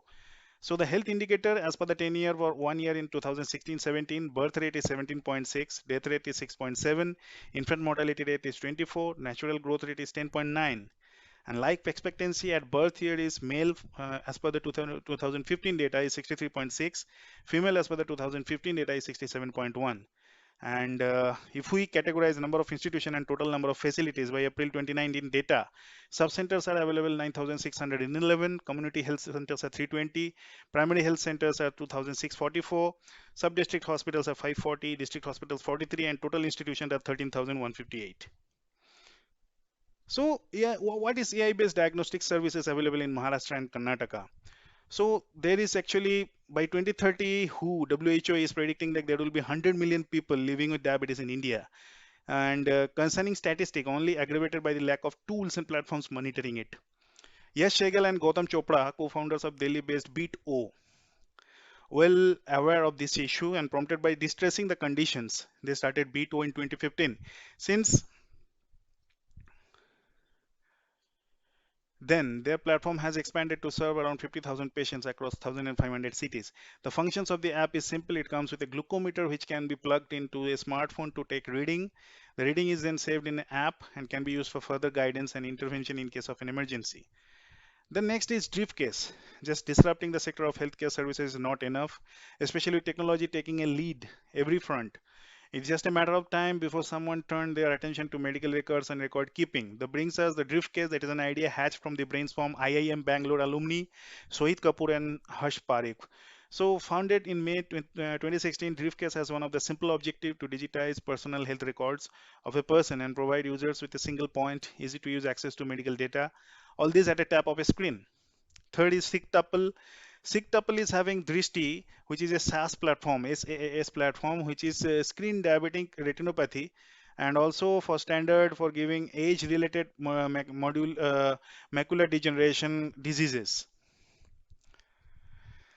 Next is Cure.ai. Cure.ai is using deep learning technology diagnostic services and diagnoses diseases from pathology and radiology medical images and offers personalized treatment plans. It is a startup which provides platforms for radiologists to visualize and also quantify medical images to diagnose diseases. It is also offering treatment of liver and lung cancers by cloud computation technology. That's credible. Then Artelis. Deep learning technologies of Artelis are helping doctors with diagnose, prognosis, and treatment of diseases. Then OnlyDoc, an AI-driven and deep learning platform, helps users to book online appointments of the doctors and provide self-diagnosis of diseases by using machine learning algorithm.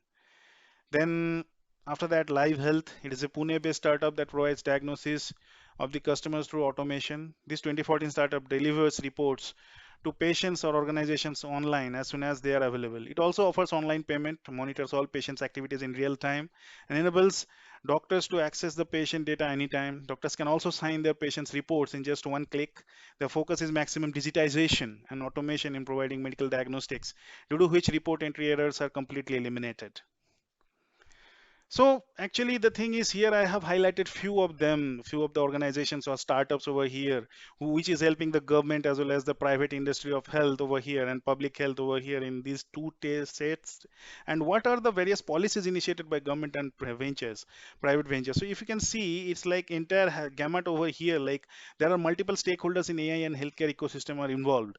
Like for practitioners, there are 15 hospitals, disease diagnosis and patient monitoring, like Tata Memorial Hospital, which is also helping with Indian startups. Manipal Hospital are getting help by IBM, Watson, LV Prasad Eye Institute, that is LVPEI, that is getting help from Google algorithm. Narayana Nethralaya, Bangalore, getting from Google. Shankara Nethralaya from Google. Then Shusruth Hospital from Artelis. Fortis Hospital from GE Healthcare. Government of India is having 17 bodies, that is AI task force, that is under the joint venture with Medical Council of India, Minister of Electronics and Information Technology, Minister of Health and Family Welfare, standardization of HER, National E-Health Authority, also known as NEHA, then Department of Science and Technology, DST, Department of Biotechnology. Then founders and investors, there are 30 investors right now. They are actually investing or giving the capital ventures for those startups and company like Sequoia, Kalari Capital, Omidaya Network, Bill and Melinda Gates Foundation, then Your Nest Angel Fund, then Department of Biotechnology, that is funded from government. Developers, there are 44 different types of companies. Out of them, 36 domestic plus 8 international.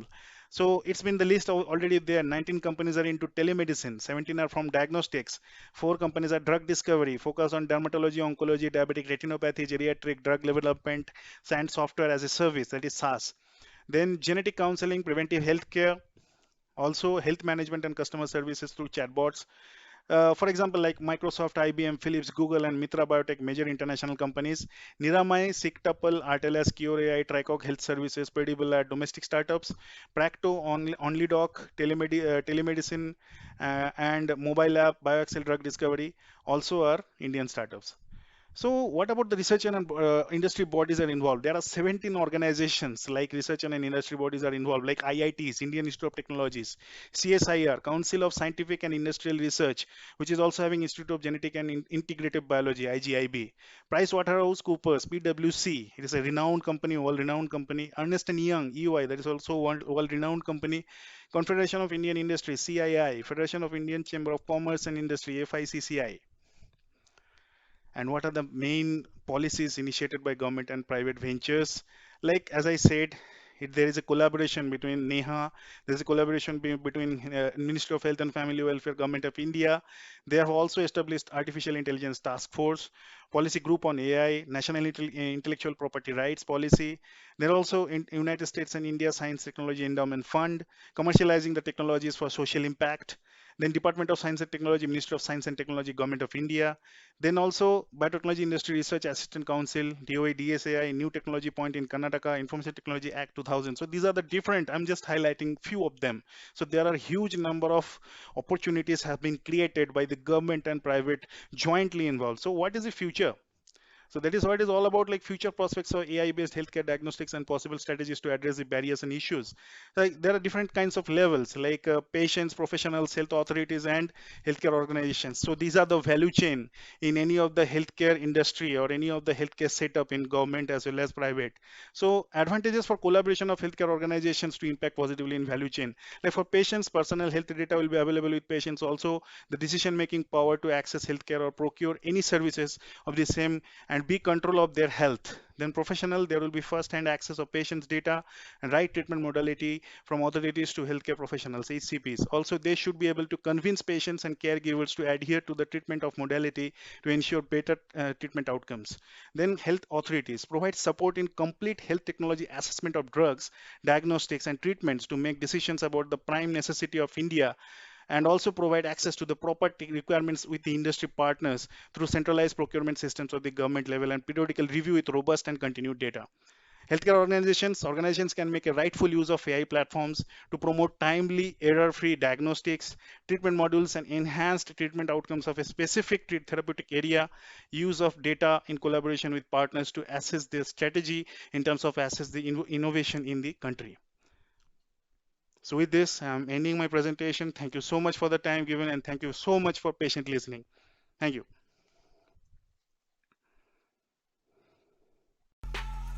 Next, I welcome Frapalat Somkiat Ongsutaro to discuss on the model of human resource management based on Kalyanamita principles of Educational Institute affiliated to Secondary Educational Service Area Office.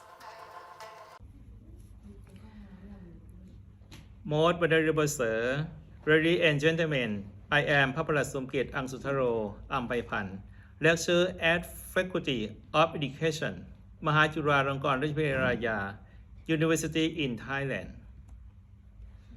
and author Associate Professor Dr. Intha Siriwan Co-Researcher Associate Professor Dr. Ravin Ryang Sang Co-Researcher First of all, I would like to present this research article on topic is a model of human resource management based on pyramid principle of educational institute affiliated to secondary educational service area office. The purpose of this research were: number one, to study the problem of human resource management of educational institute affiliated to secondary educational service area office. Number two, to develop a model of human resource management according to principle of pyramid of educational service area office. And number three, to propose a model of human resource management according to pyramid principle of educational institute of affiliated to secondary educational service area office. Research method. This study applies mixed method research including qualitative research and documentary research when used to form a semi-structured interview from the five key information. The model was developed by focus group discussion by examining the model by distributing the cross-channel based on four effects of start and segment, namely: number one, beneficial; number two, feasibility; number three, suitability; and number four, occurrence. The sample for this study consisted. The research result indicate that: number one, the overall problem of human resource management affiliated to secondary educational service area office found that the conditions of human resource management are as follows. Number one, performance of liaison. Number two, manpower planning. Number three, personal development. Number four, personal management to work. And number five, retaining personal respectively. Number two, development of human resource management model according to principle of pyramid of educational institute affiliated to secondary educational service area office. Research result.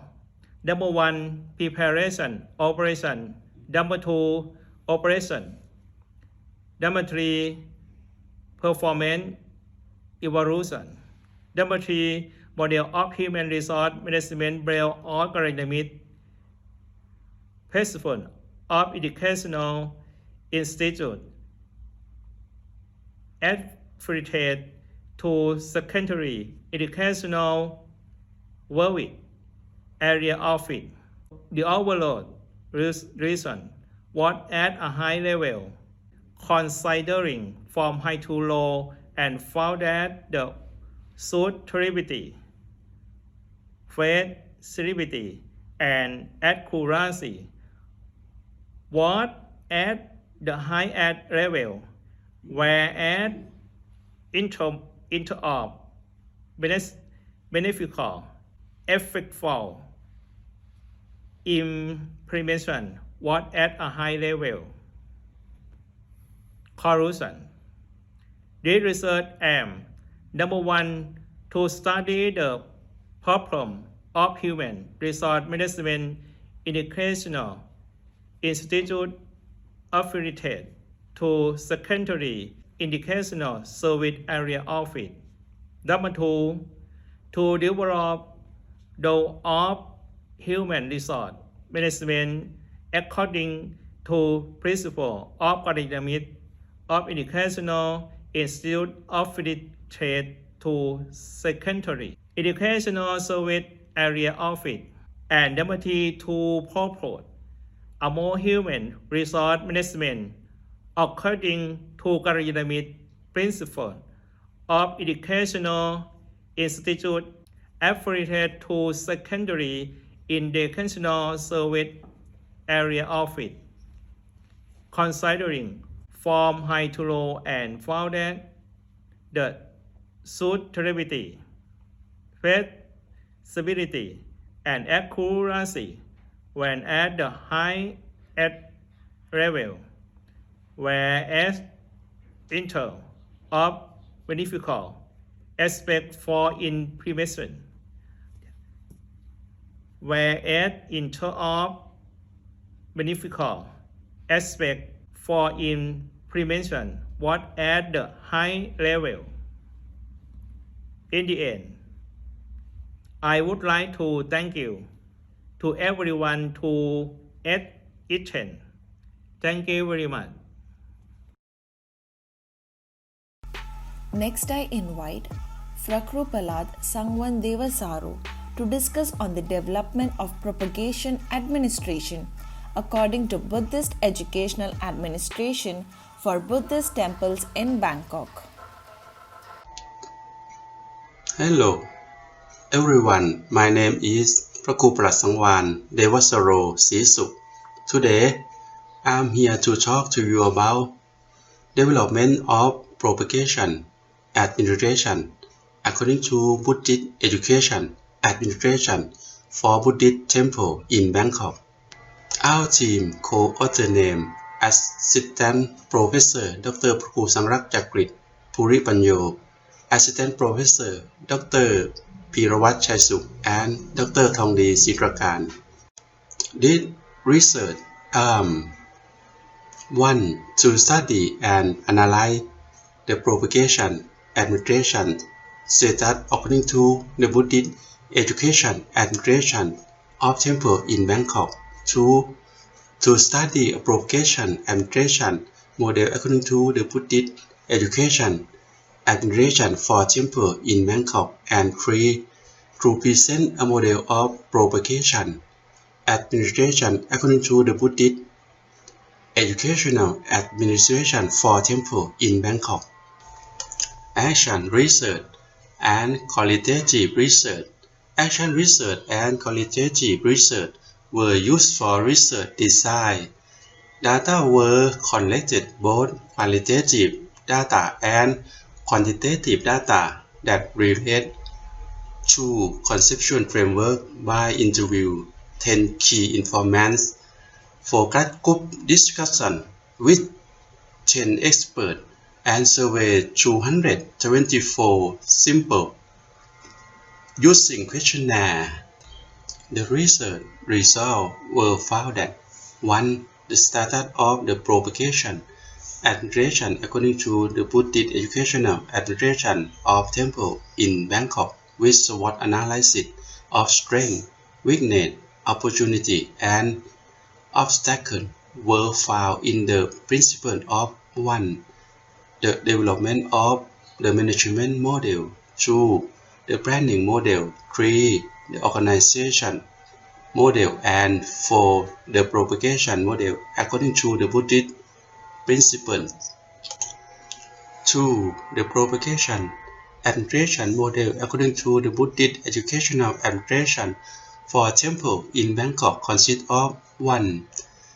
The status of the propagation administration according to the Buddhist educational administration integration with Buddhist principle and the concept of propagation theory. 2.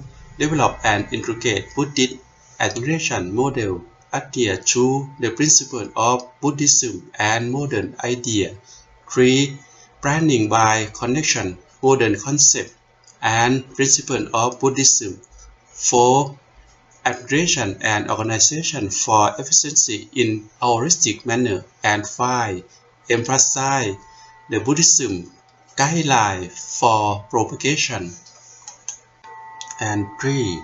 A model of propagation administration according to Buddhist educational administration for temple in Bangkok consists of 4 aspects which were 1. Santasana clarify and explain the reason. 2. Samatapana give advice, true value and important, train the mind, accept and be ready to act. 3. Samuteshana create motivation, enthusiasm, encouragement and build confidence in the heart to achieve success. And 4. Sampahansana create emotion, ecstatically delight the mind by pointing out its benefit and way to advance toward success and expect in the future. This development to propagation administration according to Buddhist educational administration for Buddhist temple in Bangkok. Let's bring the presentation to the end. Thank you for your attention.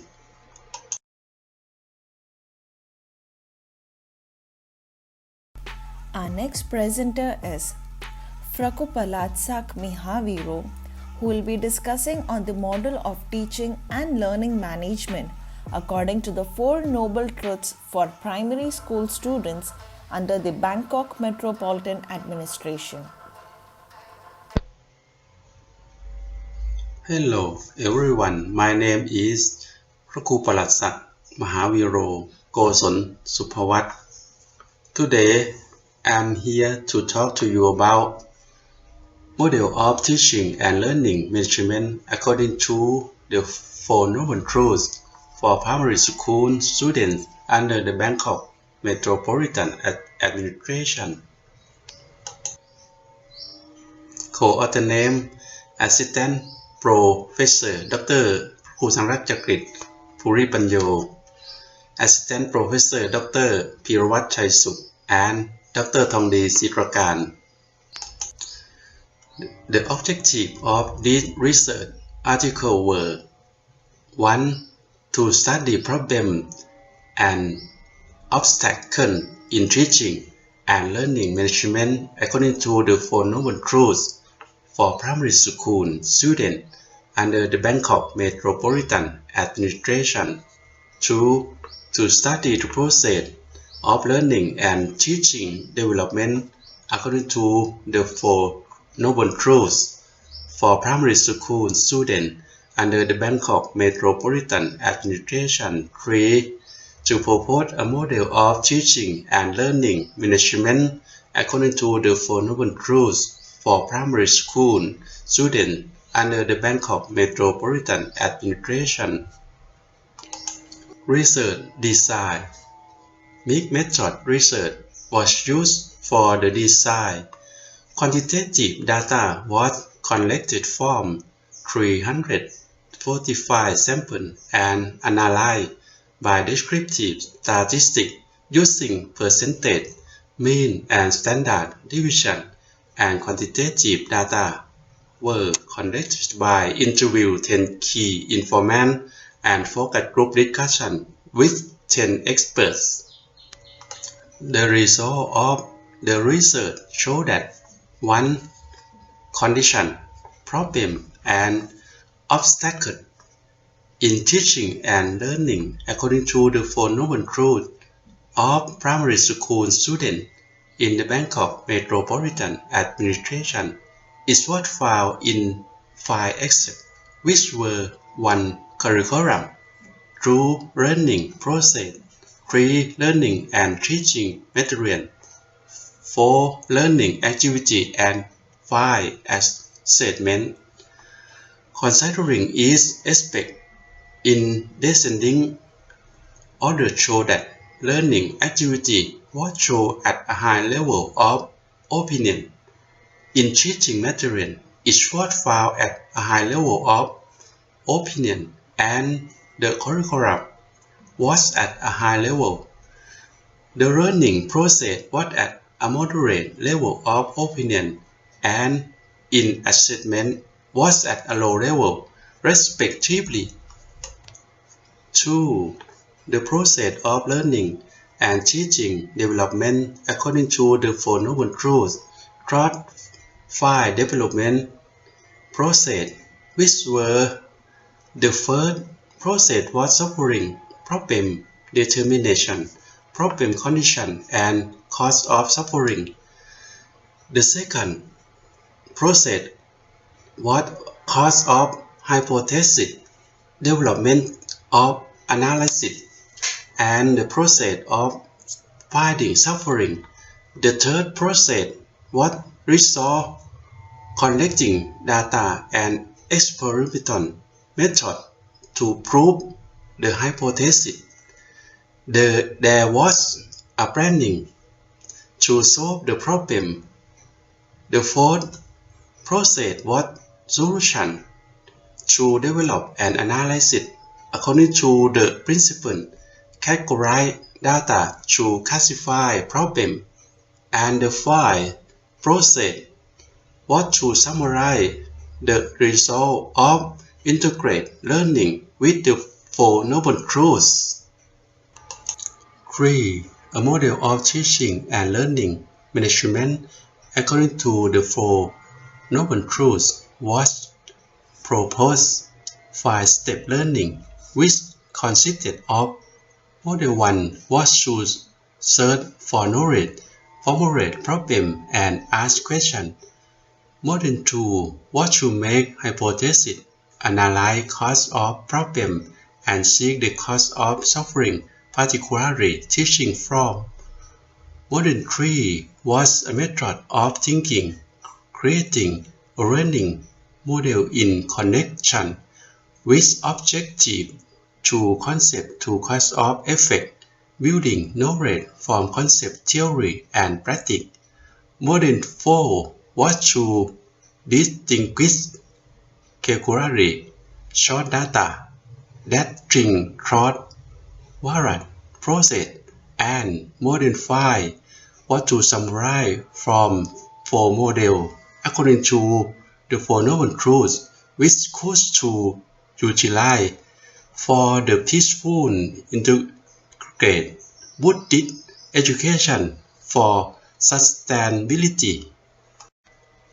This model of teaching and learning management according to the Four Noble Truths for primary school students under the Bangkok Metropolitan Administration.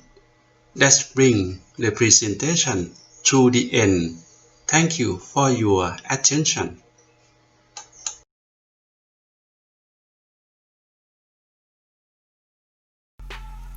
Next, I welcome from Vasudev Nanamedi to discuss on the model of participatory academic affairs management based on Buddha Dhamma of Fra Pariyatti Dhamma Schools, General Education Division.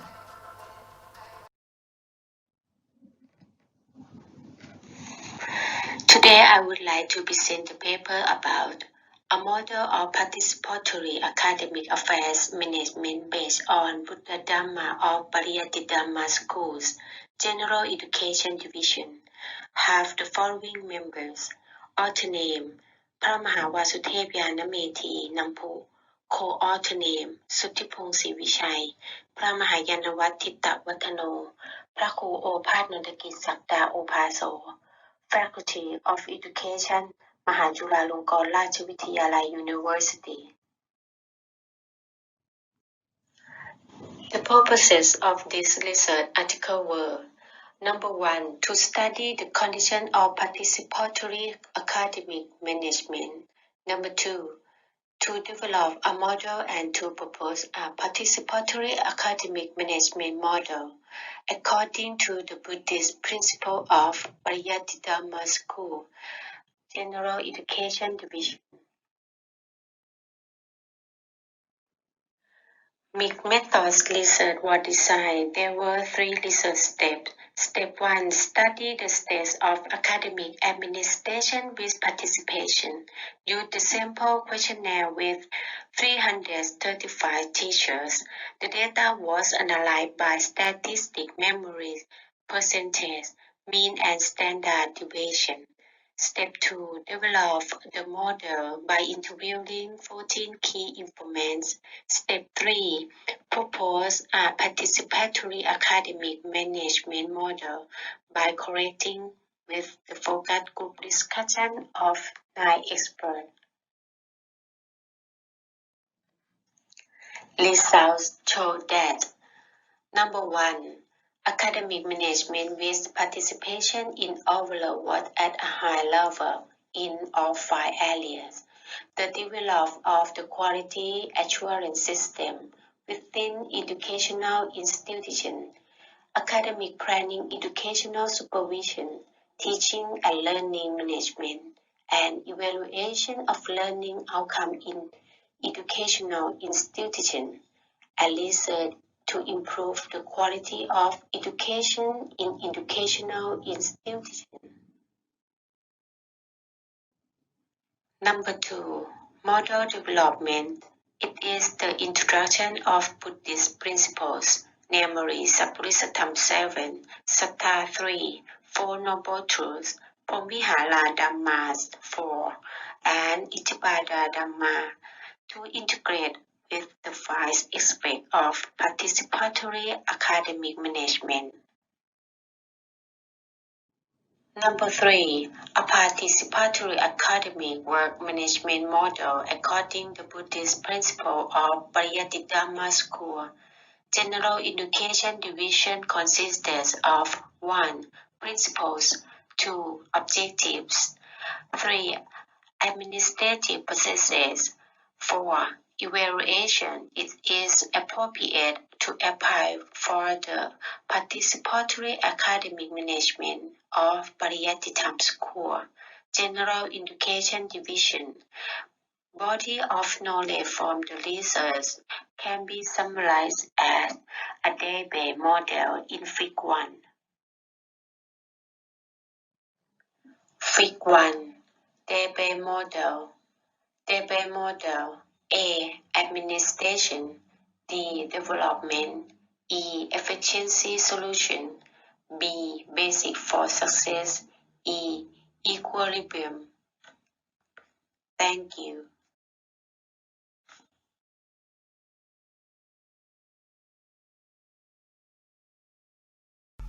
Next, I invite Frasimo Komen Chantafu to discuss on a model of management towards the excellence of Buddhist Sunday schools.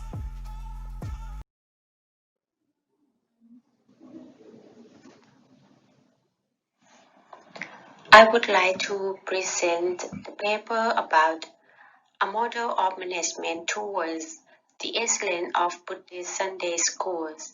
Author name: Prasmuk Gomin Chantako Inyu. Co-author names: Intha Siriwan, Phra Mahasombatthana Panyo, Phra Mahayanawatita Watano, Faculty of Education, Mahachulalongkornrajavidyalaya University.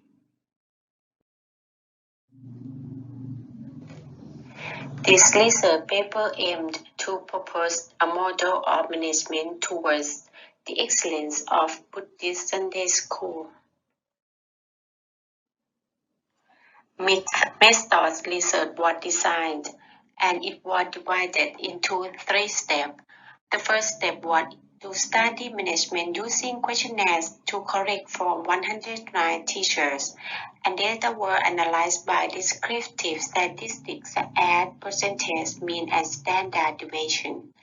The second step was to develop the model by interview 10 key informants with an interview form.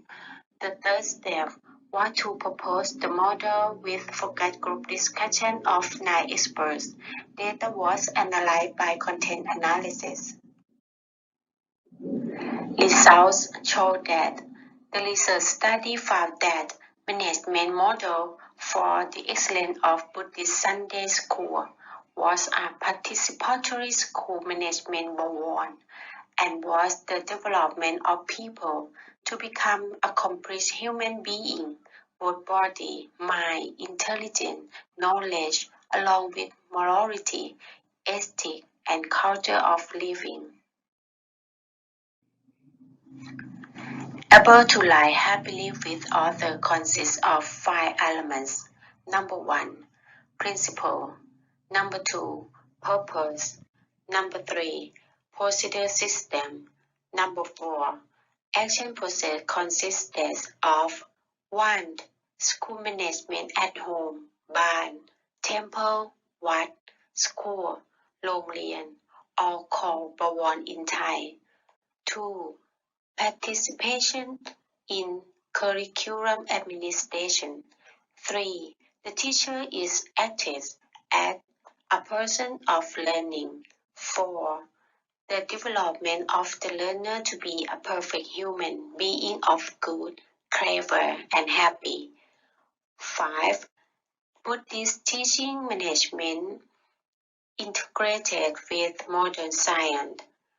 Thick, clean, steady, self-learning resources linked to Thai wisdom.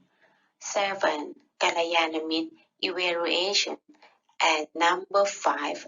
Evaluation in Fig 1. Fig 1. A model of management towards the excellence of Buddhist Sunday schools. Fig 2. Gomin model. Body of knowledge. K. Knowledge. O. Organization. M. Management toward excellence. I. International. N. New normal. Thank you. Next, I invite Framaha CEO Siriyasu to discuss on the model of Buddhist participatory education management of charity schools in Buddhist temples. Today, I would like to present a paper about model of Buddhist participatory education management of charity schools in Buddhist temples. Have the following member: author name Pramahasiyo Siriyaso Charipian, co-author names Pramaha Sumbat Thanapanyo, พระครูสังฆรักษ์จักริต ภูริปัญโย พระมหายานวัตติตวัฒโน Faculty of Education, Mahachulalongkornrajavidyalaya University. The purpose of this research was to propose a model of Buddhist participatory education management of charity schools in Buddhist temples. Research design was mixed method research and 3 steps of research was divided. Step 1. Study of condition of participatory education management. Questionnaires was used for 400 administrators and teachers. Data were analyzed by descriptive statistics with wear frequency, percentage, mean and standard deviation. Step 2. Develop the model by interview 10 key informants. Step 3. Proposing the model by conducting focus group discussion with 9 experts. Data were analyzed using content analysis.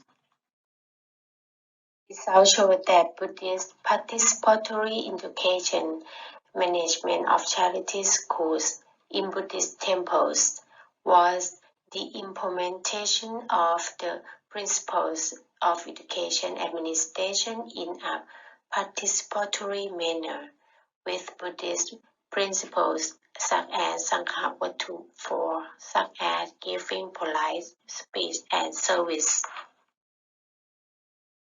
Consistency. The model has four main components consisting of principal, objective, administrative processes, and evaluation is what appropriate and severity to apply in the educational administration of the Temple Charity School in Buddhism in Fig 1.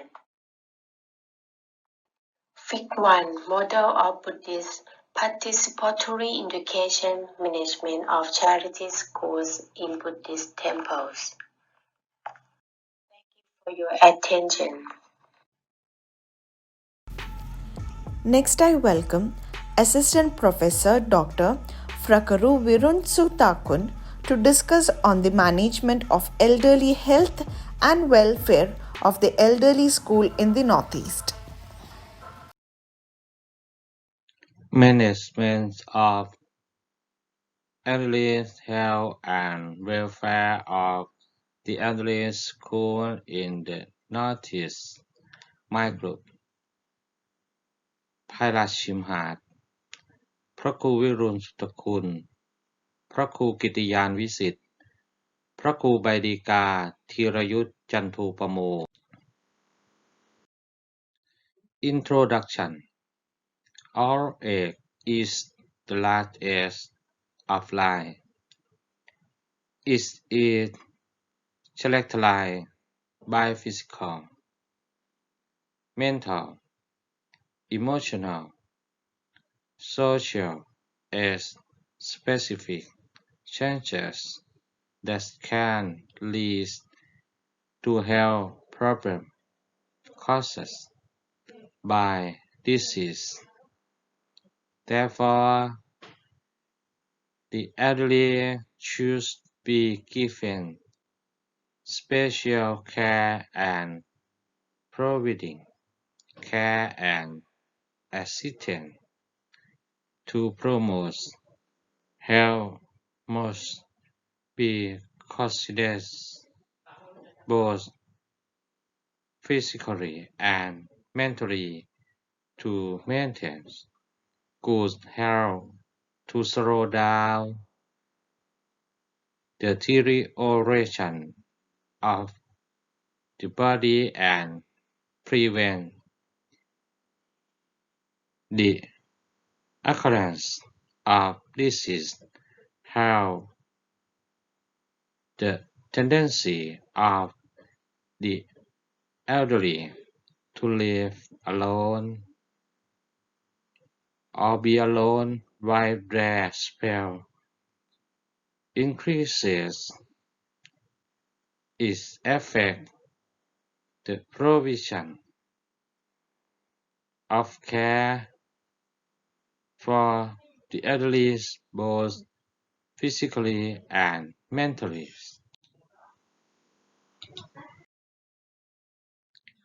Research objective. The objective of this research were to study the appropriate model for enhancing the health of the elderly in the Northeast and to strengthen cooperation in the management of health and welfare of the elderly in the Northeast. Research conceptual framework. The elderly school in the Northeast 1. Nong Khai 2. Udon Thani Elderly status 1. Male 2. Female Operation process of the elderly school input process output outcome 4 aspects of aging health management 1. Physical aspect 2. Mental aspect 3. spatial aspect. 4. Social aspect. The research on management of elderly health and welfare of the elderly school in the Northeast can be written as a research conceptual framework achieved in FIC. Research method. The elderly school health and welfare management for the elderly in the Northeast as a qualitative research. The research has conducted as follows: A. Research sampling. B. Research tool. C. Data collection. D. Data analysis. Research finding. 1. Process of the school for the elderly in the Northeast region. Elderly people in urban community factor affecting the elderly in the community tend to lie wrong. 2. A process model to promote well-being of the elderly in the Northeast should encourage the elderly to join activity within the community and collecting statistical data being key to develop activities for the elderly. 3. To strengthen cooperation in health management and welfare of the elderly in the Northeast. It should promote activities in the community that affect health and the welfare of the elderly regarding their behavior, organize activity on healthcare. Body of knowledge from research. The elderly schools management of elderly health and welfare of the elderly in the Northeast. Execution process, self-exploration, living, self-expression, food consumption. Suitable model for enhancing the well-being of the elderly. Encourage the elderly to join activities in the community.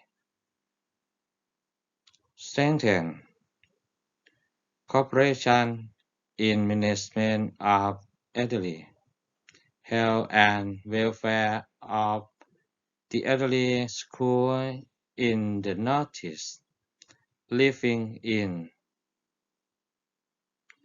normal life, have regular activity, have a good quality of life, physical and mental well-being. Recommendation 1. The sector should focus on the community that choose sets the foundation for alternative service for the care of the elderly in the future is led provides a surveillance system to recognize the problem of the elderly 2. Government agency or related agency should promote the creation of activity project for the elderly in the community to be linked with religious activity.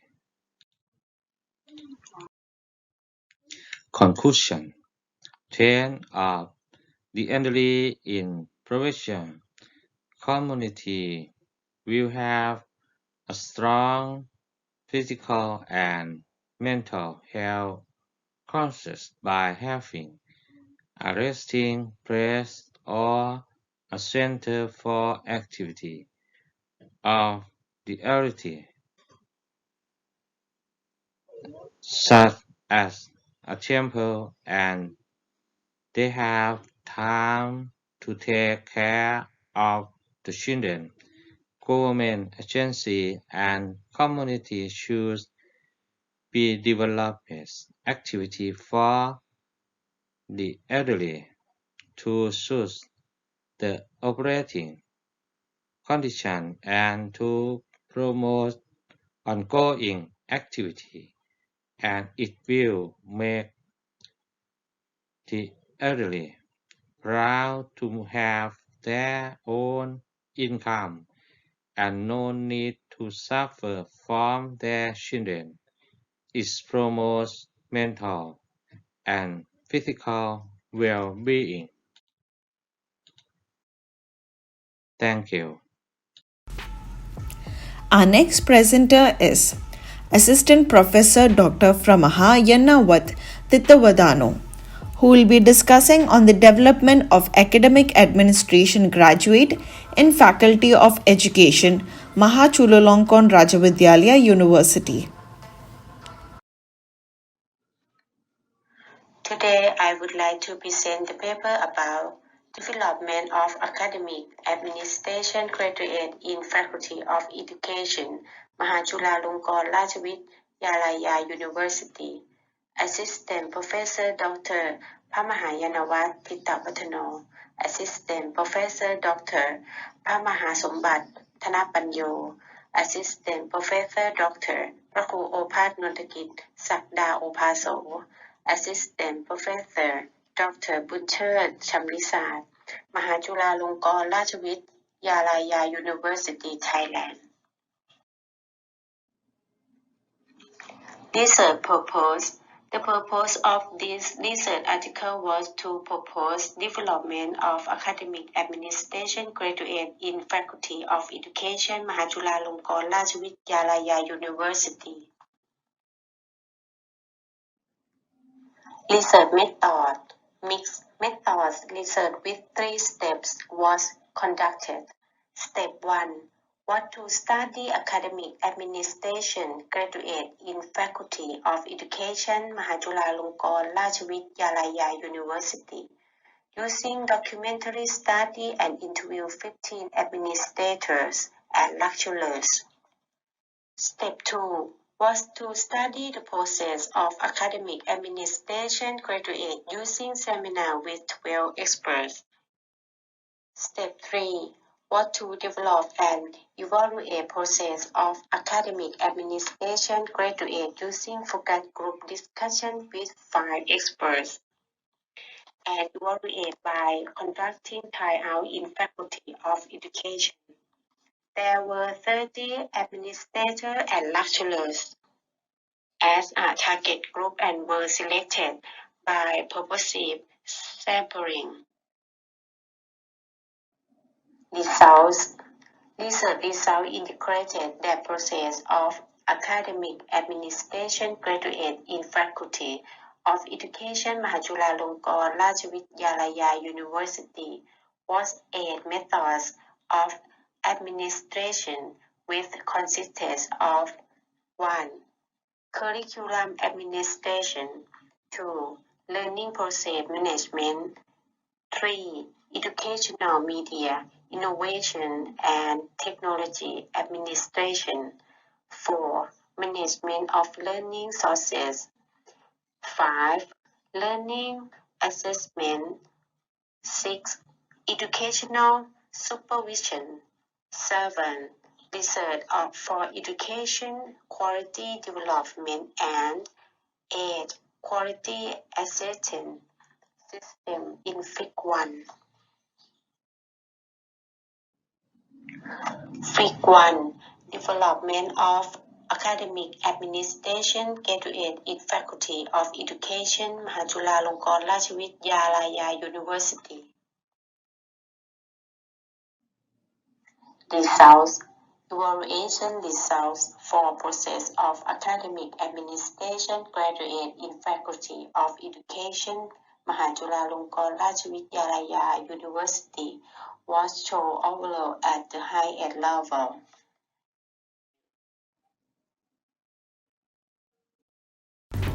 Our next presenter is from Mahachulalongkornrajavidyalaya, who will be discussing about a Buddhist propagation competency development model of administrative monks in Sangha Administration Region 17.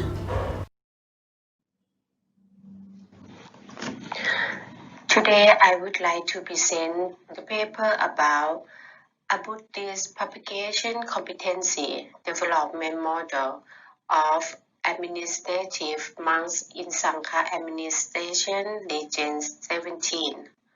Author name พระมหานครินทร์สุขราชอนารโย Co-author names พระมหายานวัฒน์ทิตวัฒโน อินถาสิริวัลย์สมศักดิ์บุญปู่ Faculty of Education มหาจุฬาลงกรณราชวิทยาลัย University.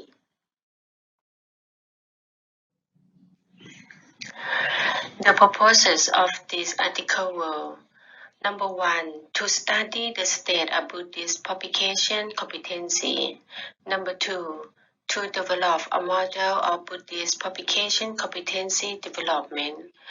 Number 3, to propose Buddhist propagation competency development model of administrative monks in Sangha Administration Region 17.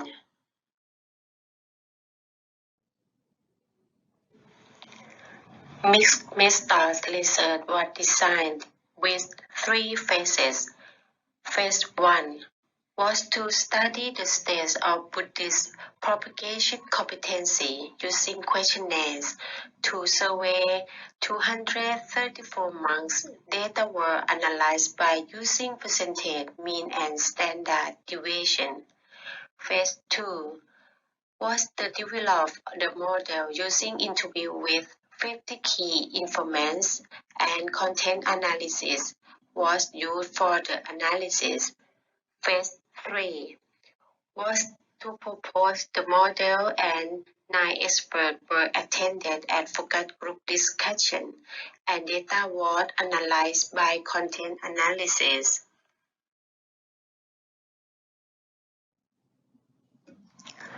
Results showed that: Number 1, the stage of Buddhist propagation competency consisted of 3 aspects, which were knowledge, skills, and personal characteristics. Overall level of practice was at high level.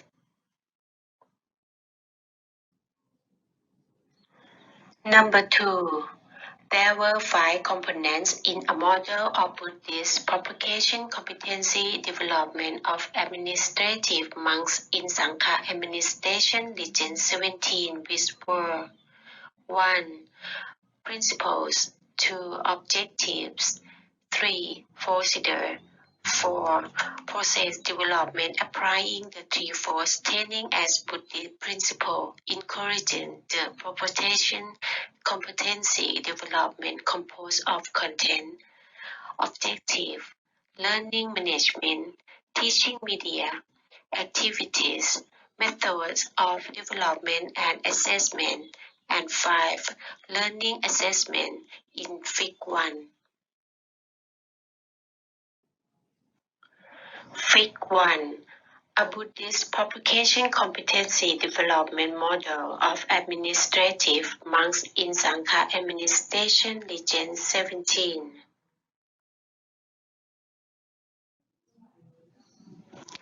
Number 3.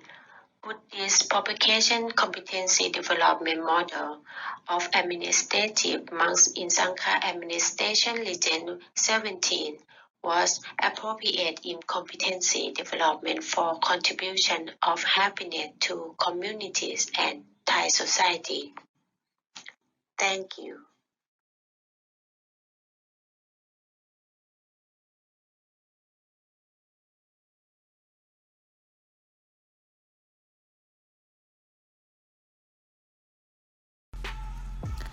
Our next presenter is Dr. Supamas Ratanapipat, who will be discussing on the entrepreneurship education, new strategies in unemployment during the economic crisis of Thailand.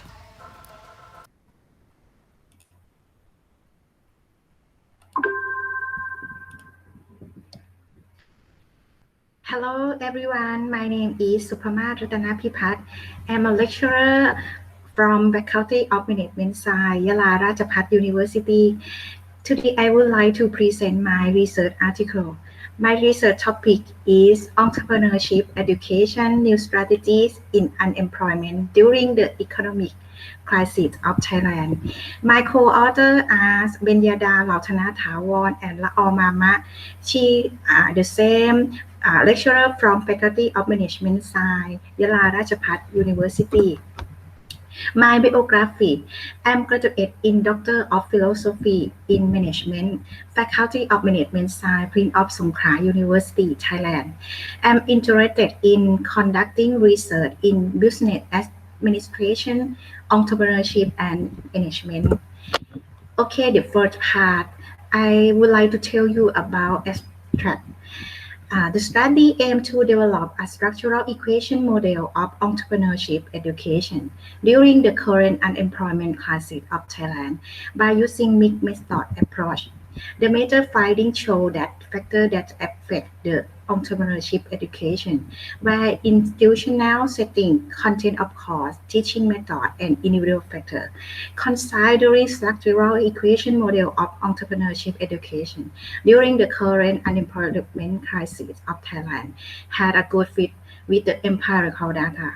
Chi-square is 556.45, degree of freedom is 213, and RMSEA is 0.054, CFI is 0.95, SRMR is 0.068. And the next part, I would like to tell about introduction. Why unemployment? In order to meet the occur from the impact of COVID-19, new graduate, young, and high level of education workforce are still unemployed. In quartile 3 of 2020, there were 7,400,000 unemployed persons. You can see the figure in the right side. And why entrepreneurship education? A major assumption is this development is that entrepreneurship education increases students' career prospect and employability either through and they bring them to become self-employed person. There is need therefore to find out the factor affecting entrepreneurship university in Thailand. This is largely because there is lack of significant research in area for sustainable economic growth, to which employment is a part. The next part, I will tell about research method. This study used a mixed method approach as its research methodology in type of convergent parallel. Convergent parallel design mixed method is to provide a comprehensive analysis of the research problem by convert or merge quantitative and qualitative data. In part of quantitative research, the research tool was questionnaire. Data were collected from 420 samples. Structural equation modeling was conducted for analyzing the model with empirical data. In part of qualitative research, the key informant was 5%. Data gathering conducted by in-depth interview with semi-structured interview. And here I will tell about result. In this in the table show the model confirm that 4 factors: institutional setting, content of course, teaching method, and individual factor positive effect on entrepreneurship education. Teaching method had the highest positive effect on entrepreneurship education, followed by institutional setting, content of course, and individual factor, with the standard part coefficient of 0.61, 0.55, 0.43, and 0.30 respectively, while institutional setting had indirect effect on entrepreneurship education with effect size 0.31, with teaching method as a mediator. Besides, the content of course also had positive effect on entrepreneurship education with effect size 0.11. Okay, the last part I will talk conclusion. In conclusion, the finding from the analysis is shown by this figure. The analysis of both quantitative and qualitative show that the increasing importance of entrepreneurship education, and also look at about the devolution of unemployment. The model confirmed that 4 factors: institutional setting, content of course, teaching method, and individual factor possess effect on entrepreneurship education. Why institutional setting and content of course had indirect effect on entrepreneurship education. Therefore, when government have to address the solving the unemployment, the problem become more important. So administration should be concerned about these contracts to provide entrepreneurship education so that a functional capacity can be maintained for unemployment, national economic development, and transition. Okay, thank you very much. For further information, you can find me at line ID Yui Supamat or email address supamat.ratta@gmail.com. Thank you very much for your attention.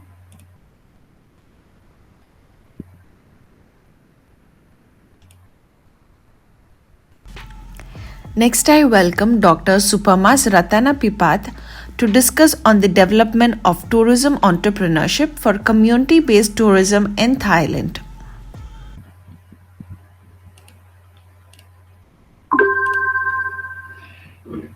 Hello everyone, my name is Supama Ratanapipat.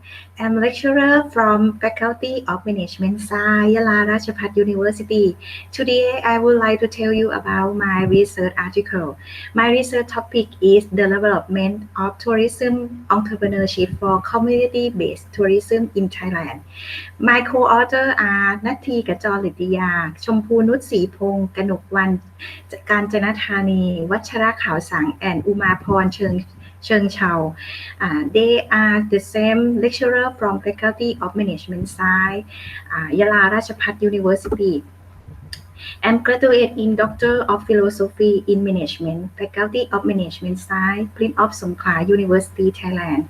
I'm interested in conducting research in business administration, entrepreneurship, and management.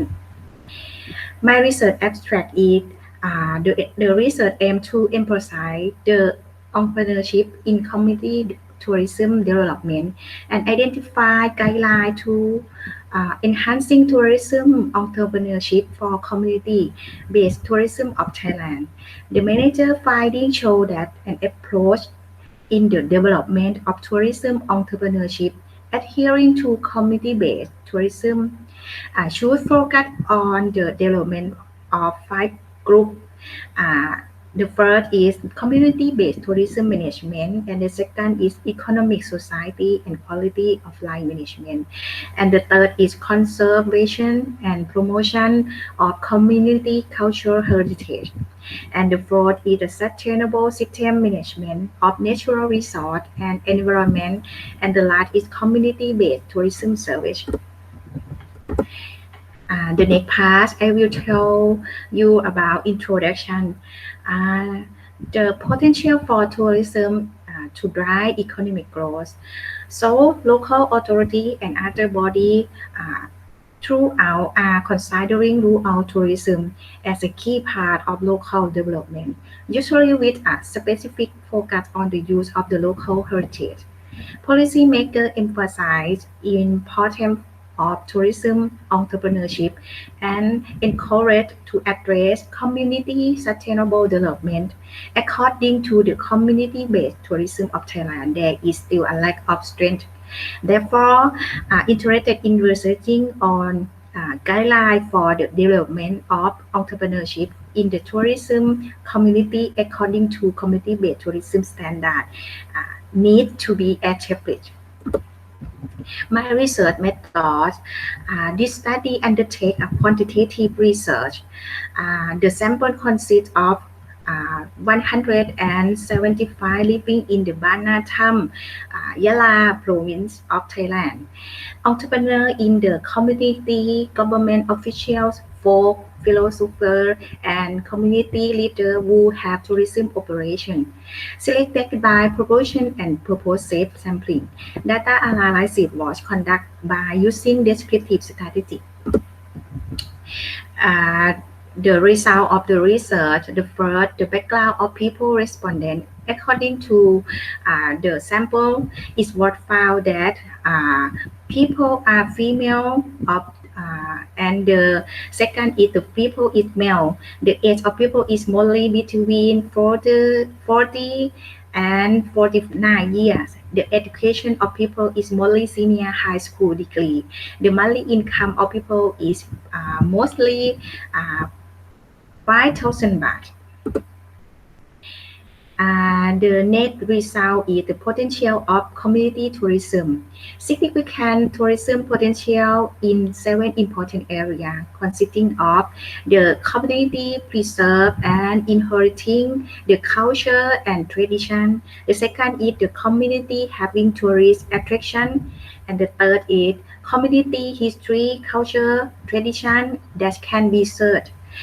The fourth is the community has local knowledge. The fifth is the community has natural resource and the national tourism. The sixth is the community lifestyle and local wisdom that is unique. And the last, the community has a way of life that is bound to natural and historical attractions. My conclusion, the tourism entrepreneurship potential for community-based tourism was presented as a result of analyzing people respondent. The overall is at is a fair level.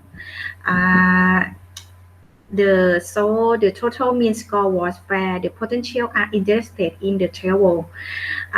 This result show the importance of entrepreneurs tourism for community-based tourism.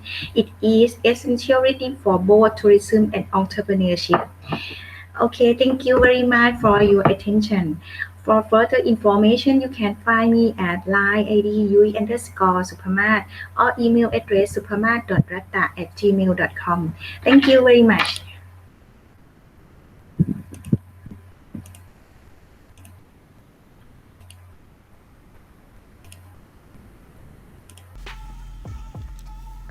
Next, I welcome Rungtavi Panrana to discuss on the model of curriculum administration according to Buddhist principle of basic education institution in Eastern Economic Corridor. Hello, ladies and gentlemen. First of all, I would like to pay respect to the most venerable sir, committees, and all participants of ICMCER-2021. I am going to present the article, A Model of Curriculum Administration According to Buddhist Principles of Basic Education Institution of Eastern Economic Corridor.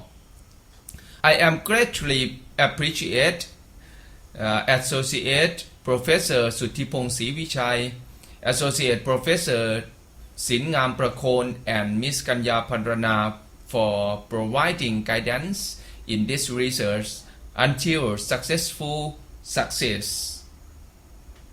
My name is Rungtavi Panrana, a director of Ban Nong Ser Chang School, Chonburi Province, Thailand, and Now I am a Ph.D. student of Mahachulalongkornrajavidyalaya Buddhist University, Faculty of Education, major in Buddhist Education and Administration.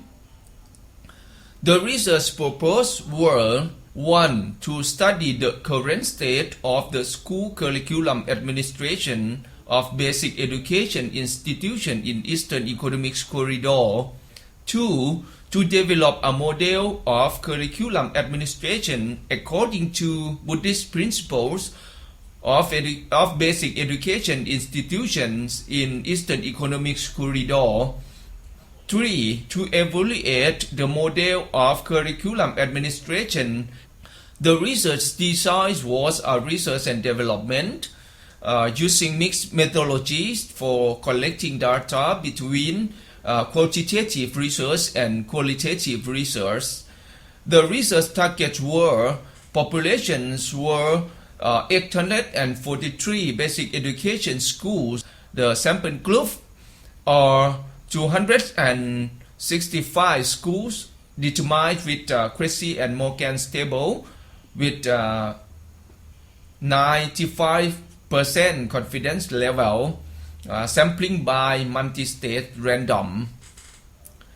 The research instruments were 1. Semi-structured questions for in-depth interview 20 school directors, and 2. Questionnaires for inquiry 265 key performance, and for the model evaluation in 4 sites with 30 school directors. The content analysis, percentage, mean, and standard deviation were used for data analysis for this research.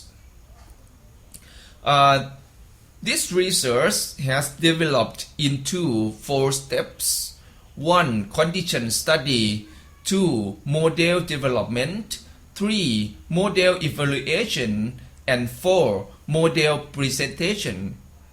The step 1, condition study. The researchers study the theoretical concepts about curriculum administration, application of Buddhist principles, and educational development in the Eastern Economic Corridor from the primary sources including Buddhist scriptures and the secondary sources including scripture commentary, research books, articles, and author-related documents. After that, the researchers interviewed 20 school directors and inquiry 265 key performance who respond for the process of the school curriculum administrations or academic department. The step 2, model development.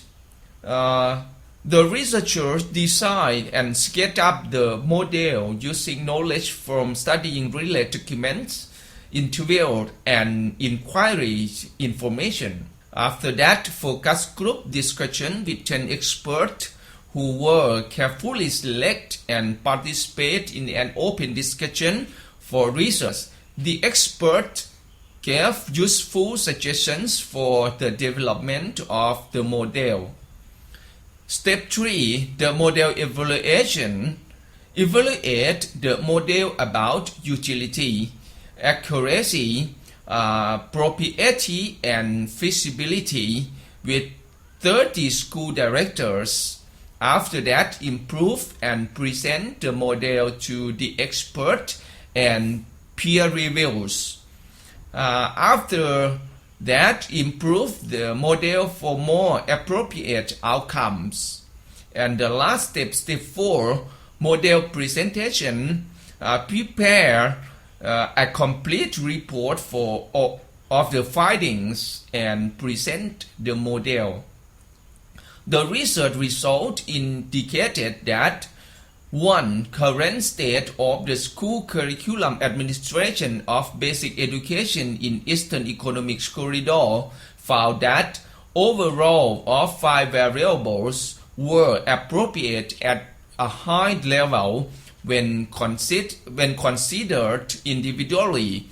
There were two most appropriate levels. Number two, the result of the model development.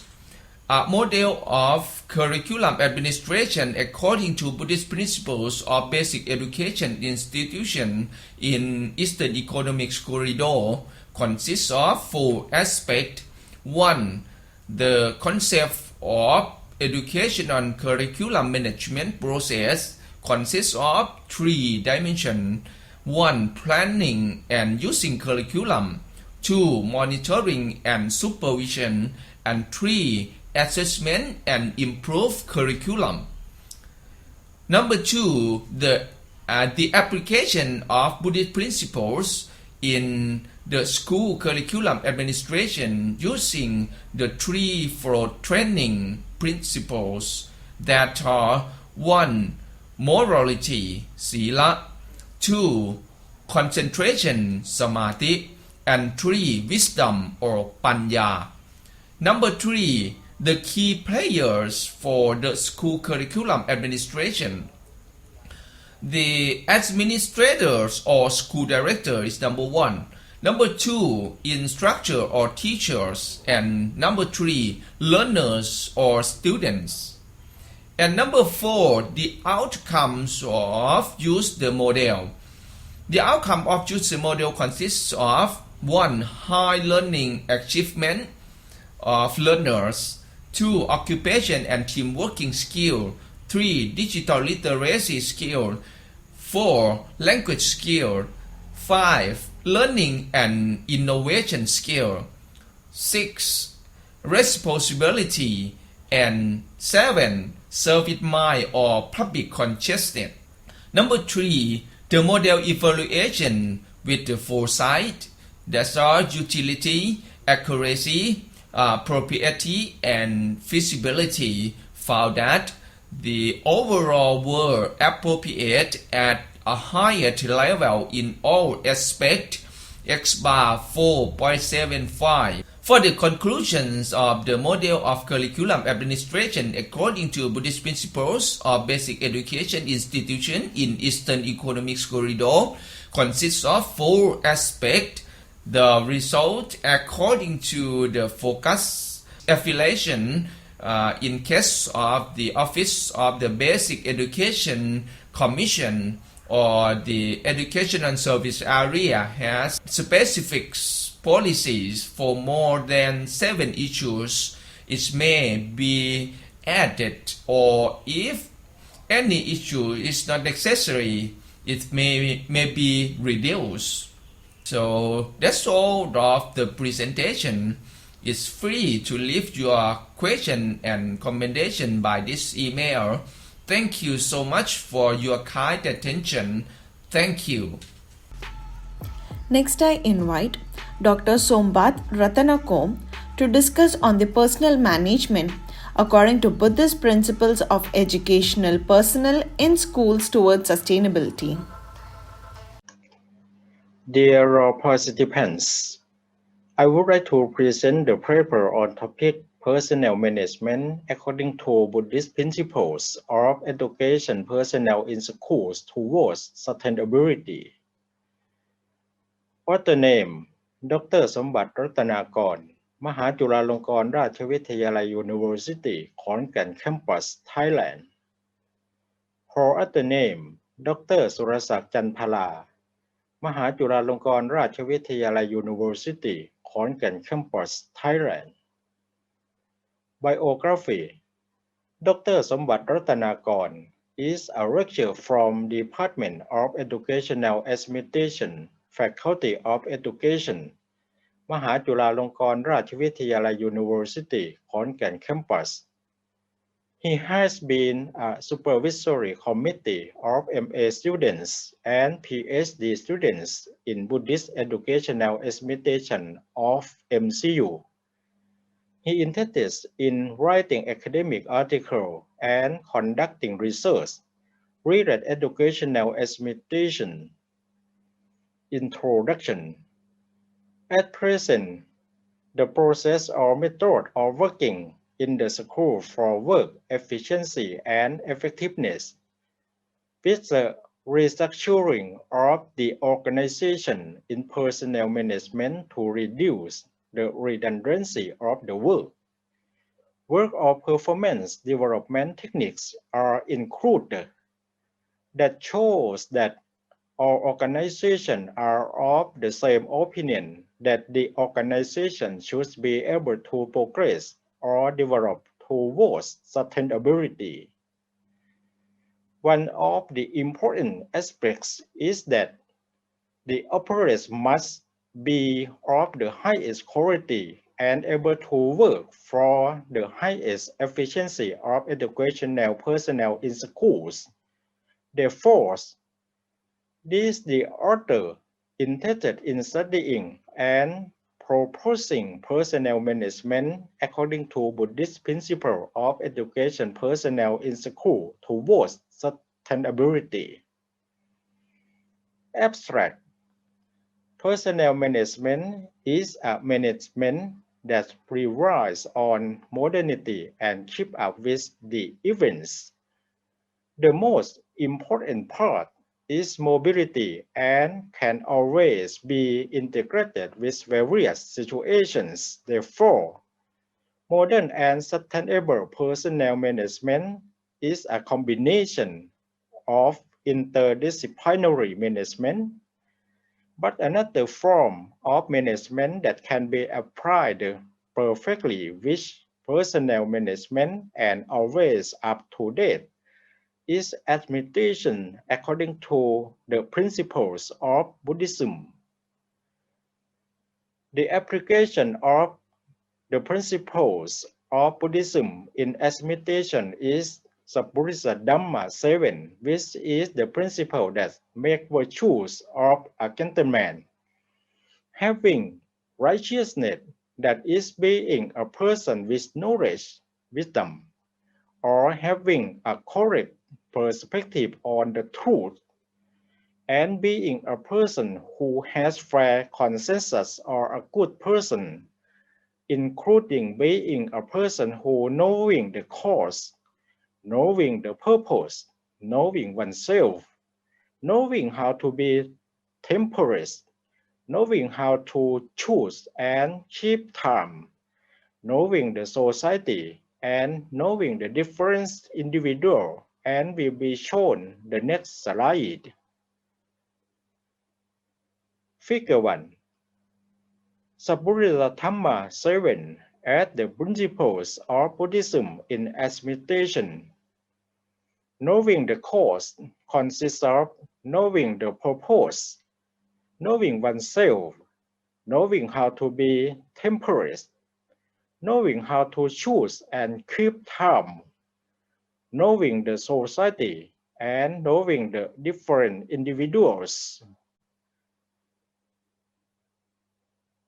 These principles can be integrated or applied to personnel management as well, and efficiently, although these principles have been discovered for more than 2,500 years in order to be effective and efficient for sustainable management, and also has morality as well.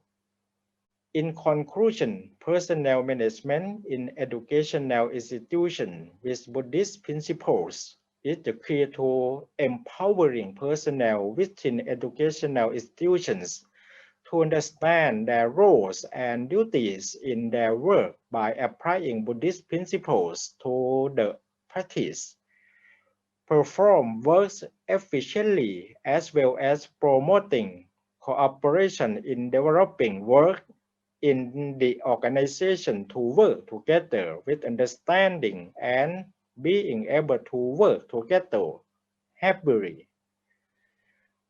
Thank you very much for your attention. Next, I welcome Udomsak Dekochai to discuss about the implementation of concrete areas of the community organization councils for self-governance of local communities. A case studies of the community organization councils in Nawa Sub-District, Chawang District, Nakhon Si Thammarat Province, Thailand. Ladies and gentlemen, today I am proud to present research article by video online in situation pandemic COVID-19 in Thailand and worldwide. To interest the second international conference on multidisciplinary and current education research ICMCER-2021.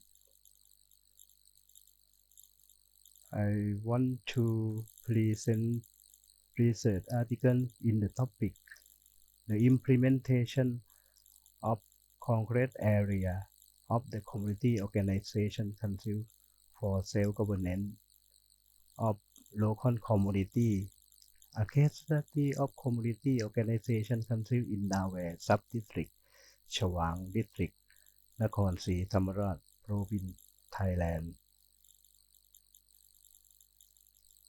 Our team, author name Udamsak Deshochai, Ph.D. candidate in Human and Social Science, Faculty of Liberal Arts, Prince of Songkhla University, Thailand. Co-author name Assistant Professor Dr. Utit Sangkarat, Faculty of Liberal Arts, Prince of Songkhla University, Thailand. And Associate Professor Dr. Wanchai Thammasachkaran, Faculty of Liberal Arts, Prince of Songkhla University. The author name of topic research article Udamsak Deshochai, Ph.D. candidate in Human and Social Science, Faculty of Liberal Arts, Prince of Songkhla University, Thailand. The Community Development Core Teacher of Faculty of Humanity and Social Science, Nakhon Si Thammarat Rajapat University, Thailand.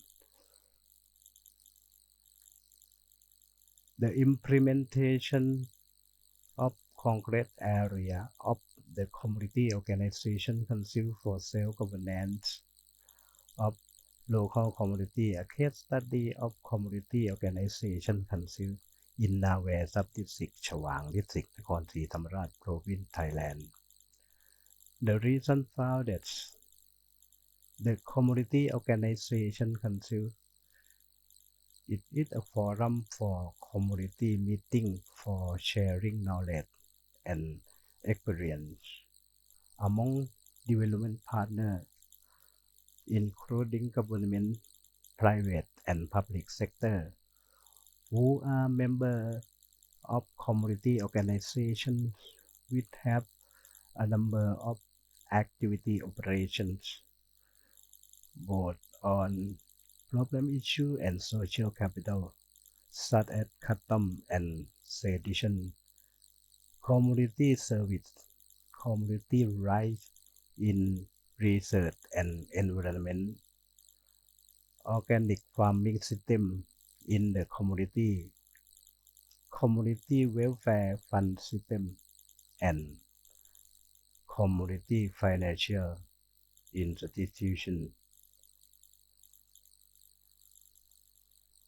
And there are new community organizations according to policy of agency and development policy, such as Civil Servant Shop, Rural Solidarity Group.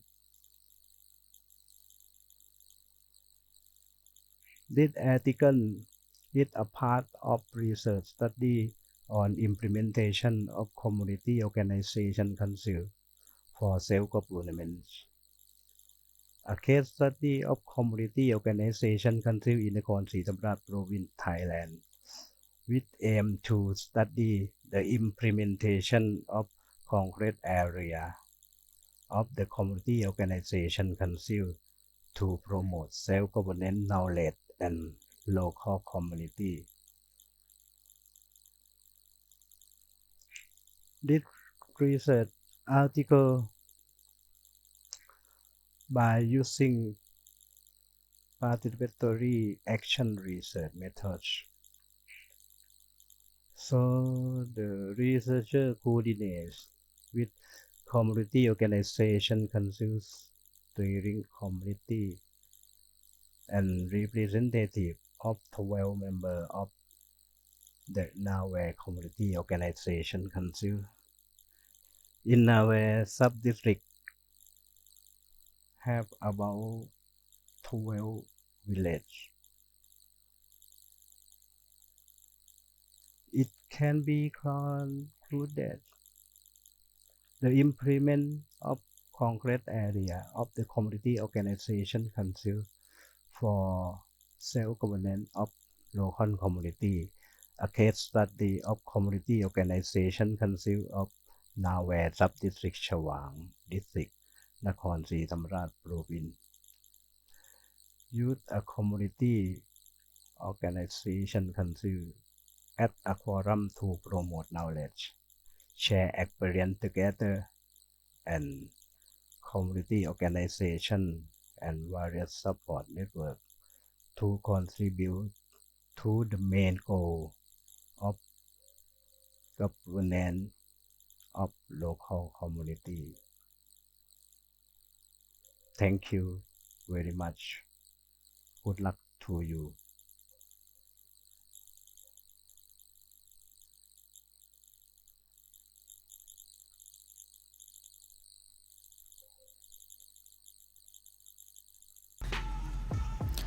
Our next presenter is Assistant Professor Dr. Ayutthaya Sathiman, who will be discussing on a development of community potentially for enhancing peaceful society by Buddhist integration. Hello, it's nice to meet you.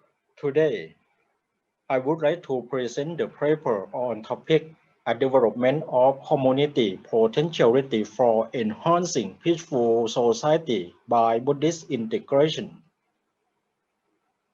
Author name, Assistant Professor Dr. Ayutthaya Sathiman, and co-author name, Assistant Professor Dr. Pramod Yodkaew, and Assistant Professor Thanaphol Viyasin, Faculty of Humanities and Social Science, Suwandusit University. Research, Objective and Methods. This research aims to propose a guideline for community potential development to promote an integrated Buddhist peaceful society. The samples of this research were 21 samples. The research instrument consists of interview form and in-depth interviews and focus group discussion were used for data collection. Data was analyzed by using content analysis. Results.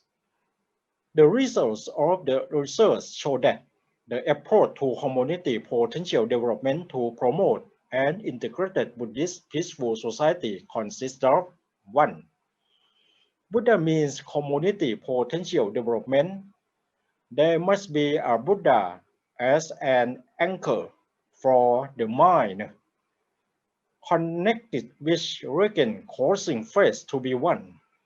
It may start from the wisdom or the beliefs of the community, which should be preserved or built on the beliefs at a common point or the beginning of faith fusion, and then gradually develop from belief and faith without wisdom to the level of belief that has wisdom or reason to support. 2. Dhamma means the development of community potential. There must be principles, methods of development or principles, teachings and activities or traditions in this section. They must be academic or have principle and knowledge to help support development such as research-based development. However, The academic principle must be able to integrate with the community such as tradition or rituals because the academic briefing will have a form that is difficult to understand. However, the rituals or activities will provide knowledge to the sector or practice seamlessly. 3. Sangha refers to the development of community potential. There must be a leader and a model that confirms success, or to guide or point the way that may refer to both the monk and the householder who has charisma, including the structural governing mechanism with a goal of development is based on the 4 principles of prayer, namely physical, behavioral, mental, and intellectual. 1. Physical aspect. In the first step, the strategy for developing the environment in the village to be clean. The second stage, the strategy for the development for livelihoods according to the sufficiency economy principles as a tool to support a happy life. Finance based on commodity principles. 2. Behavioral aspect. In the first step, the strategy of community development as a community. The 5th precepts. In the second stage, the 5 precepts development strategy for society aims to show itself as a volunteer, raising the level of community development to recognize the sacrifice. Carrying in the 3rd step strategy, raise the development level to be a model person, a model community. 3. Spirituality aspect. In the first step, the strategy for the use of Delegates activities as a medium for community development. In the second stage, the strategy to raise the mental development from the face level to the intellectual level. In the third stage, the strategy for the development of community potential for woke up has a well-trained mind ready to perform duty according to the Dhamma way. 4.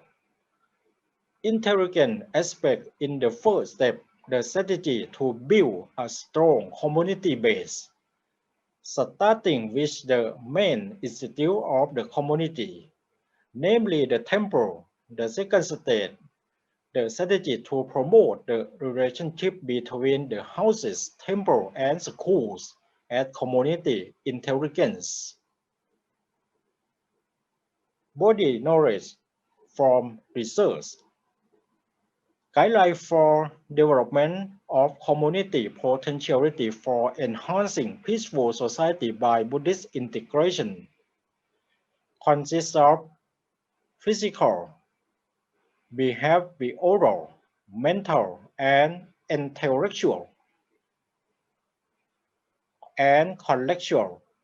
Institute, Buddha, ceremony, Dhamma, and leader, Sangha. That are Buddha. Picture of Buddha as the mind binder, connected with reason give rise to one face. Dhamma. There are principles, methods, concepts, development or principle, teachings and activities or traditions. And Sangha. There are leaders. There are prototypes that confirm success or to guide or point the ways. Thank you very much for your attention. Next, I invite Dr. Bunchira Puchanajita to discuss on the leadership of organization administrators under the era of technological change.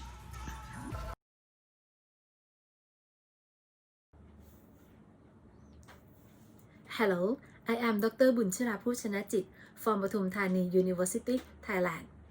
Today, I would like to present an article on leadership of organization administrators under the era of technological change. This article has 3 co-authors, Dr. Apiwat Chatta, Dr. Dwangchai Pintamoon, Dr. Lampong Komkun, and me. Today, the world is full of rapid change in every aspect, having an impact of all organizations.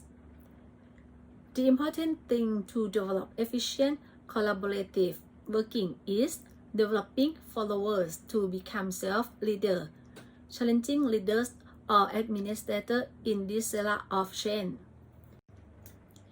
According to Bass, transformational leadership is paradigm shift that leads to leadership with vision. Emphasis is placed on decentralization or assigning authority. Leaders possess morality and encourage followers to have a sense of leadership. In the context of Thailand, most scholars view that organizational change components are personal or people, attitudes, and abilities of personal, organizational structure, chain of command, and organizational communication, including technology, culture, and value. Besides, they said that leaders should be able to choose appropriate media through various channels, use plain and simple language, and pay attention to listening. Importance and relationship of organizational change have an impact on the roles of leaders. The process that leaders have an influence on co-workers or followers shall be implemented through 4 elements according to the theory of Bass and Aurelio as follows. 1. Idealized influence refers to the way leaders behave themselves to be highly respected and encourage followers to take part in when working together. Characteristics of leaders are having broad vision, then can be transmitted to followers. They are able to control their emotions in crisis situations. They behave themselves for the benefit of others. They are smart, determined, and have self-confidence and adhere to ideology. Inspirational motivation means the way that leaders motivate followers to have inspiration. They give meaning and challenge in work, making followers active and enthusiastic. They build positive attitude and possess positive thinking. Leaders will show their devotion to goal and vision. Leaders may build inspiration through individuals and intellectual stimulation, helping followers be able to handle their own obstacles. 3. Intellectual stimulation means the way that leaders stimulate followers to realize ongoing problems in organizations. By doing this, followers have creativity and search for a new method to solve such problems. Leaders stimulate followers to feel that the ongoing problems and challenging their abilities, and followers are encouraged to create and propose new things and can solve problems by themselves. 4.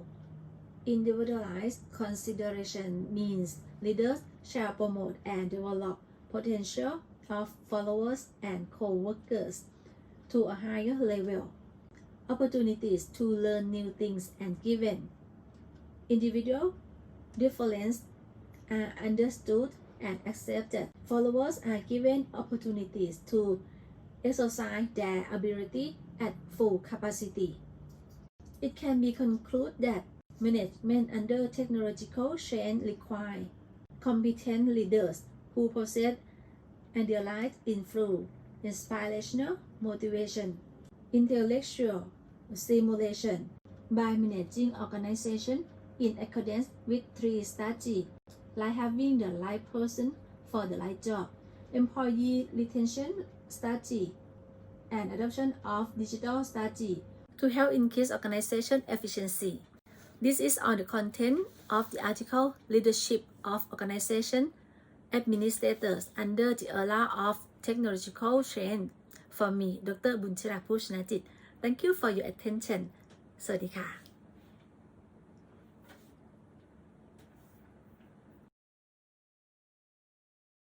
Our next presenter is Associate Professor Dr. Frati Pariyattimati, who will be discussing on the strategy of watershed area community management on flood disaster prevention and solution. The strategy of watershed area community management on flood disaster prevention and solution by Associate Professor Dr. Ph.D. Mahachulalongkornrajavidyalaya University, Nagaland Campus, Thailand.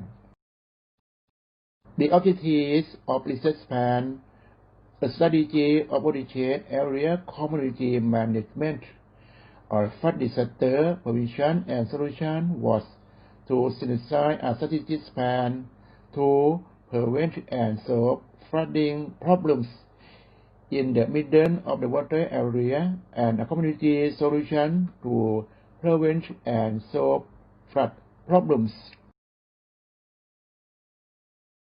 This research uses the applied research methodologies between quantitative research uses in-survey research from questionnaires.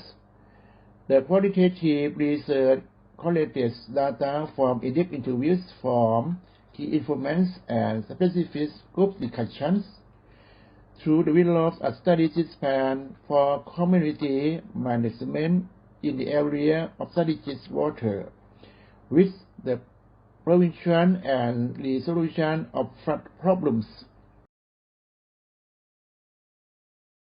Findings were as follows. The strategy of watershed area community management or flood disaster prevention and solution that will lead to the formulation of plans, namely preparation strategies, flood prevention strategy, flood management strategy, strategies, Reimagine strategy and strategies for sustainable solutions in order to meet the goals set forth in both the development dimension for sustainability, efficiency dimension in resource management. Dimension of quality of flood management and the effectiveness dimension of diving when operating in an emergency, which must be diving by 60 strategic plans, 84 mission plans, and 35 indicators of success in order the public. So, this for the people, community leaders, network partners, departments of government, private sector network, and public charity organizations in the area integrated together to achieve the objectives and goals as specified. Body of knowledge from research this year. Thank you. Next, I welcome Associate Professor Dr. Frati Pariyattimati to discuss on the social development strategy in line with Buddhist integrative to self-sufficiency on the basis driven by the civil state. The social development strategy in line with Buddhist indicative to self-sufficiency on the basis diverse by the civil state by Associate Professor Dr. Pratip Yattimeti Mahachulalongkorn University นครสวรรค์ Campus Thailand Research Objectives of this research to purport the social development strategy in line with Buddhist indicative to self-sufficiency on the basis diverse by the civil state. Methodology were the research in-depth interview from key informants for focus group discussion with experts. Action research by workshop and developments on field study for applying the social development strategy in line with Buddhist indicative to self-sufficiency on the basis diverse by the civil state. Findings were as follows. The social development in line with Buddhist indicative to self-sufficiency on the basis diverse by the civil state. An analysis of the weakness, strengths, threats, and opportunities to development and to define a mission. 1. A mission that must be fulfilled immediately. 2. A mission that must be fulfilled. 3. A mission to be initiated. And 4. A mission to review. As for the strategy issue to achieve the strategy for the social development strategy in line with Buddhist indicative to self-sufficiency on the basis diverse by the civil state, namely strategy 1. Development according to the principles of Buddhist practice strategy 2. Developing mentor for countries strategy 3. Right-wrong learning strategy 4. Coexistence a multicultural society and strategy 5. To develop a Buddhist development center. Body of knowledge from research this here. Thank you. Next, I welcome Renmoy Roy to discuss on an exploratory study on origin of artificial intelligence, journey through the ancient Indian text and other technological descriptions, its past, present and future.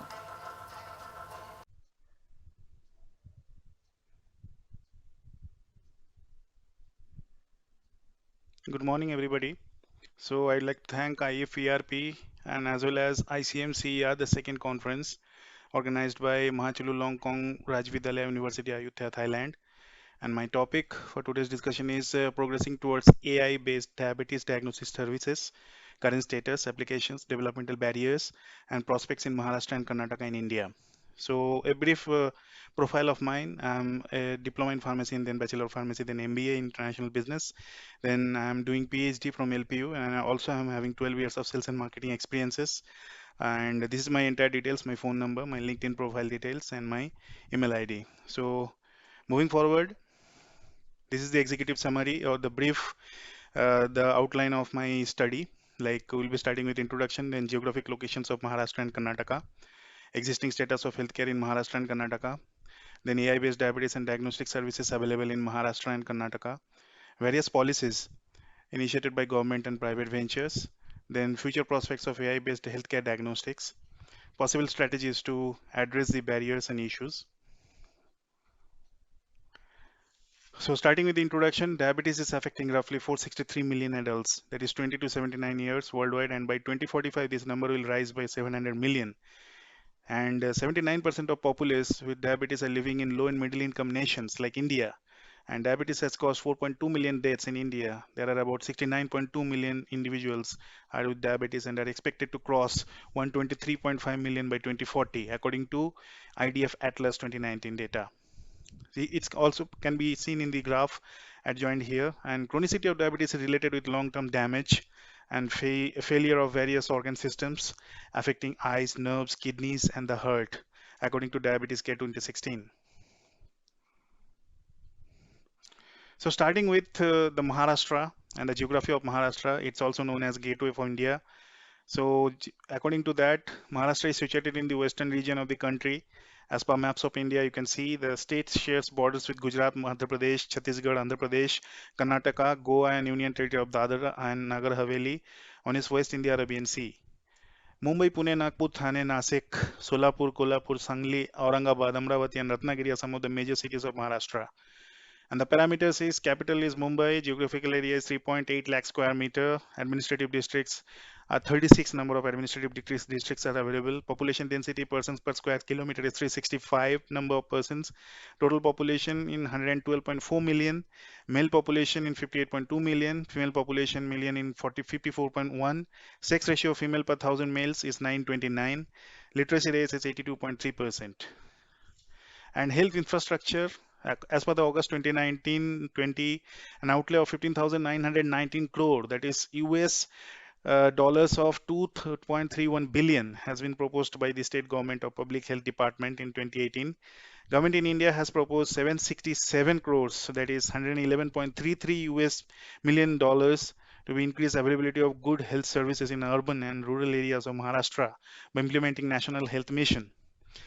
So what are the health indicators of Maharashtra? As on September 2017, doctor per patient ratio is 1 doctor for 27,790 patients. Then registered allopathy doctors as per the December 2019 data is 1,56,071. Then registered Ayurveda doctors as per March 2019, 82,892. Registered homeopathy doctors as per March 2019 is 70,830. Birth rate as per 1,000 persons is 15.7. Death rate per 1,000 members is 5.7.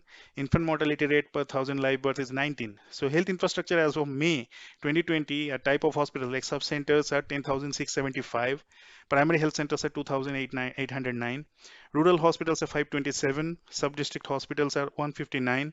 District hospitals are 148. So life expectancy for male from 2016 to 20, this in entire 10 year is 69.9. And female is 2016 to 20 is 73.7. So if we go about the Karnataka, so it is actually situated in southern region of the India. The state is surrounded by Arabian Sea in the west, Goa in the northeast, Maharashtra in the north, Andhra Pradesh in the east, Tamil Nadu in southwest, and Kerala in the southwest. So languages spoken is mainly Kannada, Tulu, Kovada, Hindi, and English.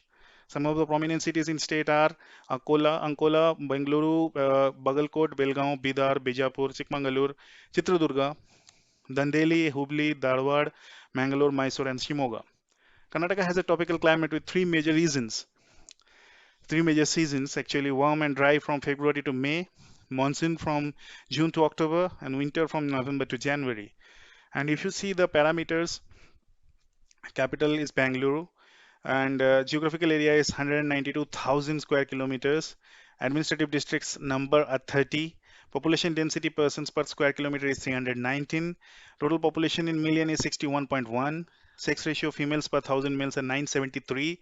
Literacy rate percentage is 75.6. Male literacy rate is 82.5. Female literacy rate is 68.1.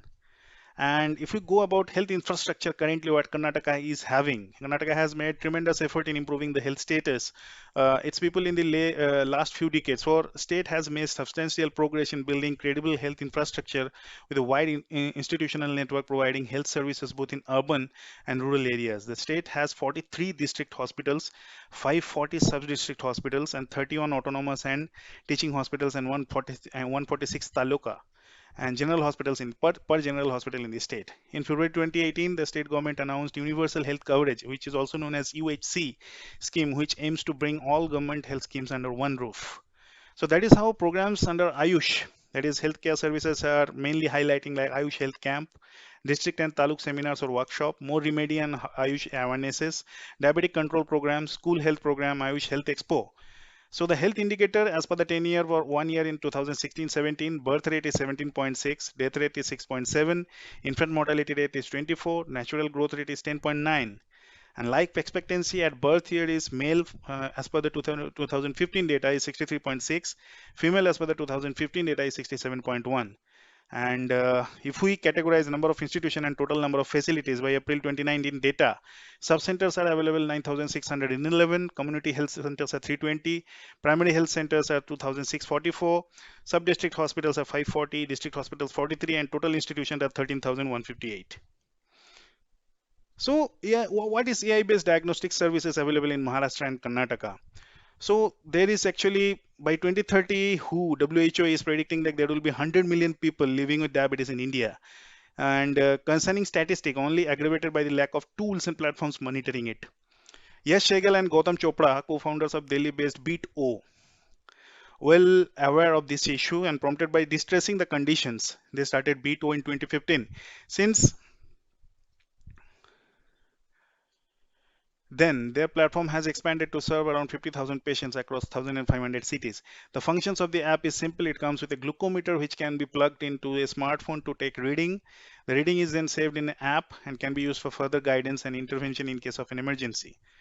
The next is briefcase. Just disrupting the sector of healthcare services is not enough, especially with technology taking a lead every front.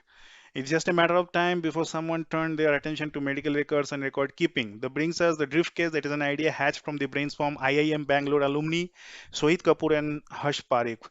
So founded in May 2016, Briefcase has one of the simple objective to digitize personal health records of a person and provide users with a single point, easy to use access to medical data. All this at a tap of a screen. Third is SigTuple. SigTuple is having Drishti, which is a SaaS platform, SaaS platform, which is screen diabetic retinopathy, and also for standard for giving age-related macular degeneration diseases. Next is Cure.ai. Cure.ai is using deep learning technology diagnostic services and diagnoses diseases from pathology and radiology medical images and offers personalized treatment plans. It is a startup which provides platforms for radiologists to visualize and also quantify medical images to diagnose diseases. It is also offering treatment of liver and lung cancers by cloud computation technology. That's credible. Then Artelis. Deep learning technologies of Artelis are helping doctors with diagnose, prognosis, and treatment of diseases. Then OnlyDoc, an AI-driven and deep learning platform, helps users to book online appointments of the doctors and provide self-diagnosis of diseases by using machine learning algorithm. Then after that, Live Health. It is a Pune-based startup that provides diagnosis of the customers through automation. This 2014 startup delivers reports to patients or organizations online as soon as they are available. It also offers online payment, monitors all patients' activities in real time, and enables doctors to access the patient data anytime. Doctors can also sign their patients' reports in just one click. The focus is maximum digitization and automation in providing medical diagnostics, due to which report entry errors are completely eliminated. So actually the thing is, here I have highlighted few of the organizations or startups over here, which is helping the government as well as the private industry of health over here and public health over here in these two states. And what are the various policies initiated by government and private ventures? So if you can see, it's like entire gamut over here. Like there are multiple stakeholders in AI and healthcare ecosystem are involved. Like for practitioners, there are 15 hospitals, disease diagnosis and patient monitoring, like Tata Memorial Hospital, which is also helping with Indian startups. Manipal Hospital are getting help by IBM Watson. LV Prasad Eye Institute, that is LVPEI, that is getting help from Google algorithm. Narayana Nethralaya, Bangalore, getting from Google. Shankara Nethralaya from Google. Then Shusruth Hospital from Artelis. Fortis Hospital from GE Healthcare. Government of India is having 17 bodies, that is AI task force, that is under the joint venture with Medical Council of India, Minister of Electronics and Information Technology, Minister of Health and Family Welfare, standardization of HER, National E-Health Authority, also known as NEHA, then Department of Science and Technology, DST, Department of Biotechnology. Then founders and investors. There are 30 investors right now. They are actually investing or giving the capital ventures for those startups and company like Sequoia, Kalari Capital, Omida Network, Bill and Melinda Gates Foundation, then Earnest Angel Fund, then Department of Biotechnology, that is funded from government. Developers, there are 44 different types of companies out of them 36 domestic plus 8 international. So it's been the list already there. 19 companies are into telemedicine, 17 are from diagnostics, 4 companies are drug discovery, focus on dermatology, oncology, diabetic retinopathy, geriatric, drug development, science software as a service, that is SaaS. Then genetic counseling, preventive healthcare, also health management and customer services through chatbots. For example, like Microsoft, IBM, Philips, Google, and Mitra Biotech, major international companies. Niramai, Sigtuple, Artelas, Cure AI, Tricock Health Services, Pedible are domestic startups. Practo, OnlyDoc, Telemedicine, and Mobile App, BioXcel Drug Discovery also are Indian startups. So what about the research and industry bodies are involved? There are 17 organizations like research and industry bodies are involved, like IITs, Indian Institute of Technologies, CSIR, Council of Scientific and Industrial Research, which is also having Institute of Genetic and Integrative Biology, IGIB, PricewaterhouseCoopers, PwC, it is a renowned company, world-renowned company, Ernst & Young, EY, that is also world-renowned company, Confederation of Indian Industry, CII, Federation of Indian Chamber of Commerce and Industry, FICCI. And what are the main policies initiated by government and private ventures? Like, as I said, there is a collaboration between NEHA, there is a collaboration between Ministry of Health and Family Welfare, Government of India. They have also established Artificial Intelligence Task Force, Policy Group on AI, National Intellectual Property Rights Policy. There are also in United States and India Science Technology Endowment Fund, commercializing the technologies for social impact. Then Department of Science and Technology, Ministry of Science and Technology, Government of India. Then also Biotechnology Industry Research Assistant Council, DOI, DSAI, New Technology Point in Karnataka, Information Technology Act 2000. So these are the different, I'm just highlighting few of them. So there are huge number of opportunities have been created by the government and private jointly involved. So what is the future? So that is what it is all about, like future prospects for AI-based healthcare diagnostics and possible strategies to address the barriers and issues. Like there are different kinds of levels, like patients, professionals, health authorities, and healthcare organizations. So these are the value chain in any of the healthcare industry or any of the healthcare setup in government as well as private. So advantages for collaboration of healthcare organizations to impact positively in value chain. Like for patients, personal health data will be available with patients. Also, the decision-making power to access healthcare or procure any services of the same and be control of their health. Then professional, there will be first-hand access of patients' data and right treatment modality from authorities to healthcare professionals, HCPs. Also, they should be able to convince patients and caregivers to adhere to the treatment of modality to ensure better treatment outcomes. Then health authorities provide support in complete health technology assessment of drugs, diagnostics, and treatments to make decisions about the prime necessity of India, and also provide access to the property requirements with the industry partners through centralized procurement systems at the government level and periodical review with robust and continued data. Healthcare organizations can make a rightful use of AI platforms to promote timely, error-free diagnostics, treatment modules, and enhanced treatment outcomes of a specific therapeutic area, use of data in collaboration with partners to assess their strategy in terms of assess the innovation in the country. So with this, I'm ending my presentation. Thank you so much for the time given, and thank you so much for patient listening. Thank you.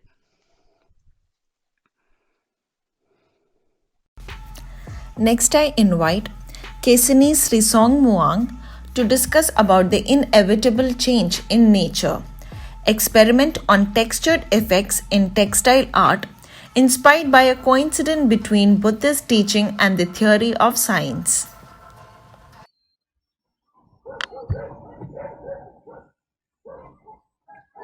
Hello everyone, my name is Kesini Srisongmuang. I would like to present my paper. The topic is the inevitable change in nature, experiment on texture effect in textile art, inspired by a coincidence between Buddhist teaching and the theory of science. So I am as the instructor in the academic field teach on textile design. So the wrinkle issued by watch process can lead the wrinkle appearance. So nearly everyone can experience this watch process and get some wrinkle on fabric. This generate my idea about point to inspire to have question that how the change can be the tool to approach texture effect through subjective question of inevitable change of things. So by this, the change, I can see these two disciplines can collaborate together, Buddhism and theory of science, that they are the procedure for arriving at the truth. Change is the truth. Everyone can encounter the change in every minute in life. So this is lead to my conceptual concept of the truth of life and inevitable acceptance to be the impermanent of the change. So the research aimed to demonstrate a coincidence between Buddhist teaching and the theory of science as the express subjective tool to narrate the aspect of change in texture, tactile appearance. After getting the research method, I collect the data, inspire and analyze how to design the experiment to get the approach of the research. If we see this diagram for scientists, for science, they can explain the truth by physical phenomena. For the Buddhism, teach about mind and perception to understand the truth in life by perceive things through our mind. So the case study of the artwork of Julian was Audrey. He is the he has a quantum physics in his background knowledge. He transformed this into art as quantum physics explain how we can see object by eyesight and angle. So his figurative pattern of sculpture, if we see at the front, we see the solid metal sheet, but if we move in different angle, we just see some like seem to be disappear of this figurative. So he's expressed about the reality of things that quantum physics can explain the object by eyesight, by angle of how we see the object. But for question in Buddhism, what about the reality? Is it the real thing in this world? So it seems to be everything happen, but it's also disappear in the same time. So by this, the artist's message can convey both tangible and intangible to the viewer. In my project, I would like to study in nature by studying, observing nature to understand its change, by follow the change of flower evaporation. And I get the some question on this. How can we see and aware at the moment of changing? The moment of changing in the slowly. Even though I stare at the flower, I cannot see it change, but I been at the moment of seeing and aware of the and to experience together with the object. So by this, I study in which theory can explain about how we can see. So more physics study can give me about the optical illusion of two things. For the line, if we merge two pattern line together in our eye angle sight in how we can see. So the optical illusion will happen and give us about the picture or photo in the context of illusion. By this, to compare by two things about what is the reality, what is the change, what is the moment of the change. Buddhists teach to aware at the in the moment of change, in every moment to aware. If we're not aware, we similar seem like live in the fictional world. But for in the more effect, which is the science theory, it can explain how can we see. If we see the things like through our brain perceive. It's like the illusion anchor give us to see the things, the thing through our anchor of seeing. I adopt more effect to reflect the moment of seeing by use the IGAT technique to draw the design of two pattern, and I plan to weave together to merge it pattern at the same time to give us the different pattern of the moment of weaving. This is color inspired from the photos I document it, from colorful to monochromatic color. So I use gray represent this color of nature faded, and the results of weaving, as can be seen this the pattern. So after alternate weft twist yarn together and wash it, the appearance changed to some. We can see like the noise of the pattern, and we cannot see at the glance at what in at the glance that how pattern is. But if we are aware and intend to look at the pattern of the texture appearance, we can see some pattern hidden to this fabric. So the contextual in this design art is to express the aspect in between the change awareness of Buddhist teaching and scientific theory of moire. It's about the merge two pattern together to give us the illusion, similar to like we live in the same world which grow to be disappear. We live in the same, we live in, if we don't have the awareness, so this will seem like fictional world. Okay, I finished my presentation. Thank you very much. Our next presenter is Pichaton Nualdaisri, who will be discussing about creative textile, the interactive art installation from the Thai silk. Hello everyone, my name is Pichaton Nualdaisri from Thailand. I am Ph.D. candidate from Silpakorn University. Today I would like to present my research topic, which the topic is the technical development in surface design from Thai silk. Okay, let's begin with the introductions. Although Thai silk fabric is well known for its unique, such as shining, smooth, luxurious, and culturalist knit, but there are some limitations of weaving technique.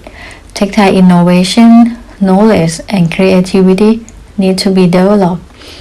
This is the typical look of Thai silk fabric, which are vivid colors, non-function, which make this remain remembered as old-style traditional products. Scope of the study. The researchers focused on multi-wool Thai silk in Thailand's material combination knowledge by combining multi-wool Thai silk yarn with the reflective yarn, hand weave technique, and printing with UV sensitive pigment on Thai silk yarn and fabric. The benefit of the research: to remain local Thai silk farming job in Thailand, to enhance local Thai to appreciate more about Thai silk, to apply multi-wool Thai silk yarn with hand weave and printing with UV sensitive pigment, to provide new texture from hand weave and printing technique, and to induce fashion designer and Thai entrepreneurs to use more on Thai silk in more creatively way. To provide material combination knowledge by combining silk with the reflective yarn. To create interactive textile with the audience can be interact with. For the research methodologies, this research is practice research. After the researcher found a problem which come from the silk user, silk product research, and then the researchers divide into the two parts. Within the first one is research part. We'll focus on Thai silk species, surface design, material selection, textile finishing process, textile innovation, and textile art installation. And for the practice base, the researchers did their experiment in material, technique, textile finishing technique, patterns, form, and also the installation. So that is the research part. The researcher did the data collecting in Chachoengsao and also in Surin province in Thailand. The researcher keep the data about silk farming, silk reading, and silk species in Thailand. And also in the Surin province, the researchers keep the data about silk weaving in Thailand. And this is silk spinning process.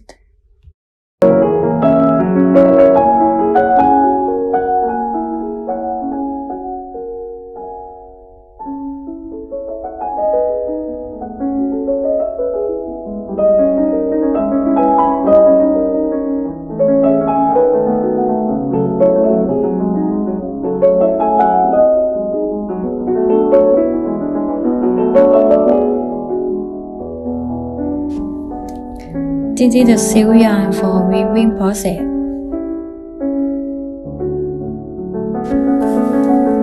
So this is the experiment of the research. The researchers try to dye the yarn with the UV sensitive pigment. After the researchers tried many types of experiment, the Thai silk yarn can change the colors when exposed to the sunlight. And this is the pigment for the printing process, which can change the colors when exposed to the sunlight.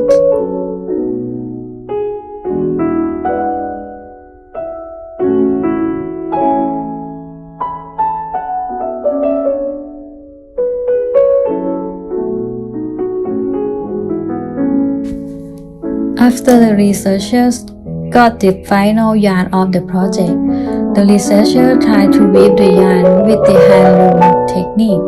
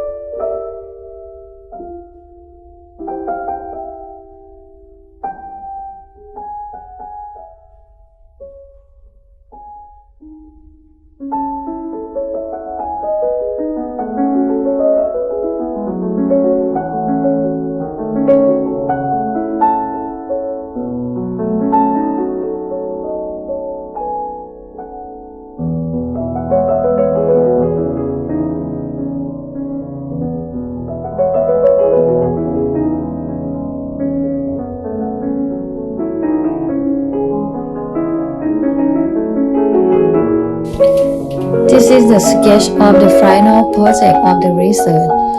The art installation of the research can change the colors under four environment conditions. The first one is normal light conditions will show the surface design from Thai silk. The second one is UV light condition effect will show the effect of UV pigment. The third one is reflective light conditions will show the effect of UV sensitive yarn. And the final is the dark conditions will show the effect of glow in the dark bead. This is the final process, which is the setting up the art installations.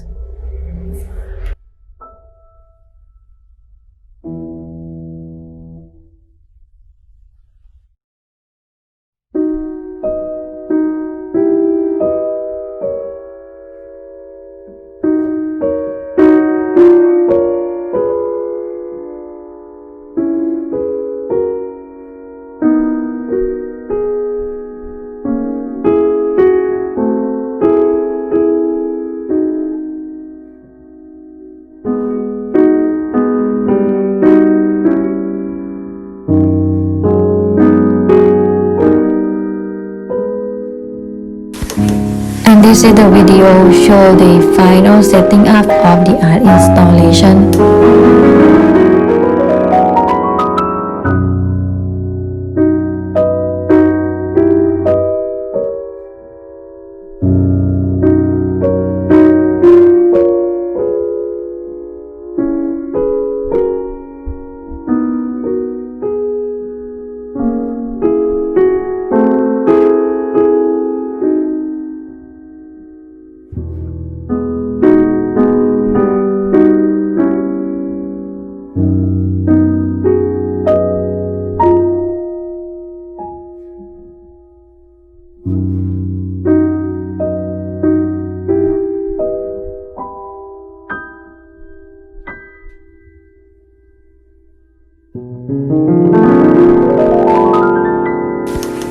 And this is the video show the final setting up of the art installation.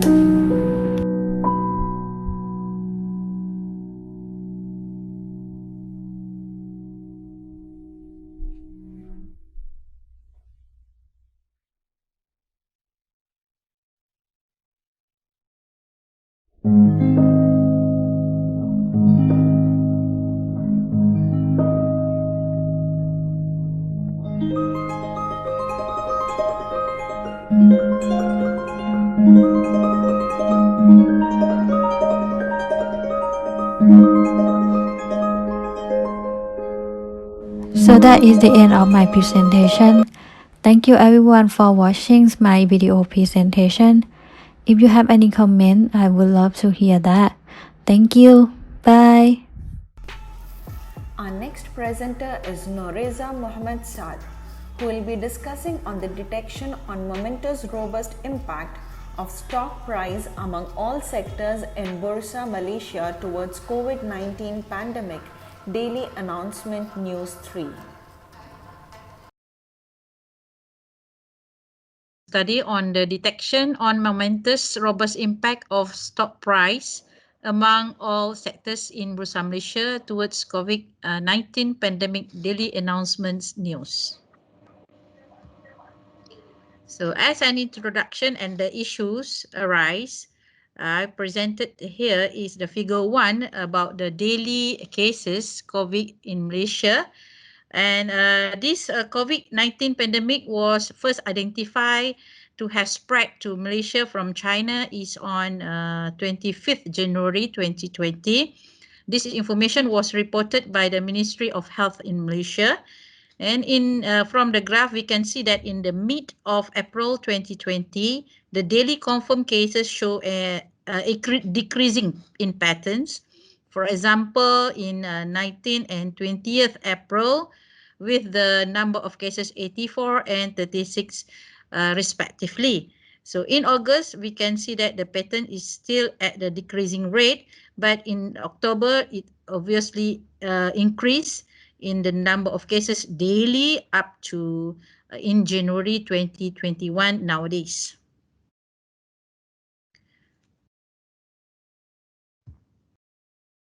Next, we go for the presentation outline. Due to time constraint, I just touch on the 4 important agendas. That is introductions, literature review, data and methodology, as well as discussion and conclusions. So COVID progress steps in Malaysia start in the 25th January 2020.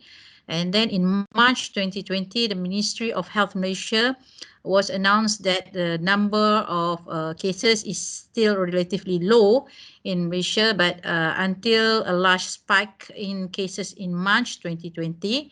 So in 18 March until 31st March, the Malaysian government was announced to have the MCO, Movement Control Order, or partially lockdowns to mitigate the spread of the COVID-19. And then this MCO was extended until 14 April 2020, whereby there are six restrictions that has been imposed by the government. Some of them is about the close of the all government and also private sector business. And then this probably might impact the share price of the listed company. That is the motivation of the study to further research on this. So until when this pandemic of the COVID-19 spread happens, so we do not know, since this is a global issue, whereby in case in Malaysia is still at increasing rate nowadays in New Year 2021. As a literature review, we know that this is the new issue, not only in Malaysia, but in also at the global.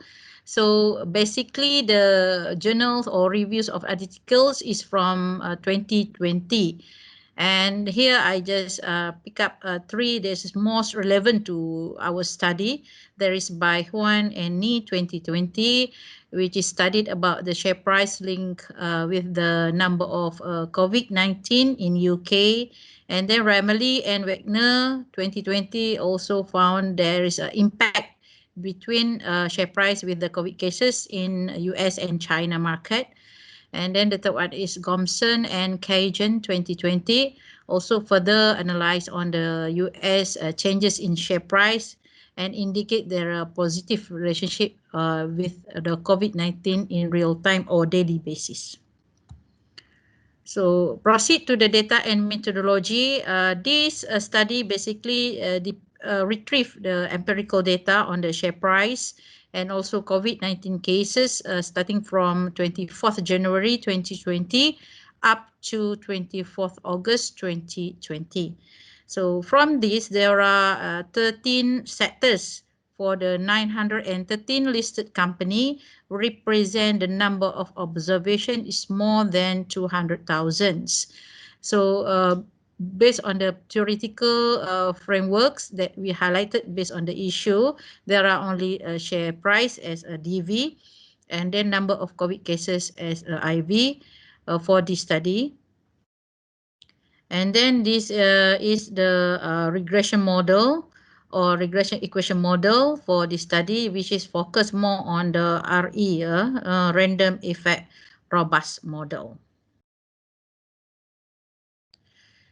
So result and discussion, this is the total number of observation by sector, means for each of the sector, based on the more 200,000 observation, we can see that from here, all the sectors, 13 sector have the quite a number of the companies with the number of cases and the share price respectively.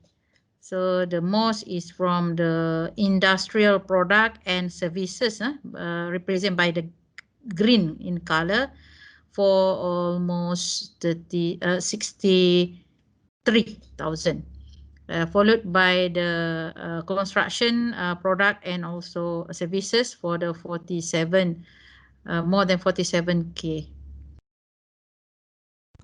Next is for the result and discussion for finding 1. This graph shows the trend analysis of the share price and COVID cases in Malaysia. If we're zooming into the details, we can see that the pattern of the COVID cases give impact to the trend of the share price movement. But from this graph, we just pull all together for the date and for all the companies. So the blue color for the share price of the company looks like quite stable. But if we zooming into detail of each of the company for each of the period, we can see that the lag between this for the down price.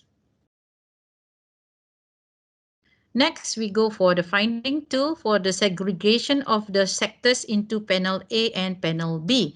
There is important for us to segregate the sectors into the panel A and panel B because the impact of the COVID cases based on the announcement of the government for the MCU restriction is differently impact to others, whereby certain sectors still can running during the COVID pandemic, but some of the sector need to close to avoid the spread of this pandemic. Okay, for this panel A, which is represent the sectors that most active in the during the COVID cases, and then panel B is the sectors that asked to close or to just to partially operate, maybe then we can see how the impact of this towards their share price. So from the result, we can see that A in bracket indicate the panel A and in bracket B panel B. So from this 13 of the business sector, we can see that half of the sector like construction, consumer product, energy, and so forth indicate as a panel A, and the other rest for the financial services like banks and so on, healthcare and so on, in panel B. About the descriptive statistic result, we can see that the sectors is for the panel A is between 5 to 6, 5 to 6 for indicate 5.7 here. So 5 is basically on the healthcare sector, and then 6 for the industrial product and services. As compared to panel B, most of the company belongs to 6 to 7 number 6 to 7 sector, which is represented by the plantation and also REITs, plantation and also REITs. So based on the COVID cases, we can see that the mean is for the panel A and panel B is similar, because this happens and affect both of the panel data. So from this, we can see that the robust regression result was shown that both panel A and panel B shown a significant result at the 99% confidence level with the negative associations. Means that even though the sector traded under panel A and panel B, both of them have impact from the number of cases increase will reduce the share price performance. So that is basically justify the negative relationship here. And the model is valid at the 99% confidence level as represented a wild child. But we can see that the R square is quite different between panel A and panel B, whereby the number of COVID cases most affected in the panel A for almost 20%, for 20.04% influence the share price performance. As compared to panel B, there's only 11.42% of the COVID cases impact the share price performance. So as a conclusion, in overall, the finding shows that more than half of the sector's share price are significant, was shown by the multivariate robust regression previously. And we can report that all these panel A and panel B have a relationship towards the number of COVID cases in terms of their share price. And most of the sector that was affectedly with these COVID cases and negatively association is are constructions, consumer product and services, energy, industrial products, services, property, technology, telecommunication and media, and transportation and logistics sectors. So as a conclusion, we can say that the higher the number of COVID cases will reduce the share price performance. So with that, I thank you to all of you for the listening. Thank you.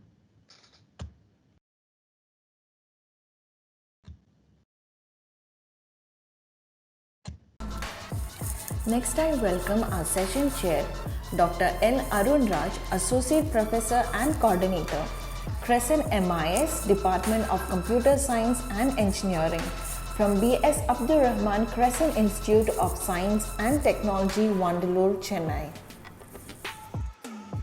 Dear conference chairs, Swastika, it is a pleasure to be a part of ICMCER-2021. The technology could only be successful once it reaches the common people. I am really happy to say that the research article which I received were meeting the requirements. I have really admired the article submitted by the fellow researchers and professors. In particularly the article titled as the effect of waste plastic oil on engine performance and durability by Dr. Kongai Pasanam address the issue of global warming. The outcome of the work would be useful to reduce the CO2, carbon dioxide emission, and other environmental impacts of the plastics. Effective usage of waste plastics oil is one of the best examples for sustainability energy utilization. It contributes to save humanity, environment, and Mother Nature. Next, I would like to congratulate Dr. Pasana on doing a great job. I congratulate IFERP for organizing the conference effectively. I look forward to working with you again in the future. No doubt, we will be at the same conference year after year. Thank you. Bye. Next, I welcome to vote of thanks by Mr. Ranjan from IFERP. Very good evening to one and all. I would like to start by wishing you and your families my personal best for your health and safety in these difficult times. Today we are facing a new crisis triggered by the spread of COVID-19. Some of our most challenging issues have been heightened by the impact of the pandemic and its mitigation measures such as lockdowns, school and business closures and travel bans. Mortality has increased, barriers to access to education and jobs are reinforced, and the strain on our health institutions is intensified. We are also seeing an increase in mental health issues as a result of mandatory lockdowns. This conference intended to learn from our past experience and to gain insight into how best to respond to these extremely challenging circumstances. In this sense, the conference could hardly be timed. On behalf of IFERP, it's my great pleasure to thank all the delegates, keynote speakers, session chairs, committee members, academicians, young researchers and participants for the impressive second international conference on multidisciplinary and current educational research, ICMCER-2021, organized by Mahachulalongkornrajavidyalaya University, MCU, in association with Institute for Engineering Research and Publication, IFERP. The participants were very enthusiastic. I am sure that participants must have identified by attending this conference will be very useful. First of all, I would like to thank and convey my regards to our Chief Patron Associate Professor, Dr. Fra Sutapon, Dean Faculty of Education, MCU, Patrons, Associate Professor, Dr. Samsak Bonpo, Deputy Dean of Administration, Faculty of Education, MCU, Faramawansuk Sudhiono, Assistant Professor, Deputy Dean for Academic Affairs, Faculty of Education, MCU, and Dr. Lampong Klomkol, Conference Coordinator and Acting Director for Research Information and Academic Services Division, Asian Studies Center, MCU. We have been fortunate to have some of the eminent speakers from the academia as our distinguished keynote speakers. Professor Dr. Fra Vice-Rector, Mahachulalongkornrajavidyalaya University, Thailand. Dr. Suneena Rasheed, Vice-Rector, Avid College, Maldives, and Professor Dr. S.N. Kulkarni, Advisor, Honourable Minister of Tribal Affairs, Higher and Technical Education, Government of Nagaland, India, and Vice President, International Accreditation Organization, IAO, Houston, USA. To put a conference of the magnitude together is not a small task. To that end, I would like to thank all our session chairs, Dr. Ashish K, Associate Professor, Electrical Engineering Department, SI, STEC, Bhopal, India. Dr. Salini Agrawal, Associate Professor, Chandigarh University. J. Saranya, Associate Professor, Department of ECE, Rajalakshmi Engineering College, Chennai, India. Dr. D. Lakshmi, Educational Research Officer, Vishnu Educational Development and Innovation Center. Dr. D. Narendra Singh, Associate Professor, Department of ECE, Anurag Group of Institutions, Hyderabad, India. And in last, Dr. Mathan Nataraj Murthy, Associate Professor, Department of Electronics Communication Engineering and Electronics, Satyabhama University, Chennai, for their continuous support and advices which gave greatly helped towards the successful conference. I sincerely thank all our conveners, advisory committee members, steering committee members, publication committee members, and organizing committee members for their valuable suggestions and for providing their wisdom, guidance, and support. My thanks also go to all the people who have given their precious time in organizing this conference. Lastly, I would like to thank all the presenters who shared their knowledge and researchers, which is the foundation of this conference. I once again thank everyone whose contribution has made this conference a successful conference. Thank you all. On this special occasion of the second International Conference on Multidisciplinary and Current Education Research, ICMCER-2021, on 23rd to 24th January 2021 at Faculty of Education, Mahachulalongkornrajavidyalaya University and Institute for Engineering Research and Publication, IFERP. On behalf of ICMCER-2021, we would like to express our thanks to the Rector of Mahachulalongkornrajavidyalaya University, Professor Dr. Parat Pariyatkavi, to provide us the opportunity for initiate this second international conference. We would like to thank the Director IFERP, Mr. Ruda Panuravadi, who has also provided and encouraged your team to organize this great event. We also would like to thank the Dean from Faculty of Education, Associate Professor Dr. Parasitaporn, who has given kind support for this conference. We would like to express our special thanks to all keynote speakers, which are Professor Dr. Parat Pariyatkavi, Dr. Suneena Rasheed, and Professor S.N. Kulkarni. Lastly, we would like to thank you very much to Dr. Lampong Kompoon as the Conference Coordinator and Acting Director for Research, Information and Academic Service, ASEAN Studies Center, Mahachulalongkornrajavidyalaya University, Thailand. Thank you very much. With this, we come to the end of Second International Conference on Multidisciplinary and Current Educational Research, ICMCER-2021, organized by Faculty of Education, Mahachulalongkornrajavidyalaya University, Thailand, in association with Institute of Engineering Research and Publication, IFERP. I would like to thank all our eminent keynote speakers, our organizing committee members, our presenters, and all our attendees who have joined hands in bringing out this event very successful this year. Thank you all once again, and looking forward to another great event in the coming days.